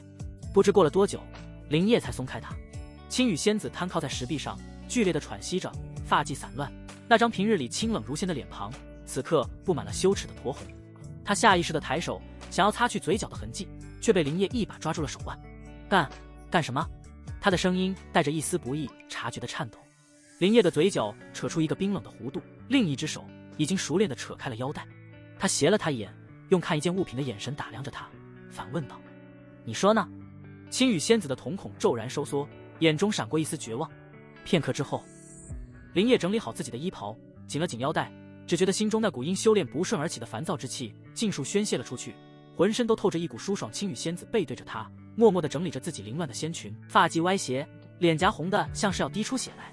他抬起袖子，用力地擦了擦嘴角，仿佛要擦去那份深入骨髓的耻辱。林业整理好衣袍，从山洞深处的阴影中走回火堆旁。那股因修炼瓶颈而生的烦恶之气在青羽仙子身上宣泄一空，此刻只剩下一种冰冷的满足。他看也未看角落里那个蜷缩成一团，默默整理着凌乱仙裙的背影，仿佛刚才那场充满屈辱与占有的风暴不过是拂去了衣角的一点尘埃。火光跳跃，映着他轮廓分明的侧脸，明暗不定。嘻嘻，妹儿姐，好痒，你别闹了。白芷银铃般的笑声打破了洞内的沉寂。她正被柳妹儿挠着脚心，痒得缩成一团，清丽的脸庞因笑闹而泛着健康的红晕，那双不谙世事的眸子里盛满了纯粹的快乐。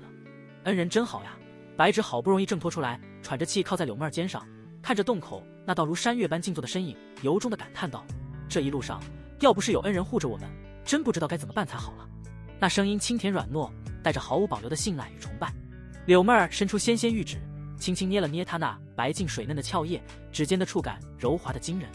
她看着白芷那双澄澈如水的眸子，心中暗叹一声：真是个傻姑娘。这份天真，在这吃人的修真界里，也不知是福是祸。但转念一想，能落到主人的手里，或许对她而言，已经是最好的归宿了。至少，主人虽手段狠厉，却总能护住自己人。想到自己人这3个字，柳妹儿的眼神复杂了一瞬，随即又化为一抹妩媚的笑意。她凑到白芷耳边，呵气如兰：妹妹说得对，我们林师兄自然是天底下最好的男人了。只是，你看我们这一路风尘仆仆的，身上都快馊了。那边有个瀑布水潭，水声听着清澈的很，姐姐带你去洗个香香，好不好？啊，洗澡。白芷的脸颊唰的一下就红了，下意识地看了一眼洞口的灵叶，又飞快地收回目光，声如文瑞：这不好吧？恩人他……哎呀，我的傻妹妹！柳妹儿娇嗔地刮了一下她的鼻尖，笑得花枝乱颤。她守在洞口呢，我们去瀑布后面，她哪里看得到？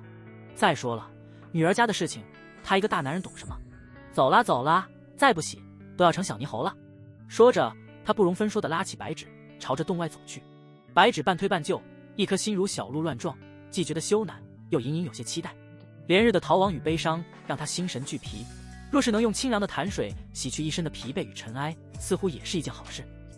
两人走后，山洞内便只剩下火焰燃烧的噼啪声，以及角落里青羽仙子那若有若无的呼吸声。灵叶缓缓睁开眼，目光深邃，古井无波。他站起身，走到洞口，如一尊沉默的守护神，凝望着瀑布的方向。他的神识如一张无形的大网，早已将方圆数里笼罩。瀑布后的任何风吹草动都逃不过他的感知，但他并没有将注意力放在那2个即将共浴的女人身上。他翻手取出一枚毫不起眼的储物袋，正是从那个倒霉的外门头领王铁身上得来的。神识探入，很快便从中捻出了一颗约莫指甲盖大小、呈暗紫色的种子。这颗种子，他曾花费了不少功夫，在青羽仙子的储物界中那些浩如烟海的御简典籍里查到了他的来历和欢迎。合欢宗外门弟子用以助性的低阶灵植，本身品阶不高，但胜在药性霸道，一旦催发，其散发出的异香能轻易瓦解炼气期修士的心房，引动最原始的欲望。唯一的缺点是，此物需要特定的环境与灵气才能在短时间内催发成熟，而这瀑布之下水气充沛，灵气氤氲，正是催发和欢饮的绝佳之地。林叶的嘴角勾起一抹冰冷的弧度，他没有阴阳种可以种给白芷。这朵未经风雨的小白花，心思单纯，却也因此对外界的善意与恶意有着近乎野兽般的直觉，强来只会让他彻底恐惧，憎恶自己，这不是他想要的结果。要得到他，不仅仅是得到他的身体，更是要瓦解他的心房，让他在半推半就、欲拒还迎的沉沦中，主动将自己的一切奉上。他需要一个契机，一个让他无法拒绝，甚至会主动渴求自己的契机。而这颗小小的种子，便是他精心准备的钩。至于鱼儿，林叶的身影如鬼魅般一闪，悄无声息地出现在瀑布不远处的一片潮湿的草丛中。他屈指一弹，那颗暗紫色的种子便没入泥土，消失不见。紧接着，他并指如剑，一缕精纯的灵力顺着指尖渡入地下。做完这一切，他悄然退回山洞，重新盘膝坐下，仿佛从未离开过。瀑布如银河倒挂，轰鸣着砸入碧绿的深潭，溅起万千水花，在阳光下折射出绚丽的彩虹。潭水边，2具美妙的洞体在水雾中若隐若现，各有千秋。柳妹儿早已褪去衣裙，款款步入水中。她身姿凹凸起伏，曲线修长匀称，一双白生生的大长腿在清澈的水中晃动，带着一种白玉象牙般的致命诱惑。常年修炼和欢饮心诀，让她的一举一动都带着浑然天成的媚态，足以让任何男人疯狂。而白芷则显得青涩许多，她羞答答地解开衣带，露出少女独有的纤细而美好的身段。她不像青羽仙子那般波澜壮阔，却也玲珑有致，宛如一朵含苞待放的清河。肌肤在水汽的蒸腾下，泛着象牙般温润的光泽。最特别的是，她身上那股干净纯澈的气质，不染一丝尘埃，尤其是那处神秘的沟壑，更是光洁的没有半点杂色，宛如天地间最纯净的璞玉兮兮。妹妹快下来啊，水里好舒服。柳妹儿朝着岸边的白芷招手，笑声在轰鸣的瀑布声中显得格外清脆。白芷俏脸红透，手足无措地抱着双臂，试探着将一只秀巧的玉足伸入潭中，被那清凉的潭水激得轻呼一声，却又觉得无比舒爽。她咬了咬下唇，终于还是走进了水里。两个绝美的女子在水中嬉戏起来，一时间水花四溅，娇笑连连，为这原始的山林平添了一道活色生香的旖旎风景。玩闹了片刻，柳妹儿觉得时辰差不多了，便率先走上了岸。她一边用灵力蒸干身上的水珠，一边对还在水里的白芷说道：“妹妹，我先回去看看火堆，你洗好了也快些回来，山里夜里凉。”“知道了，妹儿姐。”白芷乖巧地点了点头。柳妹儿穿好衣物，回头看了一眼那在水中嬉戏的单纯少女，眼中闪过一丝怜悯，但很快便被一抹决然所取代。她转身离去，身影很快消失在山道的拐角。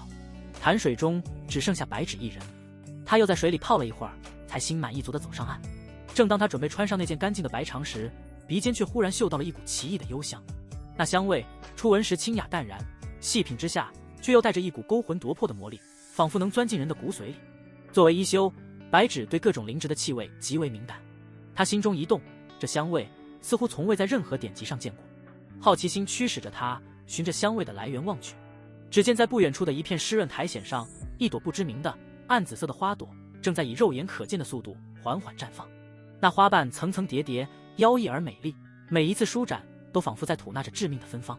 白芷的脸色骤然一变，她虽然不认识这花，但她能清晰地感觉到，随着花香越来越浓，自己体内的灵力竟开始不受控制地躁动起来，一股莫名的燥热从小腹深处如燎原之火般轰然升起。不好！白芷心中警铃大作，一个可怕的念头浮现在脑海，这是催情的灵物。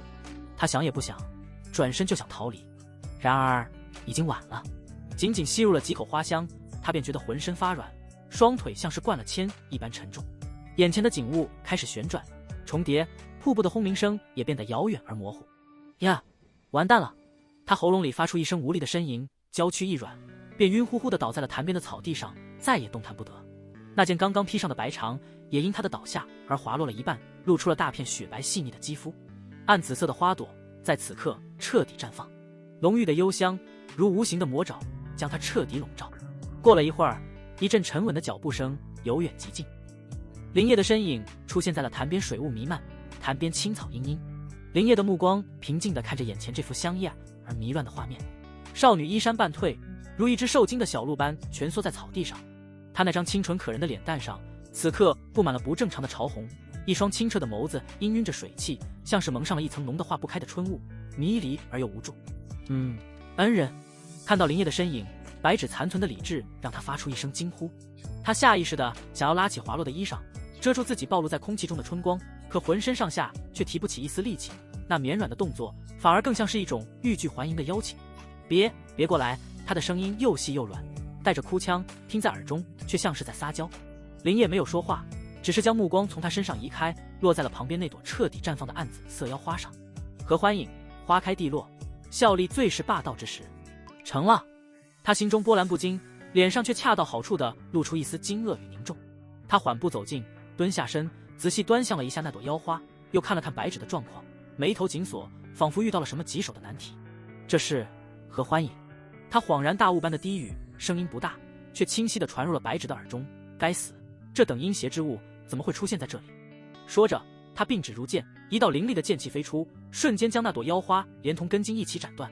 随后一挥手，一股劲风将残花卷起，远远地抛入了瀑布。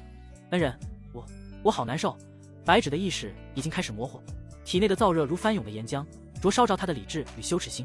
他本能地扭动着身体，在微凉的草地上摩擦着，白裳早已被露水打湿，紧紧地贴在他玲珑有致的曲线上，勾勒出惊心动魄的弧度。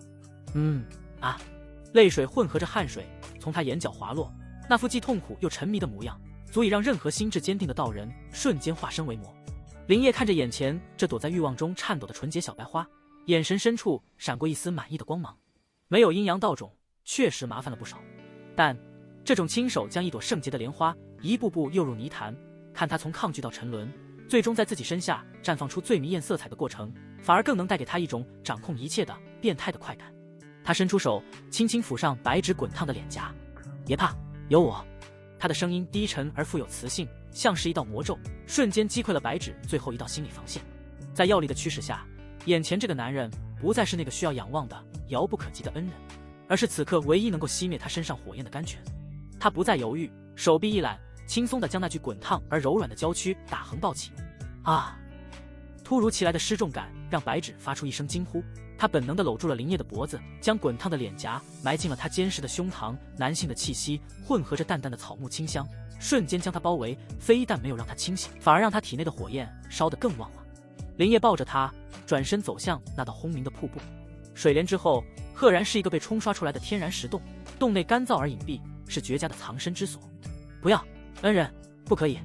林烨满意地打量着身下这具完美的艺术品，少女的纯洁与美好，在欲望的催化下，展现出一种惊心动魄的迷艳。这才是未经采撷的最顶级的瑰宝。他的视线顺着她纤细的腰肢一路下滑，最终留在了那只小巧玲珑、宛如白玉雕琢而成的仙足。足踝纤细，足弓优美，5根脚趾如珍珠般圆润可爱，因为紧张和羞赧，正微微蜷缩着。瀑布的轰鸣声掩盖了石洞内的一切声响。水帘外，天光正好；水帘内，春色正浓。轰鸣的水声隔绝了内外，瀑布后的石洞自成一方天地。光线透过厚重的水帘，变得昏暗而迷离，在石壁上投下斑驳陆离的光影，如同一个光怪陆离的梦境。白芷彻底失去了思考的能力，在灵石的感知下，白芷体内的状况一览无余。那股霸道的合欢饮药力在她经脉中肆意冲撞，而她自身的灵力则像是受惊的羊群，被冲得七零八落。但也就在这时，林烨发现了一丝异常，在白芷的丹田深处潜藏着一股精纯至极的、充满了勃勃生机的青绿色灵力。这股力量平日里温润如水，此刻在合欢饮的强烈刺激下，仿佛被唤醒的守护神开始自发地运转起来。那青绿色的灵力所过之处，霸道的紫色药力竟如同冰雪消融般被迅速的净化、分解，然后转化为一股更加纯粹的、不含一丝杂质的木属性灵气，重新融入了他的经脉之中。这就是闭目灵体。林烨的心头猛地一震。闭目灵体，万中无一，天生与草木亲和，是修炼医道和木系功法的绝佳资质。其最大的特点便是拥有超乎想象的净化与转化能力。寻常的毒药、瘴气，对这种体质的人而言，非但无害，反而会成为大补之物。林烨的呼吸瞬间变得急促起来，他看着身下已经神志不清，只剩下本能喘息的白芷，眼神彻底变了。这已经不是一朵诱人采撷的小白花那么简单了，这是一个行走的、能将剧毒转化为精纯灵气的人形宝药。若是能将这股被转化后的精纯灵气引为己用呢？他深吸一口气，不再有丝毫保留，体内的灵力轰然运转，如同一张贪婪的大口，开始强行牵引、吞噬那股刚刚由合欢饮转化而来的精纯木灵气。他目光冰冷，心如铁石，想要得到就必须付出代价。这是他信奉的唯一准则，精纯的木灵气如同一道清凉的溪流，源源不断地涌入林烨干涸的经脉。那股能量精纯到了极致，几乎不需要炼化，便能直接融入他的丹田气海。筑基中期的瓶颈，那堵坚固了许久的无形墙壁，在这股外来力量的冲击下，开始发出咔嚓咔嚓的声响，出现了丝丝缕裂痕。有用！林烨心中狂喜，他加大了掠夺的力度，如同长鲸吸水，疯狂地吞噬着白芷体内那来之不易的果实。不知过了多久，轰！林烨只觉得脑海中一声轰鸣，那堵坚不可摧的墙壁终于被彻底冲垮。磅礴的灵力如同绝地的洪水，涌入了一片崭新的天地。他的丹田气海在瞬间扩大了数倍，灵力的精纯度和雄厚度都提升到了一个全新的层次。筑基后期，只待突破圆满，便可摘下青羽仙子那朵仙葩，尝试突破金丹。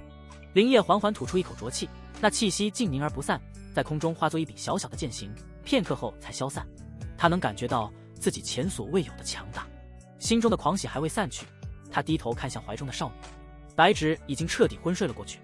她像一朵被狂风暴雨摧残过的娇花，静静地躺在那里，气息微弱，眼角还挂着未干的泪痕，那张素净的小脸上写满了疲惫与破碎。林烨的眼神复杂了一瞬，有那么一刹那的愧疚，但很快便被更加冰冷的理智所取代。他得到的好处远比预想中要大得多，这不仅仅是一次修为上的突破，更重要的是他找到了一个能让自己修为飞速提升的捷径。白芷的纯木灵体对他而言，价值甚至超过了青羽仙子的太阴之体。太阴之体只能用一次用于冲击金丹，而这纯木灵体却是一个可以长期使用的源源不断的灵气提纯器。林烨压下心头的思绪，伸手将白芷滑落的衣裳重新为她整理好，然后将她拦腰抱起，走出了瀑布。当他抱着昏迷的白芷回到山洞时，柳妹儿正坐在火堆旁，有些焦急地等待着。看到眼前这一幕，柳妹儿脸上的担忧瞬间凝固了。他看着林叶怀中那个衣衫尚算完整，却明显经历了什么的白纸，又看了看林叶那张面无表情，但眉宇间却透着一股满足气息的脸，哪里还不明白发生了什么？他的心猛地沉了下去，一股说不清道不明的情绪涌上心头，有对白纸的怜悯，有对自己未来的迷茫，但更多的是一种深入骨髓的恐惧和认命。他张了张嘴，却一个字也说不出来，只能默默地低下头为火堆添了一根柴。而角落里的青羽仙子也睁开了眼睛，她冷冷地看着这一幕，那双死寂的眸子里没有丝毫同情，反而掠过一抹快意的病态的嘲弄。这肮脏的地狱又多了一个可怜的同伴。他忽然觉得心里似乎没有那么难受了。林叶没有理会两个女人的心思，他走到火堆旁的干草堆上，小心翼翼地将白纸放下，为她盖上了一张干净的兽皮。他看着白纸那张沉睡中依旧蹙着眉头的脸，心中已经开始盘算着下一步该去哪里寻找一些合适的蕴含着庞大能量的毒物来喂养他这株最宝贵的人形宝药。白纸缓缓睁开沉重的眼皮，视线模糊，像是隔着一层秋日的浓雾。他感觉自己的身体仿佛被一辆失控的妖兽碾过，每一寸骨骼都跟散架似的剧痛，尤其是身体撕裂般的痛楚，让他下意识地蹙紧了眉头，倒吸一口凉气，意识像是退潮后被遗忘在沙滩。他想动，却发现自己正被一个温暖的怀抱拥着，那个怀抱很是柔软，明明都是女孩子，却不知道为什么带着一股让他心悸又莫名熟悉的阳刚气息。他挣扎着抬起头，映入眼帘的是柳妹儿那张带着复杂神情的俏脸。柳妹儿正轻轻拍着他的后背，动作轻柔，像是在安抚一个受惊的婴儿。妹儿姐，我……白纸的声音沙哑干涩，刚一开口，眼泪便不受控制地涌了出来。发生了什么？记忆的碎片开始拼凑，那朵妖异的紫色花朵，那股让人浑身发软的香气，那无法抑制的将理智焚烧殆尽的燥热，以及一个高大的身影，一双深邃的眼眸，还有那将他彻底吞噬的不容抗拒的力量。羞耻、恐惧、委屈，还有一丝连他自己都无法理解的茫然，如同决堤的洪水，瞬间将他淹没。他再也忍不住，像个迷路的孩子找到了唯一的依靠，一头扎进柳妹儿的怀里，放声大哭起来。白皙的香肩剧烈地颤抖着，那件本就凌乱的白裳从肩头滑落，露出大片细腻的肌肤和背后几道暧昧的红痕。他的哭声是那么的无助，那么的悲伤，让听者心碎。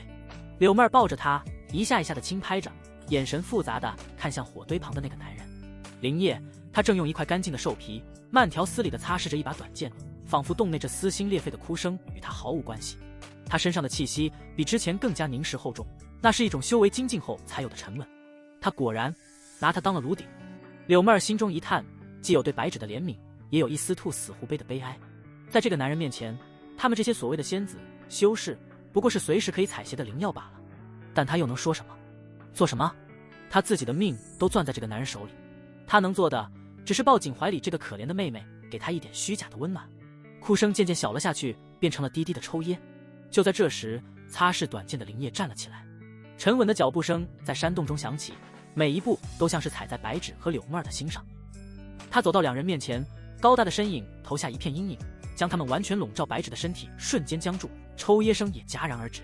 他像一只受惊的兔子，将头埋得更深，不敢去看那道身影。林叶的目光落在白纸那瑟瑟发抖的背上，沉默了片刻。白纸姑娘，她的声音低沉而平稳，听不出任何情绪。此事是我的错。白纸的身体抖得更厉害了，林叶的语气里没有丝毫轻佻，反而带着一种异常的严肃和郑重，这让他更加无所适从。我见你中了合欢瘾，神志不清，痛苦不堪，情急之下只能出此下策，以阳气为你疏导药力，才保住了你的性命。他顿了顿，声音里带上了一丝愧疚，但无论如何，我终究是玷污了姑娘的清白。林某并非推卸责任之人，姑娘若要打要骂，悉听尊便；若要林某以命相抵，林某也绝无二话。他说的坦坦荡荡，义正言辞，仿佛他才是那个被逼无奈舍身救人的英雄。柳妹儿在一旁听得眼角直抽抽，好一个情急之下，好一个出此下策，主人颠倒黑白的本事真是已经修炼到了炉火纯青的地步。若不是他早就知道林叶的本性，恐怕也要被他这番义薄云天的说辞给骗过去了。看来主人即使没了阴阳道种，拿捏女人也是熟练无比。白纸缓缓地抬起头，那双哭得红肿的眼睛像两颗熟透的桃花，呆呆地看着林叶。他的脸上没有他想象中的欲望和邪念，只有一片坦然和凝重，那双深邃的眼眸里甚至还带着一丝任由他处置的决然。这让他的大脑彻底乱成了一锅粥。是啊，自己当时中了那种羞人的毒，是他救了自己。虽然方式让他难以接受，可若没有他，自己恐怕已经爆体而亡，或者被山中的妖兽撕碎了。他是自己的恩人，可他也夺走了自己最宝贵的东西。恩人还是仇人？两种截然不同的身份在他身上诡异的重叠，让他心乱如麻，根本不知道该如何面对。是该感激他救了自己，还是该恨他毁了自己？我不知道。他喃喃地开口，泪水又一次滑落，声音里充满了迷茫和无助。林烨看着他这副六神无主的样子，眼中闪过一丝不易察觉的满意。他要的就是这个效果。自己前世给自己的帮助不多，但唯独一门心理学让他面对这些女子时如鱼得水。一味的强迫只会激起鱼死网破的反抗，但现在他将自己摆在了救人和戴罪的位置上，把选择权重新抛回给了他。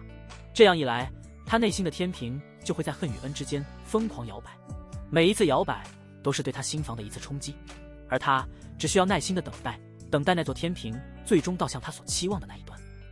他叹了口气，语气放得更柔和了些。姑娘现在心乱，我不逼你，你先好好休息，有什么决定等你恢复了再说。这几天我会守在洞外，你若有任何需要，随时可以叫我。说完，他深深地看了白芷一眼，那眼神复杂，有愧疚，有怜惜，唯独没有欲望。然后他转身，毫不犹豫地走出了山洞，身影消失在了瀑布的水帘之后。洞内只剩下沉默。白芷呆呆地看着那道水帘，脑子里一遍遍回放着林烨刚才的话和他最后那个眼神。他发现自己好像没有想象中那么恨他，甚至当他转身离开的时候，心里反而涌起了一丝莫名的失落。自己这是怎么了？夜深了，横断山脉的夜晚，寒意刺骨。柳妹儿像哄孩子一样，轻轻哼着不知名的小调，拍着白芷的背。睡吧，睡吧，我亲爱的白芷妹妹，闭上眼睛，月光会守护你。白芷蜷缩在干草堆上，身上盖着一张厚厚的兽皮，身体的疼痛已经麻木，但心里的混乱却愈发清晰。他闭着眼睛，脑海中却总是控制不住地浮现出林烨的面孔，有他冷漠地走在最前面的背影，有他抬手为自己摘下灵草时那温热的呼吸，有他面对危险时那沉着冷静的眼神，还有刚才他那张写满了愧疚和郑重的脸。这个男人像一团迷雾，让他看不清，猜不透。他明明那么强大，那么冷酷，杀伐果断，为什么会对自己露出那样的神情？他真的愿意为自己以命相抵吗？这个念头像一阵吹拂在他内心的微风，在他心里荡起一圈又一圈的涟漪。妹儿姐，他忽然小声开口。柳妹儿停下哼唱。他，林烨恩人，你认识他这么久，他是个什么样的人？柳妹儿沉默了。我该怎么说？说他是自己的主人，说他是个杀人不眨眼的恶魔，是个将女人当成修炼工具的魔头，是个满肚子坏水，将所有人都玩弄于股掌之中的伪君子。说了，白芷会信吗？就算信了，又能怎么样？凭他们两个，能反抗得了他吗？到时候撕破了脸，恐怕连现在这点妥协的平静都维持不住了。柳妹儿心中百转千回，最终只是悠悠地叹了口气。他是个很复杂的男人，他斟酌着词句，他很强，不是说修为上，而是心理上很强，他也很可靠。至少跟着他，我们能活下去。至于其他的，妹妹别想太多了，好好睡一觉，明天都会好的。这番话模棱两可，却又无比现实。活下去？是啊，在这危机四伏的深山里，活下去才是最重要的。白芷不再说话，只是将脸埋得更深。疼痛和疲惫终于战胜了混乱的思绪，他沉沉地睡了过去。只是在梦里，那道高大的身影依旧挥之不去，时而冷酷，时而温柔，让他深陷其中，无法自拔。接下来的几天，山洞里的气氛变得异常古怪。林烨果然如他所说，除了送来食物和必要的丹药，绝不踏入山洞半步。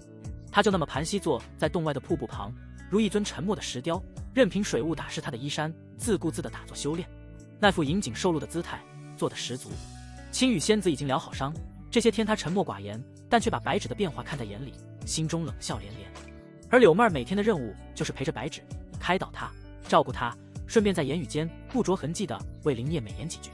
妹妹你看，林师兄又在外面守了一天了，衣服都湿透了也不进来。这块烤肉是林师兄特意为你留的最嫩的，他自己都没舍得吃，快吃吧，对你的修为有好处呢。哎，林师兄虽然行事霸道了些，但确实是个有担当的男人，换做别的魔道修士，哪会管我们的死活？这些话像是一滴滴水，持续不断地滴落在白芷的心田上。而白芷正处在最脆弱、最需要依靠的时候，失去师兄的悲痛还未完全消散，又经历了失真的巨大打击。他就像一株被狂风暴雨摧残过的小草，急需一棵大树来为他遮风挡雨。而林业恰好就扮演了这棵大树的角色，他救了他的命，虽然方式让他羞愤欲绝，他没有抛下他，反而摆出了一副任由他处置的姿态。他强大沉稳，在这危机四伏的山脉中，是唯一能给他带来安全感的存在。白芷内心的天平在柳妹儿潜移默化的助攻和林业恰到好处的以退为进下，开始不可抑制的倾斜。恨意在一天天的愧疚攻势下被逐渐消磨软化，取而代之的是一种更加复杂的情愫，有依赖，有敬畏，有好奇，甚至还有一丝他自己都不敢承认的被强者守护的悸动。他的身体也在丹药的调理下渐渐恢复，纯木灵体的强大自愈能力让他很快便能下地行走。这天清晨，他终于鼓起勇气走出了山洞，水莲哗啦啦地响着，阳光穿透水幕，化作一道绚烂的彩虹。林业依旧盘膝坐在那里，背对着洞口，周身环绕着淡淡的灵气波动，显然正在修炼。白芷的脚步在离他3步远的地方停下，他看着他宽阔的背影，嘴唇动了动，却不知道该说什么。道歉？他有什么错？他是救了自己。质问？他已经把命都摆在了自己面前。道谢？他又该如何说得出口？他就那么站着，像个做错了事的孩子，手足无措。似乎是察觉到了他的气息，林业缓缓收工，睁开了眼睛。他没有回头，只是平淡的开口：白姑娘，身体好些了？白芷小声应道，声音细若蚊蚋。那就好。林业站起身，转了过来，四目相对，他的眼神依旧平静如水，没有一丝波澜，但白芷却从那平静之下读出了一丝疲惫。他的眼眶下有着淡淡的青涩，似乎这几日都未曾好好休息。看到他这副模样，白芷心里最后那点怨怼也烟消云散了。他垂下眼帘，看着自己的脚尖，声音带着一丝颤抖：那天的事，你不用放在心上，你也是为了救我。说出这句话，仿佛用尽了他全身的力气。这等于是他选择了原谅。林业的嘴角勾起一抹几乎无法察见的弧度，但很快便隐去。他深深地看着他，摇了摇头：不，错了就是错了。他走到他面前，语气郑重：白芷姑娘，我知你心地善良，不愿追究，但林某的道心不容许我将此事当作无事发生。他靠得有些近，那股熟悉的男性气息让白芷的心跳又开始不受控制的加速。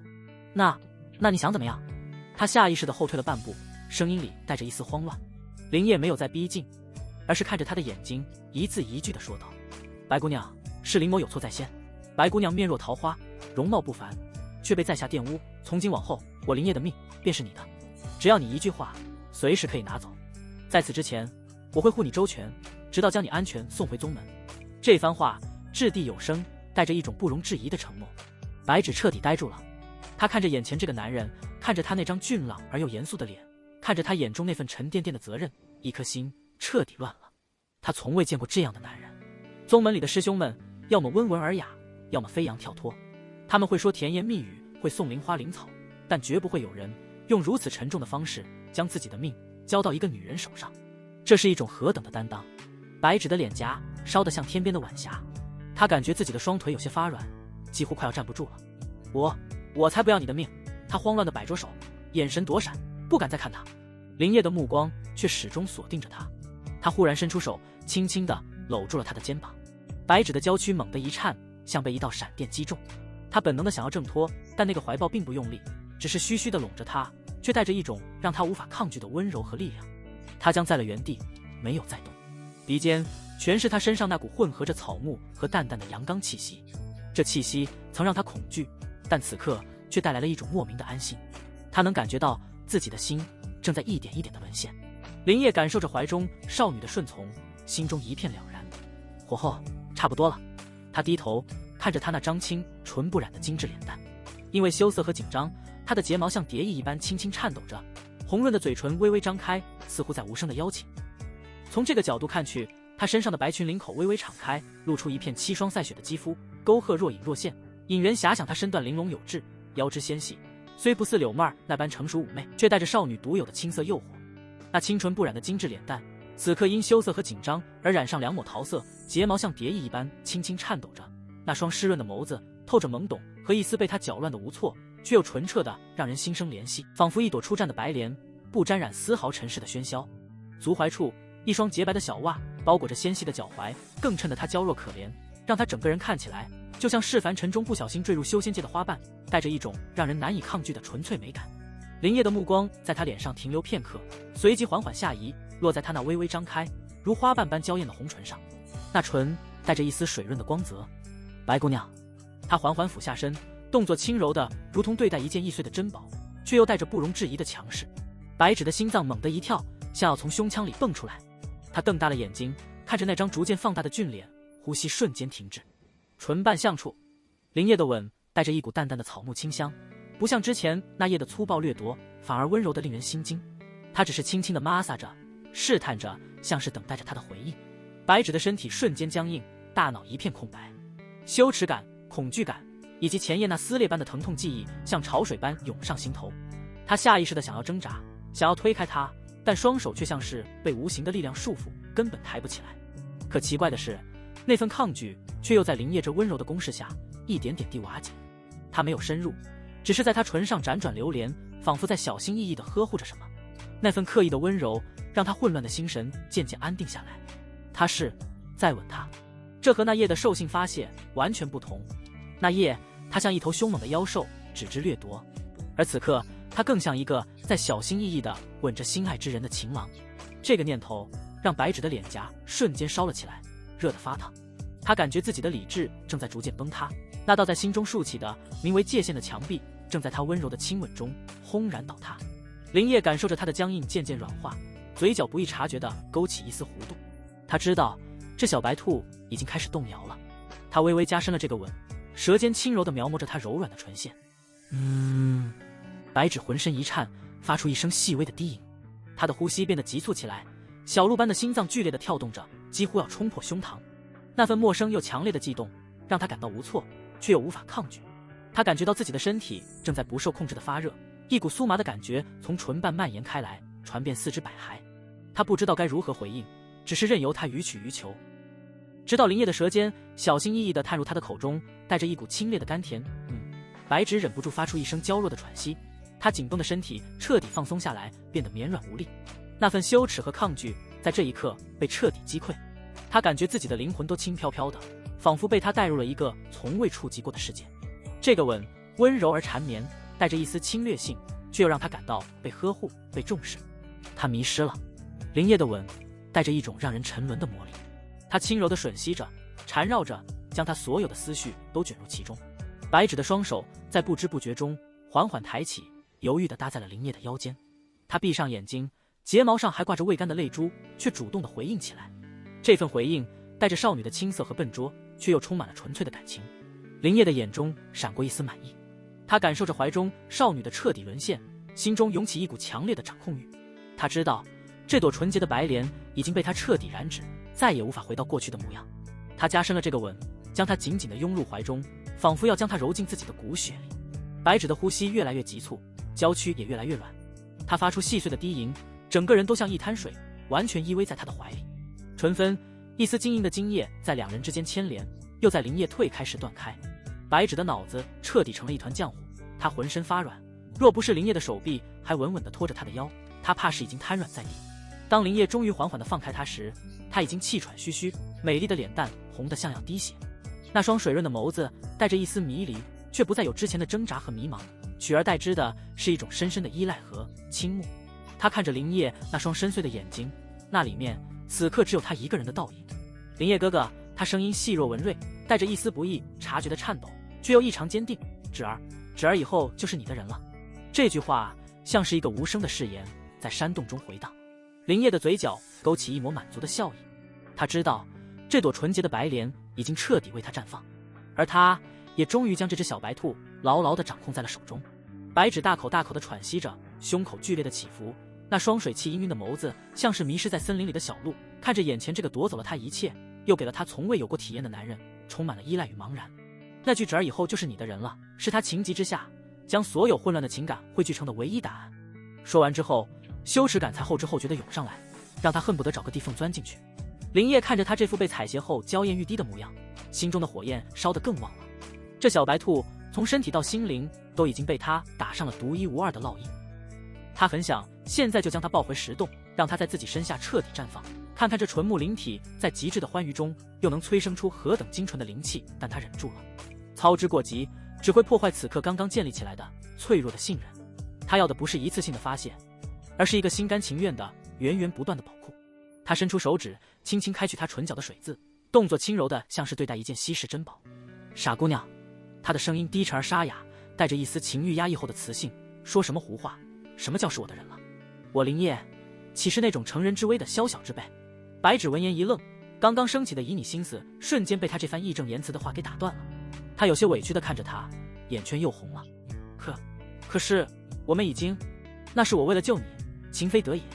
林业打断他的话，脸上又恢复了那副郑重与愧疚交织的神情。回你清白，已是万死难辞其咎。如今你若再将自己托付于我，那我林业与那些仗势欺人的魔道败类又有何意？他顿了顿，捧起他的小脸，拇指摩挲着他滚烫的脸颊，目光灼灼地看着他。芷儿姑娘，你听我说，此事错全在我不会逃避责任，但我也不能让你因为一份错误的恩情就赌上自己的一生。你现在心神未定，分不清感激和喜欢的区别。等你我回到宗门，回归了正常的生活，你再冷静地想一想，若到那时你依旧对我有意，我林业必八抬大轿，明媒正娶，风风光光地把你迎进门，绝不让你受半点委屈。这番话说的情真意切，感人肺腑。什么叫欲擒故纵？这就是什么叫得了便宜还卖乖？这就是不愧是学过心理的修仙界出生。他把自己塑造成了一个有担当、有原则，甚至愿意为了女方名节而克制欲望的正人君子。不仅将之前强迫的事实彻底洗白，还给未来画下了一个名为明媒正娶的大饼。白芷哪里经得住这等攻势？他本就心思单纯，此刻更是被林业这一套组合拳打得晕头转向。他原本以为自己失了身，又主动表了白，最大的希望便是能跟着林业哥哥一块回到流云宗里，自己一心一意地对他好。可他非但没有接受，反而为他的名节和未来考虑，甚至许下了明媒正娶的诺言。一时间，林业在他心中的形象拔高到了一个前所未有的地步。这个男人强大、沉稳、有担当、重情义，甚至还有些君子。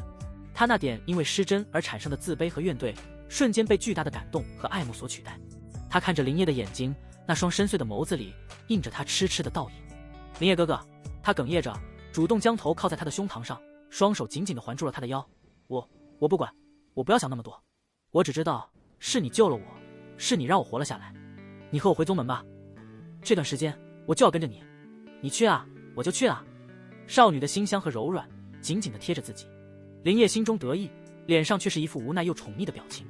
他轻轻拍着她的后背，叹了口气，你啊真是个傻丫头。罢了，既然你执意如此，那在找到合适的安身之所前，你就暂时跟着我吧。他搂着怀里这只已经彻底被他玩弄于股掌之间的小白兔，心里已经开始盘算着该如何更有效率地利用他的纯木灵体。瀑布外的阳光正好，透过水幕折射出迷离的光晕。林业牵着白芷的手，没有立刻回去，他只是陪着她在潭边走了走，随口说些宗门里的趣事，或是讲一些他在外力练时听来的奇闻异事，不过大多数都是他编的。他的声音不高不低，沉稳悦耳，像山间的清风，拂去了白芷心中最后那一丝阴霾。林业哥哥，你懂得真多。白芷仰着头，那双清澈的眸子里满是崇拜的小星星。看得多了，自然就懂了。林业笑了笑，揉了揉他的脑袋，以后有机会，我带你去看看北京的雪，东海的潮，比这山里的风景壮阔得多。白芷用力的点头，眼中的光彩更盛，仿佛已经看到了那波澜壮阔的画面。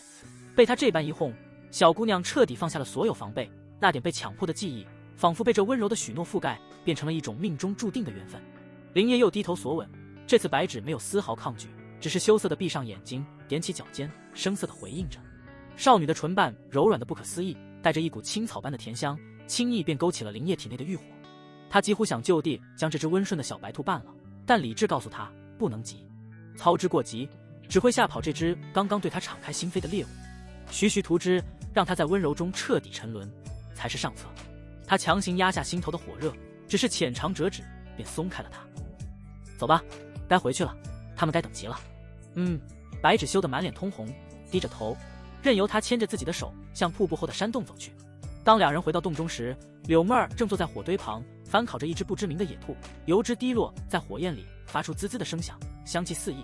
虽然4人里除了白芷几人都已经筑基，但口腹之欲总能提供些趣味。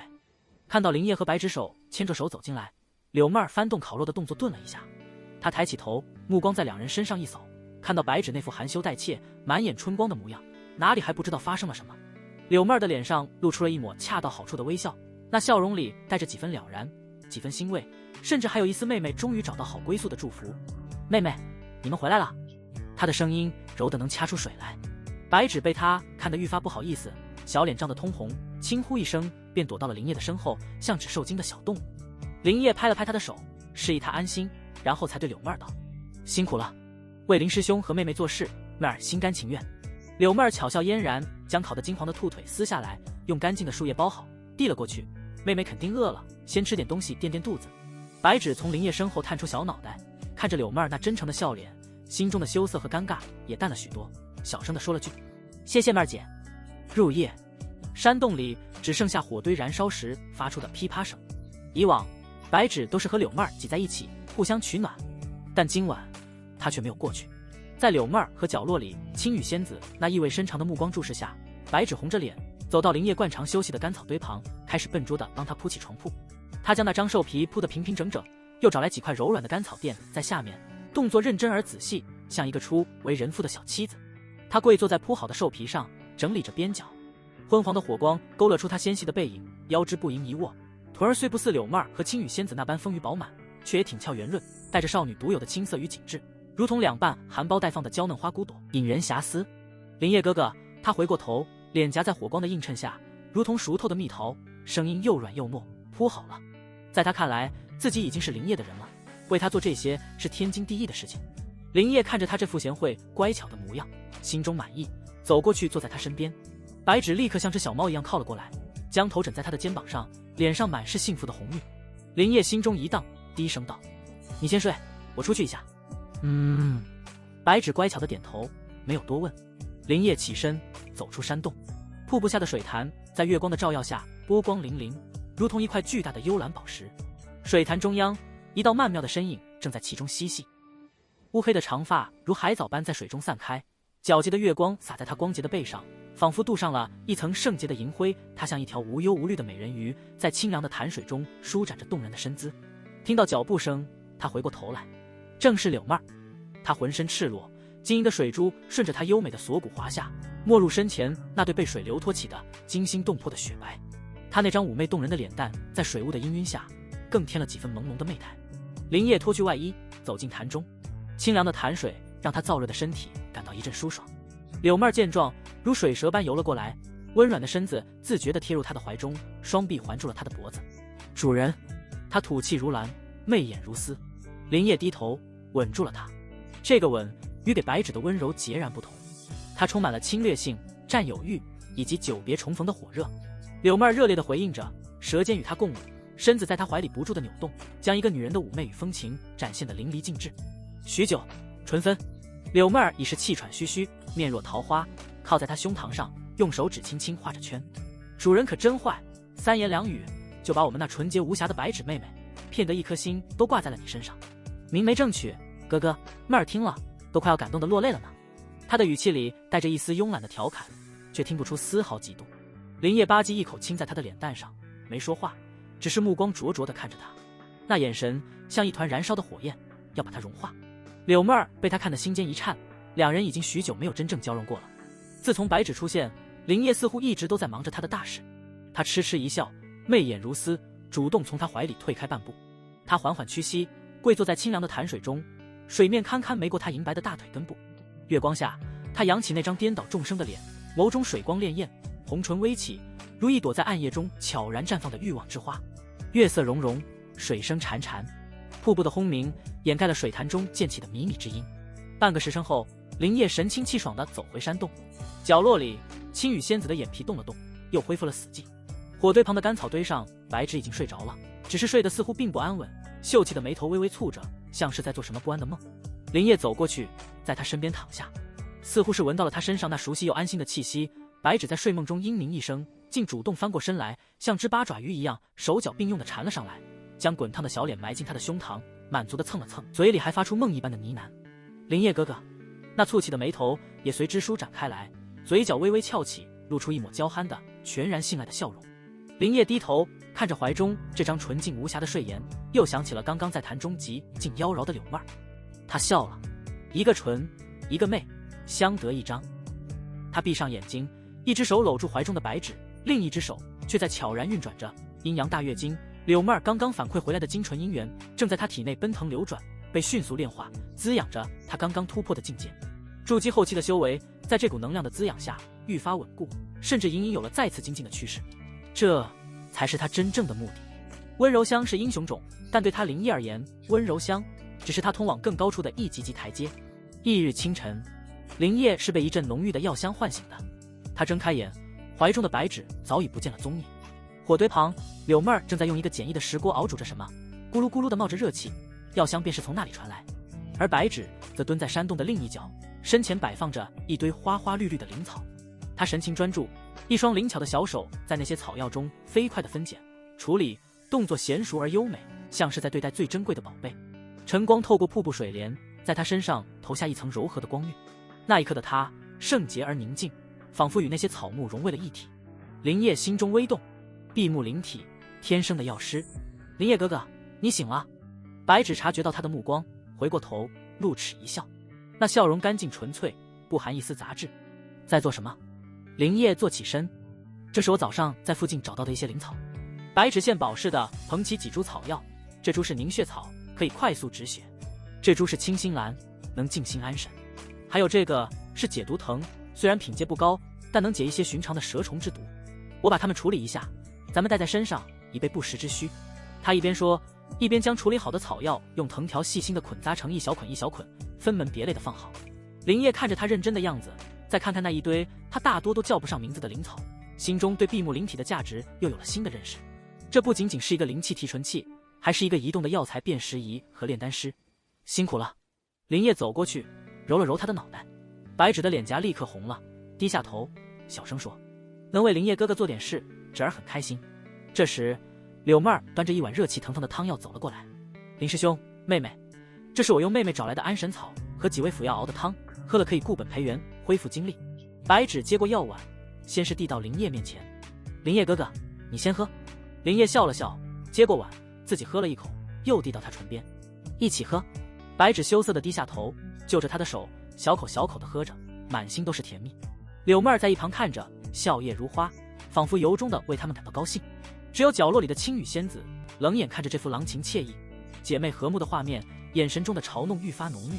蠢货，都是蠢货，一个被欲望和虚假的承诺冲昏了头，一个在绝望中学会了摇尾乞怜，真是一出好戏。白芷羞涩地低下头，就着他的手，小口小口地喝着，满心都是甜蜜。林烨看着他这副全心依赖的模样，心中毫无波澜，甚至觉得有些好笑。这小丫头片子真是半点城府也无，三两句好话便哄得找不着北。他将碗中剩下的汤药一饮而尽，随即一把将白芷揽入怀中。啊！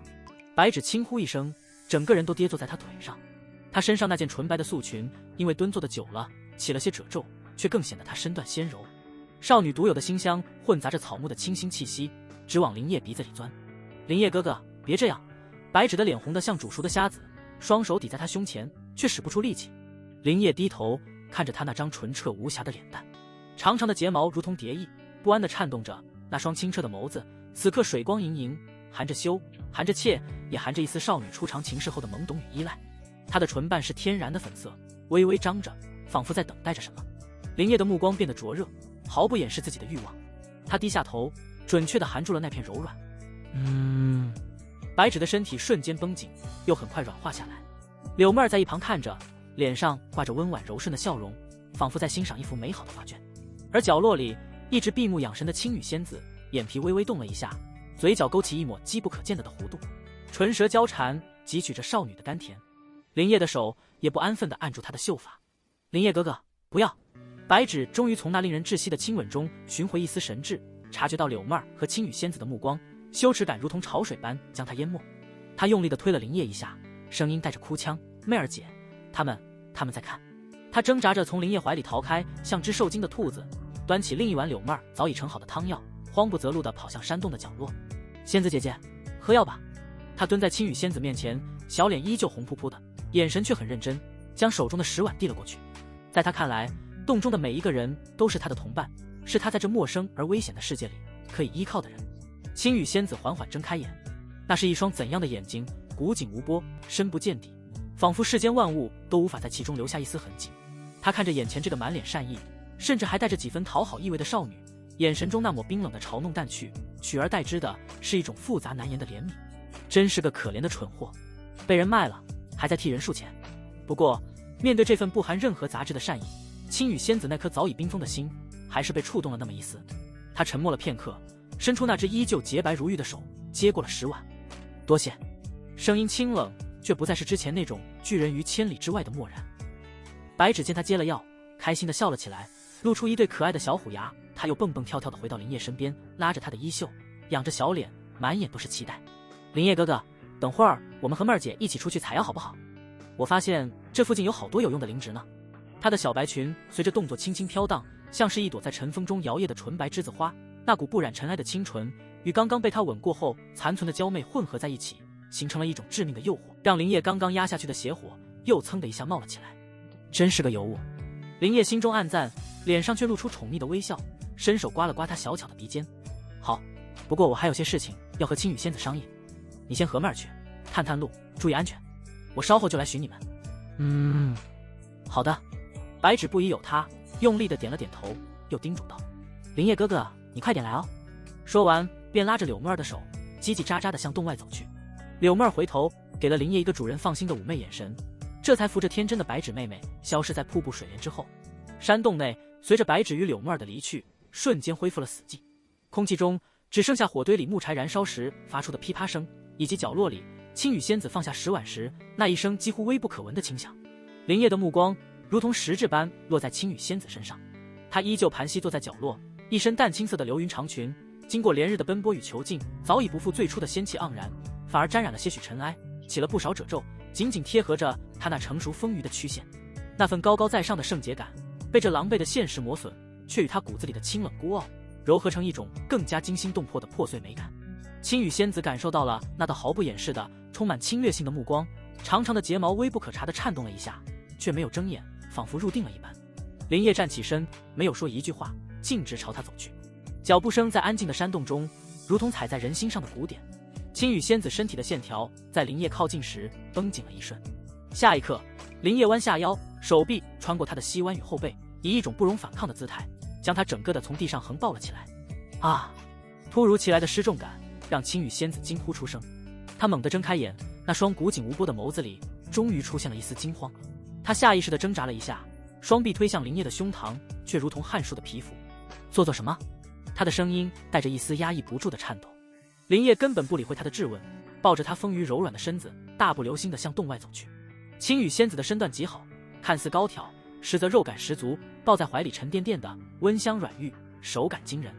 穿过冰凉的水幕，林叶直接将她扛到了那处隐蔽的瀑布洞穴里。砰的一声，他将她有些粗暴地放在了冰冷的石地上，水声轰鸣，瀑布如9天银河垂落，隔绝了内外的一切声息与光影。这处隐蔽的洞穴成了林叶独享的囚笼。青羽仙子被粗暴地扔在冰冷的石地上，背部撞击的疼痛让她闷哼一声。昏暗的光线中，他只能看到林叶那高大而充满压迫感的身影，像一座无法逾越的山，挡住了洞口唯一的光源。拖！林叶的声音不大，却像一柄重锤，狠狠砸在青羽仙子的心上。没有多余的字眼，只有一个冰冷的不容置疑的命令。青羽仙子的身体僵住了，那双总是古井无波的眸子里终于泛起了剧烈的波澜。屈辱、愤怒、惊慌，种种情绪在他眼中交织，最终却又归于死寂。他明白反抗是徒劳的，只会招来更深重的羞辱。他缓缓地解开了腰间的束带，淡青色的流云长裙如同失去支撑的蝶翼，顺着他丰腴饱满的曲线滑落，堆积在脚边。紧接着是贴身的亵衣，他的动作很慢，每一个瞬间都像是在凌迟着他那份深藏于骨子里的骄傲。他闭上了眼，长长的睫毛剧烈地颤抖着，将所有的情绪都掩藏在那一片阴影之下。他不想去看林叶那充满侵略性的目光，也不想看到自己此刻的卑微。很快，一具完美的令人窒息的胴体便毫无遮掩地暴露在昏暗的洞穴中。他生得极好，肩是削肩，锁骨精致，腰肢却纤细的不盈一握。然而与这纤细腰肢形成极致反差的是他胸前那对远超常人的饱满雪峰，以及那随着呼吸微微起伏的浑圆挺翘的玉臀。这便是天生的梨形体，曲线惊心动魄，每一寸肌肤都仿佛在月华下浸润过，细腻光洁，泛着莹莹玉光。跪下！林烨的声音再度响起。青羽仙子的身体猛地一颤，她紧紧咬着下唇，几乎要咬出血来。这个姿势比赤身裸体更让她感到羞耻，但那来自神魂深处的无法抗拒的奴役之力，让她最终还是屈服了。她缓缓地弯下膝盖，跪坐在冰冷的石地上。这个姿势让她身后那惊人的曲线愈发显得挺翘浑圆，充满了致命的诱惑力。林烨走到她面前，居高临下地审视着这件完美的艺术品。他没有立刻做什么，只是欣赏着她那副屈辱而不敢反抗的模样。这种将高高在上的仙子踩在脚下的掌控感，让他感到一种病态的满足。片刻后，他终于开了口，语气里带着一丝玩味：“学妹儿，他比你懂事，也比你会伺候人。”这句话像一根最尖锐的刺，狠狠扎进了青羽仙子心中，将她与那个只知摇尾乞怜的女人相提并论，是对她最大的侮辱。她的指甲深深地掐进了掌心，身体因为极度的屈辱而微微颤抖，却依旧低着头，一言不发。见他这副倔强的模样，林烨心中那点怜香惜玉的情绪也烟消云散。他俯下身，一把捏住她光洁的下巴，强迫她抬起头来：“小青羽，主人最近是有些冷落你了，别急，这就来好好补偿你。”“不敢。”青羽仙子从牙缝里挤出2个字，声音沙哑，带着压抑不住的颤音。林烨冷笑一声，不再废话，低头便吻了下去。青羽仙子起初还想偏头躲闪，却被他牢牢固定住，只能被动地承受着。他那双清冷的眸子里终于蒙上了一层水雾，不知是生理性的泪水，还是发自内心的绝望。许久，林烨才松开他，看着他那被吻得红肿的阴唇，以及那副渲然欲泣却又强忍着的模样，他心中的暴虐才稍稍平复。他没有进一步的动作，只是用手指划过他精致的锁骨，给主人按按肩膀。林烨的声音带着不容置疑的命令。青羽仙子的身体猛地一颤，瞳孔瞬间收缩。这个要求比刚才的强吻更让他感到无地自容。这已经不是简单的羞辱，而是将他的尊严彻底碾碎，踩在泥里。他将在那里一动不动。林烨也不催促，只是捏着他下巴的手指微微用力，指尖的法力如同一根根细针刺入他的神魂。剧痛传来，青羽仙子闷哼一声，那双清冷的眸子里终于流露出一丝哀求。他知道反抗的后果只会是更深重的折磨，最终他还是屈服了。他缓缓地直起身，将那丰腴柔软的身子贴近林烨，动作僵硬而笨拙，像一个提线木偶。当那片温软滑腻的肌肤隔着衣料触碰到林烨的肩膀时，他整个人都在发抖。林烨闭上眼，享受着这份独特的按摩，也享受着他此刻的屈辱与无助。洞穴中一时间只剩下瀑布的轰鸣，以及青羽仙子那压抑不住的喘息。你如今的修为已是筑基后期顶峰，距离圆满只有一步之遥。许久，林烨打破了沉默，语气恢复了之前的平静，仿佛刚刚那个施虐的恶魔不是他。若要冲击金丹，有几成把握？突如其来的问题让青羽仙子微微一怔，他没想到在这种情境下，林烨会问起这个。他一边维持着那让他羞耻到骨子里的动作，一边强迫自己冷静下来，思考他的问题。5成。他定了定神，声音依旧带着颤音，但思路却很清晰。我有太阴之体，本就比寻常修士更容易感悟天地大道。其次，我修炼的功法是母亲留下的天剑阁不传之秘，太上忘情剑。此功法在冲击金丹时有额外的2成加成。5成。林烨睁开眼，眸中金光一闪，这个数字比他预想的要高。寻常修士冲击金丹能有2-3成把握，都足以让无数人拼死一搏了。5成已经算是天之骄子才有的待遇，但他依旧不满意。修仙之路，一步踏错便是万劫不复。5成的失败率，青羽仙子赌不起，他也赌不起阴阳道书给他带来的阴阳大跃金，在冲击筑基时有5成，堪称逆天；在冲击金丹时还能提供3成的成功率加成。若是能与青羽仙子双修，夺了他的元婴，以他太阴之体的精纯姻缘为引，再配合自己的道种，这3成加成或许还能再往上提一提，达到6成概率。问题是，青羽仙子的元婴未泄，在自己尝试突破金丹之前，阴阳大跃金的双修之法根本无法在他身上起效。一个念头在他脑中闪过，他可以先让青羽修炼阴阳大跃金中冲击金丹的法门，等到自己和青羽仙子都达到筑基圆满的临界点时，再一举将他拿下。届时他自身体质的3成把握，加上功法提供的3成，成功率便有了6成。可即便如此，林烨还是觉得不够稳妥，6成还是太低了。除了功法和体质，还有没有其他的天才地宝或是丹药可以增加突破的几率？林烨继续问道。而且是我们现在有可能弄到手的。他一边问，一边将他柔软的身体抱得更紧，让他整个丰腴的身子都贴在了自己身上，感受着那份温香软玉。青羽仙子被他这突如其来的亲密动作惊得身体一僵，随即又无奈地软化下来。他沉默了片刻，在脑中飞速地检索着自己所知的信息。有，他缓缓开口，声音带着一丝冷静，但都极难获得。如九窍金丹、紫府仙露这类神物，皆被那些元婴大宗乃至化神圣的牢牢把控，我们连见到的机会都没有。他的言下之意很明显，凭他们现在的身份和实力，想要染指那些东西，无异于痴人说梦。一个合欢宗下紫霞峰的金丹峰主，就让他们亡命天涯，更何况是那些庞然大物。你母亲所在的天剑阁呢？灵叶问道。提到母亲，青羽仙子的眼神暗淡了一下，随即又化为冰冷。天剑阁或许有，但我母亲早被天剑阁除名，没有作用。灵叶闻言陷入了沉思。看来想走捷径并不容易。他低头看着怀中这具完美而屈辱的身体，心中那份将一切都牢牢掌控的欲望愈发炽烈。不仅仅是他的身体，还有他的未来，他的道途都将由自己来决定。这种感觉让他无比着迷。他决定暂时将突破金丹的事情放下，当务之急是先将自身修为提升到筑基圆满。至于增加成功率的宝物，灵叶的眼中闪过一丝狠厉。既然名门正派的路走不通，那就只能在这些三不管的险恶之地险中求富了。他相信只要有足够的利益，就有足够的风险，而他灵叶最不怕的就是风险。他张开嘴，在那片因为屈辱和紧张而变得格外敏感的雪白香肩上不轻不重地亲了一口，满意地感受到了怀中玉人那剧烈的颤抖。很好，从今天起你便留在这里专心修炼阴阳大月经，此物可以增加30%几率，比天剑阁秘法要强一些。灵叶的声音带着不容置疑的命令，修为不到圆满之前不准随意踏出这个山洞半步。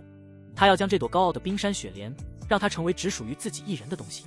片刻后，灵叶神清气爽地走出瀑布水幕，身上还带着一丝若有若无的青羽仙子独有的清冷体香。洞外的阳光正好，照得他浑身暖洋洋的。他回到主洞穴时，白芷和柳妹儿已经准备好了早餐。灵叶哥哥，白芷一见到他，立刻像只欢快的小鸟一样迎了上来，手里还捧着一碗热气腾腾的肉粥。你出来了，快尝尝，这是妹儿姐用昨天剩下的兔肉熬的粥，可香了。少女的笑容纯净的不含一丝杂质，那双清澈的眸子里满满的都是对她的依赖与爱慕。灵叶接过粥碗，看着她这副天真烂漫的样子，再想起刚刚在瀑布后洞穴里那具被迫成欢、屈辱颤抖的丰腴玉体，心中升起一种奇异的满足感。一个纯，一个媚，一个傲，3种截然不同的角色，如今都成了他的掌中之物。辛苦了。他揉了揉白芷的脑袋，又对一旁巧笑嫣然的柳妹儿点了点头。为林师兄和妹妹服务是妹儿的福气。柳妹儿躬身行礼，姿态谦卑而妩媚，眼神却不着痕迹地在灵叶身上扫过。当闻到那一丝熟悉的属于青羽仙子的味道时，她的眸光微不可察地闪动了一下，随即又恢复了温顺。你真好，妹儿姐。白芷搂着她的香肩笑道。吃过早饭，灵叶便兑现了的承诺。走，芷儿，带你们出去转转，顺便采些药。好耶！白芷高兴得差点跳起来，连忙跑去拿起自己的小药橱和藤筐，一副迫不及待的样子。3人离开了山洞，向着山林深处走去。白芷的闭目灵体在这一刻展现出了惊人的价值，她就像一个天生的寻宝能手，对周遭的灵植有着不可思议的感知力。林叶哥哥，妹儿姐，这边。他像一只林间的小鹿，轻快地在前面带路，时不时地停下来，小心翼翼地从某个不起眼的角落里挖出一株散发着淡淡灵气的草药。这是铁线蕨，它的根茎可以用来炼制增强肉身的药液。呀，这里还有一株三叶青，是炼制解毒丹的好材料。哇，这颗蘑菇是迷神菇，晒干了磨成粉，可以让闻到的人产生幻觉呢。他每找到一株，都像献宝一样拿给灵叶看，小脸上写满了快夸我的表情。灵叶也不吝啬自己的夸奖，每每都让他心满意足，干劲更足。柳妹儿则安静地跟在后面，时不时地帮白芷处理一下挖出来的草药，或是警惕地观察着四周，将一个合格的侍女角色扮演的淋漓尽致。灵叶乐得清闲，跟在2个美人身后，欣赏着白芷那充满青春活力的纤柔背影，以及柳妹儿那婀娜多姿、步步生莲的成熟风韵，只觉得这才是修仙该有的日子。不知不觉间，在白芷的带领下，他们已经深入了这片山脉的核心区域，周围的树木愈发高大，空气中弥漫的灵气也愈发浓郁，同时也多了一股若有若无的危险气息。芷儿，我们是不是走得太深了？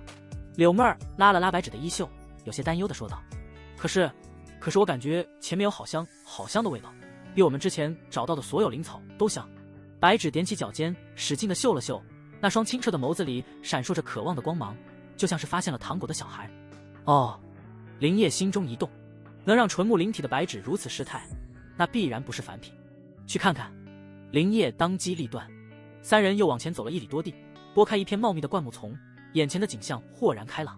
那是一片方圆100丈大小的沼泽，沼泽上空弥漫着一层淡金色的雾气，充满了精纯而炽热的火系灵力。而在沼泽的正中央，有一块凸起的黑石，黑石之上赫然生长着一株奇异的植物。那植物形如莲花，却通体赤红如火，共有3朵莲蓬，每一朵莲蓬之上都仿佛燃烧着一团金色的火焰，散发出阵阵令人心旷神怡的异香。这是3阳玄火莲。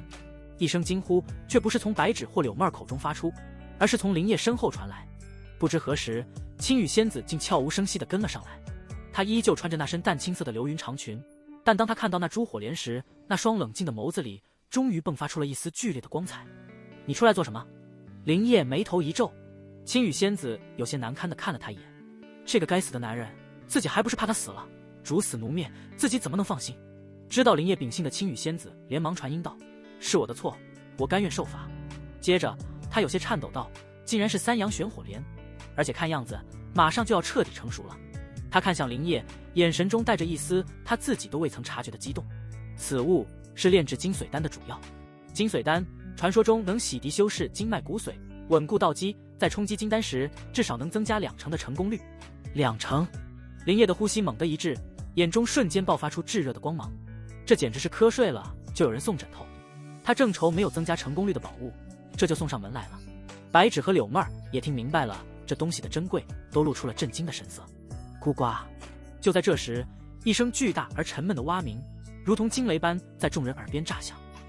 只见那片沼泽之中，原本平静的泥水突然翻涌起来，一个硕大无比的头颅缓缓地从泥浆中探了出来。那是一只足有水牛大小的巨型蟾蜍，通体呈暗金色，皮肤上布满了疙疙瘩瘩的脓包，看起来丑陋无比。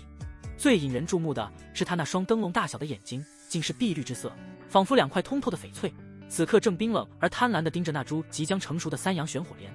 一股强大到令人窒息的威压从他身上扩散开来，压得白纸和柳妹儿脸色煞白，连连后退。是闭眼金蝉。青羽仙子脸色瞬间变得无比凝重，一字一句地说道：假丹级别的妖兽。假丹？林业的心猛地一沉。假丹意味着这头妖兽的实力已经无限接近于真正的金丹期，他体内的妖丹已经初步成型，虽然还未彻底凝实，但所能调动的力量已经远远超出了筑基期的范畴。显然这头闭眼金蝉就是这3阳玄火莲的守护者。他在这里盘踞了不知多少岁月，就是为了等待火莲成熟的这一刻，将其吞噬，助自己一举冲破瓶颈，化为真正的金丹大妖。我们快走！柳妹儿拉着林业的衣袖，声音发颤。面对如此恐怖的妖兽，他连一丝反抗的念头都生不出来。白纸也吓得躲在林业身后，小脸惨白，瑟瑟发抖。林业却站在原地一动不动，他的目光在闭眼金蝉和那株3阳玄火莲之间来回移动，眼中的炙热非但没有消退，反而燃烧得更加猛烈。2成，这可是实打实的2成成功率。若是能得到它，再加上自己和青羽仙子的底牌，冲击金丹的把握就能达到惊人的8成。青羽，若你我联手，有几成把握对付他？林业沉声问道。青羽仙子惨然一笑，摇了摇头，1成都没有。假丹之威已能初步调动天地之力，根本不是筑基期修士能够抗衡的。他一个神通，我们便会灰飞烟灭。别说联手，就算是10个筑基圆满，在他面前也不够看。他的判断冷静而残酷，彻底打碎了林业硬抢的念头。咕呱！闭眼金蝉似乎也发现了他们这些不速之客，那双巨大的闭眼转了过来，冰冷的目光锁定在他们身上，充满了警告与杀意。沼泽中的气氛瞬间凝固到了冰点，柳妹儿和白纸甚至连大气都不敢喘。然而林业的脸上却慢慢地浮现出一抹诡异的笑容。不能硬抢，不代表不能智取。林业脸上那抹诡异的笑容让在场的3女心中同时一紧。青羽仙子看到的却是更深层次的东西，一种将所有棋子都算计在内的冷静到极致的残忍。她几乎可以肯定这个男人绝不会放弃。然而林业接下来的话却出乎了所有人的预料。走！他吐出一个字，语气平淡的仿佛只是在说天黑了，先回去。说完他竟真的转身，头也不回的向来时的路走去。柳妹儿愣了一下，连忙拉着吓得腿软的白纸快步跟了上去。青羽仙子站在原地，深深的看了一眼那头依旧盘踞在沼泽中，用冰冷闭眼警惕着四周的巨型蟾蜍，又看了看那株散发着致命诱惑的赤红火莲。他不明白，以他对林烨的了解，这个男人为了利益可以不择手段，怎么可能如此轻易的放弃这等能增加2成结丹成功率的逆天神物？事出反常必有妖，他心中警铃大作，但身体的本能和那来自神魂深处的奴役之力，还是驱使着他跟上了林烨的脚步。回去的路上，气氛压抑的可怕。白芷依旧惊魂未定，小手紧紧攥着林烨的衣角，仿佛这样才能获得一丝安全感。柳妹儿则小心翼翼地观察着林烨的侧脸，他那张总是挂着几分玩世不恭的脸上，此刻没有任何表情，深邃的眸子如同古井，看不出半点波澜。越是这样，他心中就越是不安。他太了解这个男人了，平静的湖面下往往隐藏着最汹涌的暗流。青羽仙子走在最后，他的大脑在飞速运转，试图剖析林烨的每一个可能的念头。放弃？不可能。硬抢？那是找死。那么只剩下一种可能，智取。可要如何从一头无限接近金丹的假丹妖兽眼皮子底下智取他守护了不知多少年的宝贝？这无异于痴人说梦。回到瀑布后的洞穴，沉闷的气氛几乎让人窒息。林烨一言不发地走到主洞穴的一块石墩上坐下，闭上了眼睛，似乎是在养神，又像是在谋划着什么惊天动地的事情。柳妹儿见状，很识趣地拉了拉白芷：“芷儿，走，我们去把换下的衣服洗了。”“哦，好。”白芷怯生生地应了一声，跟着柳妹儿走到了洞外不远处的一条清澈溪流边。溪水潺潺，阳光透过树叶的缝隙洒下斑驳的光点。或许是这安宁的环境驱散了心中的恐惧，白芷紧绷的神经慢慢放松下来。她蹲在溪边，将几人的衣物进入水中，一边揉搓，一边用脚丫拍打着清凉的水面，溅起一朵朵小小的水花。柳妹儿看着她天真烂漫的样子，心中不禁生出一丝羡慕。她也脱了鞋袜，将一双白皙如玉的秀足探入水中，感受着那份清凉。她轻轻撩起水，泼向白芷。“呀，妹儿姐，你做什么？”白芷惊呼一声，也立刻不甘示弱地撩水反击。两个身影，一个身段婀娜，媚骨天成，一个纤柔青涩，充满活力，就在那清溪边嬉笑打闹起来。银铃般的笑声顺着水流传开，给这片被死亡阴影笼罩的山林带来了一丝难得的生机。洞穴内，林烨缓缓睁开了眼，他听着洞外的嬉闹声，嘴角却勾不起一丝笑意。他摊开手掌，掌心之中静静地躺着一枚只有拇指大小、通体血红的铃铛。血魂铃，青羽仙子身上的2件珍宝之一。催动之后，足以抵挡金丹期修士的全力一击，如今上面满是裂痕，那是上次挡了紫霞风主2次攻击的后果。金丹初期的全力一击，挡住那头假丹畜生最强的一技神通，应该绰绰有余了。林烨摩挲着冰凉的铃铛，眼中闪烁着算计的光芒。机会只有一次，一旦失手，他们所有人都得死在这里。他需要一个完美的计划，一个能将所有人都利用到极致的计划。他的目光落在了那个从回来后就一直站在角落，如同一尊冰雕般沉默不语的身影上。青羽仙子，他就那么站着，背极挺的笔直，下巴微微扬起，即便沦为阶下囚，那份与生俱来的高傲也未曾消减半分。他似乎察觉到了林烨的注视，却连眼皮都未曾抬一下，只是那垂在身侧的玉手不自觉地蜷缩了起来。林烨心中那股熟悉的病态的掌控欲又升腾起来，他喜欢看他这副明明怕得要死，却偏要端着架子的模样。他站起身，缓步走到青羽仙子面前。洞外的嬉闹声仿佛成了遥远的背景音，林烨的身影挡住了洞口的光，将他完全笼罩在自己的阴影之下。他什么也没说，只是伸出手，一把将他揽入怀中。青羽仙子的身体瞬间僵硬如铁，一股屈辱的红晕从脖颈蔓延至耳根。他想挣扎，但神魂深处那股无法抗拒的力量却让他浑身发软，只能任由他那带着侵略性气息的嘴唇粗暴地印上自己的唇瓣。许久，林烨才松开他，看着他那被蹂躏的红肿的阴唇，以及那双因屈辱而蒙上水雾的清冷眸子，他心中的暴虐才稍稍平复。他的目光下移，落在了他那双被淡青色流云长裙包裹着的秀足上。他穿着一双素白色的软底锦鞋，鞋面上绣着几朵精致的兰花，衬得那本就玲珑的玉足更显小巧可爱。林烨的脸上忽然露出一个恶作剧般的笑容，他蹲下身，在青羽仙子惊愕的目光中，一把抓住了他的脚踝，不由分说的将那只白色的锦鞋扯了下来。你！青羽仙子又惊又怒，这突如其来的举动比刚才的强吻更让她感到羞耻。士可杀不可辱，对她这样的女子而言，足是比脸面更私密的所在。林烨却不理会她。不要！他终于无法维持那份清冷，声音带着一丝哀求的颤音。不听主人话，该不该罚？他的骄傲，他的尊严，在这一刻被碾得粉碎。他感觉自己不像一个高高在上的仙子，更像是一个任人玩弄的卑微女巫。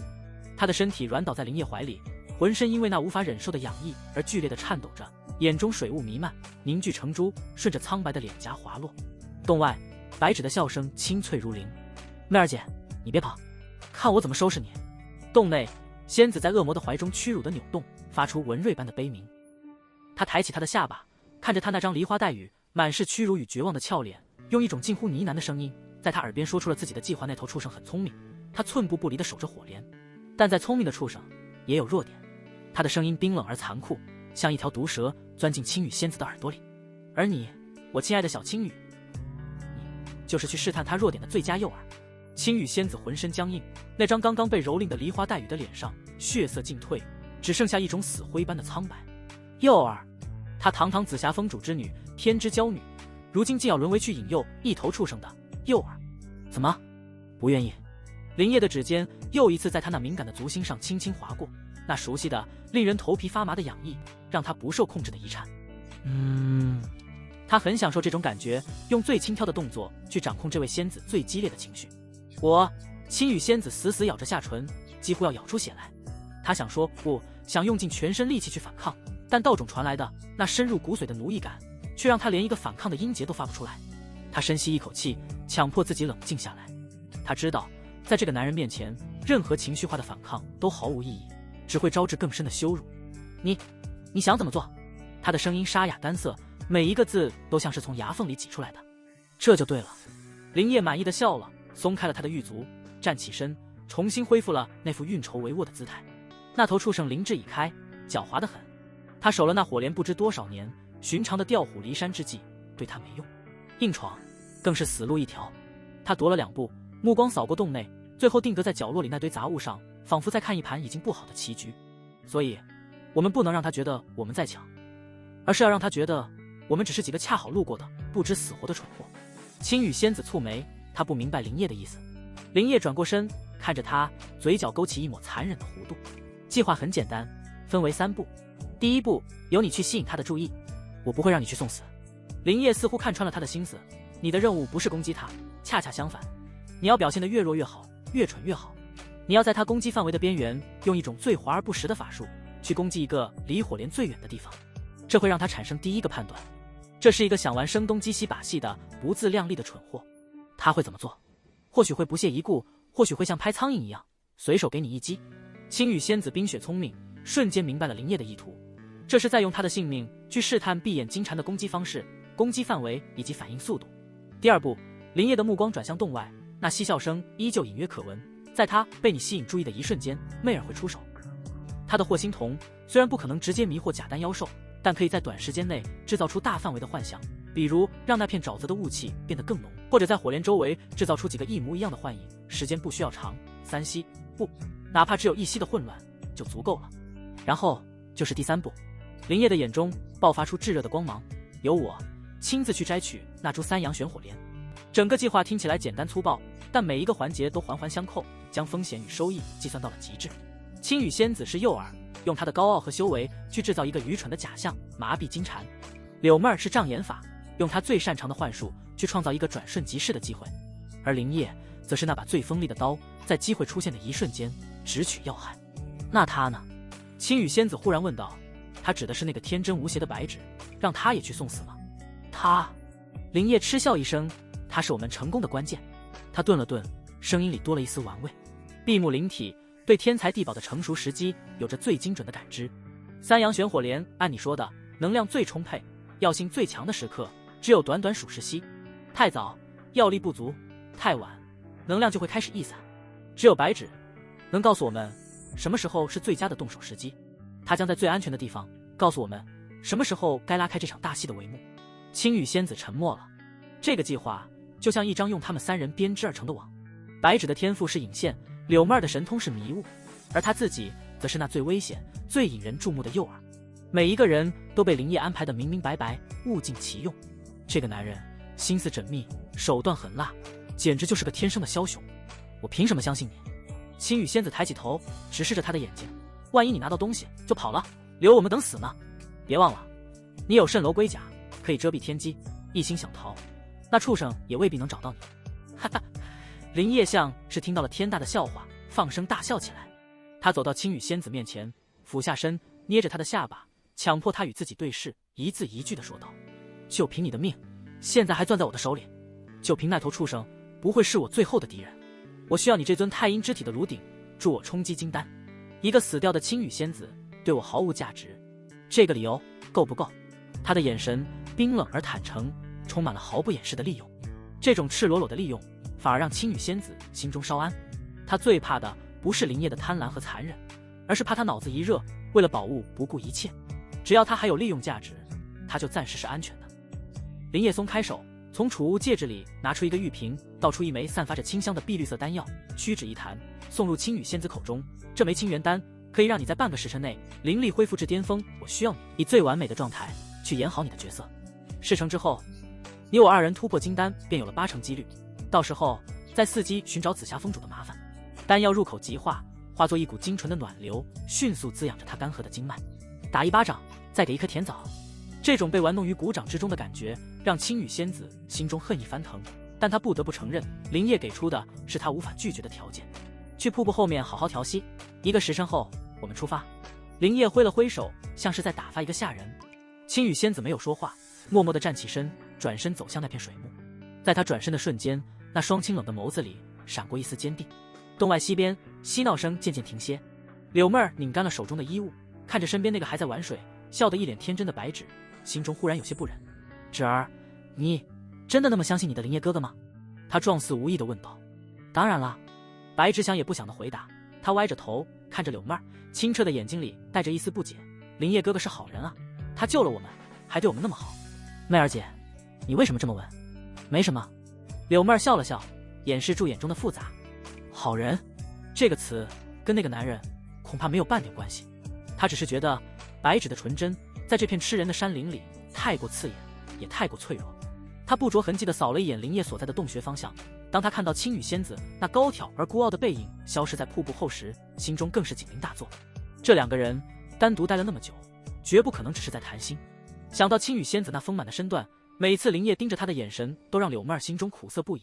再加上青羽仙子身上那股说不清道不明的高傲气质，哪个男人都会为之发狂。1个时辰后，林烨走出了洞穴，他的身后跟着恢复了些许气色，但脸色依旧冰冷的青羽仙子。林烨哥哥，我们又要出去采药吗？白芷高兴地迎了上来。不。林烨摇了摇头，脸上露出了一个温和的笑容。今天哥哥带你们去取一件更好玩的宝贝。他揉了揉白芷的头，语气轻柔。待会儿芷儿你什么都不用做，只需要像上次一样用心去感受。当你感觉到那股最香最甜的味道达到最顶点的那个瞬间，就告诉哥哥，好不好？好。白芷用力地点了点头，没有丝毫怀疑。林烨又看向柳妹儿，眼神变得深邃。妹儿，你的霍星童全力施展能支撑多久？柳妹儿心中一凛，知道正戏要来了。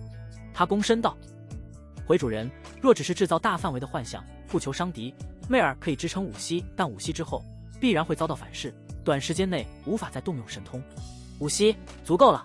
林烨点了点头，他没有再多说，只是吐出2个字：出发。4人再次上路，气氛却与上次截然不同。白芷依旧天真烂漫，蹦蹦跳跳地走在最前面，像一只快乐的百灵鸟。林烨和柳妹儿走在中间，2人都沉默不语，但一个眼神的交汇便已明白了彼此的任务。柳妹儿是他最得心的奴婢，2人相处时间最久，心意也相通。青羽仙子则如同一个幽灵，远远地跟在最后，她身上的气息比这山林里的风还要冷。很快，他们再次来到了那片沼泽地前，淡金色的雾气依旧弥漫，那株3阳玄火莲比之前更加娇艳欲滴，莲蓬上燃烧的金色火焰仿佛随时都会脱离莲蓬，化作金乌飞去。那股沁人心脾的异香，浓郁的几乎要化为实质。而沼泽中央，那头水牛大小的闭眼金蝉也显得愈发躁动。它那双灯笼般的碧绿巨眼死死地盯着火莲，巨大的下颚一张一合，喉咙里发出咕呱咕呱的低沉鸣叫，充满了贪婪与渴望。他显然也知道最后的时刻就要来临了。4人的到来立刻引起了他的警觉。他缓缓转过头，那双冰冷的闭眼扫过4人，最终停留在了修为最高的青羽仙子身上，充满了警告与毫不掩饰的杀意。一股假丹妖兽的恐怖威压，如同一座大山轰然压下。白芷呀的一声，吓得直接躲到了林烨身后，小脸煞白。柳妹儿也是娇躯一颤，下意识地握紧了拳头。只有林烨和青羽仙子面不改色。林烨是因为胸有成竹，而青羽仙子则是因为心中的坚定。都准备好了吗？林烨的声音如同文瑞，却清晰地传入了三女的耳中。柳妹儿和青羽仙子微微点头，白芷则闭上了眼睛，长长的睫毛微微颤抖，她的小脸上满是专注，全部心神都沉浸在了对那股异香的感知之中。时间在这一刻仿佛变得无比漫长，每一息都像一个世纪那么久。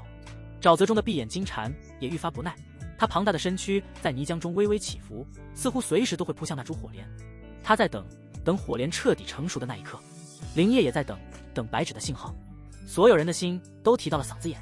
就在这时，白芷那紧闭的双眼猛地睁开，她清纯白皙的脸上带着一种混杂了惊喜与迷醉的神情，叫道：“林烨哥哥，就是现在！”话音未落，那株三阳玄火莲猛地绽放出一道璀璨至极的金色光柱，冲天而起。成了，动手！林烨一声低喝，如同惊雷炸响。刹那间，青羽仙子动了，她没有丝毫犹豫，身形如同一道青色的闪电，脚尖在地面上轻轻一点，整个人便化作一道残影，朝着与火莲完全相反的方向激射而出。他手中的凌霜剑发出一声清越的剑鸣，一道看似声势浩大，实则灵力涣散的青色剑气，带着呼啸的破风声，狠狠地斩向了沼泽边缘的一块巨大岩石。轰！岩石应声而碎，碎石四溅。这突如其来的一幕，让那头正准备扑向火莲的闭眼金蝉动作猛地一滞，他那双巨大的闭眼瞬间转了过来，锁定了半空中那道青色的身影，眼中充满了人性化的鄙夷与不屑。又是这种愚蠢的声东击西。这些年不是没有贪婪的修士试图用这种低劣的手段来骗过他，但无一例外都成了他腹中的养料。他甚至懒得动用神通，只是张开了那张足以吞下一头牛的巨嘴，喉咙一鼓，呱！一声短促而沉闷的蛙鸣，一道肉眼可见的音波如同涟漪般扩散开来，精准地轰向了青羽仙子。这一击他只用了不到1成的力量，在他看来足以将这只烦人的苍蝇碾成齑粉。然而就在他张嘴的那一瞬间，就在他的注意力被青羽仙子吸引的那一刹那，柳妹儿动了。她那双原本妩媚动人的眸子此刻变得深邃如渊，瞳孔之中仿佛有无数玄奥的符文在流转。霍心瞳，开！镜花水月。他低喝一声，双手在胸前接出一个繁复的印记。嗡！一股无形的波动以他为中心，悄无声息地笼罩了整片沼泽。下一刻，异变陡生，那片沼泽上空原本淡金色的雾气瞬间变得浓郁了10倍不止，伸手不见五指。更诡异的是，在那株真正的三阳玄火莲周围，竟凭空出现了7、8株一模一样的火莲幻影，每一株都散发着同样诱人的香气和璀璨的金光，真假难辨。噗！柳妹儿猛地喷出一口鲜血，脸色瞬间变得惨白如纸，身体摇摇欲坠。以他的修为，强行施展如此大范围、高强度的幻术，几乎抽干了他所有的灵力与心神，但他的脸上却露出了一丝凄美的笑容。他成功了，他为主人争取到了一息的时间。干得好！林烨的赞赏声在他耳边响起，而他本人早已在柳妹儿发动神通的同一时间，如同一支离弦之箭冲了出去。他的速度快到了极致，身法飘逸而迅捷，流风剑诀中的身法被他发挥得淋漓尽致，整个人在地面上拉出了一道道残影，目标直指那片被浓雾与幻影笼罩的沼泽中心。一切都发生在电光石火之间。青羽仙子的诱敌，柳妹儿的幻术，林烨的突袭，三者配合的天衣无缝，环环相扣。沼泽中，闭眼金蝉也终于察觉到了不对劲，他发出的音波攻击虽然成功将半空中的青羽仙子震得口吐鲜血，倒飞出去，但那女人竟没死，只是受了不轻的伤。而也就在这时，他赖以锁定的火莲气息突然变得混乱不堪，眼前一片浓雾，到处都是火莲的影子。不好，中计了！这头假丹妖兽的灵智极高，瞬间就明白了过来。先前那个女人是诱饵，而现在真正的盗贼已经潜入了自己的领地。咕呱！一声饱含着无尽愤怒与杀意的咆哮，如同9天惊雷在整片山脉轰然炸响。恐怖的音波化作实质性的冲击，瞬间撕碎了柳妹儿布下的所有幻象。浓雾消散，幻影破灭，沼泽中心，林烨的身影暴露无遗。此刻，他距离那株真正的三阳玄火莲只剩下不到3丈的距离。他甚至能感受到火莲之上那股灼热的能量扑面而来，让他全身的血液都为之沸腾，触手可及。但同时，他也感受到了一股足以让他神魂冻结的冰冷刺骨的杀机。闭眼金蝉那双灯笼大的碧绿巨眼已经死死地锁定了他，那眼中不再有任何轻蔑，只剩下暴怒与贪婪交织的疯狂。他被彻底激怒了。然而出乎所有人意料的是，闭眼金蝉这雷霆万钧的寒怒一击，目标却不是近在咫尺的林烨。他那庞大的身躯猛地一扭，竟完全无视了即将偷到宝物的林烨，而是将那双冰冷的、充满了恶毒的目光投向了远处那个躲在岩石后瑟瑟发抖的、最弱小、最无害的身影白芷。是他，是这个小丫头身上那股纯粹的草木气息，是她刚刚那一声尖叫，才让她知道了火莲成熟的确切时机。她才是这一切的源头。在闭眼金蝉简单的逻辑里，只要杀了这个报信的，就能最大程度的宣泄自己的愤怒。而且，这个人类小姑娘看起来最弱，先捏死她，再收拾身前的蚂蚁。咻！一道暗金色的流光从闭眼金蝉的口中激射而出，不是音波，也不是毒物，而是他那条长满了倒刺、快如闪电的舌头。这是假丹妖兽的本命神通之一，舌如飞剑，无坚不摧，上面附着的毒液更是见血封喉。这一击又快又狠，角度又刁钻，完全出乎了所有人的预料。芷儿，柳妹儿发出一声凄厉的尖叫，她想去救，但刚刚耗尽心神的她连站都站不稳，只能眼睁睁地看着那道死亡的流光射向那个天真的少女。远处的青羽仙子也是瞳孔猛缩，她怎么也想不到这头畜生竟然会如此情绪化，竟然先攻击最不起眼的白芷。完了，所有人的心中都浮现出这两个字。白芷已经被吓傻了，她呆呆地站在原地，看着那道在她眼中不断放大的暗金色流光，连躲闪都忘记了。她的小脸上写满了恐惧与茫然，死亡的阴影瞬间将她笼罩。而此刻，距离成功只有一步之遥的林业，也面临着一个天人交战的抉择：是继续向前，将这株逆天神物收入囊中，从此结丹大道平添两成希望，还是回头去救那个对他而言只是一个有点用处的寻找天才地宝的工具人。他的眼中贪婪与理智在疯狂交战。三阳玄火莲，这可是能增加2成结丹成功率的神物啊！错过了这次，此生或许再无机会。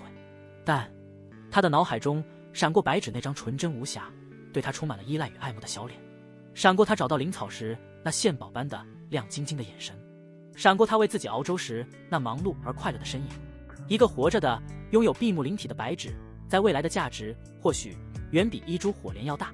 更重要的是，他林业可以允许自己利用别人，但绝不允许自己的所有物在自己面前被别人毁掉。这是一种源自掌控欲的病态的愤怒。畜生，你敢！电光石火间，林业发出了一声惊天怒吼。他猛地一踏地面，竟然放弃了近在咫尺的火莲，整个身体以一种不可思议的角度强行扭转方向。流风剑诀运转到极致，他的身影在空中拉出一道近乎瞬移的残影，后发先至，瞬间出现在了白芷的身前。他没有丝毫犹豫，一把从怀中掏出了那枚血红色的铃铛。血魂铃，给我挡住！他怒吼着，将全身的灵力疯狂地灌入铃铛之中。嗡！血魂铃发出一声仿佛来自九幽的长鸣，瞬间爆裂开来，化作一道浓郁的化不开的血色光幕，如同一面盾牌挡在了林业和白芷的身前。也就在光幕成型的后一息，那道暗金色的携带着毁天灭地之威的缠蛇狠狠地抽在了上面。咚！一声沉闷到极致的巨响，仿佛天宫擂动了战鼓。血色光幕与暗金缠蛇碰撞的瞬间，时间仿佛都静止了一瞬。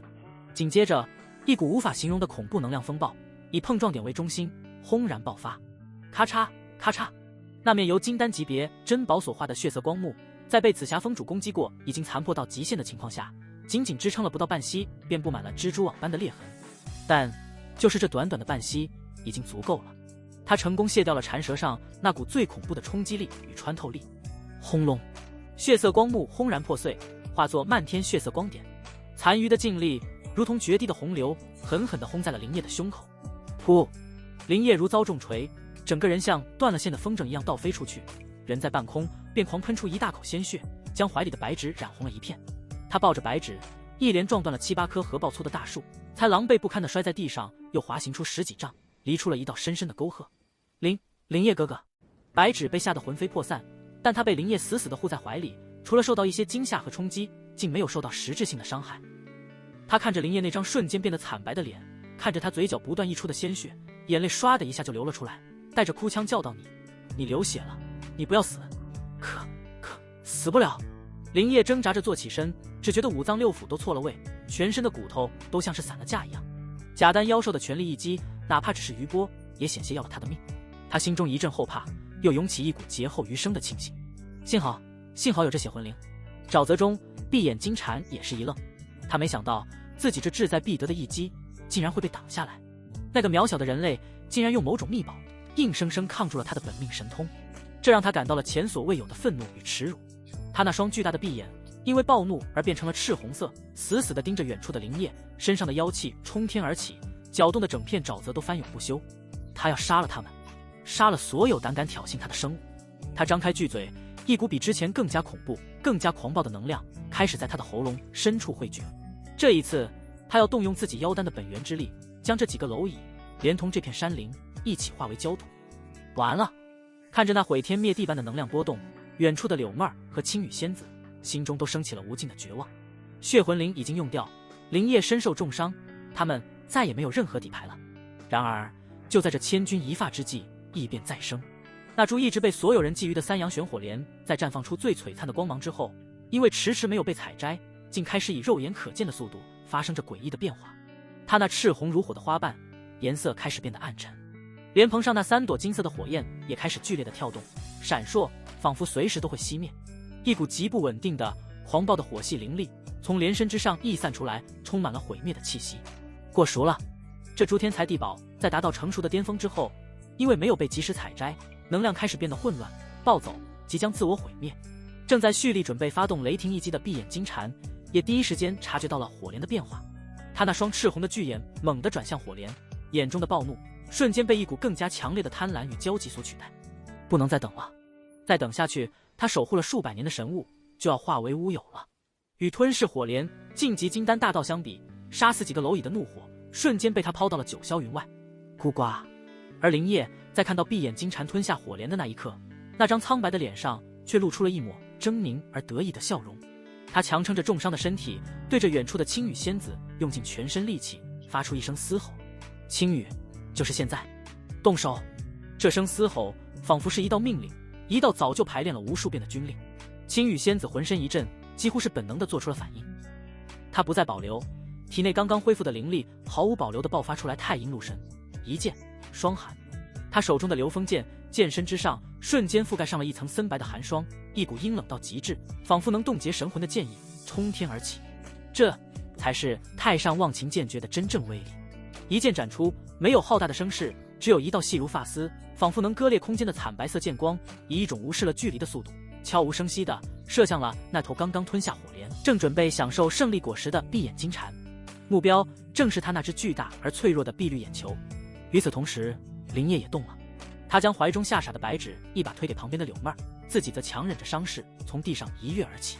风雷一剑，他手中的长剑发出了风雷之声，一道夹杂着青色锋刃与银色电弧的剑光脱手而出，紧随在青羽仙子的惨白剑光之后，射向了闭眼金蝉的同一个位置。这是两人最强的一击，也是他们最后的机会。噗嗤，惨白色的剑光快到了极致，几乎在出现的瞬间便精准地没入了闭眼金蝉毫无防备的左眼之中。咕呱，一声凄厉到不似生物能发出的惨嚎响彻云霄。闭眼金蝉庞大的身躯疯狂地扭动起来，鲜血混合着绿色的汁液从他的眼眶中狂喷而出，剧烈的疼痛让他陷入了癫狂。然而这还没完，就在他因为剧痛而腰力紊乱的一刹那，他腹中那株本就极不稳定的三阳玄火莲受到了剧烈震荡的刺激，那股狂暴的火系能量彻底失去了控制。轰！一声沉闷的发自他体内的巨响，闭眼金蝉的身体如同一个被吹到极限的气球，猛地膨胀起来，一道道赤金色的裂纹从他的腹部开始迅速蔓延至全身。透过裂纹可以看到他体内那熊熊燃烧的仿佛太阳般耀眼的金色火焰，他那只完好的右眼里充满了惊恐与不甘。他怎么也想不明白，自己守护了数百年的神物为何会变成催命的毒药。砰！在一声惊天动地的巨响中，假丹级别的强大妖兽闭眼金蝉竟从内部轰然炸裂，血肉横飞，妖气四溢，滚烫的血液如同暴雨般洒满了整片沼泽。天地间一片死寂，柳妹儿和白芷目瞪口呆地看着眼前这如同神魔降世般的一幕，大脑一片空白。死了，那头强大到令人绝望的假丹妖兽就这么死了。青羽仙子也拄着剑，大口大口地喘着粗气，耗尽灵力的虚脱感让他几乎站立不稳，但他那双清冷的眸子却死死地盯着那片血肉模糊的沼泽中心，充满了震撼。赢了，他们竟然真的赢了！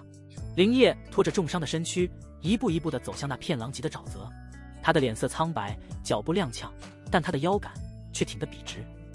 他走到闭眼金蝉那片最大的残骸前，无视了那刺鼻的血腥味，用剑粗暴地剖开了他那被炸得焦黑的腹部。他先是找到那株三阳玄火莲，见气息只是有些萎靡不堪，林烨才放下心来，只要药效没问题就行。他迅速拿出玉盒包住三阳玄火莲，确保灵性不失。接着在翻滚的内脏与血肉之中，一颗拳头大小、通体赤金，表面还燃烧着淡淡火焰，散发着精纯到极致的能量的妖丹，静静地躺在那里。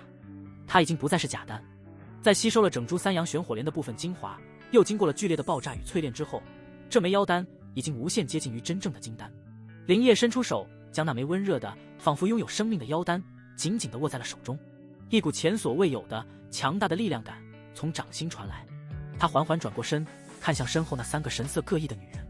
受到惊吓、泪眼婆娑的白芷，耗尽心神、一脸惨白的柳妹儿，以及那个拄着剑、眼神复杂地看着自己的青羽仙子。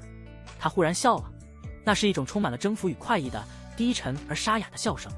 他看着青羽仙子，目光中第一次带上了一种纯粹的、不含任何淫邪欲望的欣赏。这把刀不仅锋利，还很聪明，真好用。沼泽上空弥漫的血腥与焦臭，久久不散。林烨拖着重伤的身躯，却站得笔直，手中那枚滚烫的、近乎金丹的妖丹，仿佛是支撑他站立的脊梁。林烨哥哥，怀中的白芷终于从那毁天灭地般的场景中回过神来。他仰起头，看着林烨那张因失血而毫无血色的脸，泪水像断了线的珠子，怎么也止不住。他的小手紧紧抓着林烨的衣襟，生怕一松手，眼前这个为他挡下致命一击的男人就会消失。刚才那一瞬间，当那道暗金色的缠蛇撕裂空间而来时，他以为自己死定了，他甚至闻到了死亡的味道。但预想中的剧痛没有降临，他被一个温暖而坚实的胸膛紧紧护住，耳边只听到一声闷哼，以及骨骼碎裂的可怕声响。是林烨，他像一座山挡在了他的身前。你流了好多血！呜呜呜！少女的哭声带着无助的恐惧，在这片死寂的战场上显得格外清晰。没事。林烨低头看着怀里哭得梨花带雨的小丫头，心中竟真的涌起一丝暖流。在这个人人为己、动辄被刺的修仙界，一个愿意为你挡刀的纯女人，和一个会为你真情实感流泪的小丫头，都算得上是稀有品了。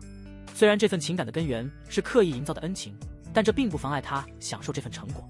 他伸出沾着血污的手，轻轻捏了捏白芷那满是泪痕的滑嫩脸蛋，声音因伤势而有些沙哑，却透着一股前所未有的温柔。别哭了，再哭就成小花猫了。一句寻常的玩笑话，却让白芷的哭声一滞。林烨看着他那双又红又肿，如同小兔子般的眼睛，心中一动，柔声问道：“走不动了吧？要不要哥哥背你？”白芷愣愣地看着他，仿佛没听清。林烨笑了笑，也不管他答不答应，强忍着胸口的剧痛，半蹲下身子，拍了拍自己的后背。这个动作比任何话语都更有力量。白芷的眼泪又一次涌了出来，但这一次里面没有了恐惧，只有满满的感动与依赖。他用力地点了点头，小心翼翼地爬上了林烨那并不宽阔，却让他感到无比安心的后背。当少女柔软的身体贴上来的那一刻，林烨疼得倒吸一口凉气，但他只是咧了咧嘴，双臂向后一抄，稳稳地托住了他那如软玉般的臀儿，然后站直了身体，抓稳了。他背着白芷一步步地朝着柳妹儿和青羽仙子走去。柳妹儿早已迎了上来，她看着林烨苍白的脸和胸前那一大片骇人的血迹，美眸中满是心疼与后怕。她一言不发，自然而然地从储物袋中取出最好的伤药和干净的布条，走到林烨身侧，一边跟着他的脚步，一边开始小心翼翼地为他处理伤口。他的动作轻柔而熟练，仿佛已经做过千百遍。他的眼神不着痕迹地扫过林烨背上的白芷，一丝难以言喻的复杂情绪在心底闪过。是嫉妒吗？或许有，但更多的是一种警醒。在这个男人心中，价值永远是第一位的。白芷的闭目灵体，青羽仙子的太阴之体，都是独一无二的价值。而他自己，除了这副皮囊和那点幻术，似乎并没有什么不可替代之处。不行，必须让自己变得更有用。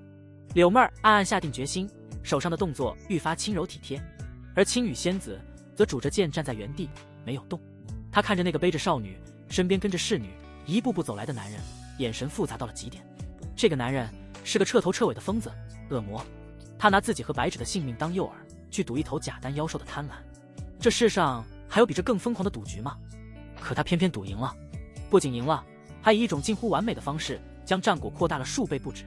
这一刻，青羽仙子心中无可抑制地滋生出了一丝她自己都不愿承认的东西恐惧，一种对未知、对疯狂、对那份将人心算计到极致的智慧的恐惧。她甚至在想，如果当初在揽月台自己没有那么高傲，而是选择与他合作，如今的局面又会是怎样？这个念头只是一闪而过，便被他掐灭。没有如果，他现在只是他的一件战利品，一把好用的刀。林业走到了他的面前，停下脚步。他没有说话，只是将手中那枚滚烫的腰丹在他面前晃了晃，那眼神仿佛在说：“看，这就是你的价值。”青羽仙子沉默地垂下眼睑，避开了他那带着侵略性的目光。回去吧。林业的声音恢复了往日的平淡，此地不宜久留。他转身，背着白纸，在那片狼藉的沼泽中开始搜刮真正的战利品。闭眼金蝉的尸体被炸得四分五裂，但大部分血肉还算完整。这可是假丹妖兽的血肉，每一块都蕴含着庞大的气血精华，无论是用来炼丹、炼气，还是直接食用，对筑基修士而言都是大补之物。林业指挥着柳妹儿将大块的蟾蜍肉、坚韧的金剑，还有那层被炸得破破烂烂却依旧坚韧的蝉皮，一一分门别类的收好。整个过程他都没让背上的白纸下来。少女趴在他的背上，看着他忙碌的身影，闻着他身上传来的血腥味和淡淡的汗味，心中非但没有害怕，反而生出一种前所未有的踏实感。这玩意儿长得是真丑，死了更丑。林业用剑剖开一块巨大的残骸，看着里面花花绿绿的内脏，忍不住低声骂了一句。这一句突如其来的嫌弃让紧张压抑的气氛稍稍缓和了一些。柳妹儿甚至扑哧一声笑了出来，随即又赶紧捂住嘴，恢复了恭顺的模样。主林师兄，这金蝉的胆似乎还算完整，此物能清心明目，解火毒，是上好的药材。柳妹儿指着一团碧绿色的囊状物，柔声说道：“哦。”林业挑了挑眉，有些意外地看了他一眼。柳妹儿总是这般心细柔婉。他点点头，收起来。就在他们忙着分尸的时候，一直沉默的青羽仙子忽然开口了。他的舌头，他的声音有些虚弱，但很清晰。闭眼金蝉一身精华，7成在腰丹，3成在那条舌头上。他的本命神通便是由此发动。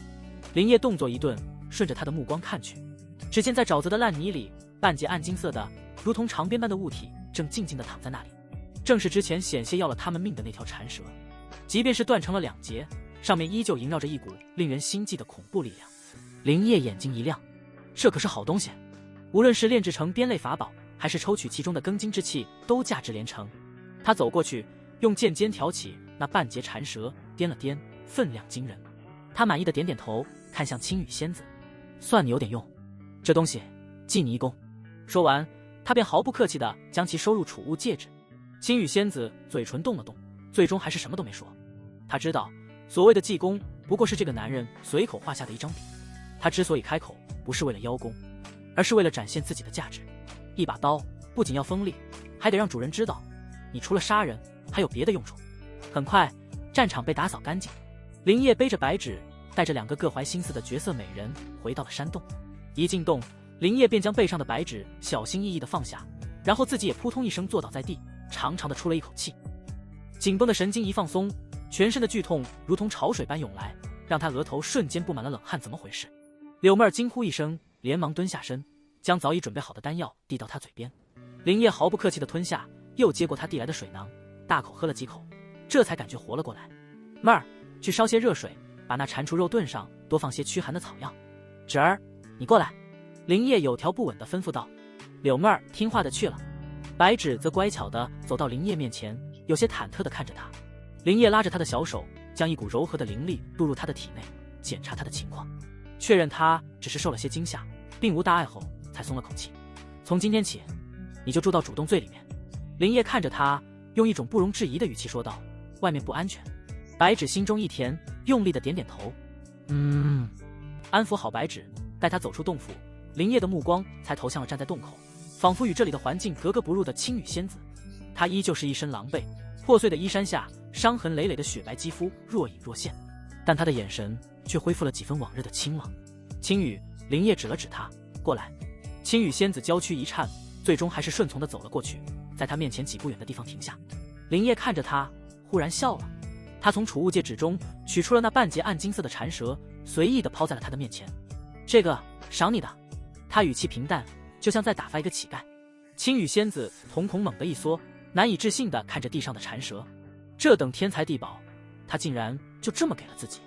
怎么，不想要？林业的嘴角勾起一抹玩味的弧度。还是说，你觉得你今天的表现不值这个价？青羽仙子死死地咬着下唇，胸口剧烈地起伏着。他需要这半截蝉蛇。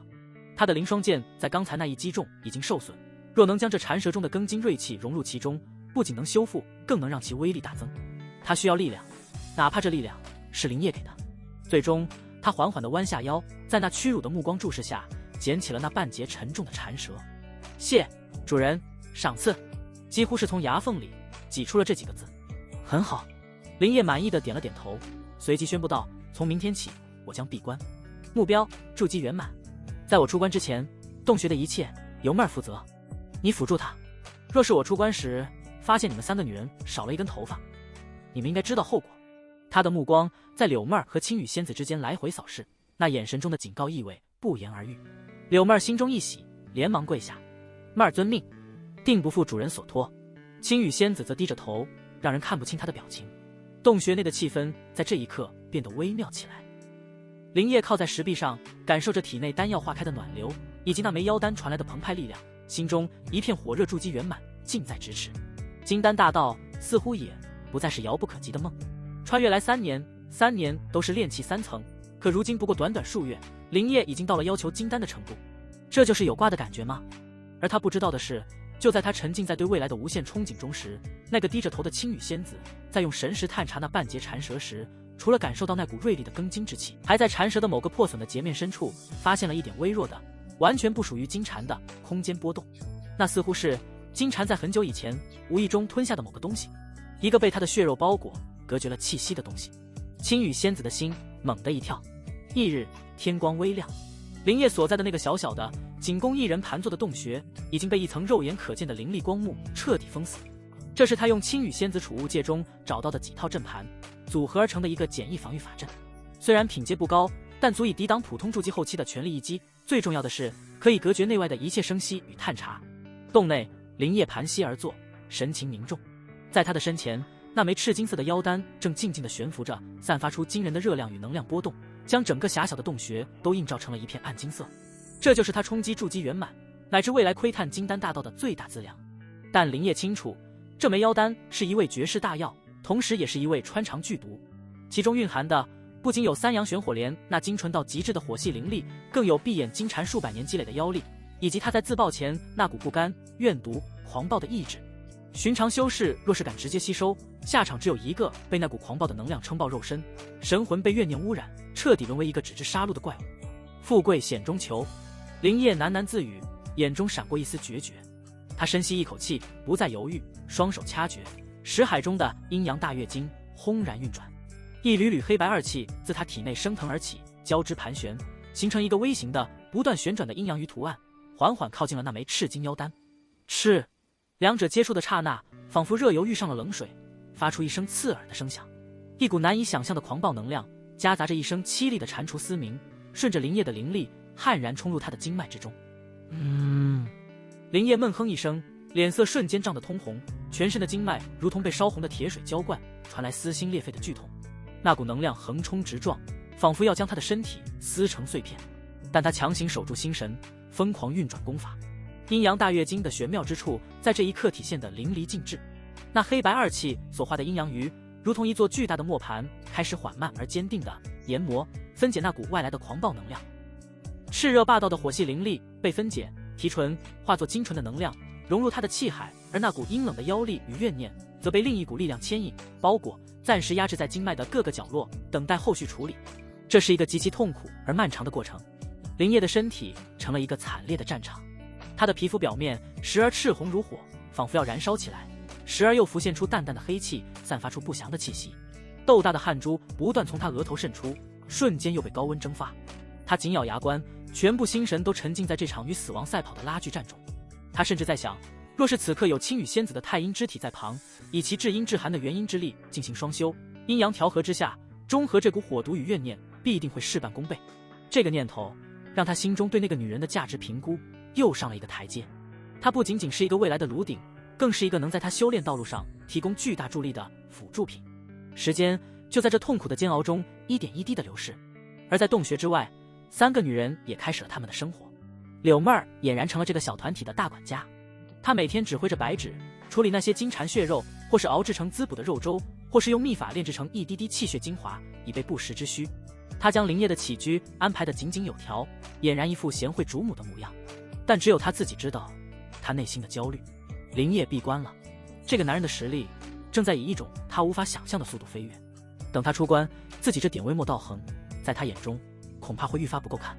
危机感如同一条毒蛇，时刻啃噬着他的内心，所以他比任何时候都更加努力。每天除了处理杂物，他将所有的时间都用在了修炼上。他一遍又一遍地演练着那套的自灵液的阴阳大跃经法门，努力提升着自己的修为。同时他也没有落下自己的本命神通或形童，他时常对着山间的顽石、流水道道练习，试图将幻术与周围的环境融为一体，做到真正的杀人于无形。他对白芷展现出了姐姐般的关怀，他会耐心地教导白芷一些修仙界的经验，会把熬好的肉粥里最大块的肉加到他的碗里，会在他修炼遇到困惑时用自己浅薄的经验为他解答。这一切既有几分真心，更多的则是一种投资。他要让这个单纯的丫头对自己产生依赖，从而在林烨面前巩固自己的地位。白芷对此一无所知，她只觉得妹儿姐姐人真好。在失去了师兄之后，她在这个小小的山洞里再次感受到了家的温暖。有强大的会温柔地背着自己的林烨哥哥，有会照顾自己的妹儿姐姐。她对林烨的崇拜与爱慕已经到了一个近乎盲目的地步。林烨闭关前说的每一句话，她都记在心里。他说外面不安全，于是他便乖乖地待在洞穴附近，绝不走远。他说要他好好修炼，努力提升自己。于是他便日夜苦修，从不懈怠。他的闭目灵体在这种灵气充裕的环境下修炼起来一日千里，短短几天竟隐隐有突破到炼气圆满的迹象。他的最大乐趣就是在山洞周围寻找那些隐藏的灵草。他的天赋在这一刻展现得淋漓尽致，许多在柳妹儿看来平平无奇的角落，他总能像寻宝一样挖出一些年份不俗的药材。每找到一株，他都会小心翼翼地收好，准备等林烨哥哥出关了第一时间献给他。而青羽仙子则成了这个林氏家庭里最格格不入的存在。他占据了瀑布后的那个小洞穴。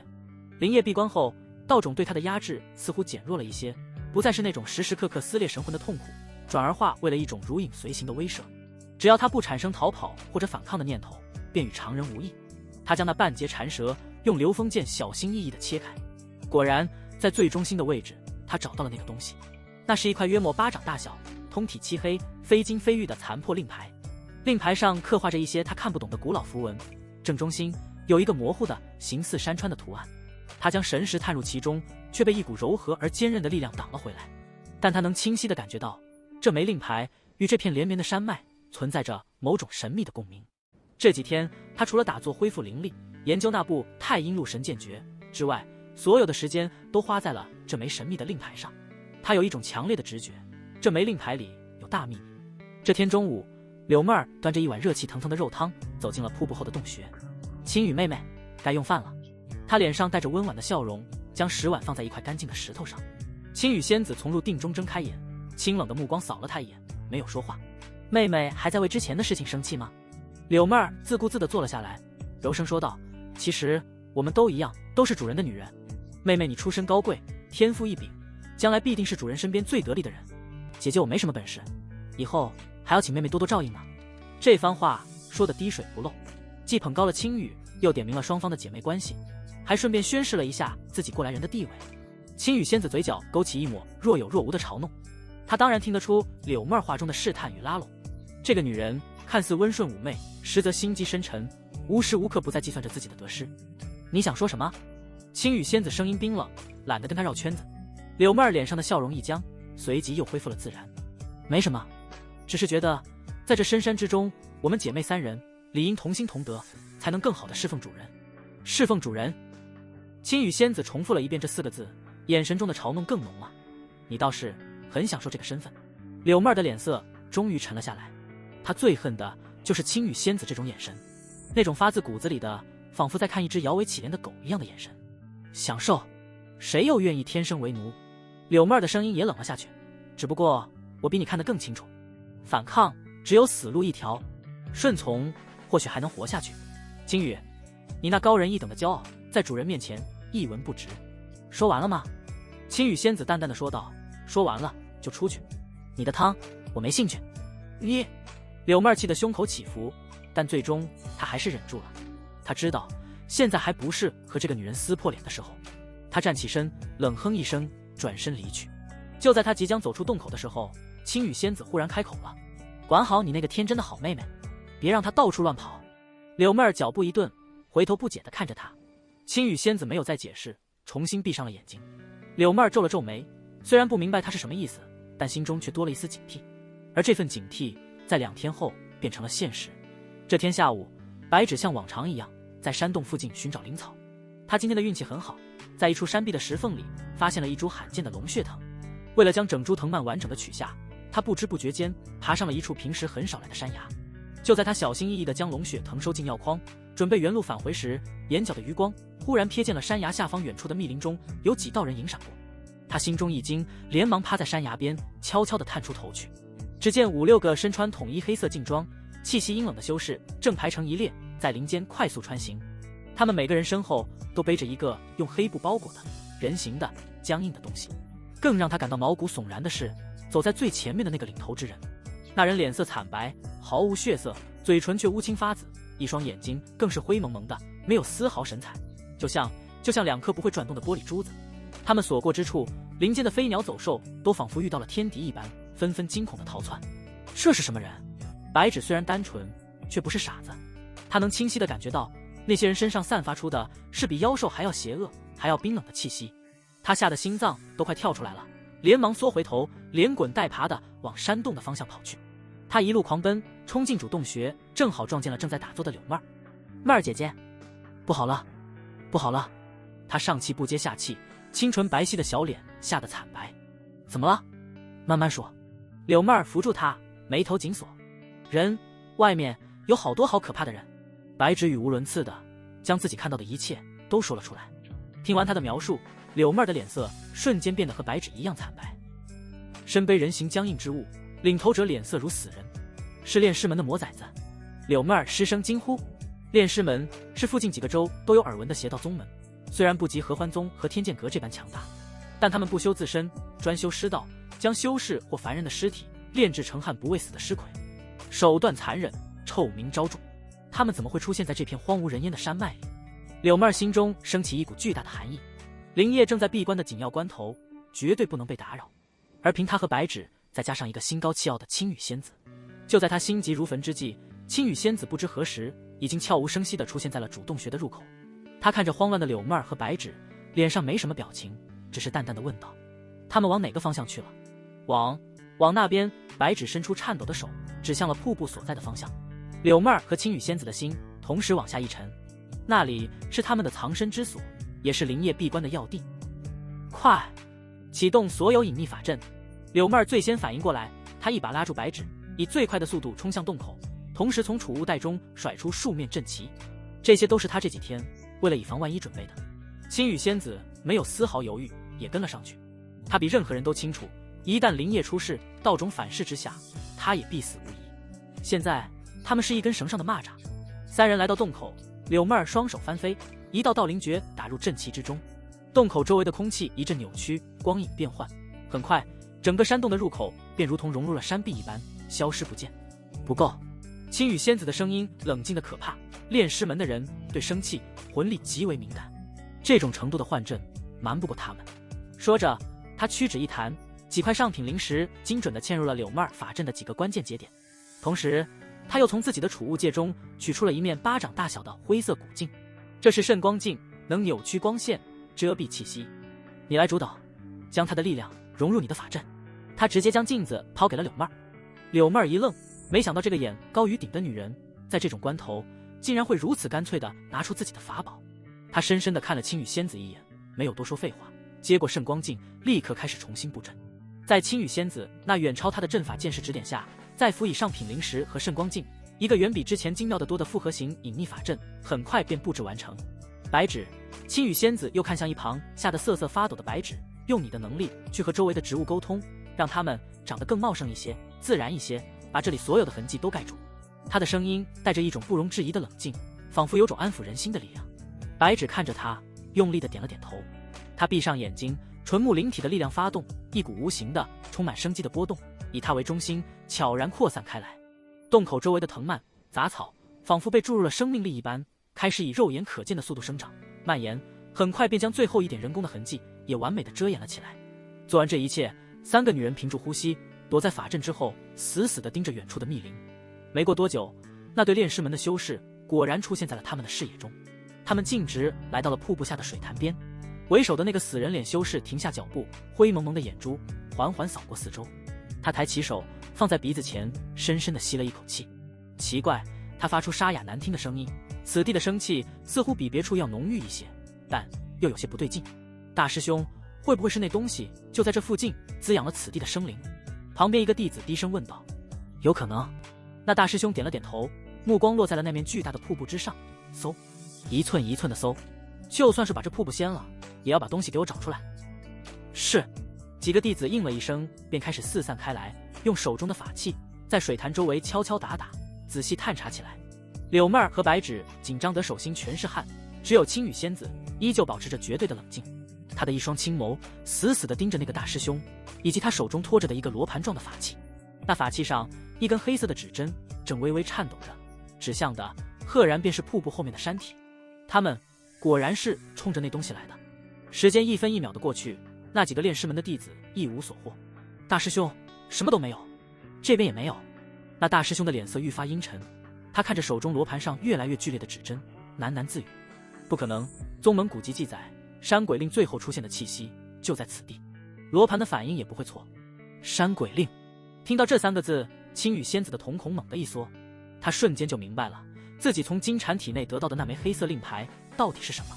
山鬼令传闻是上古时期一个名为山鬼宗的旁门宗门的信物，此宗门擅长驱使山精鬼怪，祭炼法宝，后来不知为何一夜之间覆灭，但传说他们的宗门宝库就藏在一处秘境之中，而开启秘境的钥匙就是这山鬼令。原来如此，闭眼金蝉当年恐怕是无意中吞下了一枚山鬼令的碎片，而炼师门则是通过某种秘法追踪这枚令符的气息而来。一个大胆至极的计划瞬间在青羽仙子心中成型。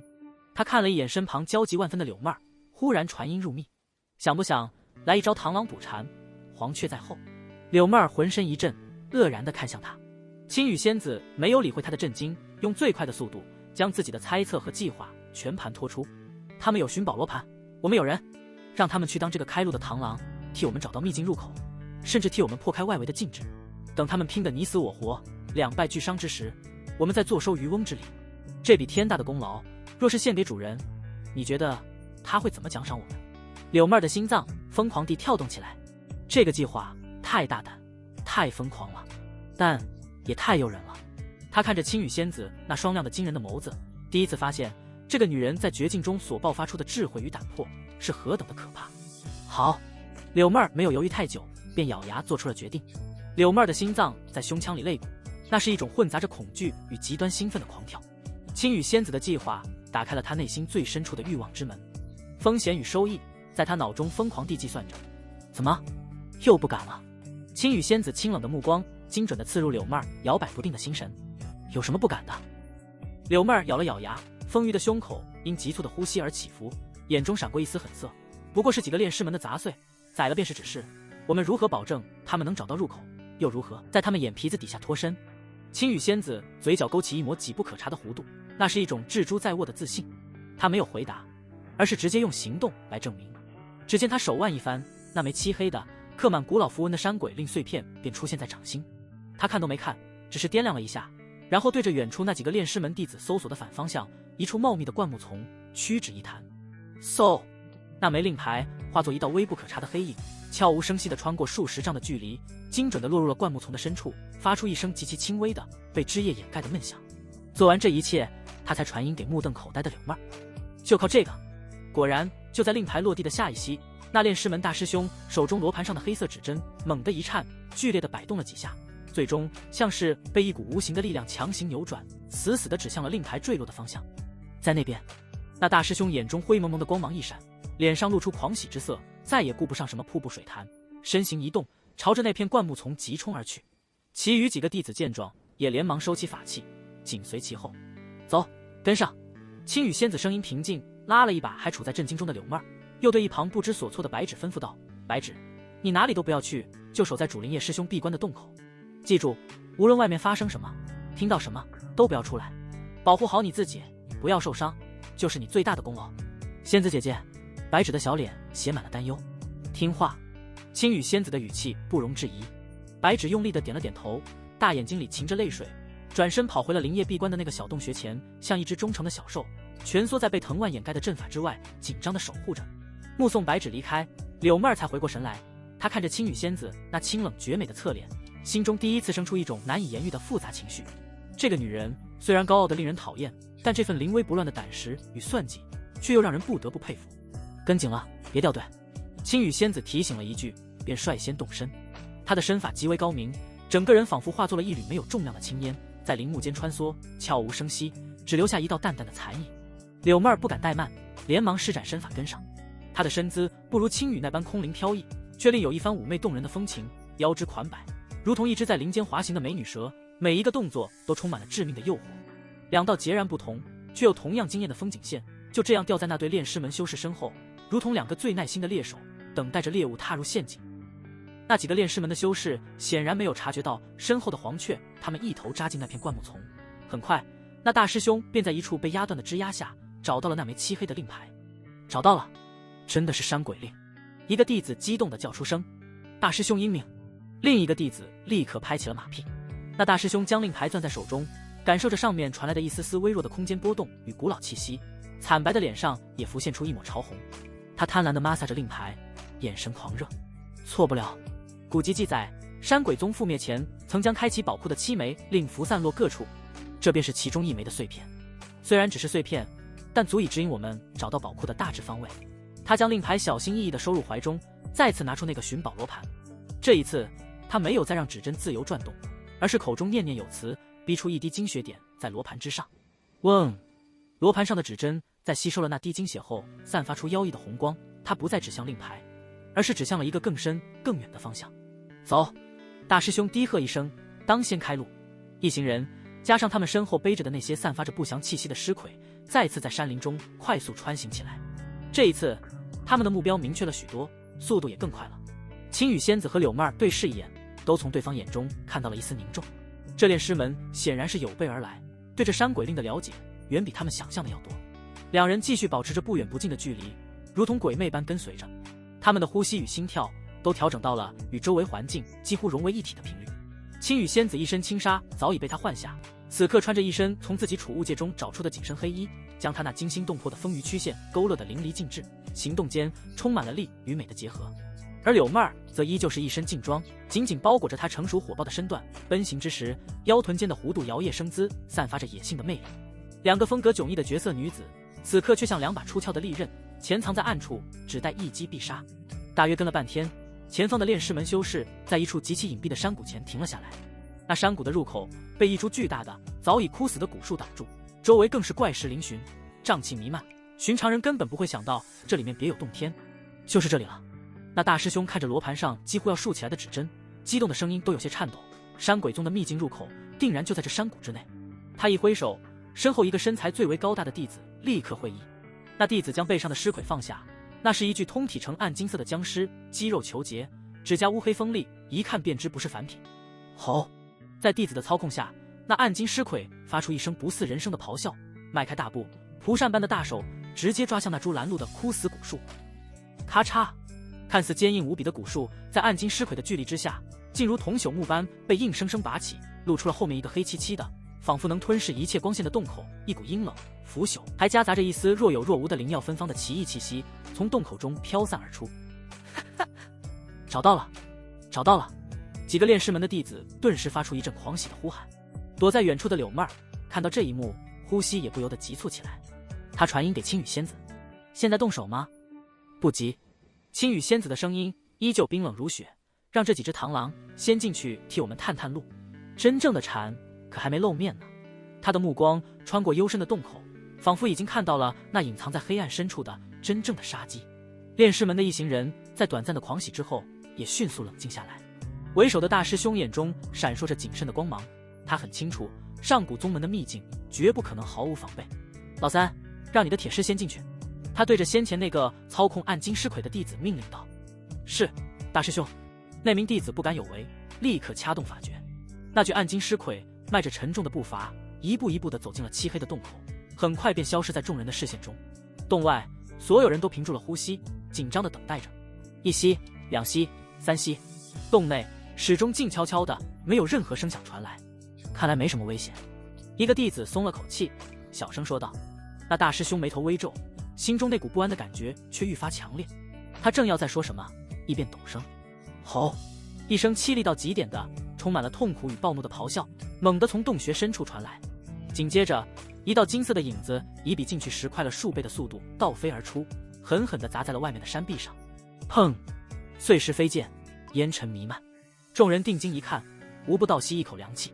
只见那具刚才还威风凛凛的暗金尸魁，此刻半边身子都被一种诡异的、不断蠕动的墨绿色藤蔓死死缠绕，藤蔓上长满了细密的倒钩，深深地刺入了尸魁坚于金铁的皮肤。一股股黑色的湿气正被那藤蔓疯狂地吸走。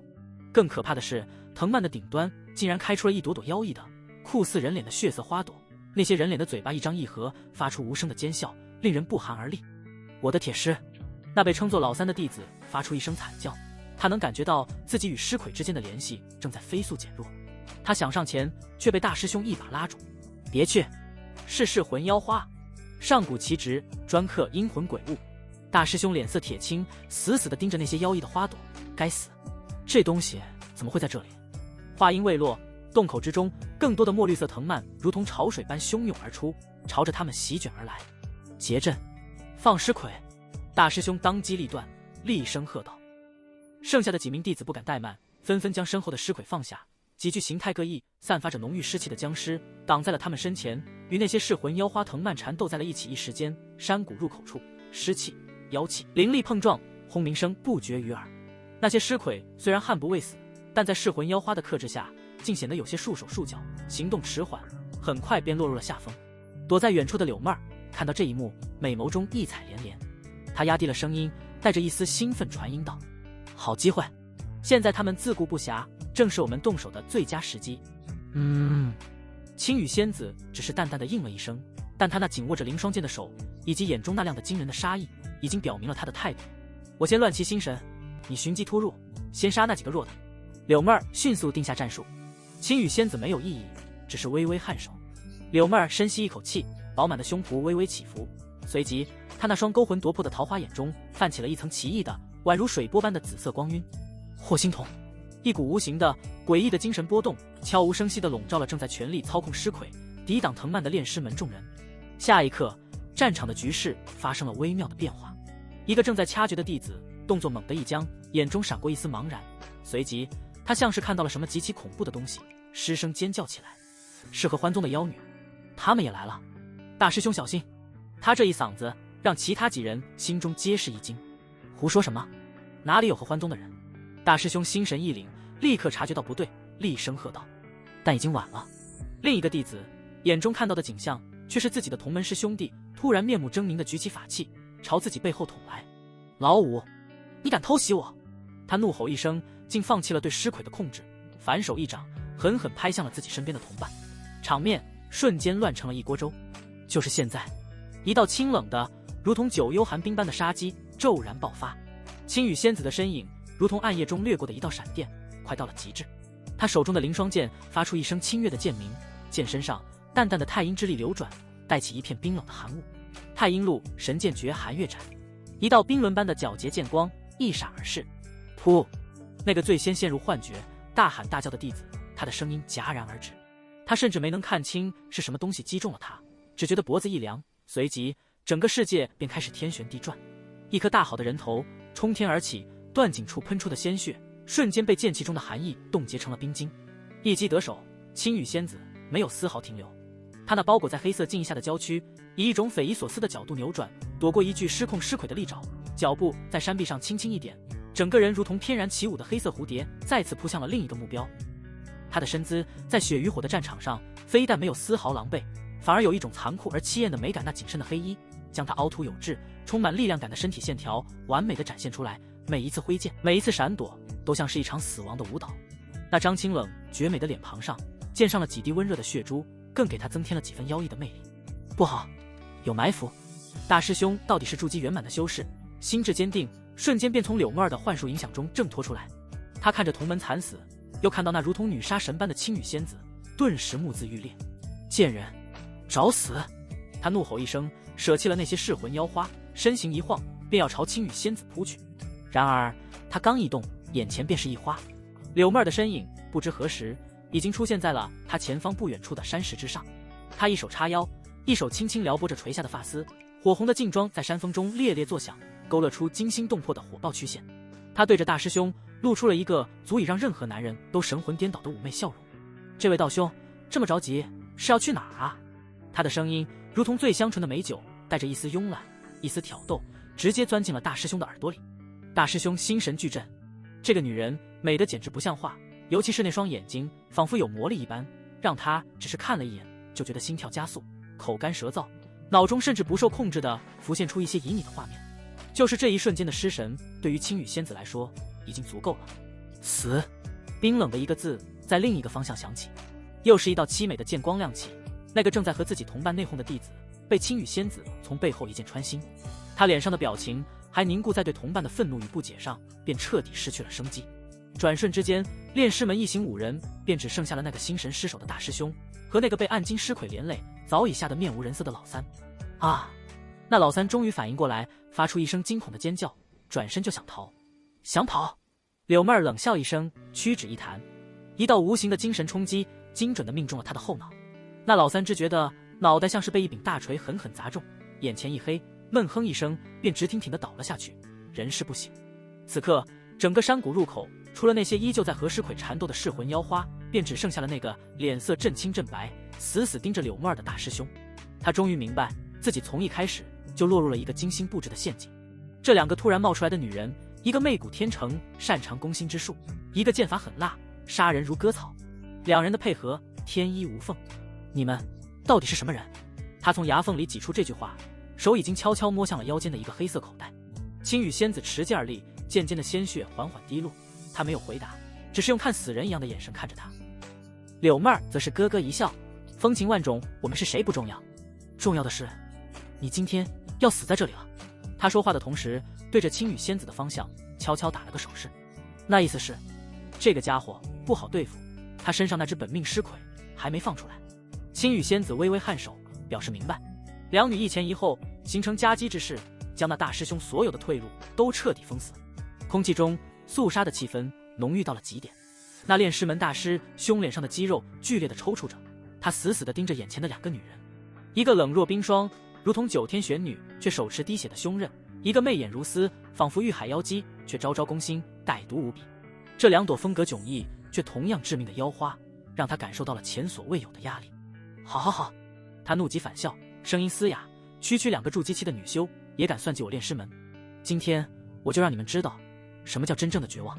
话音未落，他猛地一拍腰间的黑色口袋，出来吧，我的宝贝。一道浓郁到化不开的黑气从袋口中冲天而起，伴随着一声仿佛来自地狱深处的怨毒嘶吼。黑气之中，一个高大的身影缓缓浮现，那是一具与众不同的尸魁。他身穿一副破烂的，依稀能看出曾是某个名门大派制式的银色铠甲，但铠甲上布满了黑色的纹路，仿佛活物般缓缓蠕动。他的脸上还保留着死前极度痛苦与不甘的表情，一双眼睛却燃烧着两团幽绿色的鬼火。最令人心悸的是他手中握着的一柄巨大的锈迹斑斑的斩马刀，刀身上怨气冲天。银甲师！柳妹儿脸色一变，失声惊呼。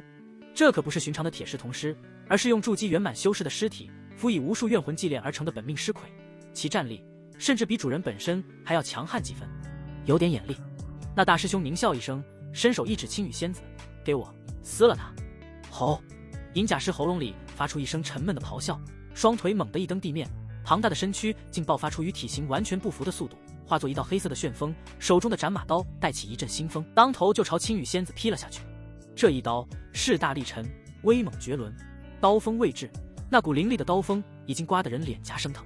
青羽仙子美眸一凝，却是不闪不避，她不退反进，身形如同一支离弦的箭，手中的 L0 双剑在空中划过一道玄奥的轨迹，剑身上寒气大盛。太阴路神剑诀碎星，叮！一声刺耳到极致的金铁交鸣之声轰然炸响，青羽仙子的剑尖精准无比地点在了那巨大斩马刀的刀脊之上，看似以卵击石，但一股至阴至寒的剑气却顺着剑尖疯狂地涌入斩马刀之中。咔咔咔，一层肉眼可见的冰霜以接触点为中心，飞速地在斩马刀上蔓延开来。银甲师那狂猛的攻势竟被硬生生止住，他那燃烧着鬼火的眼眶中似乎也闪过一丝迷惑好机会。柳妹儿的身影不知何时已经鬼魅般绕到了那大师兄的身侧。他没有选择攻击，而是玉手一扬，一片粉红色的桃花瓣带着异香悄然飘向了那大师兄。雕虫小技！那大师兄早有防备，冷哼一声，张口喷出一股黑色的湿气，将那些桃花瓣尽数挡下。然而他却没有注意到，就在他分神应对柳妹儿的瞬间，一缕机不可察的紫色光华从柳妹儿的眼底深处射出，悄无声息地穿过了湿气的阻隔，没入了他的眉心。祸心同心魔影，这是柳妹儿压箱底的绝活，以自身精血为引，直接引爆对手内心深处最恐惧、最在意的东西。此招一出，他自己也会元气大伤，但威力也绝非寻常幻术可比。那大师兄的身体猛地一僵，他的眼前不再是青羽仙子和柳妹儿，他仿佛回到了炼师门的宗门大殿之内。他的师尊，那个平日里威严无比的门主，正用一种极其失望和冰冷的眼神看着他。废物，连一枚山鬼令都拿不回来，我炼师门要你何用？不，师尊，我……他张口想要解释，却发现自己发不出任何声音。现实中，他只是呆立了那么一瞬，但对青羽仙子而言，这一瞬便是永恒。就是现在，柳妹儿的声音带着一丝急促与虚弱，在青羽仙子心中响起。青羽仙子没有丝毫犹豫，她几乎是在柳妹儿动手的同一时间，便已经做出了反应。她放弃了与银甲师的缠斗，身体在空中一个不可思议的转折，一道比之前任何一次都更加璀璨、更加冰冷的剑光亮了起来。那剑光仿佛抽走了周围所有的光和热，只剩下一片极致的、纯粹的、代表着死亡的清冷。太阴路神剑绝月陨，这一剑是他目前所能掌握的最强杀招。一剑出，体内的灵力几乎被抽空了70%。噗嗤，剑光一闪而逝，快得让人无法反应。那大师兄依旧保持着呆立的姿势，他眼中的幻象还未褪去，一道纤细的血线却从他的眉心一直蔓延到了下颌。你……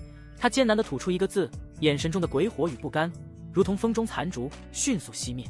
下一刻，他的身体从中间整齐地分成了两半，鲜血和内脏哗啦啦地流了一地。随着他的死亡，那头不可一世的银甲师也发出一声不甘的哀鸣，身上的鬼火瞬间熄灭，庞大的身躯轰然倒地，变回了一具真正的尸体。战斗结束了。青羽仙子拄着剑，俏脸苍白，胸口剧烈地起伏着，汗水浸湿了她额前的发丝，紧紧地贴在她光洁的肌肤上。那身紧身的黑衣也被汗水打湿，更加紧密地包裹着她那惊人的曲线，显出一种剧烈运动后的充满野性张力的性感。另一边的柳妹儿情况更糟，她扶着一块山石，媚眼中的神采都暗淡了几分，脸色苍白如纸，显然是施展心魔影的后遗症。她看着满地的尸体和血污，忍不住抱怨了一句：“这家伙可真硬，累死我了。”在这种血腥的场景下，她还有心情说话，让这紧张肃杀的气氛瞬间被冲淡了几分。青羽仙子瞥了他一眼，没有说话。他走到那大师兄的尸体旁，毫不客气地将他的储物袋和那个装着本命尸魁的口袋一并收了起来。做完这一切，两女对视一眼，都从对方眼中看到了一丝疲惫和一丝难以掩饰的兴奋。他们赢了，螳螂和蝉都死了，现在该轮到他们这只黄雀来享用胜利的果实了。两人的目光不约而同地投向了那个黑漆漆的、不断向外冒着奇异香气的洞口。山鬼宗的秘境就在眼前。山谷入口，血腥味与湿气混杂在一起，浓得化不开。柳妹儿扶着山石，剧烈地喘息着，施展心魔影的后遗症让她头痛欲裂，浑身提不起半分力气。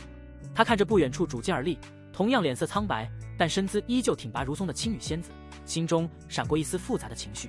这个女人真是个天生的剑修，狠辣、果决，对时机的把握精准到令人发指。方才那最后一击月陨，柳妹儿甚至能感觉到，若是那一剑的目标是自己，她连施展幻术的机会都没有，就会被那极致的死亡寒意撕成碎片。青羽仙子也在打量着柳妹儿，这个她曾经看不起的女人拥有的心机和手段，同样让她心惊。正面厮杀，她或许不是自己的对手，但在战场上，她的本命神通，这种能于无生处扭转乾坤、操控人心的能力，比人和锋利的剑都要可怕。两人都在对方的身上看到了自己的短板，也看到了对方的价值。这种认知让他们之间那种源于灵液的隐秘的竞争关系，暂时被一种更加现实的唇亡齿寒的盟友关系所取代。至少在瓜分战利品之前是这样。走吧，别让里面的蝉等急了。柳妹儿强撑着站直身体，朝着青羽仙子抛了个媚眼，试图用这种方式掩盖自己的虚弱。青羽仙子冷哼一声，没有理会他的调笑，率先迈步走进了那个黑漆漆的山洞。洞口狭窄，仅容一人通过，但往里走了10余丈便豁然开朗。一股奇异的混杂着草木清香与某种醇厚奶香的气味扑面而来，仅仅是吸上一口，就让两人疲惫的精神为之一振。这里并非想象中的简陋洞穴，而是一处被精心开辟过的地下空间。石壁光滑，上面刻画着一些已经暗淡的符文，脚下的石阶一路向下，通往未知的深处。看来那山鬼宗当年也是个有点底蕴的门派。柳妹儿环顾四周，眼中闪烁着贪婪的光芒。一个宗门的秘境，哪怕只是残破的，也足以让任何筑基修士疯狂。青羽仙子则更加谨慎，她手持凌霜剑，灵力在体内缓缓流转，警惕着任何可能的危险。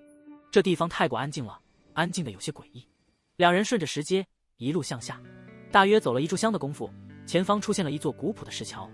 桥下并非流水，而是深不见底的漆黑深渊，阵阵阴风从下方吹拂上来，让人神魂都感到一阵寒意。桥头立着一块石碑，上面龙飞凤舞的刻着3个大字“问心桥”。又是这种装神弄鬼的把戏。柳妹儿撇了撇嘴，但脸上的神情却凝重了许多。以问心为名的禁制往往最为凶险，它不伤肉身，却专门攻击修士最脆弱的道心。青羽仙子没有说话，她只是伸出剑尖，在桥面上轻轻一点，叮一声轻响，一圈无形的涟漪如同水波般扩散开来。下一刻，两人眼前的景象骤然变幻，石桥消失了，深渊也不见了。柳妹儿发现自己正站在灵叶的洞府之外，洞府的石门紧闭，但她能清晰地听到从里面传来一阵阵男女交合的令人面红耳赤的喘息与呻吟。其中一个是她日思夜想的主人的声音，而另一个那如同黄莺出谷般婉转承欢的声音，赫然是青羽仙子。青羽，你的太阴之体果然是这世间最顶级的炉鼎，有了你，我冲击金丹指日可待。灵叶那充满满足感的声音如同最锋利的尖刀，狠狠刺进了柳妹儿的心脏。柳妹儿那个蠢女人不过是我修炼路上的一个玩物罢了，姿色尚可，却上不得台面。等我成就金丹，便将它赏给其他人，也算物尽其用。轰！柳妹儿的大脑一片空白，她最恐惧的、最不愿面对的场景，就这么赤裸裸地展现在了她的面前。她看到洞府的石门缓缓打开，灵叶赤着上身，满面红光地走了出来。她的怀里还搂着那个同样不着寸缕、媚眼如丝的青羽仙子。青羽仙子看向他，嘴角勾起一抹胜利者的轻蔑的笑容，那眼神仿佛在看一只被随意丢弃的垃圾。不是的，主人，不要抛下妹儿！柳妹儿浑身发抖，泪水不受控制的夺眶而出。她想要冲上去解释，却发现自己的双腿如同灌了铅一般动弹不得。而另一边，青羽仙子眼前的景象同样是她永生难忘的噩梦。她被抓回了紫霞峰，回到了她那金丹期的父亲面前。青羽，呵呵，你谋划的不少啊。青羽仙子张了张嘴，却说不出一句话。跟你那蠢货母亲一样，空有皮囊，蠢而不自知。紫霞峰主一掌拍在桌案上，声音如同滚滚天雷。紧接着画面一转，他衣衫褴褛地跪在揽月台上，周围是无数同门师兄弟鄙夷和幸灾乐祸的目光。而那个曾经被他踩在脚下的灵叶，此刻却高高在上的坐在他父亲的位置上，用一种戏谑的审视货物的眼神看着他。你看，我早就说过，你就是我的一条狗。灵叶的声音在他耳边回响，现在叫一声主人来听听。不！青羽仙子发出一声凄厉的尖叫，她心中的骄傲与尊严被这幻象碾得粉碎，滔天的恨意与不甘化作冰冷的杀机，从她体内轰然爆发。太阴路神斩灭心魔。她猛地睁开双眼，眼中哪还有半分迷茫，只剩下刺骨的清明与冰冷。手中的凌霜剑发出一声高亢的剑鸣，一道纯粹到极致的皎洁剑光冲天而起，狠狠地斩向了虚空。咔嚓，仿佛有什么东西破碎的声音响起，眼前的幻象如潮水般退去。他依然站在石桥之上，桥还是那座桥，深渊也还是那个深渊。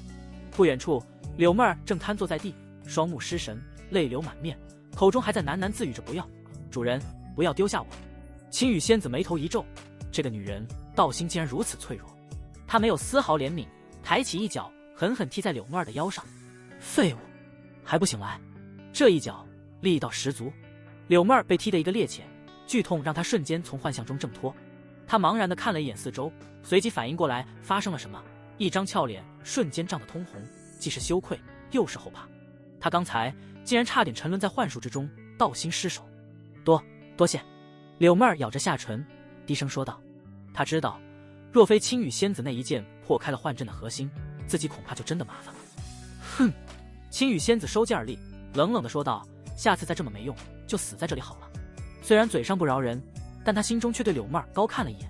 这个女人能在那种直指本心的幻术中仅仅是沉沦，而没有立刻崩溃，已经说明其心智远非寻常女修可比。两人再不言语，沉默地走过了石桥。桥的尽头是一扇厚重的石门，石门之上雕刻着无数奇花异草、百兽奔腾的景象，正中心则是一个巨大的狰狞的山鬼图腾。柳妹上前试着推了推石门，纹丝不动。让开！青羽仙子走上前，深吸一口气，将体内为数不多的灵力尽数灌注于凌霜剑之上。碎星，叮！剑尖精准地点在石门图腾的双眼之间，一声脆响，那看似坚不可摧的石门竟从中间裂开了一道缝隙，随即无数的裂痕如同蛛网般蔓延开来。轰隆！石门轰然向内倒塌，露出了后面的景象。那一瞬间，两人都屏住了呼吸。一股浓郁到近乎化为实质的灵气，夹杂着醉人的奶香扑面而来。门后是一个巨大的溶洞，溶洞的正中央有一个天然形成的白玉般的石池，池中盛满了乳白色的散发着隐隐宝光的液体，正是那股异香的来源。在石池的旁边还散落着几个已经腐朽的蒲团以及几枚玉简。千年灵乳，柳妹的声音都在颤抖，眼中爆发出前所未有的狂喜。这么大一池的千年灵乳，发了，我们发了！千年灵乳乃是天地灵气汇聚于地脉灵穴之中，历经千年才能形成一滴的绝世宝物。对筑基修士而言，一滴就足以让修为精进一小节，而眼前这一池足以让一个凡人脱胎换骨，修为大进，对进阶筑基也大有裨益。青羽仙子同样心神俱震，但她的目光却第一时间被石池中央那个静静悬浮着的东西吸引了。那是一块巴掌大小、通体漆黑、似金非金、似玉非玉的令牌。令牌的造型古朴，上面刻画着繁复的符文，正中心是一个模糊的形似山川的图案，正是他之前在那金蝉腹中找到的那块残破令牌的另一半。而此刻，这半块令牌与他怀中的那半块正遥相呼应，发出微弱的只有他能感觉到的共鸣。山鬼令，这才是山鬼宗秘境真正的核心。光阴荏苒，转瞬即逝。在青羽仙子与柳妹儿深入山鬼宗秘境探险的时候，灵叶洞府外的世界一晃已是1个月过去。对于修士而言，1个月不过是春夏轮转的一瞬，但对于白芷来说，这30个日夜却漫长的仿佛过了一生。最初的几天，他是活在恐惧与担忧之中的。每当夜幕降临，山风呼啸，林中传来不知名野兽的嚎叫时，他都会吓得蜷缩在洞口，死死地抱着膝盖，连大气都不敢喘。他害怕有别的修士或者妖兽找上门来，更害怕妹儿姐姐和那个虽然很凶但也很厉害的青羽姐姐一去不回。每到这个时候，他都会下意识地回头看一眼身后那道被灵力光幕封死的属于灵叶的洞穴。那层薄薄的光幕仿佛是这世界上最坚固的屏障，只要一想到强大的灵叶哥哥就在那一墙之隔的地方闭关，他那颗惶恐不安的心就会奇迹般的安定下来。灵叶哥哥在，就不会有事。这种近乎盲目的信任成了他唯一的精神支柱。随着时间的推移，预想中的危险并没有降临。这片被三阳玄火莲和闭眼金蝉盘踞了数百年的区域，早已成了生灵禁区，方圆100里之内连一头稍微强壮些的野兽都找不到。渐渐的，白芷的胆子也大了起来，他不再整日守在洞口，开始在洞穴附近小心翼翼的活动。他牢记着灵叶的吩咐，努力修炼。他的闭目灵体在这种灵气充裕、草木丰盛的环境中简直如鱼得水。短短1个月，他的修为便突飞猛进，距离圆满也仅有1步之遥。除了修炼，他最大的乐趣就是发挥自己的天赋，在山林间寻找各种灵草。他的眼睛仿佛有一种特殊的能力，总能发现那些隐藏在枯藤乱石之下的珍稀药材。一开始他还只敢在洞穴100步之内活动，后来胆子大了，活动范围也扩大到了方圆1里。他将所有找到的灵草都小心翼翼地移植到了洞府旁边的一小块空地上，用山泉水悉心浇灌，开辟出了一个属于自己的小小的百草园。他每天都会对着这些花花草草说话，告诉他们要快快长大，等灵叶哥哥出关了，看到这么多灵药一定会很高兴的。这天他又在林中寻到了一株罕见的紫猴花，正小心地用木铲将其挖出时，草丛里忽然传来一阵窸窸窣窣的声音。他警惕地抬起头，却看到一只通体雪白、没有一丝杂毛的兔子正用一双红宝石般的眼睛怯生生地看着他。白芷的心瞬间就被融化了，他放下了手中的木铲，从储物袋里摸出半个早上没舍得吃完的灵果，轻轻地放在地上，然后自己向后退了几步，脸上露出了温柔的笑容。那白兔似乎感觉到了他的善意，犹豫了片刻，终于还是没能抵挡住灵果的诱惑，一蹦一跳地跑了过来，埋头大口大口地吃了起来。小东西，别怕，我不会伤害你的。白芷蹲下身，轻声细语地说道。阳光透过树叶的缝隙，斑驳地洒在他纯净无瑕的脸庞上，让他整个人都仿佛在发光。他伸出手试探着，轻轻地抚摸着白兔光滑的皮毛。白兔身体一僵，但并没有躲开，反而舒服地眯起了眼睛。一人一兔在这静谧的山林间构成了一幅无比和谐美好的画面。白纸的脸上露出了久违的发自内心的灿烂笑容，暂时忘却了所有的孤独与不安。然而就在这一刻，一双强而有力的臂膀毫无征兆地从他身后环了过来，将他整个人都紧紧地抱在了怀里。一只温热的大手同时捂住了他即将脱口而出的尖叫。白纸的大脑嗡的一声，瞬间一片空白，无边的恐惧如同冰冷的潮水将他瞬间淹没。是敌人，他下意识的便要运转体内刚刚凝聚不久的灵力反抗，但那怀抱是如此的宽阔而霸道，那股从对方身上传来的熟悉又陌生的仿佛能焚烧万物的阳刚气息，让他所有的挣扎都变得徒劳无力。那人将他的身体强行转了过来，白纸惊恐地睁大了双眼，看清了来人的脸。那是一张棱角分明的英俊的面庞，一双深邃的眸子里仿佛燃烧着两团金色的火焰，正带着一种让他心惊肉跳的毫不掩饰的侵略性死死地盯着他。是林业哥哥，他出关了。巨大的惊喜与安心感还没来得及涌上心头，便被对方眼中那股陌生的仿佛要将自己生吞活剥的欲望给冲得一干二净眼前的林业和他记忆中那个虽然冷漠但偶尔会流露出温柔的林业哥哥判若两人。此刻的他更像是一头刚刚睡醒的择人而噬的洪荒凶兽。不等他开口说话，林业已经猛地低下头，用他那带着灼热气息的嘴唇狠狠地堵住了他的。白纸的大脑彻底宕机，他甚至忘了反抗，只能被动地承受着。许久，唇分。白纸瘫软在林业的怀里，浑身无力，俏脸涨得通红，大口大口地喘息着，那双水汪汪的大眼睛里充满了迷茫与羞怯。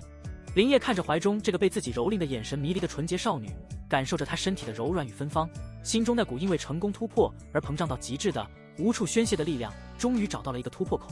他闭关1月，不眠不休，以阴阳大月经强行炼化那枚狂暴的3阳赤金丹，意志时刻在崩溃的边缘徘徊。如今功成圆满，修为真至筑基期大圆满，神完气足，正是阳火最盛，心猿意马之时。而眼前这个纯洁的如同一张白纸的少女，无疑是这世间最诱人的甘泉。他的手不受控制地滑向了白纸的腰间，粗暴地撕开了她那身朴素的布裙。刺了！布帛撕裂的声音让白纸浑身一激灵，终于从迷茫中清醒过来。他看到林业那双燃烧着火焰的眼睛，一股源于少女本能的恐惧让他发出了细碎的哀求。不要，林业哥哥！他的声音带着哭腔，双手死死地护在胸前，身体不住地向后缩。这副梨花带雨，我见犹怜的模样，非但没有让林业停下，反而更加激起了他内心的征服欲。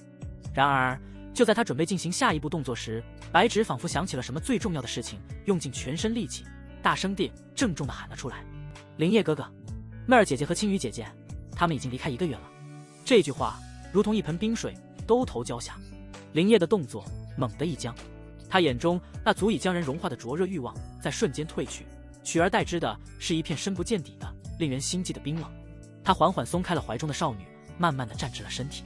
山林间的光线仿佛在这一刻都暗淡了下去，一股无形的冰冷的威压从他身上弥漫开来，让周围的空气都为之凝固。1个月，他开口，声音平静，却像是从九幽之下传来，不带一丝一毫的感情。他身上那股刚刚还灼热如火的阳刚气息，此刻已经尽数收敛，取而代之的是一种更加内敛却也更加恐怖的威压，就像是一座即将喷发的火山，外表平静，内里却蕴藏着足以毁灭一切的力量。阳光透过树影落在他脸上，明暗交错，让他那张英俊的面庞显得有些阴晴不定。白纸从未见过这样的林业，那是一种纯粹的属于上位者的漠视一切的冰冷。在那样的目光注视下，他只觉得自己的灵魂都在颤抖，仿佛一只在巨龙面前瑟瑟发抖的蝼蚁。他再也支撑不住，双腿一软，跌坐在地，眼泪像断了线的珠子一样滚落下来。说，林业终于再次开口，只有1个字：是1个月前。白纸被吓得魂不附体，语无伦次的将1个月前发生的事情一五一十地全部说了出来。从炼尸门的修士如何出现，到柳妹儿和青羽仙子如何判断对方的目标是山鬼宗秘境，再到他们2人如何决定螳螂捕蝉，黄雀在后，最后留下书信联袂而去。他一边哭一边说：妹儿姐姐说他们是去为林业哥哥你寻找机缘的，他们说很快就回来，可是已经1个月了。呜。林业静静地听着，脸上的表情没有任何变化，但那双深邃的眼眸中却闪烁着危险的光芒。2个盗奴好大的狗胆！他心中的第一个念头便是滔天的怒火。他闭关前命令他们做什么？是守护洞府，为他护法。可他们做了什么？擅离职守，为了一个虚无缥缈的所谓机缘，将他这个主人的安危置于不顾。万一在他炼化妖丹最紧要的关头，有别的敌人摸了过来，后果不堪设想。这是对他权威最严重的挑衅，是对他命令最彻底的漠视。一股暴虐的杀意在他胸中升腾而起。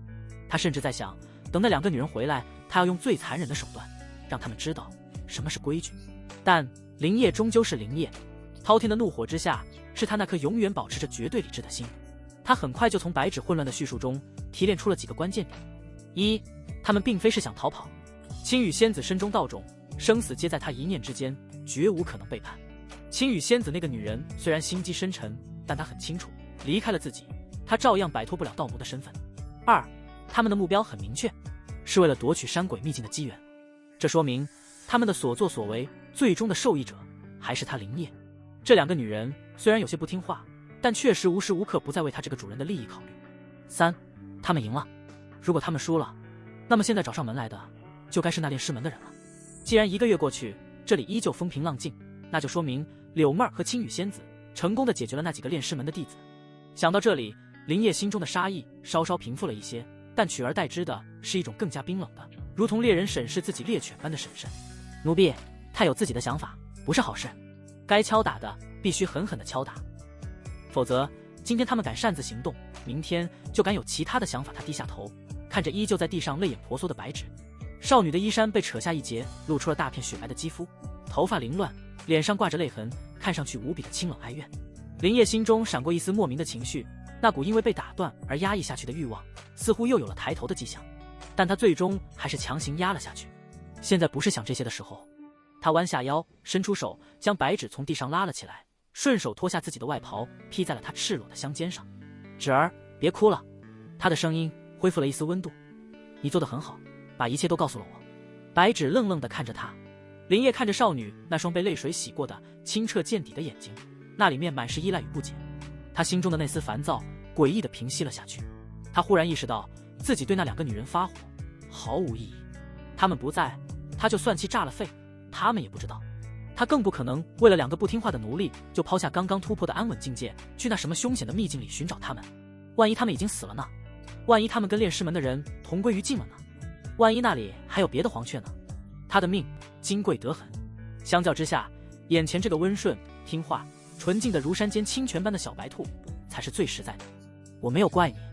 林业的声音放得更柔，他用指腹轻轻擦去白纸脸上的泪珠，动作轻缓，仿佛在对待一件稀世珍宝。你做得对，他们擅自外出，抛下我们，这是他们的错。可是事已至此，我们也没办法。他的话语仿佛带着某种魔力，白纸那颗惶恐的心渐渐安定了下来。那妹儿姐姐他们，白纸怯生生地问，小手还下意识地抓紧了林业披在他身上的外袍。他们，林业轻笑一声，语气中带着一丝温柔。他们修为高深，而且青羽仙子那么聪明，不会有问题的，我的小美人纸儿。他顿了顿，伸手将少女柔软的身子揽进怀里，下巴抵着她柔顺的发顶，用一种理所当然的语气说道：你想想，如果我们也出去了，万一他们恰好回来了，发现洞府里一个人都没有，他们会怎么想？他们去冒险，不就是为了我们吗？我们守在这里，才是对他们最大的支持。这番颠倒黑白的歪理从他口中说出来，却是那么的顺理成章，不容置疑。白纸那简单的脑袋瓜根本转不过这个弯，他只觉得林业哥哥说的好像很有道理。是啊，要是他们回来了，发现自己和林业哥哥都不在了，肯定会很着急的。我知道了，林业哥哥。他乖巧地点了点头，彻底放下了外出的念头。乖。林业满意的笑了。他抱着怀中温香软玉的娇躯，感受着那份独属于少女的青涩与芬芳。之前被强行压下去的火焰再次不受控制的升腾起来，筑基大圆满，神完气足，阳火鼎盛。这是修为层次的跃迁带来的最原始的本能冲动。他需要宣泄，需要交融，需要用最直接的方式来庆贺自己的新生。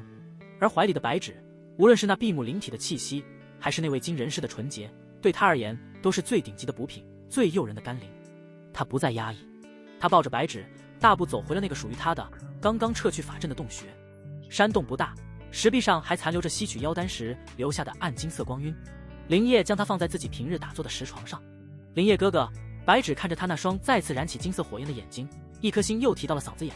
身体不受控制地向后缩。别怕，林烨俯下身，声音沙哑，带着一种蛊惑人心的魔力。你不是想让我别生气吗？现在就有一个办法。他没有再给白芷任何思考的机会，再次用那霸道的方式攫取了他的呼吸。这一次比刚才在林中更加的深入，更加的粗暴。白芷的大脑一片空白，只能发出断断续续的呜咽。他感觉自己的身体像是在被一团火炙烤，变得滚烫，变得无力。林烨哥哥，这儿等你好久了。接下来的几个时辰对于白芷而言，仿佛是一场漫长而羞耻的梦。他不知道自己是什么时候昏过去的，又是什么时候醒来的。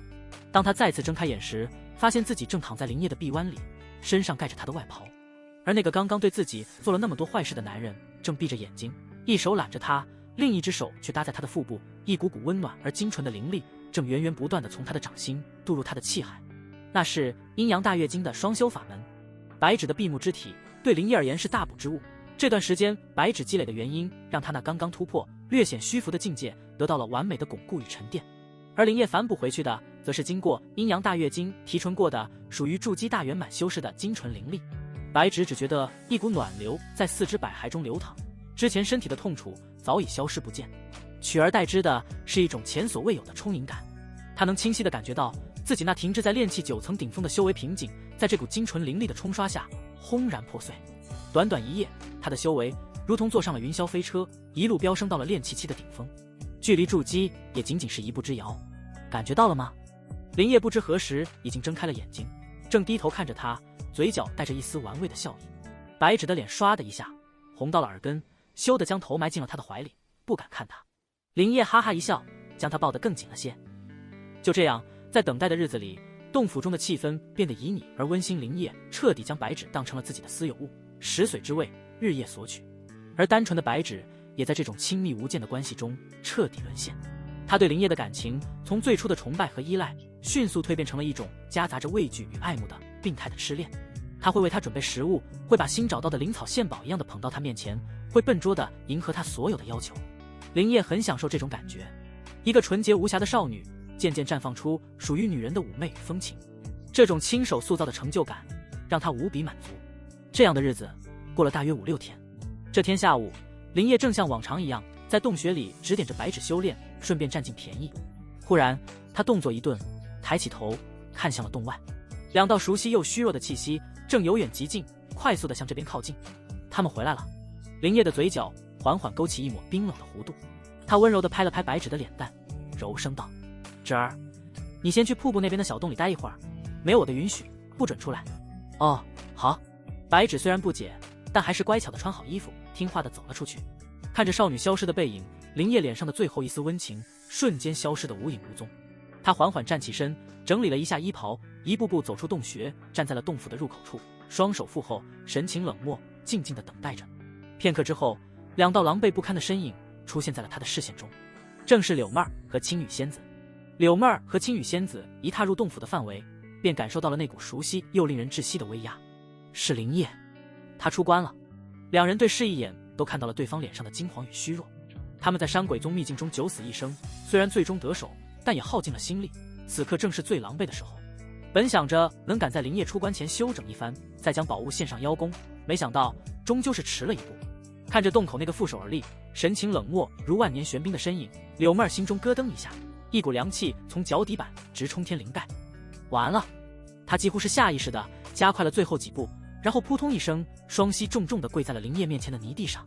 他本就身受不轻的伤，这一跪更是牵动了伤口，让他俏脸瞬间煞白，但他完全顾不上这些。主人，妹儿，闭嘴！林烨冰冷的声音瞬间刺穿了他准备好的所有解释和求饶。柳妹儿的身体剧烈一颤，剩下的话语全都堵在了喉咙里，再也吐不出一个字。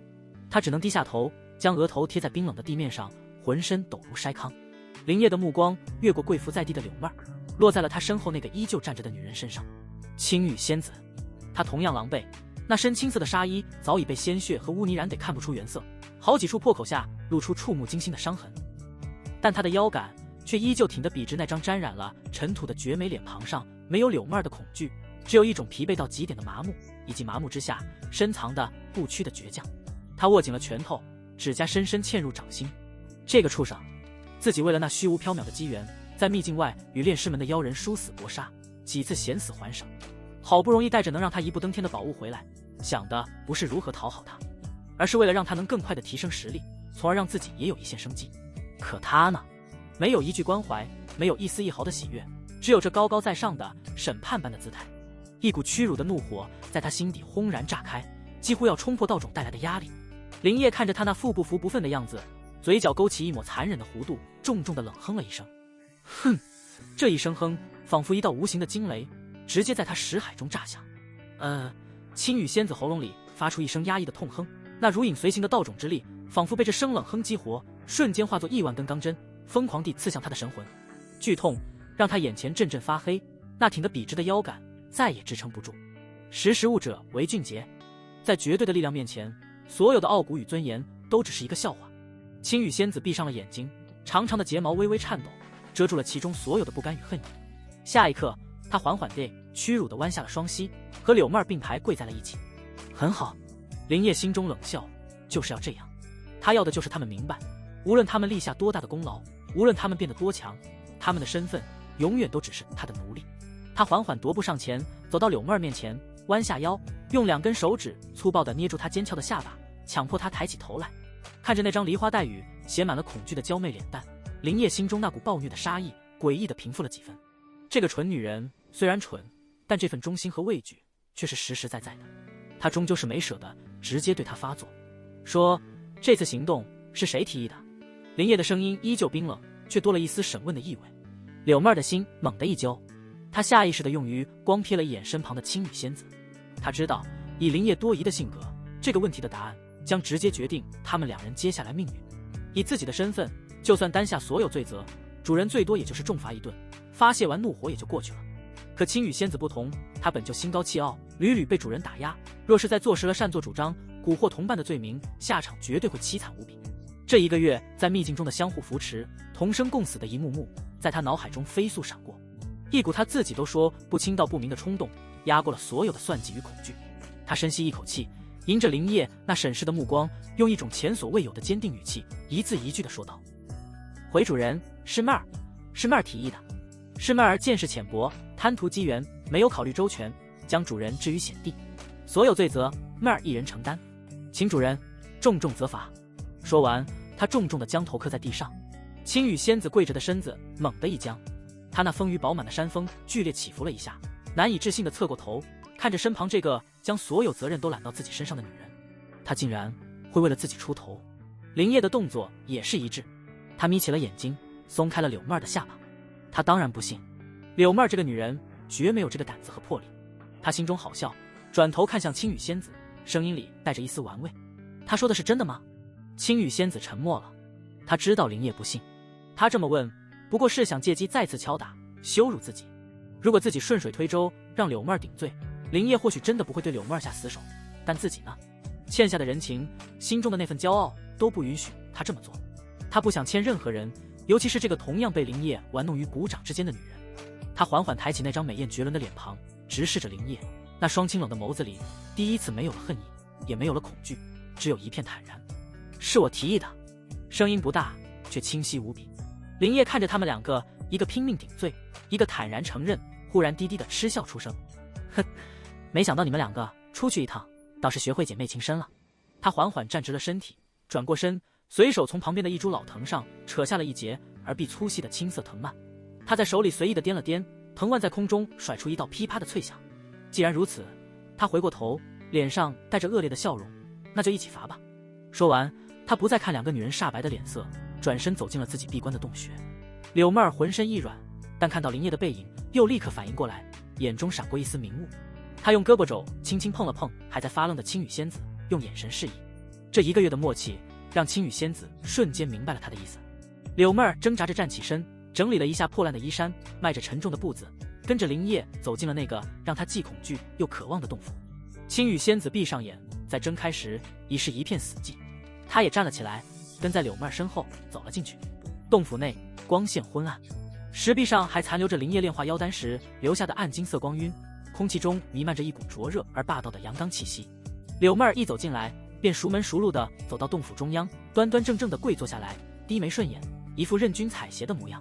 青羽仙子犹豫了一瞬，也沉默地在她身旁跪下，双腿并拢，跪坐在地，那不堪一握的纤腰与饱满挺翘的臀儿，被这个姿势挤压出了一道惊心动魄的弧线。哪怕隔着破烂的衣衫，也足以让任何男人血脉奋张。林业大马金刀的在自己平日打坐的石床上坐下，像个审视战利品的君王，翘起了二郎腿。说吧，洞府里有什么收获？他的声音平淡，听不出喜怒。这才是正题。柳妹儿心中稍定，知道表现的机会来了。她立刻抬起头，脸上适时地露出了一丝邀功的媚笑，声音柔媚入骨。禀主人，此次秘境之行收获颇丰，我们找到了一处地底灵穴，内有千年灵乳1小池，另有前人留下的筑基期丹药36瓶，还有3枚金丹期修士才能服用的紫府运神丹。他故意顿了顿，看到林业的眉毛微微挑了一下，才继续抛出重磅炸弹。除此之外，还有筑基期极品灵气的法剑2柄，以及一件金丹期大修才能炼制的护身法衣天蚕羽衣。说到这里，他偷偷去了一眼林业的脸色，见他依旧没什么表情，才终于抛出了最后的，也是最大的筹码。最重要的是，我们在一具作画的金丹修士遗骸上找到了一枚能凭空增加2成结丹几率的9窍破障丹。9窍破障丹，平添2成结丹几率。林业的心脏猛地一跳，他自己的阴阳大月经加上青羽仙子的太阴之体，已经能为他提供近乎逆天的结丹成功率。如今再加上这枚神药，金丹大道对他而言几乎已经是一条铺平了的康庄大道。他强行压下心中的狂喜，脸上依旧波澜不惊，只是对着柳妹儿懒洋洋地伸出了手。柳妹儿立刻会意，可丹药却不在他身上。他连忙转头，用眼神示意身旁的青羽仙子。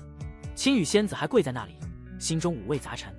他当然知道林业要的是什么，但那枚丹药是他亲手从那具骸骨上取下的，是他用命换来的，就这么交出去，他心中有万般不甘。柳妹儿见他不动，急得不行，压低了声音，用只有2人能听见的音量催促道：“青羽，快，丹药给主人！”这一声青羽让青羽仙子浑身一震，她看着柳妹儿那焦急的眼神，忽然明白了什么。在这个洞府里，在这个男人的统治下，他们2人才是一个真正的整体，一荣俱荣，一损俱损。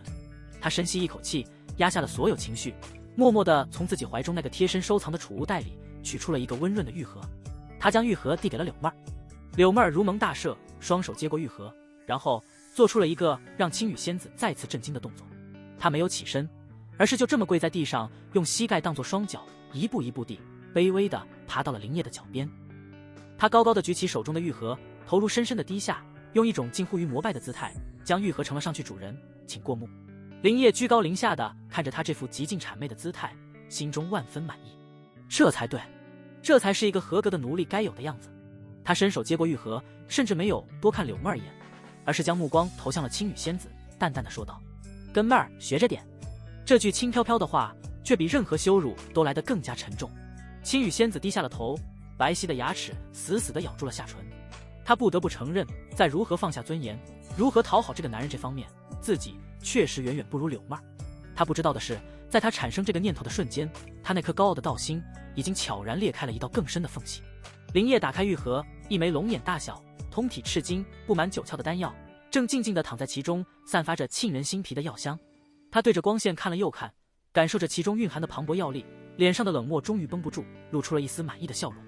没想到闭个关还有这等意外之喜。他啪的一声合上玉盒，将其收入怀中，然后他从石床上站了起来，手中那根青色的藤蔓在地上拖动，发出沙沙的声响。他一步步走到2位绝色美人的身后，手中的藤蔓在空中一甩，发出一声清脆的爆鸣。不过他笑了，笑容冰冷而残忍。收获是收获，规矩是规矩，坏了规矩，该罚的还是要罚。柳妹儿娇躯一颤，却立刻用最温柔、最顺从的语气回应道：“是妹儿和姐姐的错，请主人尽情责罚。”青羽仙子垂着头，长发遮住了她的脸，让人看不清她的表情，但那微微颤抖的身体暴露了她内心的不平静。噼啪，洞府之外，山风呼啸，鸟兽绝迹。洞府内弥漫着一股奇异的、混合着汗水与幽香的气息。青羽仙子跪伏在地，长发凌乱地贴在汗湿的脸颊上，她咬着牙，一手撑地，另一只手则下意识地揉着身上的痛处。那份灼痛感远不及心头那被反复碾压的羞耻来得强烈。一旁的柳妹儿情况也好不到哪里去，但她却像是早已习惯了这种痛楚，只是娇喘吁吁，媚眼如丝地抬起头，看向石床上那个主宰他们一切的男人。她从储物袋中小心翼翼地取出那件叠放整齐的天蚕羽衣，西行几步，再次来到林业面前。主人，这件法衣她声音柔媚，带着一丝刚刚承受过责罚后的沙哑，听上去愈发勾人。她灵巧地展开法衣，那如月光般流淌的材质在昏暗的洞府中散发着柔和的光晕，一看便知不是凡品。她没有等林烨吩咐，便主动站起身，走到林烨身后，温柔而又熟练地替他脱下那件早已沾染了尘土的外袍，然后将冰凉丝滑的天蚕羽衣亲手为他穿上。他的动作轻柔，指尖有意无意地划过林烨的脖颈与胸膛，每一个细节都充满了无声的卑微的讨好。林烨很享受这种服务，他闭着眼睛感受着天蚕羽衣贴身的舒适，以及身后那巨温软娇躯传来的热度。把这1个月的经历一五一十说给我听，他淡淡的开口。柳妹儿一边为他整理着衣襟，一边将他们如何在秘境中与炼尸门的弟子遭遇，发现山鬼宗秘境，如何利用青羽仙子的阵法知识避开禁制，又如何九死一生才最终夺得宝物的过程，详细的说了一遍。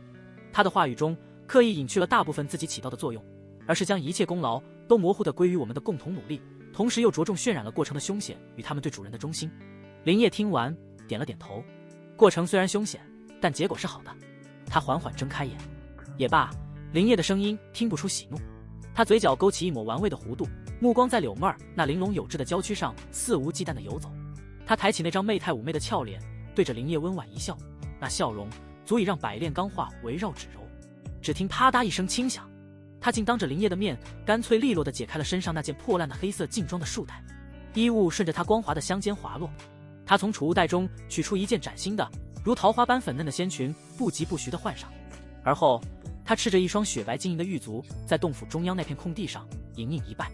妹儿愿为主人献上一舞，以消主人心中不快。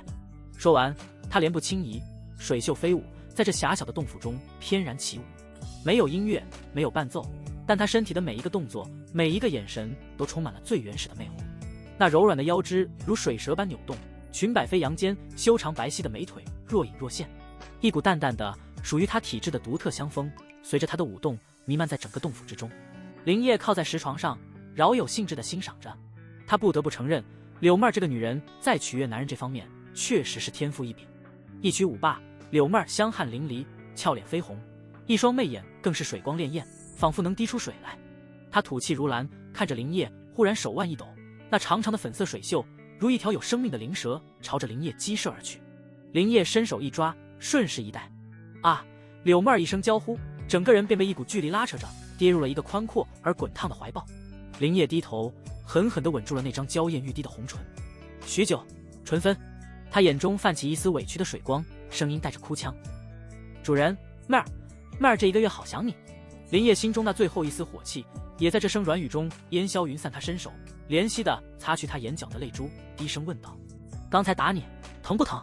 柳妹儿俏脸一红，羞涩地将头埋进他的胸膛。林烨满意地笑了，他揽着怀中的娇娃，目光却投向了洞府另一边的青羽仙子。他跳完了，该你了。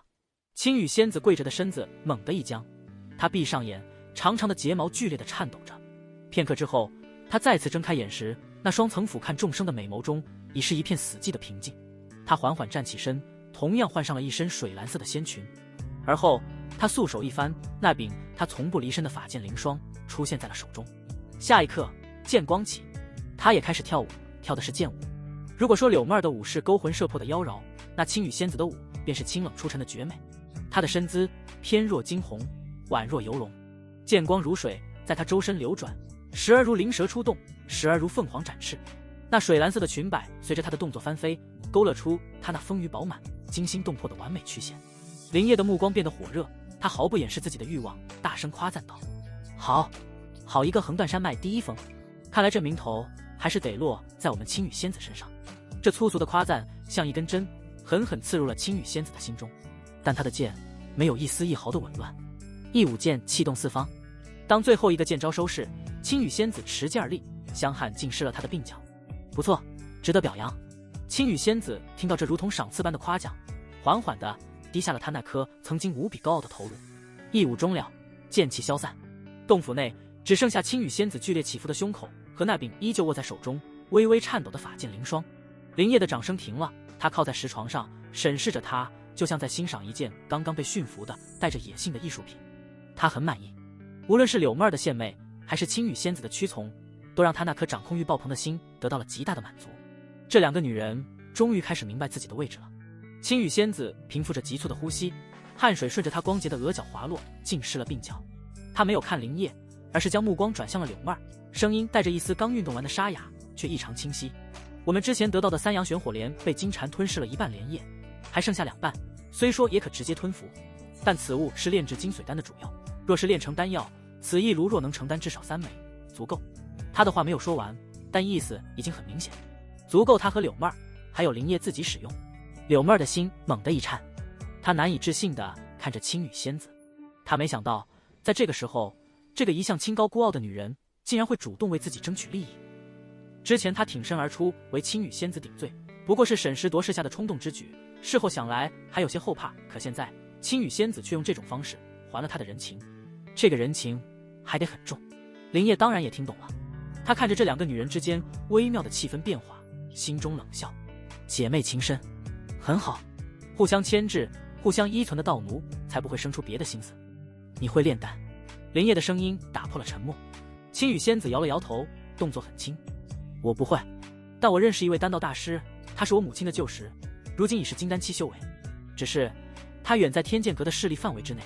天剑阁，横断山脉之外，真正与合欢宗并列的强大宗门。林叶陷入了沉思，去还是不去，这是一个问题。让青羽仙子一个人去，风险太大，他若是出了什么事，自己就损失了一个极品的太阴之体顶炉。可若是不去，这三阳玄火莲放在手里又不能物尽其用，不炼丹了，直接吞服，加上阴阳大月经与青羽的太阴之体，再加上刚刚获得的9窍破掌丹，自己突破金丹10拿9稳。可是柳妹儿呢？自己应不应该为了她冒这个险？他权衡着利弊，道种的存在是他最大的底牌，青羽仙子的生死皆在他一念之间，他绝无可能背叛。唯一的风险来自于外部，一个筑基圆满期的绝色女修，独自穿越危机四伏的横断山脉外围，去往一个陌生的地界，其中的变数太多。他看了一眼柳妹儿，那小心翼翼讨好自己的模样又历历在目。林叶闭目沉思，心底里为数不多的柔情被柳妹儿唤醒。就在这时，一直沉默的柳妹儿忽然开了口，声音清脆而坚定：主人不必顾忌妹儿。林叶睁开眼看向他，柳妹儿跪在地上，抬起那张娇媚的脸，眼神中满是真诚与决绝。您与青羽妹妹进阶金丹才是当务之急，妹儿资质愚钝，能有今日全靠主人恩赐。只要主人您能踏入金丹大道，威震一方，日后什么样的天才地宝寻不来？区区一枚金髓丹又算得了什么？当主人有了金丹战力，取些金丹辅助，难道不是手到擒来吗？这番话如同一道惊雷在林叶脑中炸响，他猛然醒悟，自己刚才在想什么？竟然为了一个女奴的未来去犹豫不决，差点就陷进了自我感动的可笑境地。柳妹儿说的没错，格局小了。当自己与青羽双双突破金丹，拥有了绝对的实力，这天下之大，哪里去不得？什么资源得不到？到时候别说1枚金髓丹，就是10枚、100枚，也不过是探囊取物。自己真是一叶障目。林叶看向柳妹儿的眼神，第一次带上了真正的赞赏。这个女人不仅懂得如何取悦她的身体，更懂得如何揣摩她的心思，甚至能在她被一时情绪蒙蔽时点醒她。妹儿说的对。林叶缓缓点头，声音里带着一丝笑意。当务之急是先突破金丹。他将目光转向青羽仙子，语气不容置疑：既然如此，你便修整好状态，准备突破吧。青羽仙子娇躯一震，垂下了眼帘。这一天终究是要来了，为了活命，为了力量，为了报那血海深仇，失身于这个男人，是他早就预料到的结局。金丹大道就在眼前，与那滔天的恨意和复仇的执念相比，这具身体的清白又算得了什么？他心中一片平静，再无波澜。我明白了。他抬起头，直视着林叶，忽然又道：那老东西，紫霞峰主在我体内留下的禁制怎么办？林叶想了想，问道：若让你先一步突破到金丹期，有无把握自行解开？青羽仙子的眸中闪过一丝亮光，他的意思是让自己先吞服三阳玄火莲，而不是先与他双修，这让他暂时保住了处子之身。他仔细感应了一下丹田气海深处那道若有若无的桎梏，点了点头，声音里带着一丝自信：我能感觉到那道禁制应该是金丹初期修士所下，只要我能破禁，定能将其冲开。好。林叶一锤定音：那你便去调整伤势，尽快恢复到巅峰状态。青羽仙子不再多言，对着林叶微微躬身行了一礼，便转身走进了另一间空着的洞穴，盘膝坐下，开始运功疗伤。看着他离去的背影，林叶心中毫无波澜。先让他突破也好，一个金丹期的太阴之体顶炉，能带给他的好处远非筑基期可比。他的目光转向了洞府深处那个瀑布后的小洞，该去看看他的小白兔了。林业走到小洞前，柔声呼唤：“芷儿，出来吧。”很快，白芷那娇小的身影就从洞里钻了出来，怯生生地看着他。林业哥哥。林业拉住他冰凉的小手，将他带回了自己闭关的石室，让他坐在石床上。芷儿，想不想变强？林业的声音充满了蛊惑。白芷愣愣地点头，他当然想，他不想再做那个只会拖后腿的累赘了。很好，林业满意的笑了。他没有再多废话，直接将白芷抱到石床上。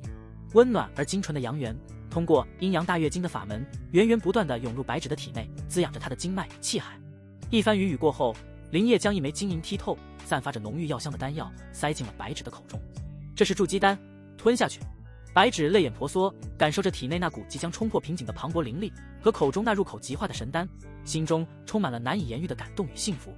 林业哥哥，为了帮自己，竟然付出了这么多。阴阳大月经能为你增加5成筑基几率，这枚筑基丹能再加3成，加上你的闭目灵体，此次筑基10拿9稳。林业的声音在他耳边响起：“记住功法要点，守住心神，去吧。”白芷穿着认真的小脸蛋，樱桃小嘴不停地翕动，默念着林业传给他的功法要诀。他走到一旁的空置密室门口，又恋恋不舍地回头看着林业，那双清澈的眸子里满是依赖。林业温柔地揉了揉他的脑袋，柔声道：“夫君等你。”夫君这2个字像是一道电流，瞬间击中了白芷的心。他的俏脸唰的一下变得通红，鼓起全部的勇气，主动踮起脚尖，在林业的嘴唇上轻轻吻了一下，然后像受惊的兔子一样飞快地跑进了密室，并关上了石门。林业摸了摸自己的嘴唇，哑然失笑。他走出石室，一眼便看到柳妹儿正娉婷地站在外面，似乎已经等候多时。见到他出来，柳妹儿立刻迎了上来，脸上带着最温婉柔媚的笑容，主动伸出玉臂挽住了他的胳膊。林业满意的将他那柔软无骨的娇躯揽入怀中，深深吸了一口他身上传来的独特体香。来到这个修仙界，经历了这么多，这个女人始终是最让他满意的。一番云雨之后，洞府内恢复了先前的静谧，只是空气中多了一丝若有若无的旖旎。林业将怀中温软滑腻的娇躯抱得更紧了些，柳妹儿极有眼色地调整了一个更舒服的姿势，整个人如同一只慵懒的猫，柔顺地枕在他的腿上。他纤纤玉指捏起一颗饱满的紫金葡萄，剥去薄薄的果皮，露出内里晶莹剔透的果肉，用自己嫣红的阴唇含住，再扬起那张媚态横生的俏脸，以唇渡入林业口中。甘甜的汁液在唇齿间迸开，混杂着它独有的幽香。主人，柳妹儿的嗓音带着一丝刚被滋润过的沙哑，媚眼如丝，慵懒的开口：“您刚才是在担心妹儿吗？”林业享受着这番喂食的动作，微微一顿，随即从鼻腔里发出一声冷哼：“一个奴婢也配我担心？我不过是在权衡利弊，看看哪种选择能让我的利益最大化罢了。”他话说的刻薄，可柳妹儿却痴痴地笑了起来，那笑声如银铃般清脆，带着洞悉一切的狡黠。他伸出一根青葱般的玉指，在他坚实的胸膛上轻轻画着圈。主人骗得了别人，可骗不过妹儿。您的心可不像您的嘴那么硬呢。妹儿能感觉到您那一瞬间的犹豫可不是装出来的，主人心里是有妹儿的。林业心中猛地一震，竟被他这番话说得有些许不自在。这个女人真是越来越会拿捏人心了，竟然看透了自己内心对她的柔情。他不再言语，只是抚摸她乌黑秀发的手，却在不自觉间放得更轻柔了许多。这种被看穿的感觉并不好，但被一个完全属于自己的角色尤物看穿，又带来一种奇异的被理解的满足感。罢了，妹儿懂事又体贴，由她去吧。他压下心头那丝异样，将心神沉入识海那本古朴的阴阳道书，静静悬浮。第3页上，万道归元4个玄奥古字正流转着深邃的幽光，仿佛蕴藏着天地间最本源的秘密。他的目光扫过洞府角落里静置的2个剑匣，里面是那2柄极品的灵剑。正常来说，炼器期使用法器，筑基期使用灵器，金丹则是珍宝。但自己的身家浅薄，恐怕到了金丹也只有珍宝蜃楼能够使用，这还是之前从青羽仙子那里来的。搞不好自己金丹还是要先用这极品灵器凑合，青羽的灵霜剑也不过极品灵器，看来得要想个法子弄些珍宝了。自己的剑道水平只能说聊胜于无，全靠柳妹儿给的流风剑诀撑着，与真正的剑道高手相去甚远。青羽仙子虽是此道大家，但总不能事事都让他出手，那显得自己这个主人太过无能。这万道归元中的道运汲取，正是为他量身打造的完美补品。等青羽那女人突破金丹，神魂与道运都将迎来一次质变，届时他苦修多年的剑道感悟，便是我最好的补品。林业心中早已盘算清楚，这笔买卖稳赚不赔。但在此之前，他想先试试另一项更为霸道也更为核心的能力——本源凝练。他的目光重新落在了腿上这具娇媚的身体上。柳妹儿虽然没有青羽仙子的太阴之体或是白芷的闭目灵体这种顶级儒鼎体质，但她的本命神通霍星瞳也算是一种极为稀有的先天神通。若是能将其本源凝练一丝出来，自己以后便能使用这本命神通。虽然有所限制，但提升依旧很大。一念及此，林烨的心头便有些火热。他低下头，用一种不容置疑的语气对怀中的尤物下达了命令：妹儿，放松心神，收敛杂念，全力运转阴阳大月经。是，主人。柳妹儿不敢有丝毫怠慢，立刻收起了那副媚态，神情变得庄重肃穆。她闭上美眸，体内灵力按照阴阳大月经的独特路线缓缓流转起来，整个人散发出一种圣洁与妖媚交织的奇异气息。林烨的神识如同一条无形的灵蛇，顺着两人功法运转时建立起的深层共鸣，轻而易举地探入了他神魂本源的最深处。那里是一片迷蒙的紫色光海，是他力量的源头。本源凝练的法门随着他的心意悄然发动。柳妹儿的娇躯毫无征兆的剧烈颤抖起来，一声压抑的闷哼从喉间溢出。他感觉到一股无法抗拒的奇异力量，正从他神魂与血脉最核心的地方抽离着什么。那不是一丝灵力，也不是一缕神魂，而是一种更为根本、更为玄妙的东西。这感觉并非传统意义上的疼痛，而是一种源自生命层次最深处的流失，让他瞬间产生了一种难以言喻的空虚与虚弱，仿佛自己最宝贵、最独特的一部分正在被永久的剥离出去。这本该是世间最可怕的酷刑，但诡异的是，在识海中那枚阴阳道种的强大影响下，这种源自本源的空虚感竟被扭曲，转化成了另一种极致的、病态的欢愉，仿佛自己的存在正在以一种最彻底的方式奉献给自己的主人，从而获得至高无上的价值与满足。他的俏脸泛起不正常的潮红，呼吸变得急促，红唇微张，无意识地吐着香兰般的气息。与此同时，林烨的眼眸深处一抹微不可察的妖异紫意一闪而逝。成了，他能清晰地感觉到自己对于幻之一道的感知多了一丝若有若无的亲和力，仿佛原本隔着一层毛玻璃看世界，现在那层玻璃被擦亮了一角，虽然依旧模糊，却已能窥见其后的真实。这种感觉妙不可言。林烨心中大定，正准备加大力度继续深入凝练，将这第一缕霍星瞳的本源彻底化为己有。就在这时，轰！一声巨响从另一间闭关的密室中猛然传来，紧接着一股磅礴无比、充满了生命气息的灵力轰然爆发，却又在瞬间变得狂暴紊乱，充满了失控的征兆。石门在狂暴的灵力冲击下被硬生生冲开，碎石四溅。只见密室之中刺目的绿光大盛，如同一个绿色的太阳在洞府内升起，无数草木藤蔓的虚影疯狂地从中心处滋生蔓延，张牙舞爪，几乎要将整个洞府承爆。白芷娇小的身影盘坐在风暴的中心，她那张清纯可人的俏脸此刻写满了痛苦，五官几乎扭曲在一起，浑身上下的经脉高高鼓起，如同无数条青色的蚯蚓在皮下游走，仿佛下一刻她的身体就要承受不住这股力量，彻底爆体而亡。白芷筑基，出事了，是闭目灵体的灵力暴动。柳妹儿失声惊呼，俏脸瞬间煞白，她被这股狂暴的生机之力逼得连连后退，眼中满是骇然。她控制不住这股力量了。主人，再这样下去，他会死的。根本不用他提醒。林烨的脸色早已变得无比凝重，他瞬间中断了对柳妹儿的本源凝练，抱着她闪电般的退到安全距离，目光如电，死死地盯着密室中的景象。麻烦了，白芷的闭目灵体天赋异禀，对天地间的木属灵气有着超乎想象的亲和力，在筑基丹和阴阳大月经的双重加持下，他吸引而来的天地灵气远远超出了他一个炼气期修士所能承受的极限。此刻的他就像一个试图用茶杯去装整条江河的人，结果就是杯毁人亡。强行用外力干预，只会让这股已经失控的灵力反噬得更加猛烈。阴阳失衡，阳盛而阴衰。林烨脑中电光火石般闪过无数念头，瞬间便抓住了问题的关键。木属为阳，充满了生发、扩张的力量。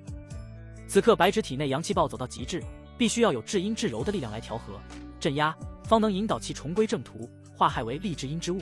他的脑海中第一个闪过的便是青羽仙子和他的太阴之体，可他此刻正在另一间密室必死关，冲击金丹瓶颈，绝不能被打扰。难道要眼睁睁看着这个刚到手的极品灵体炉鼎就这么废掉？不，绝不可能！电光火石之间，他当机立断，对着身旁还处在震惊中的柳妹儿厉声喝道：“妹儿，立刻去取我们得到的阵盘，以千年灵乳为阵眼，在洞口布下静心聚灵阵，反向运转，隔绝外界的木属灵气。快！”是，主人。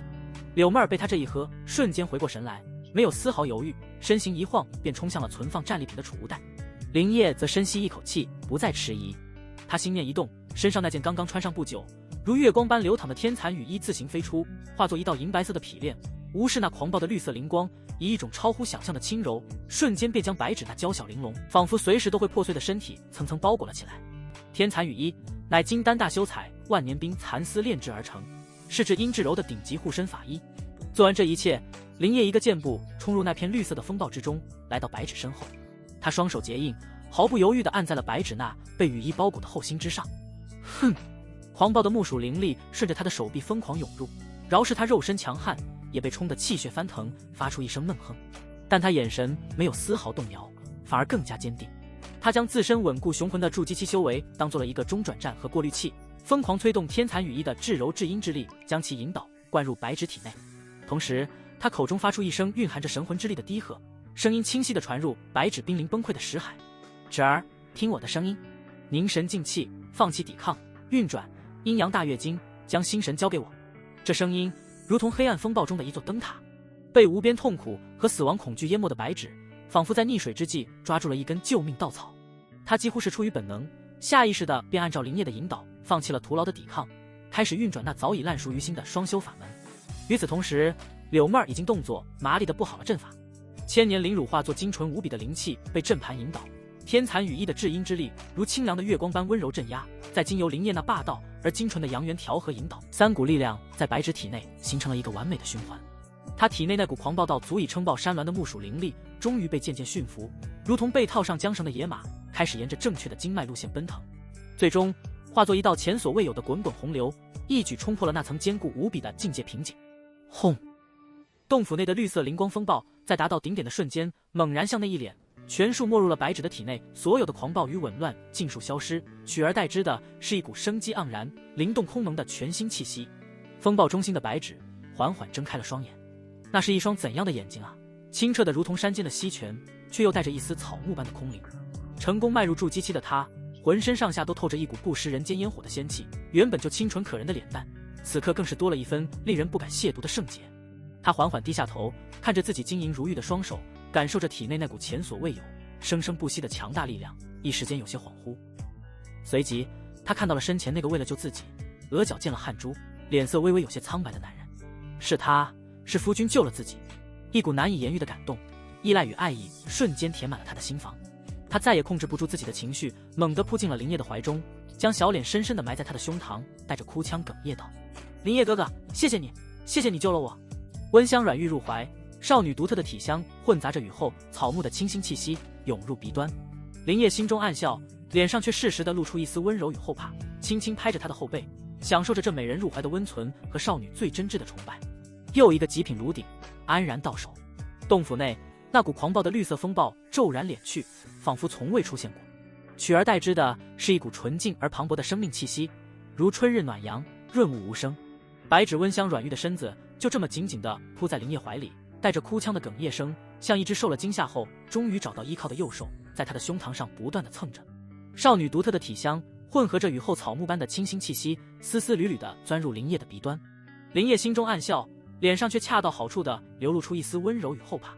他伸出手，一下一下地轻拍着她的后背，用一种劫后余生的庆幸语气柔声安抚：“没事了，侄儿，没事了，有夫君在，别怕。”这番姿态落在不远处的柳妹儿眼中，让他心中百味杂陈。他亲眼目睹了方才那惊心动魄的全过程，林业的果决，林业的强悍，以及林业对白纸那毫不掩饰的保护与紧张。他很清楚，林业的紧张90%是出于对闭目灵体这个极品炉鼎的投资保护，可剩下那1成呢？那1成在危机时刻流露出的真实情绪，却是他从未在林业脸上见过的。嫉妒吗？有一点，但更多的是一种清醒的认知。他和白纸从一开始就不一样，白纸是林业用温柔和谎言圈养起来的珍宝，纯洁无瑕，是用来点缀门面的，而自己是林业用最粗暴的手段打碎、重塑，然后踩在脚下，用来满足他最黑暗、最真实欲望的玩物。珍宝易碎，需要呵护；玩物耐脏，可以随意摆弄。想通了这一点，柳妹儿心中的那点酸涩便迅速被一种病态的满足感所取代。至少在那个最真实、最不加掩饰的林业面前，只有他才有资格承受他的一切。他默默地走上前，将散落在地上的碎石清理干净，又将那件天蚕雨衣从白纸身上小心翼翼地取下，叠放整齐。整个过程悄无声息，仿佛一个最尽职尽责的侍女。林烨怀中的白纸，情绪终于渐渐平复下来。他抬起那张梨花带雨的俏脸，一双清澈的眸子，此刻像是被雨水洗过的天空，亮晶晶地凝望着林烨，里面除了化不开的爱意，更多了一种近乎于信仰的崇拜。夫君，他声音又软又糯，我好像变得很厉害了。傻丫头，你本来就很厉害。林烨刮了一下他小巧的鼻梁，笑道：这便是筑基期，你现在需要的是静下心来，好好巩固刚刚突破的境界，将体内这股力量彻底化为己有。说着，他将白纸从怀里扶起，指了指他之前闭关的密室。去吧，把石门关上，不到我叫你，不许出来。白纸重重地点了点头，脸上洋溢着幸福的笑容。他又恋恋不舍地看了林烨一眼，这才转身蹦蹦跳跳地跑回了密室。随着石门的轰然落下，洞府内再次恢复了安静。他转过身，目光落在了那个正认真细心整理着东西的柳妹儿身上。柳妹儿身体一僵，立刻感受到了这股熟悉的视线。她停下手中的动作，转过身对着林烨盈盈一拜，柔声道：主人，妹儿做得不错。林烨淡淡的开口。柳妹儿心中一喜，知道这是在夸他刚才布阵及时。她抬起头，脸上绽放出最妩媚的笑容。能为主人分忧，是妹儿的福气。既然有功，那便要有赏。林烨一步步走到她面前，伸出手捏住她尖翘的下巴，指腹在她光滑的肌肤上轻轻摩挲着。妹儿想要什么样赏赐？柳妹儿的呼吸瞬间急促了几分，她很清楚林烨所谓的赏赐是什么。她媚眼如丝，主动伸出双臂环住了林烨的脖子，将自己温软的娇躯整个贴了上去，用一种近乎于梦呓的语调在她耳边吐气如兰。主人想怎么赏，妹儿就怎么受着。林烨低笑一声，拦腰将她抱起，大步走回了自己平日打坐的石床。没有了白纸在场，他再无任何顾忌。在阴阳大月经的极致运转下，林烨的神识再次探入了柳妹儿的神魂本源。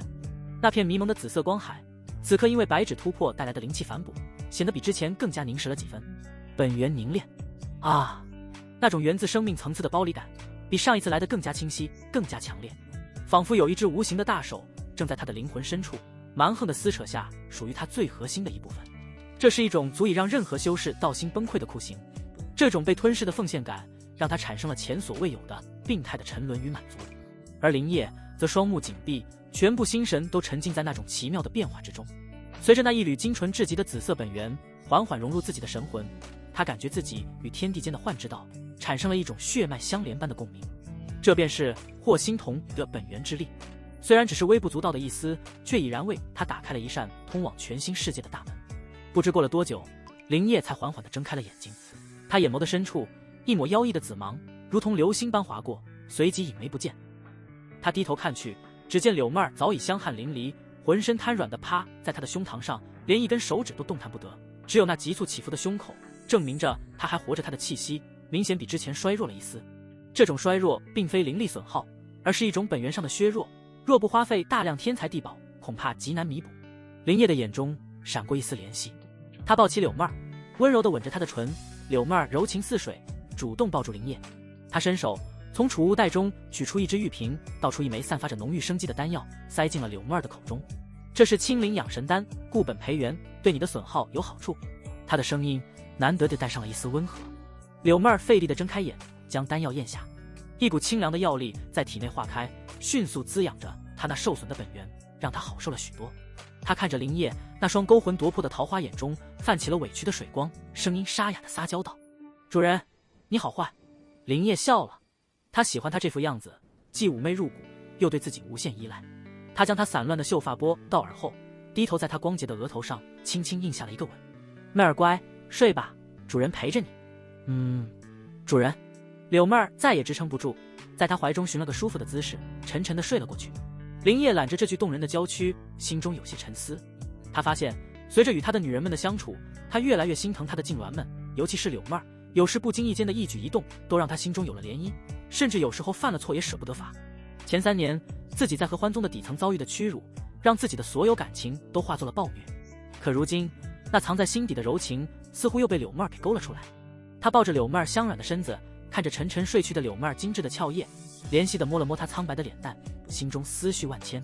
罢了，有道种在，自己不用担心他背叛自己，多些人情味，似乎也还不错。林业闭上眼，回顾收获。本源凝练的威力远超他的想象，但其对道奴的损耗也同样巨大。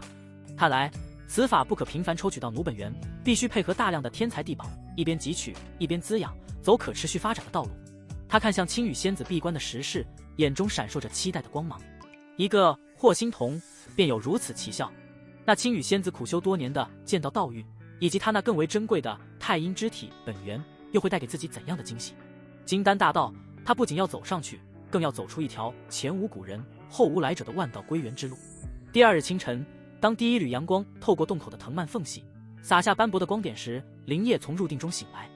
怀中的柳妹儿不知何时已经醒了，正像只温顺的小猫一样蜷缩着，睁着一双水汪汪的大眼睛，一瞬不瞬地看着他。见他醒来，他脸上立刻绽开一抹动人的笑容，主动凑上前，在他唇上轻轻啄了一下，声音柔媚的能滴出水来：“主人早。”林叶很享受这种帝王般的待遇，他伸了个懒腰，浑身的骨骼发出一阵噼里啪啦的脆响。经过一夜的双修与巩固，昨日凝练本源时的一丝疲惫早已烟消云散，取而代之的是前所未有的神完气足。柳妹儿已经悄然起身，不知从哪翻出了一套崭新的干净的男士道袍，动作熟练的开始伺候他更衣。他的指尖轻柔，动作细致，每一个细节都充满了认真。就在这时，轰隆一声，白纸闭关的石门缓缓打开，身着一袭淡绿色罗裙的白纸如同一个刚刚破土而出的精灵，从密室中走了出来。经过一夜的巩固，他身上的气息已经彻底稳定在了筑基初期，整个人像是脱胎换骨了一般，肌肤胜雪，眼眸如星，一颦一笑间都带着一股天然的灵动与仙气。林叶哥哥，妹儿姐姐，他欢快地跑了过来，脸上洋溢着毫不掩饰的喜悦。柳妹儿正在为林叶系腰带的手微不可察地顿了一下，随即又恢复了自然。他抬起头，脸上已经换上了一副温婉和善的笑容，对着白纸柔声道：“恭喜纸儿妹妹成功筑基，以后我们姐妹又能一起陪着林大哥了。”他巧妙地将主人换成了林大哥，神态自然得仿佛本该如此。白纸心思单纯，丝毫没有察觉到其中的异样，只是开心地拉住柳妹儿的手，叽叽喳喳地分享着自己突破后的新奇感受。林叶看着眼前这幅姐妹情深的和谐画面，嘴角勾起一抹不易察觉的弧度。这种游走在两个极端之间的感觉让他无比着迷。在白纸面前，他是温柔体贴、值得托付终身的夫君；而在柳妹儿面前，他是掌控一切、主宰生死的主人。两种身份，两种截然不同的体验，却完美地统一在了他一个人身上。好了，纸儿，别闹了。林叶开口打断了两个女人的交谈：“你初入筑基，根基未稳，正好随我出去一趟，熟悉一下体内的力量。”出去？我们去哪呀？林叶哥哥。白纸好奇地问道。采药。林叶言简意赅，他看向柳妹儿，吩咐道：“你体内的损耗还未完全恢复，今日就留在洞府。”想了想，他又传音嘱咐道：“另外，用那千年灵乳调配一些安神静气的熏香，调养一下身体，不要大意。”是，主人。柳妹儿乖巧地应下，在白纸看不见的角度，对着林叶抛去一个妩媚的眼神。林叶心中一笑，随即拉着白纸的手走出了洞府。洞外的阳光正好，山风清新，白纸像一只刚出笼的小鸟，对什么都感到新奇。突破到筑基期后，他的五感变得无比敏锐，能清晰地听到远处林间的鸟鸣，能嗅到风中夹杂的各种花草香气。夫君，你看。他忽然停下脚步，指着一处被乱石掩盖的石缝，惊喜地叫道：“那里有好浓郁的木灵气。”林叶顺着他指的方向看去，只见石缝中顽强地生长着一株通体赤红、形如火焰的灵草。赤炎草，炼制火属性丹药的辅材，年份至少在300年以上。林叶眼中闪过一丝惊讶，这便是闭目灵体的强大之处，对于天地灵植有着野兽般的直觉。以前他修为低下，这种天赋还不太明显，如今一入筑基，简直就成了一个移动的人形宝物探测器。纸儿真厉害。林叶毫不吝啬自己的夸奖。白纸被夸得小脸微红，有些不好意思，但心里却甜滋滋的。他小心翼翼地走到石缝边，伸出小手，口中默念着法诀。只见他指尖泛起一层淡淡的绿光，那株赤炎草周围的泥土竟像是活了过来一般，自动松开，将整株灵草连根带土地完整的托了起来，没有伤到一丝一毫的根须。太好了！白纸开心地将灵草捧在手里，像献宝一样递给林叶。林叶接过灵草，满意的点了点头。他没有再多说什么，只是拉着白纸继续向山林深处走去。接下来的半天简直就成了林叶的丰收日。在白纸这个人形雷达的指引下，什么藏在瀑布后的水云花，什么伪装成枯藤的千年藤心，什么生长在地底深处的墨玉参，这些以往需要耗费大量时间精力去寻找的珍稀灵药，此刻都如同路边的野草一般，被两人轻而易举地收入囊中。林烨心情大好，一路上也耐心地指点着白芷如何运用体内的灵力，如何控制法术的精妙变化。白芷学得极快，两人之间的气氛也愈发温馨。偶尔，林烨会故意逗弄她，在她采药的时候，从背后轻轻环住她的纤腰，在她耳边吹一口热气，总能惹得少女一阵面红耳赤的娇嗔。这番温存让白芷那颗单纯的心彻底被幸福所填满，她觉得这世上再也没有比现在更美好的事情了。当两人满载而归，回到洞府时，一股清雅而凝神的异香扑面而来。只见洞府之内已经被柳妹儿打理得井井有条，各种灵药分门别类地摆放在石桌上，有的被碾成了粉末，有的被浸泡在玉瓶里。而柳妹儿正穿着一身居家的素色长裙，跪坐在蒲团上，专心致志地用一柄玉杵研磨着一只白玉碗里的香料。她神情专注，姿态优雅，褪去了平日的妖媚，反而多了一种贤良淑德的温婉人妻气质。听到脚步声，她抬起头，看到林烨和白芷，脸上露出温柔的笑意。你们回来了，我刚煮好了清新茶，快来尝尝。白芷欢快地跑过去，拿起一杯茶一饮而尽，赞道：真好喝。妹儿姐姐，你真厉害，什么都会。柳妹儿笑了笑，将另一杯茶双手捧着递到了林烨面前。林烨接过茶杯，看着他这副洗手做羹汤的模样，心中忽然生出一种荒谬的错觉，仿佛自己真的成了一个坐拥其人之福的世家公子。他喝了一口茶，茶香清冽，回味甘甜，确实是上品。不错，他淡淡的评价了一句。柳妹儿的眼中立刻亮起了满足的光芒。对他而言，林烨这句简单的夸赞比任何灵丹妙药都更能让他感到愉悦。林烨将今日采到的灵药一一拿出，白芷在一旁兴奋地介绍着每一种灵药的功效和发现过程，柳妹儿则安静地听着，时不时地插上一两句。一时间，洞府内竟呈现出一副其乐融融的景象，一个天真烂漫，一个温婉贤惠，一左一右环绕在林烨身边。林烨靠在石床上，享受着这难得的安宁，心中却在盘算着。白芷的闭目灵体是寻找资源的利器，而柳妹儿的对人心的洞察和细致，则是处理这些资源的保障。再加上一个即将成为金丹剑修和太阴之体顶炉的青羽仙子，他手中的牌已经越来越好。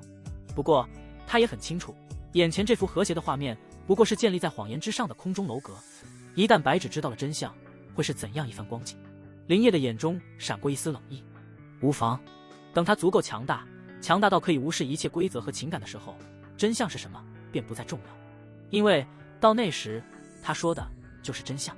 夜色如墨，洞府内一片寂静，三间石室的门都紧紧关闭着，只剩下中央的石厅还燃着一盏昏黄的灵石灯。白芷早已在自己的房间内沉沉睡去，嘴角还带着一丝甜甜的笑意，显然是梦到了白天的美好时光。而林烨的房间内气氛却与白芷的梦境截然相反。柳妹儿跪坐在林烨面前，身上只穿了一件薄如蝉翼的粉色纱衣，玲珑有致的娇躯在昏暗的光线下若隐若现，充满了致命的诱惑。她的脸上带着一丝紧张与期待交织的复杂神情。主人，今天还要继续吗？她舔了舔有些干涩的红唇，声音带着一丝不易察觉的颤抖。连续2日被本源凝练，虽然有丹药滋补，但那种源自灵魂深处的亏空感依旧让她感到阵阵虚弱。可与这虚弱一同到来的，还有一种被道种扭曲后的对这种奉献的渴望。当然，林烨的声音沉稳，他能感觉到自己神魂中那缕霍心童的本源，经过2日的滋养，已经壮大了一丝。这种力量增长的感觉，让他食髓知味，欲罢不能。不过，他也察觉到了一个问题：这个洞府的隔音并不算好。白日里还好，人声嘈杂可以掩盖，但到了这万籁俱寂的深夜，任何一点异响都可能传到隔壁去。虽然白芷心思单纯，但终究是个隐患。林烨思忖片刻，从储物袋中取出了几块阵盘的零件，随手在房间内布置了一个最简单的静音阵。这阵法品阶不高，无法完全隔绝声音，但足以将大部分动静都模糊掉。做完这一切，他才重新看向柳妹儿，命令道：开始吧。是，主人。柳妹儿闭上眼，再次放开了自己的心神。林烨的神识如同一柄锋利而精准的手术刀，再次切入了他神魂本源的紫色光海之中。这一次，他比之前更加熟练，也更加霸道。柳妹儿的娇躯猛地绷紧，10根青葱般的玉指死死地抓住了身下的石床，指节因为用力而阵阵发白。静音阵确实起到了作用，将他喉间溢出的痛苦呻吟压制成了一阵模糊不清的嗡鸣。然而，林烨低估了本源凝练带来的极致刺激，也高估了柳妹儿的承受能力。当又一缕精纯的紫色本源被林烨强行从他的神魂中剥离出来时，一股难以言喻的剧痛与空虚混合着被道种放大了无数倍的病态快感，如同山洪海啸般，瞬间冲垮了柳妹儿的理智防线。主人！一声压抑到极致，却又清晰无比的带着哭腔的娇呼，猛地从他口中泄露了出来。这一声呼喊，仿佛蕴含着某种奇特的穿透力，竟是隐隐约天穿透了那简陋静音阵的阻隔。隔壁石室内，白芷正睡得香甜。忽然，他秀气的眉头微微蹙起，在梦中不安地翻了个身。他做了一个奇怪的梦，梦里他好像又回到了白天采药的山林，可原本温柔体贴的夫君不见了，取而代之的是一个面目模糊的、散发着可怕气息的黑影。而他最喜欢的妹儿姐姐正被那个黑影抓在手里，发出了非常痛苦的，好像在哭一样的声音。他想上前帮忙，身体却怎么也动不了，只能眼睁睁地看着。妹儿姐姐，白芷在梦中一语了一声，缓缓地睁开了眼睛。洞府内很安静，只能听到自己心跳的声音。是做梦吗？他有些迷糊地坐起身，揉了揉眼睛。可就在这时，从隔壁的墙壁处又隐隐约约传来了一丝奇怪的声响。那声音很模糊，像是有人在哭，又像是有人在笑，断断续续，充满了某种他无法理解的、让人脸红心跳的痛苦与挣扎。妹儿姐姐，白芷的心一下子提了起来。难道妹儿姐姐的旧伤复发了，还是在修炼什么厉害的功法，走火入魔了？他越想越担心，白天里柳妹儿对他的温柔和照顾，一幕幕浮现在心头。他不能眼睁睁看着姐姐受苦。想到这里，白芷再也躺不住了。他掀开薄被，蹑手蹑脚地走下石床，悄悄地推开自己的石门，来到了林烨的房门外。那奇怪的声音从门缝里传出来，变得更加清晰了一些。白芷的小脸上写满了担忧，他抬起手，轻轻地敲了敲门。咚咚，声音在寂静的洞府中显得格外突兀。石室内，那一声清脆的敲门声，如同一盆冰水兜头浇下。林烨的神识猛地从柳妹儿的本源中抽离，双眼豁然睁开，眼底深处一抹冰冷一闪而逝。该死！他身下的柳妹儿也是浑身一颤，瞬间清醒过来。当他意识到刚才发生了什么，以及门外的人可能是谁时，一张俏脸唰的一下，血色尽退，变得惨白如纸。夫君，妹儿姐姐，你们在里面吗？妹儿姐姐，你没事吧？门外传来了白芷那带着浓浓关切的、天真无邪的询问声。林烨的脸色阴沉的几乎能滴出水来。他看了一眼身下衣衫不整、满脸金黄的柳妹儿，又听了听门外白芷那不依不饶的问话，脑中在电光火石之间闪过了数个念头。林烨的眼神瞬间恢复了平静，他对着柳妹儿用口型无声地说了2个字：配合。柳妹儿立刻心领神会，她强忍着身体的虚弱和内心的恐惧，迅速拉过一旁的被子，将自己狼狈的身体裹住，脸上则挤出了一个比哭还难看的虚弱的笑容。林烨整理了一下自己的衣袍，深吸一口气，这才走到门边，缓缓地拉开了石门。门外，白芷正满脸焦急地点着脚尖，往里张望。看到林烨出来，他立刻迎了上来，急切地问道：夫君，妹儿姐姐，她怎么了？我刚才好像听到她在哭，声音好难受的样子。林烨的脸上恰到好处地露出了一丝无奈和疲惫，他揉了揉眉心，压低了声音对白芷解释道：嘘，小声点。妹儿她在修炼一门祖传的秘法，这门秘法威力巨大，但修炼过程却极为痛苦，会引动心魔，状若疯魔。我正在为她护法，刚才正是到了最关键的时候。说着，他侧开身子，让白芷能看到房间内的情况。只见柳妹儿正虚弱地靠在石床上，脸色苍白，香汗淋漓。看到白芷，还勉强地扯出一个笑容，声音沙哑地说道：芷儿妹妹，我没事，就是有点脱力，让你担心了。这番说辞天衣无缝，一个在修炼痛苦秘法，一个在旁边辛苦护法。白芷心思单纯，哪里会想得到其中竟有这等龌龊。他看着柳妹儿那虚弱的模样，再看看林烨脸上疲惫的神情，顿时信了8、9分，心中充满了愧疚。对不起，夫君，妹儿姐姐，我是不是打扰到你们了？他低下头，像个做错事的孩子，手指不安地绞着衣角。无妨，最危险的关头已经过去了。林烨伸手温柔地揉了揉她的脑袋，语气中带着一丝责备的宠溺：你这丫头就是太爱操心，快回去睡觉吧，这里有我。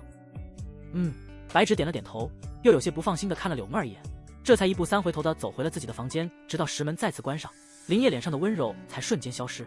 他转过身，看着石床上依旧惊魂未定的柳妹儿，这次是侥幸糊弄过去了，但下次呢？这个洞府太小了，小到已经装不下他的野心，也藏不住他的秘密。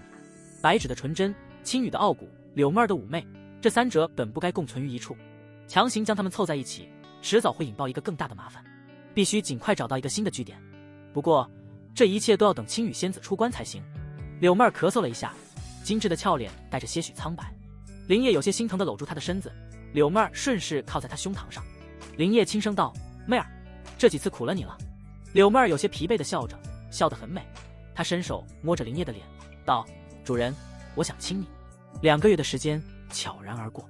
横断山脉外围，一处人迹罕至的山谷中，林间的阳光透过繁茂的枝叶，洒下星星点点的光斑。夫君，你快看，这株紫玉雪灿的根须好像长出了第7条。白芷清脆悦耳的声音中充满了惊喜。他正蹲在一处长满青苔的崖壁下，小心翼翼地用法力托起一株通体紫红的灵参。他如今对灵力的掌控早已今非昔比，举手投足间都带着一股筑基修士特有的灵动。林烨负手站在他身后，脸上挂着温和的笑容，眼神中满是伪装的宠溺。这2个月，他和白芷的感情突飞猛进，陪着他采药修炼，指点他术法，将一个温柔体贴、无所不能的夫君形象演绎得淋漓尽致，而成果也是斐然的。这清纯的小妮子，恐怕这辈子都离不了自己了。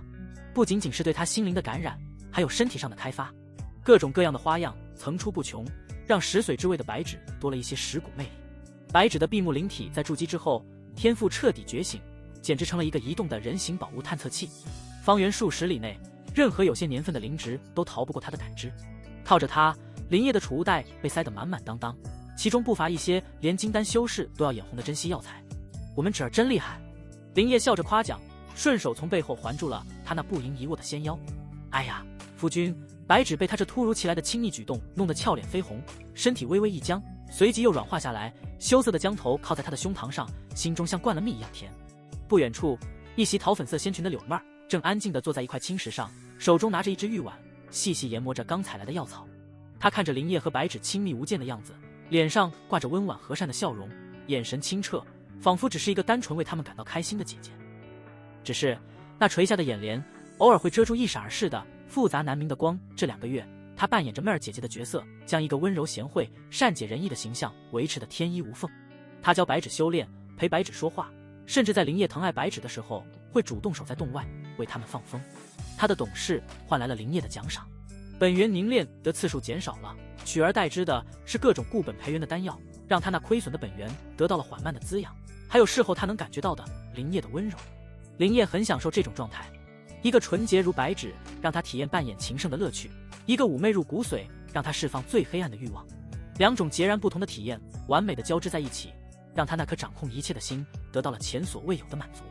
妹儿姐姐，白芷终于从林烨怀里挣脱出来，小跑到柳妹儿身边，献宝似的将那株紫玉雪参递给她。你看，这可是700年的火候呢，芷儿妹妹真厉害。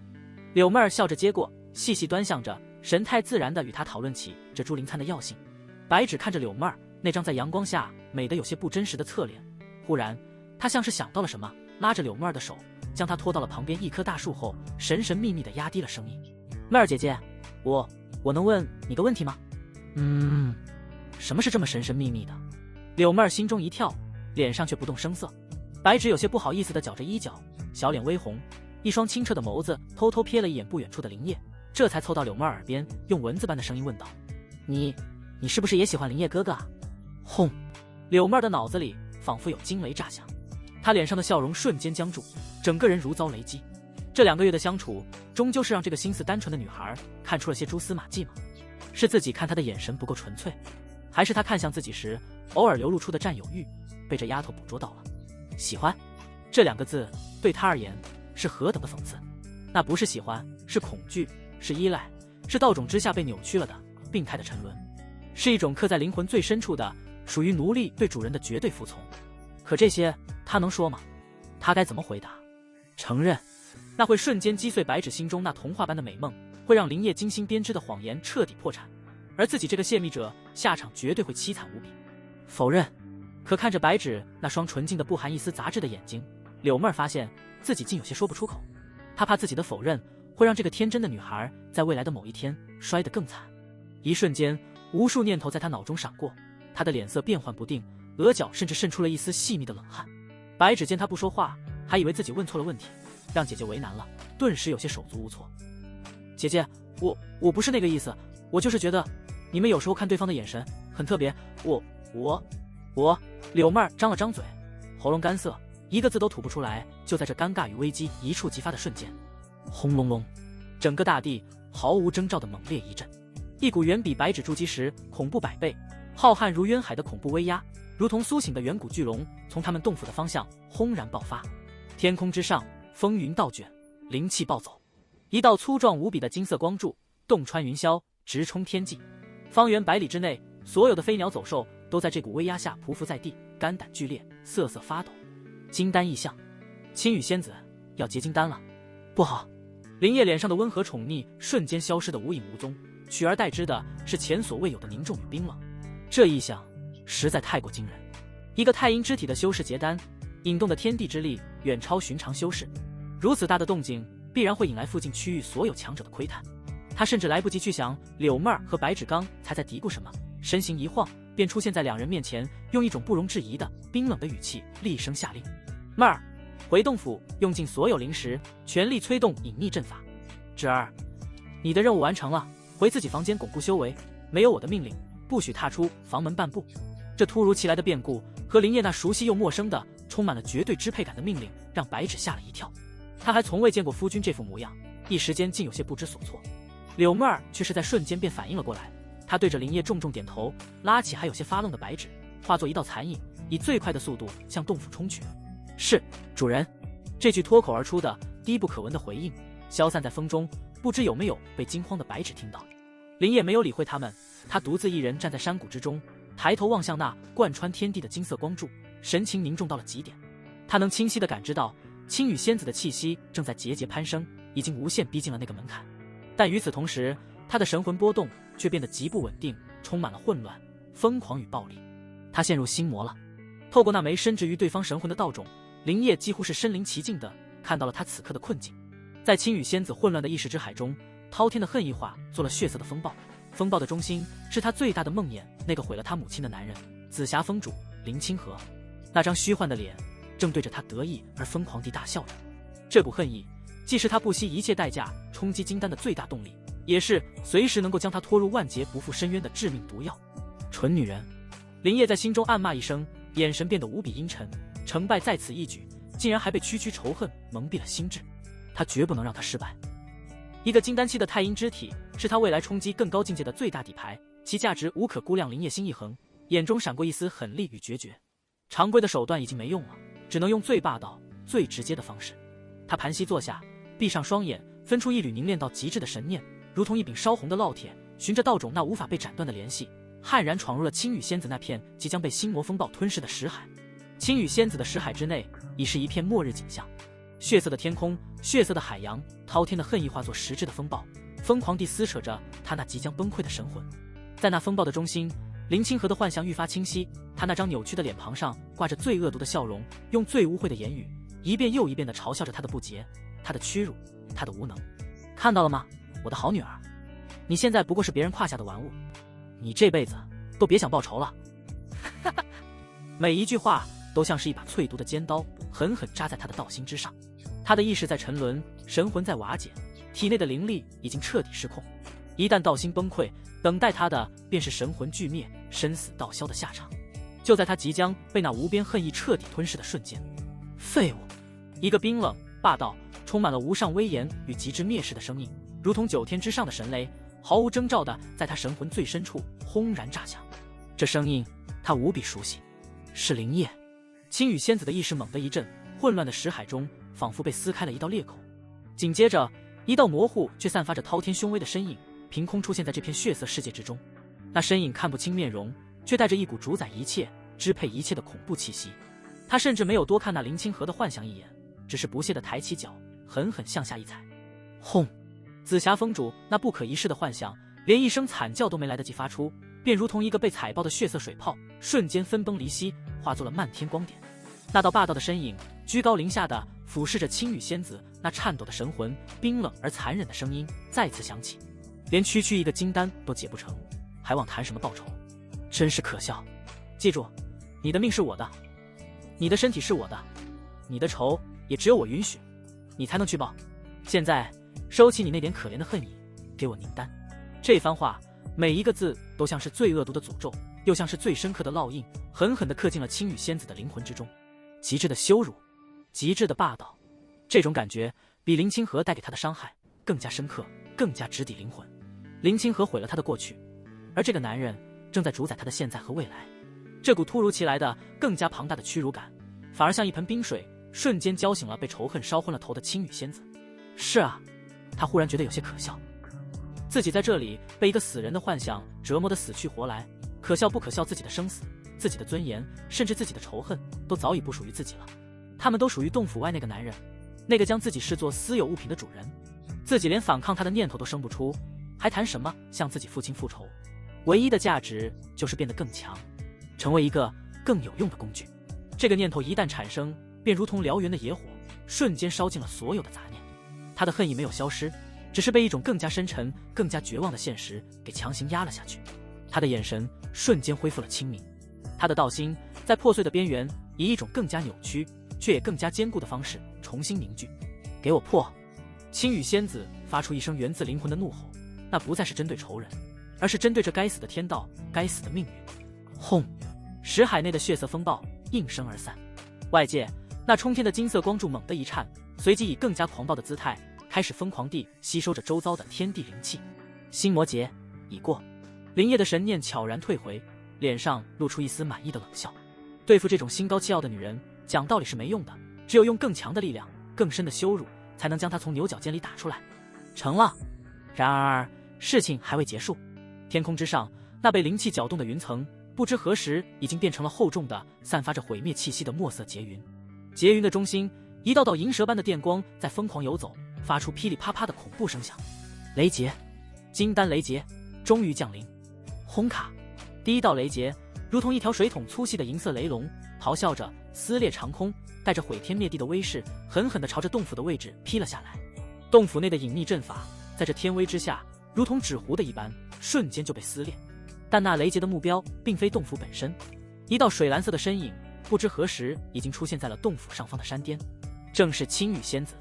她长发飞舞，裙袂飘飘，在那狂暴的天地之威下，竟如同一朵风雨中傲然独立的青莲。她抬起那张绝美的脸庞，仰望着那道落下的雷龙，眼神中没有恐惧，只有一片冰冷的死寂。她素手一扬，那柄陪伴她多年的灵剑灵霜发出一声清越的剑鸣，冲天而起。一道道玄奥的剑气在她周身缭绕，最终汇聚成一朵巨大的晶莹剔透的冰莲虚影，将她牢牢护在其中。轰！雷龙与冰莲悍然相撞，震耳欲聋的巨响传遍了方圆数十里，狂暴的能量余波将整座山头都削去了一层。冰莲虚影剧烈地晃动了一下，上面布满了蛛网般的裂纹，但终究是没有破碎。青羽仙子的嘴角溢出了一丝鲜血，但她的眼神却变得更加明亮。成了！她心中涌起一股豪情，这便是金丹的力量。然而不待她喘息，天空中的劫云翻滚得更加剧烈。轰咔轰咔！第二道、第三道雷劫比第一道更加粗壮，更加狂暴，接踵而至。青羽仙子脸色一白，不敢有丝毫大意，将体内刚刚凝聚的金丹雏形催动到了极致。无数剑光冲天而起，化作一道道剑气长城，迎向那煌煌天威。山谷中，林烨抬头看着这一幕，眼神平静。太阴之体本就是最顶级的道体之一，底蕴深厚，再加上他那柄玄阶上品的法剑，只要道心不失，度过这常规的金丹雷劫，问题不大。他现在要考虑的是另一件事。如此大的动静，恐怕已经惊动了不少人。他神识散开，果然在数十里外的几个方向，已经有几道强大的气息正在飞速向这边靠近。有妖，也有人。林烨的眼中闪过一丝冰冷的杀机，他不再关注天上的雷劫，身形一晃便消失在了原地。天空之上，雷声滚滚，剑气纵横。青羽仙子已经接连扛下了6道雷劫，浑身浴血，气息萎靡，但他的眼神却愈发坚定。只要再扛过最后3道，他便能逾越龙门，从此踏入一个全新的天地。轰隆隆！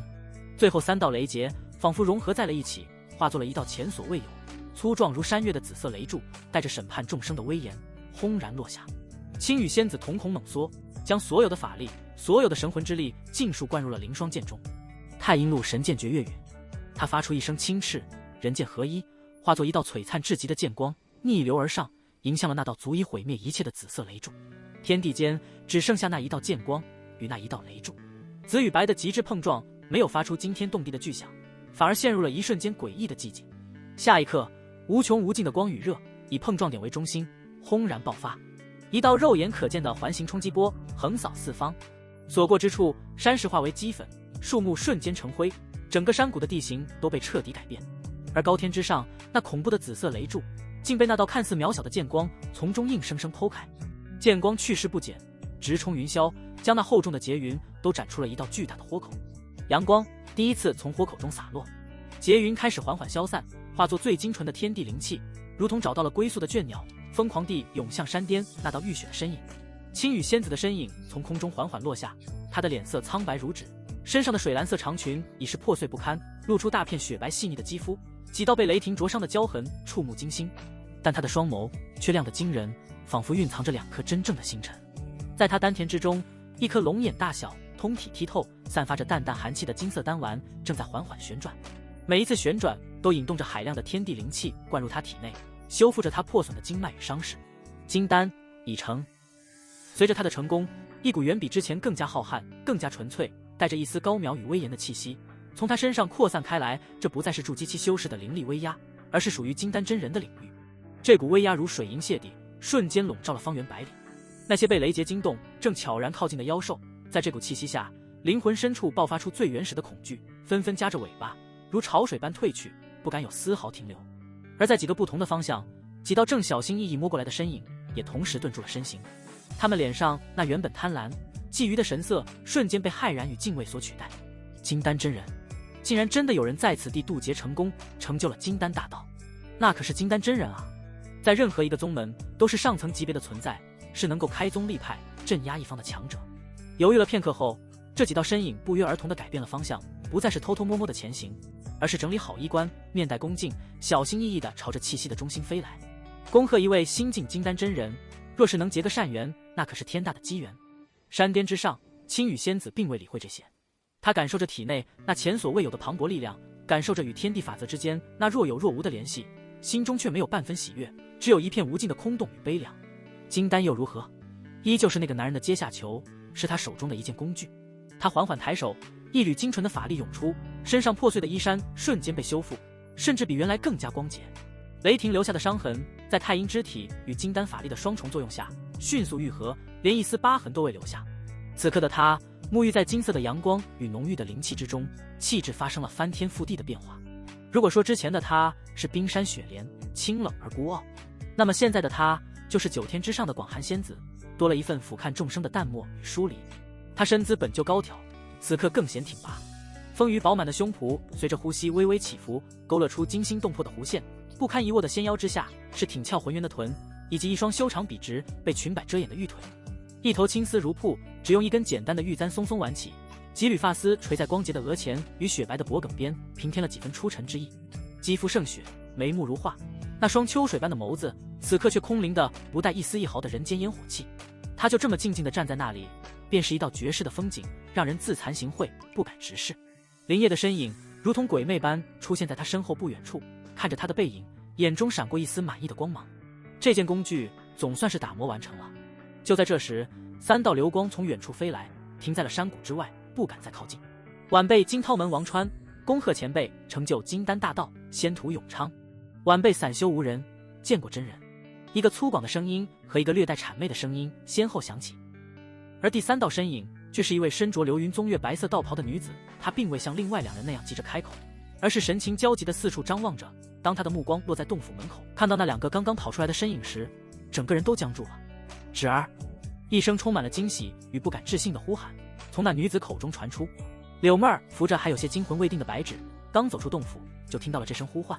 白芷茫然地抬起头，当她看清那女子的容貌时，一双美眸瞬间瞪得滚圆。是，师傅。来人正是流云宗的外门长老苏晴烟。这是一个看上去约莫30许的美貌妇人，岁月似乎格外偏爱她，并未在她脸上留下太多痕迹，反而为她增添了一股少女所不具备的成熟风韵。她生着一张温婉的鹅蛋脸，柳眉凤目，琼鼻樱唇，组合在一起说不出的妩媚动人。然而最引人注目的还是她那堪称犯规的身段。月白色的道袍本是宽松的款式，穿在她身上却被那夸张的胸脯撑得鼓鼓囊囊，仿佛随时要裂衣而出。行走之间，那对傲人的峰峦随之晃动，带起一阵惊涛骇浪，让人不由得担心她纤细的腰肢是否能承受得住这等重量。道袍之下是丰腴浑圆的臀部，勾勒出一条惹人遐思的曲线。用林业的眼光来看，这简直就是一头极品大奶牛，而且还是熟透了的那种，一看就是好生养的类型。苏晴烟哪里还顾得上什么金丹真人，身形一闪，便落在了白芷面前，一把将他拉入怀中，上下打量着，眼眶瞬间就红了。芷儿，真的是你？你没死？太好了，太好了！他激动得有些语无伦次。你知不知道，你失踪之后，为师有多担心？我找了你许久。白芷被他那柔软宏伟的胸怀包裹着，一时间有些喘不过气，小脸涨得通红，但心中却涌起一股暖流。师父，你师兄呢？苏晴烟忽然想起了什么，连忙问道。白芷的眼神暗淡了下去，低声道：师兄他为了保护我，已经死了。苏晴烟身体一僵，眼中闪过一丝哀戚，但随即又被找到徒弟的喜悦冲淡。他拍了拍白芷的背，安慰道：人死不能复生，你活着就好。咦，你的修为筑基了？他这才发现自己徒弟身上的气息赫然已经是筑基初期，这怎么可能？他失踪的时候才练气啊，这才过去多久？是林烨哥哥帮我的。白芷下意识地看了一眼不远处的林烨，苏晴烟顺着他的目光看去，这才注意到林烨以及他身边那个媚骨天成的柳妹儿。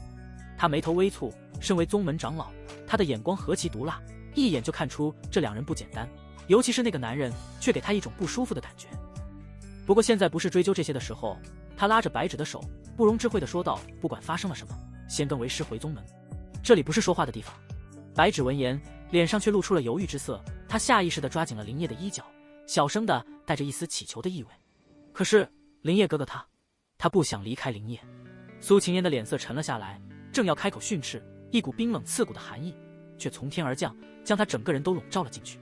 他骇然抬头，只见那位新晋的金丹真人不知何时已经飘到了他们上空，正用一种不带丝毫感情的空灵淡漠的眼神俯视着他。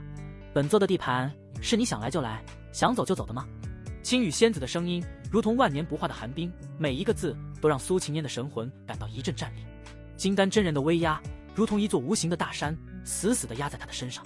苏晴烟的额头瞬间渗出了冷汗，完了，自己刚才光顾着找徒弟，竟然冲撞了这位前辈。就在这气氛紧张到极点的时候，林烨却忽然笑了。他上前轻轻拍了拍白芷的手，用一种温柔的能滴出水的语气说道：芷儿，你师父来接你了，是好事，你先跟他回宗门吧，安顿下来，等我处理完手头的事情，随后就去流云宗找你。林烨此话一出，在场的所有人都愣住了。白芷抬起那张挂着泪痕的小脸，难以置信地看着他。林烨哥哥，你不要我了吗？在他单纯的世界里，林烨让他跟着师父走，就等同于抛弃。一想到要离开这个给予了他所有安全感和甜蜜的男人，他的心就像被一只无形的大手狠狠揪住，痛得无法呼吸。柳妹儿也是一脸错愕，她完全想不明白，主人为何要放走这块已经吃到嘴里的，而且还是闭目灵体的绝品美肉，这完全不符合他雁过拔毛的性格。天空中的青羽仙子那双空灵的眸子也微微波动了一下，视线从苏晴烟身上转移到了林烨的侧脸上，带着一丝探究。就连被金丹威压得几乎喘不过气的苏晴烟都感到了意外。他本以为会有一番波折，甚至做好了低头赔罪、付出代价的准备，没想到这个看上去与自己徒儿关系匪浅的男人，竟然如此通情达理。林烨迎着白芷那受伤的目光，心中暗笑，脸上却是一片温柔与宠溺。他伸出手，轻轻擦去他眼角的泪水，动作轻柔的，仿佛在对待一件稀世珍宝。傻丫头，胡说什么呢？你师父是宗门长老，你跟着他回去才是最安全的，总不能一直跟着我这个散修在外面风餐露宿吧？他的声音充满了磁性，带着不容置疑的安抚力量。听话，先回去。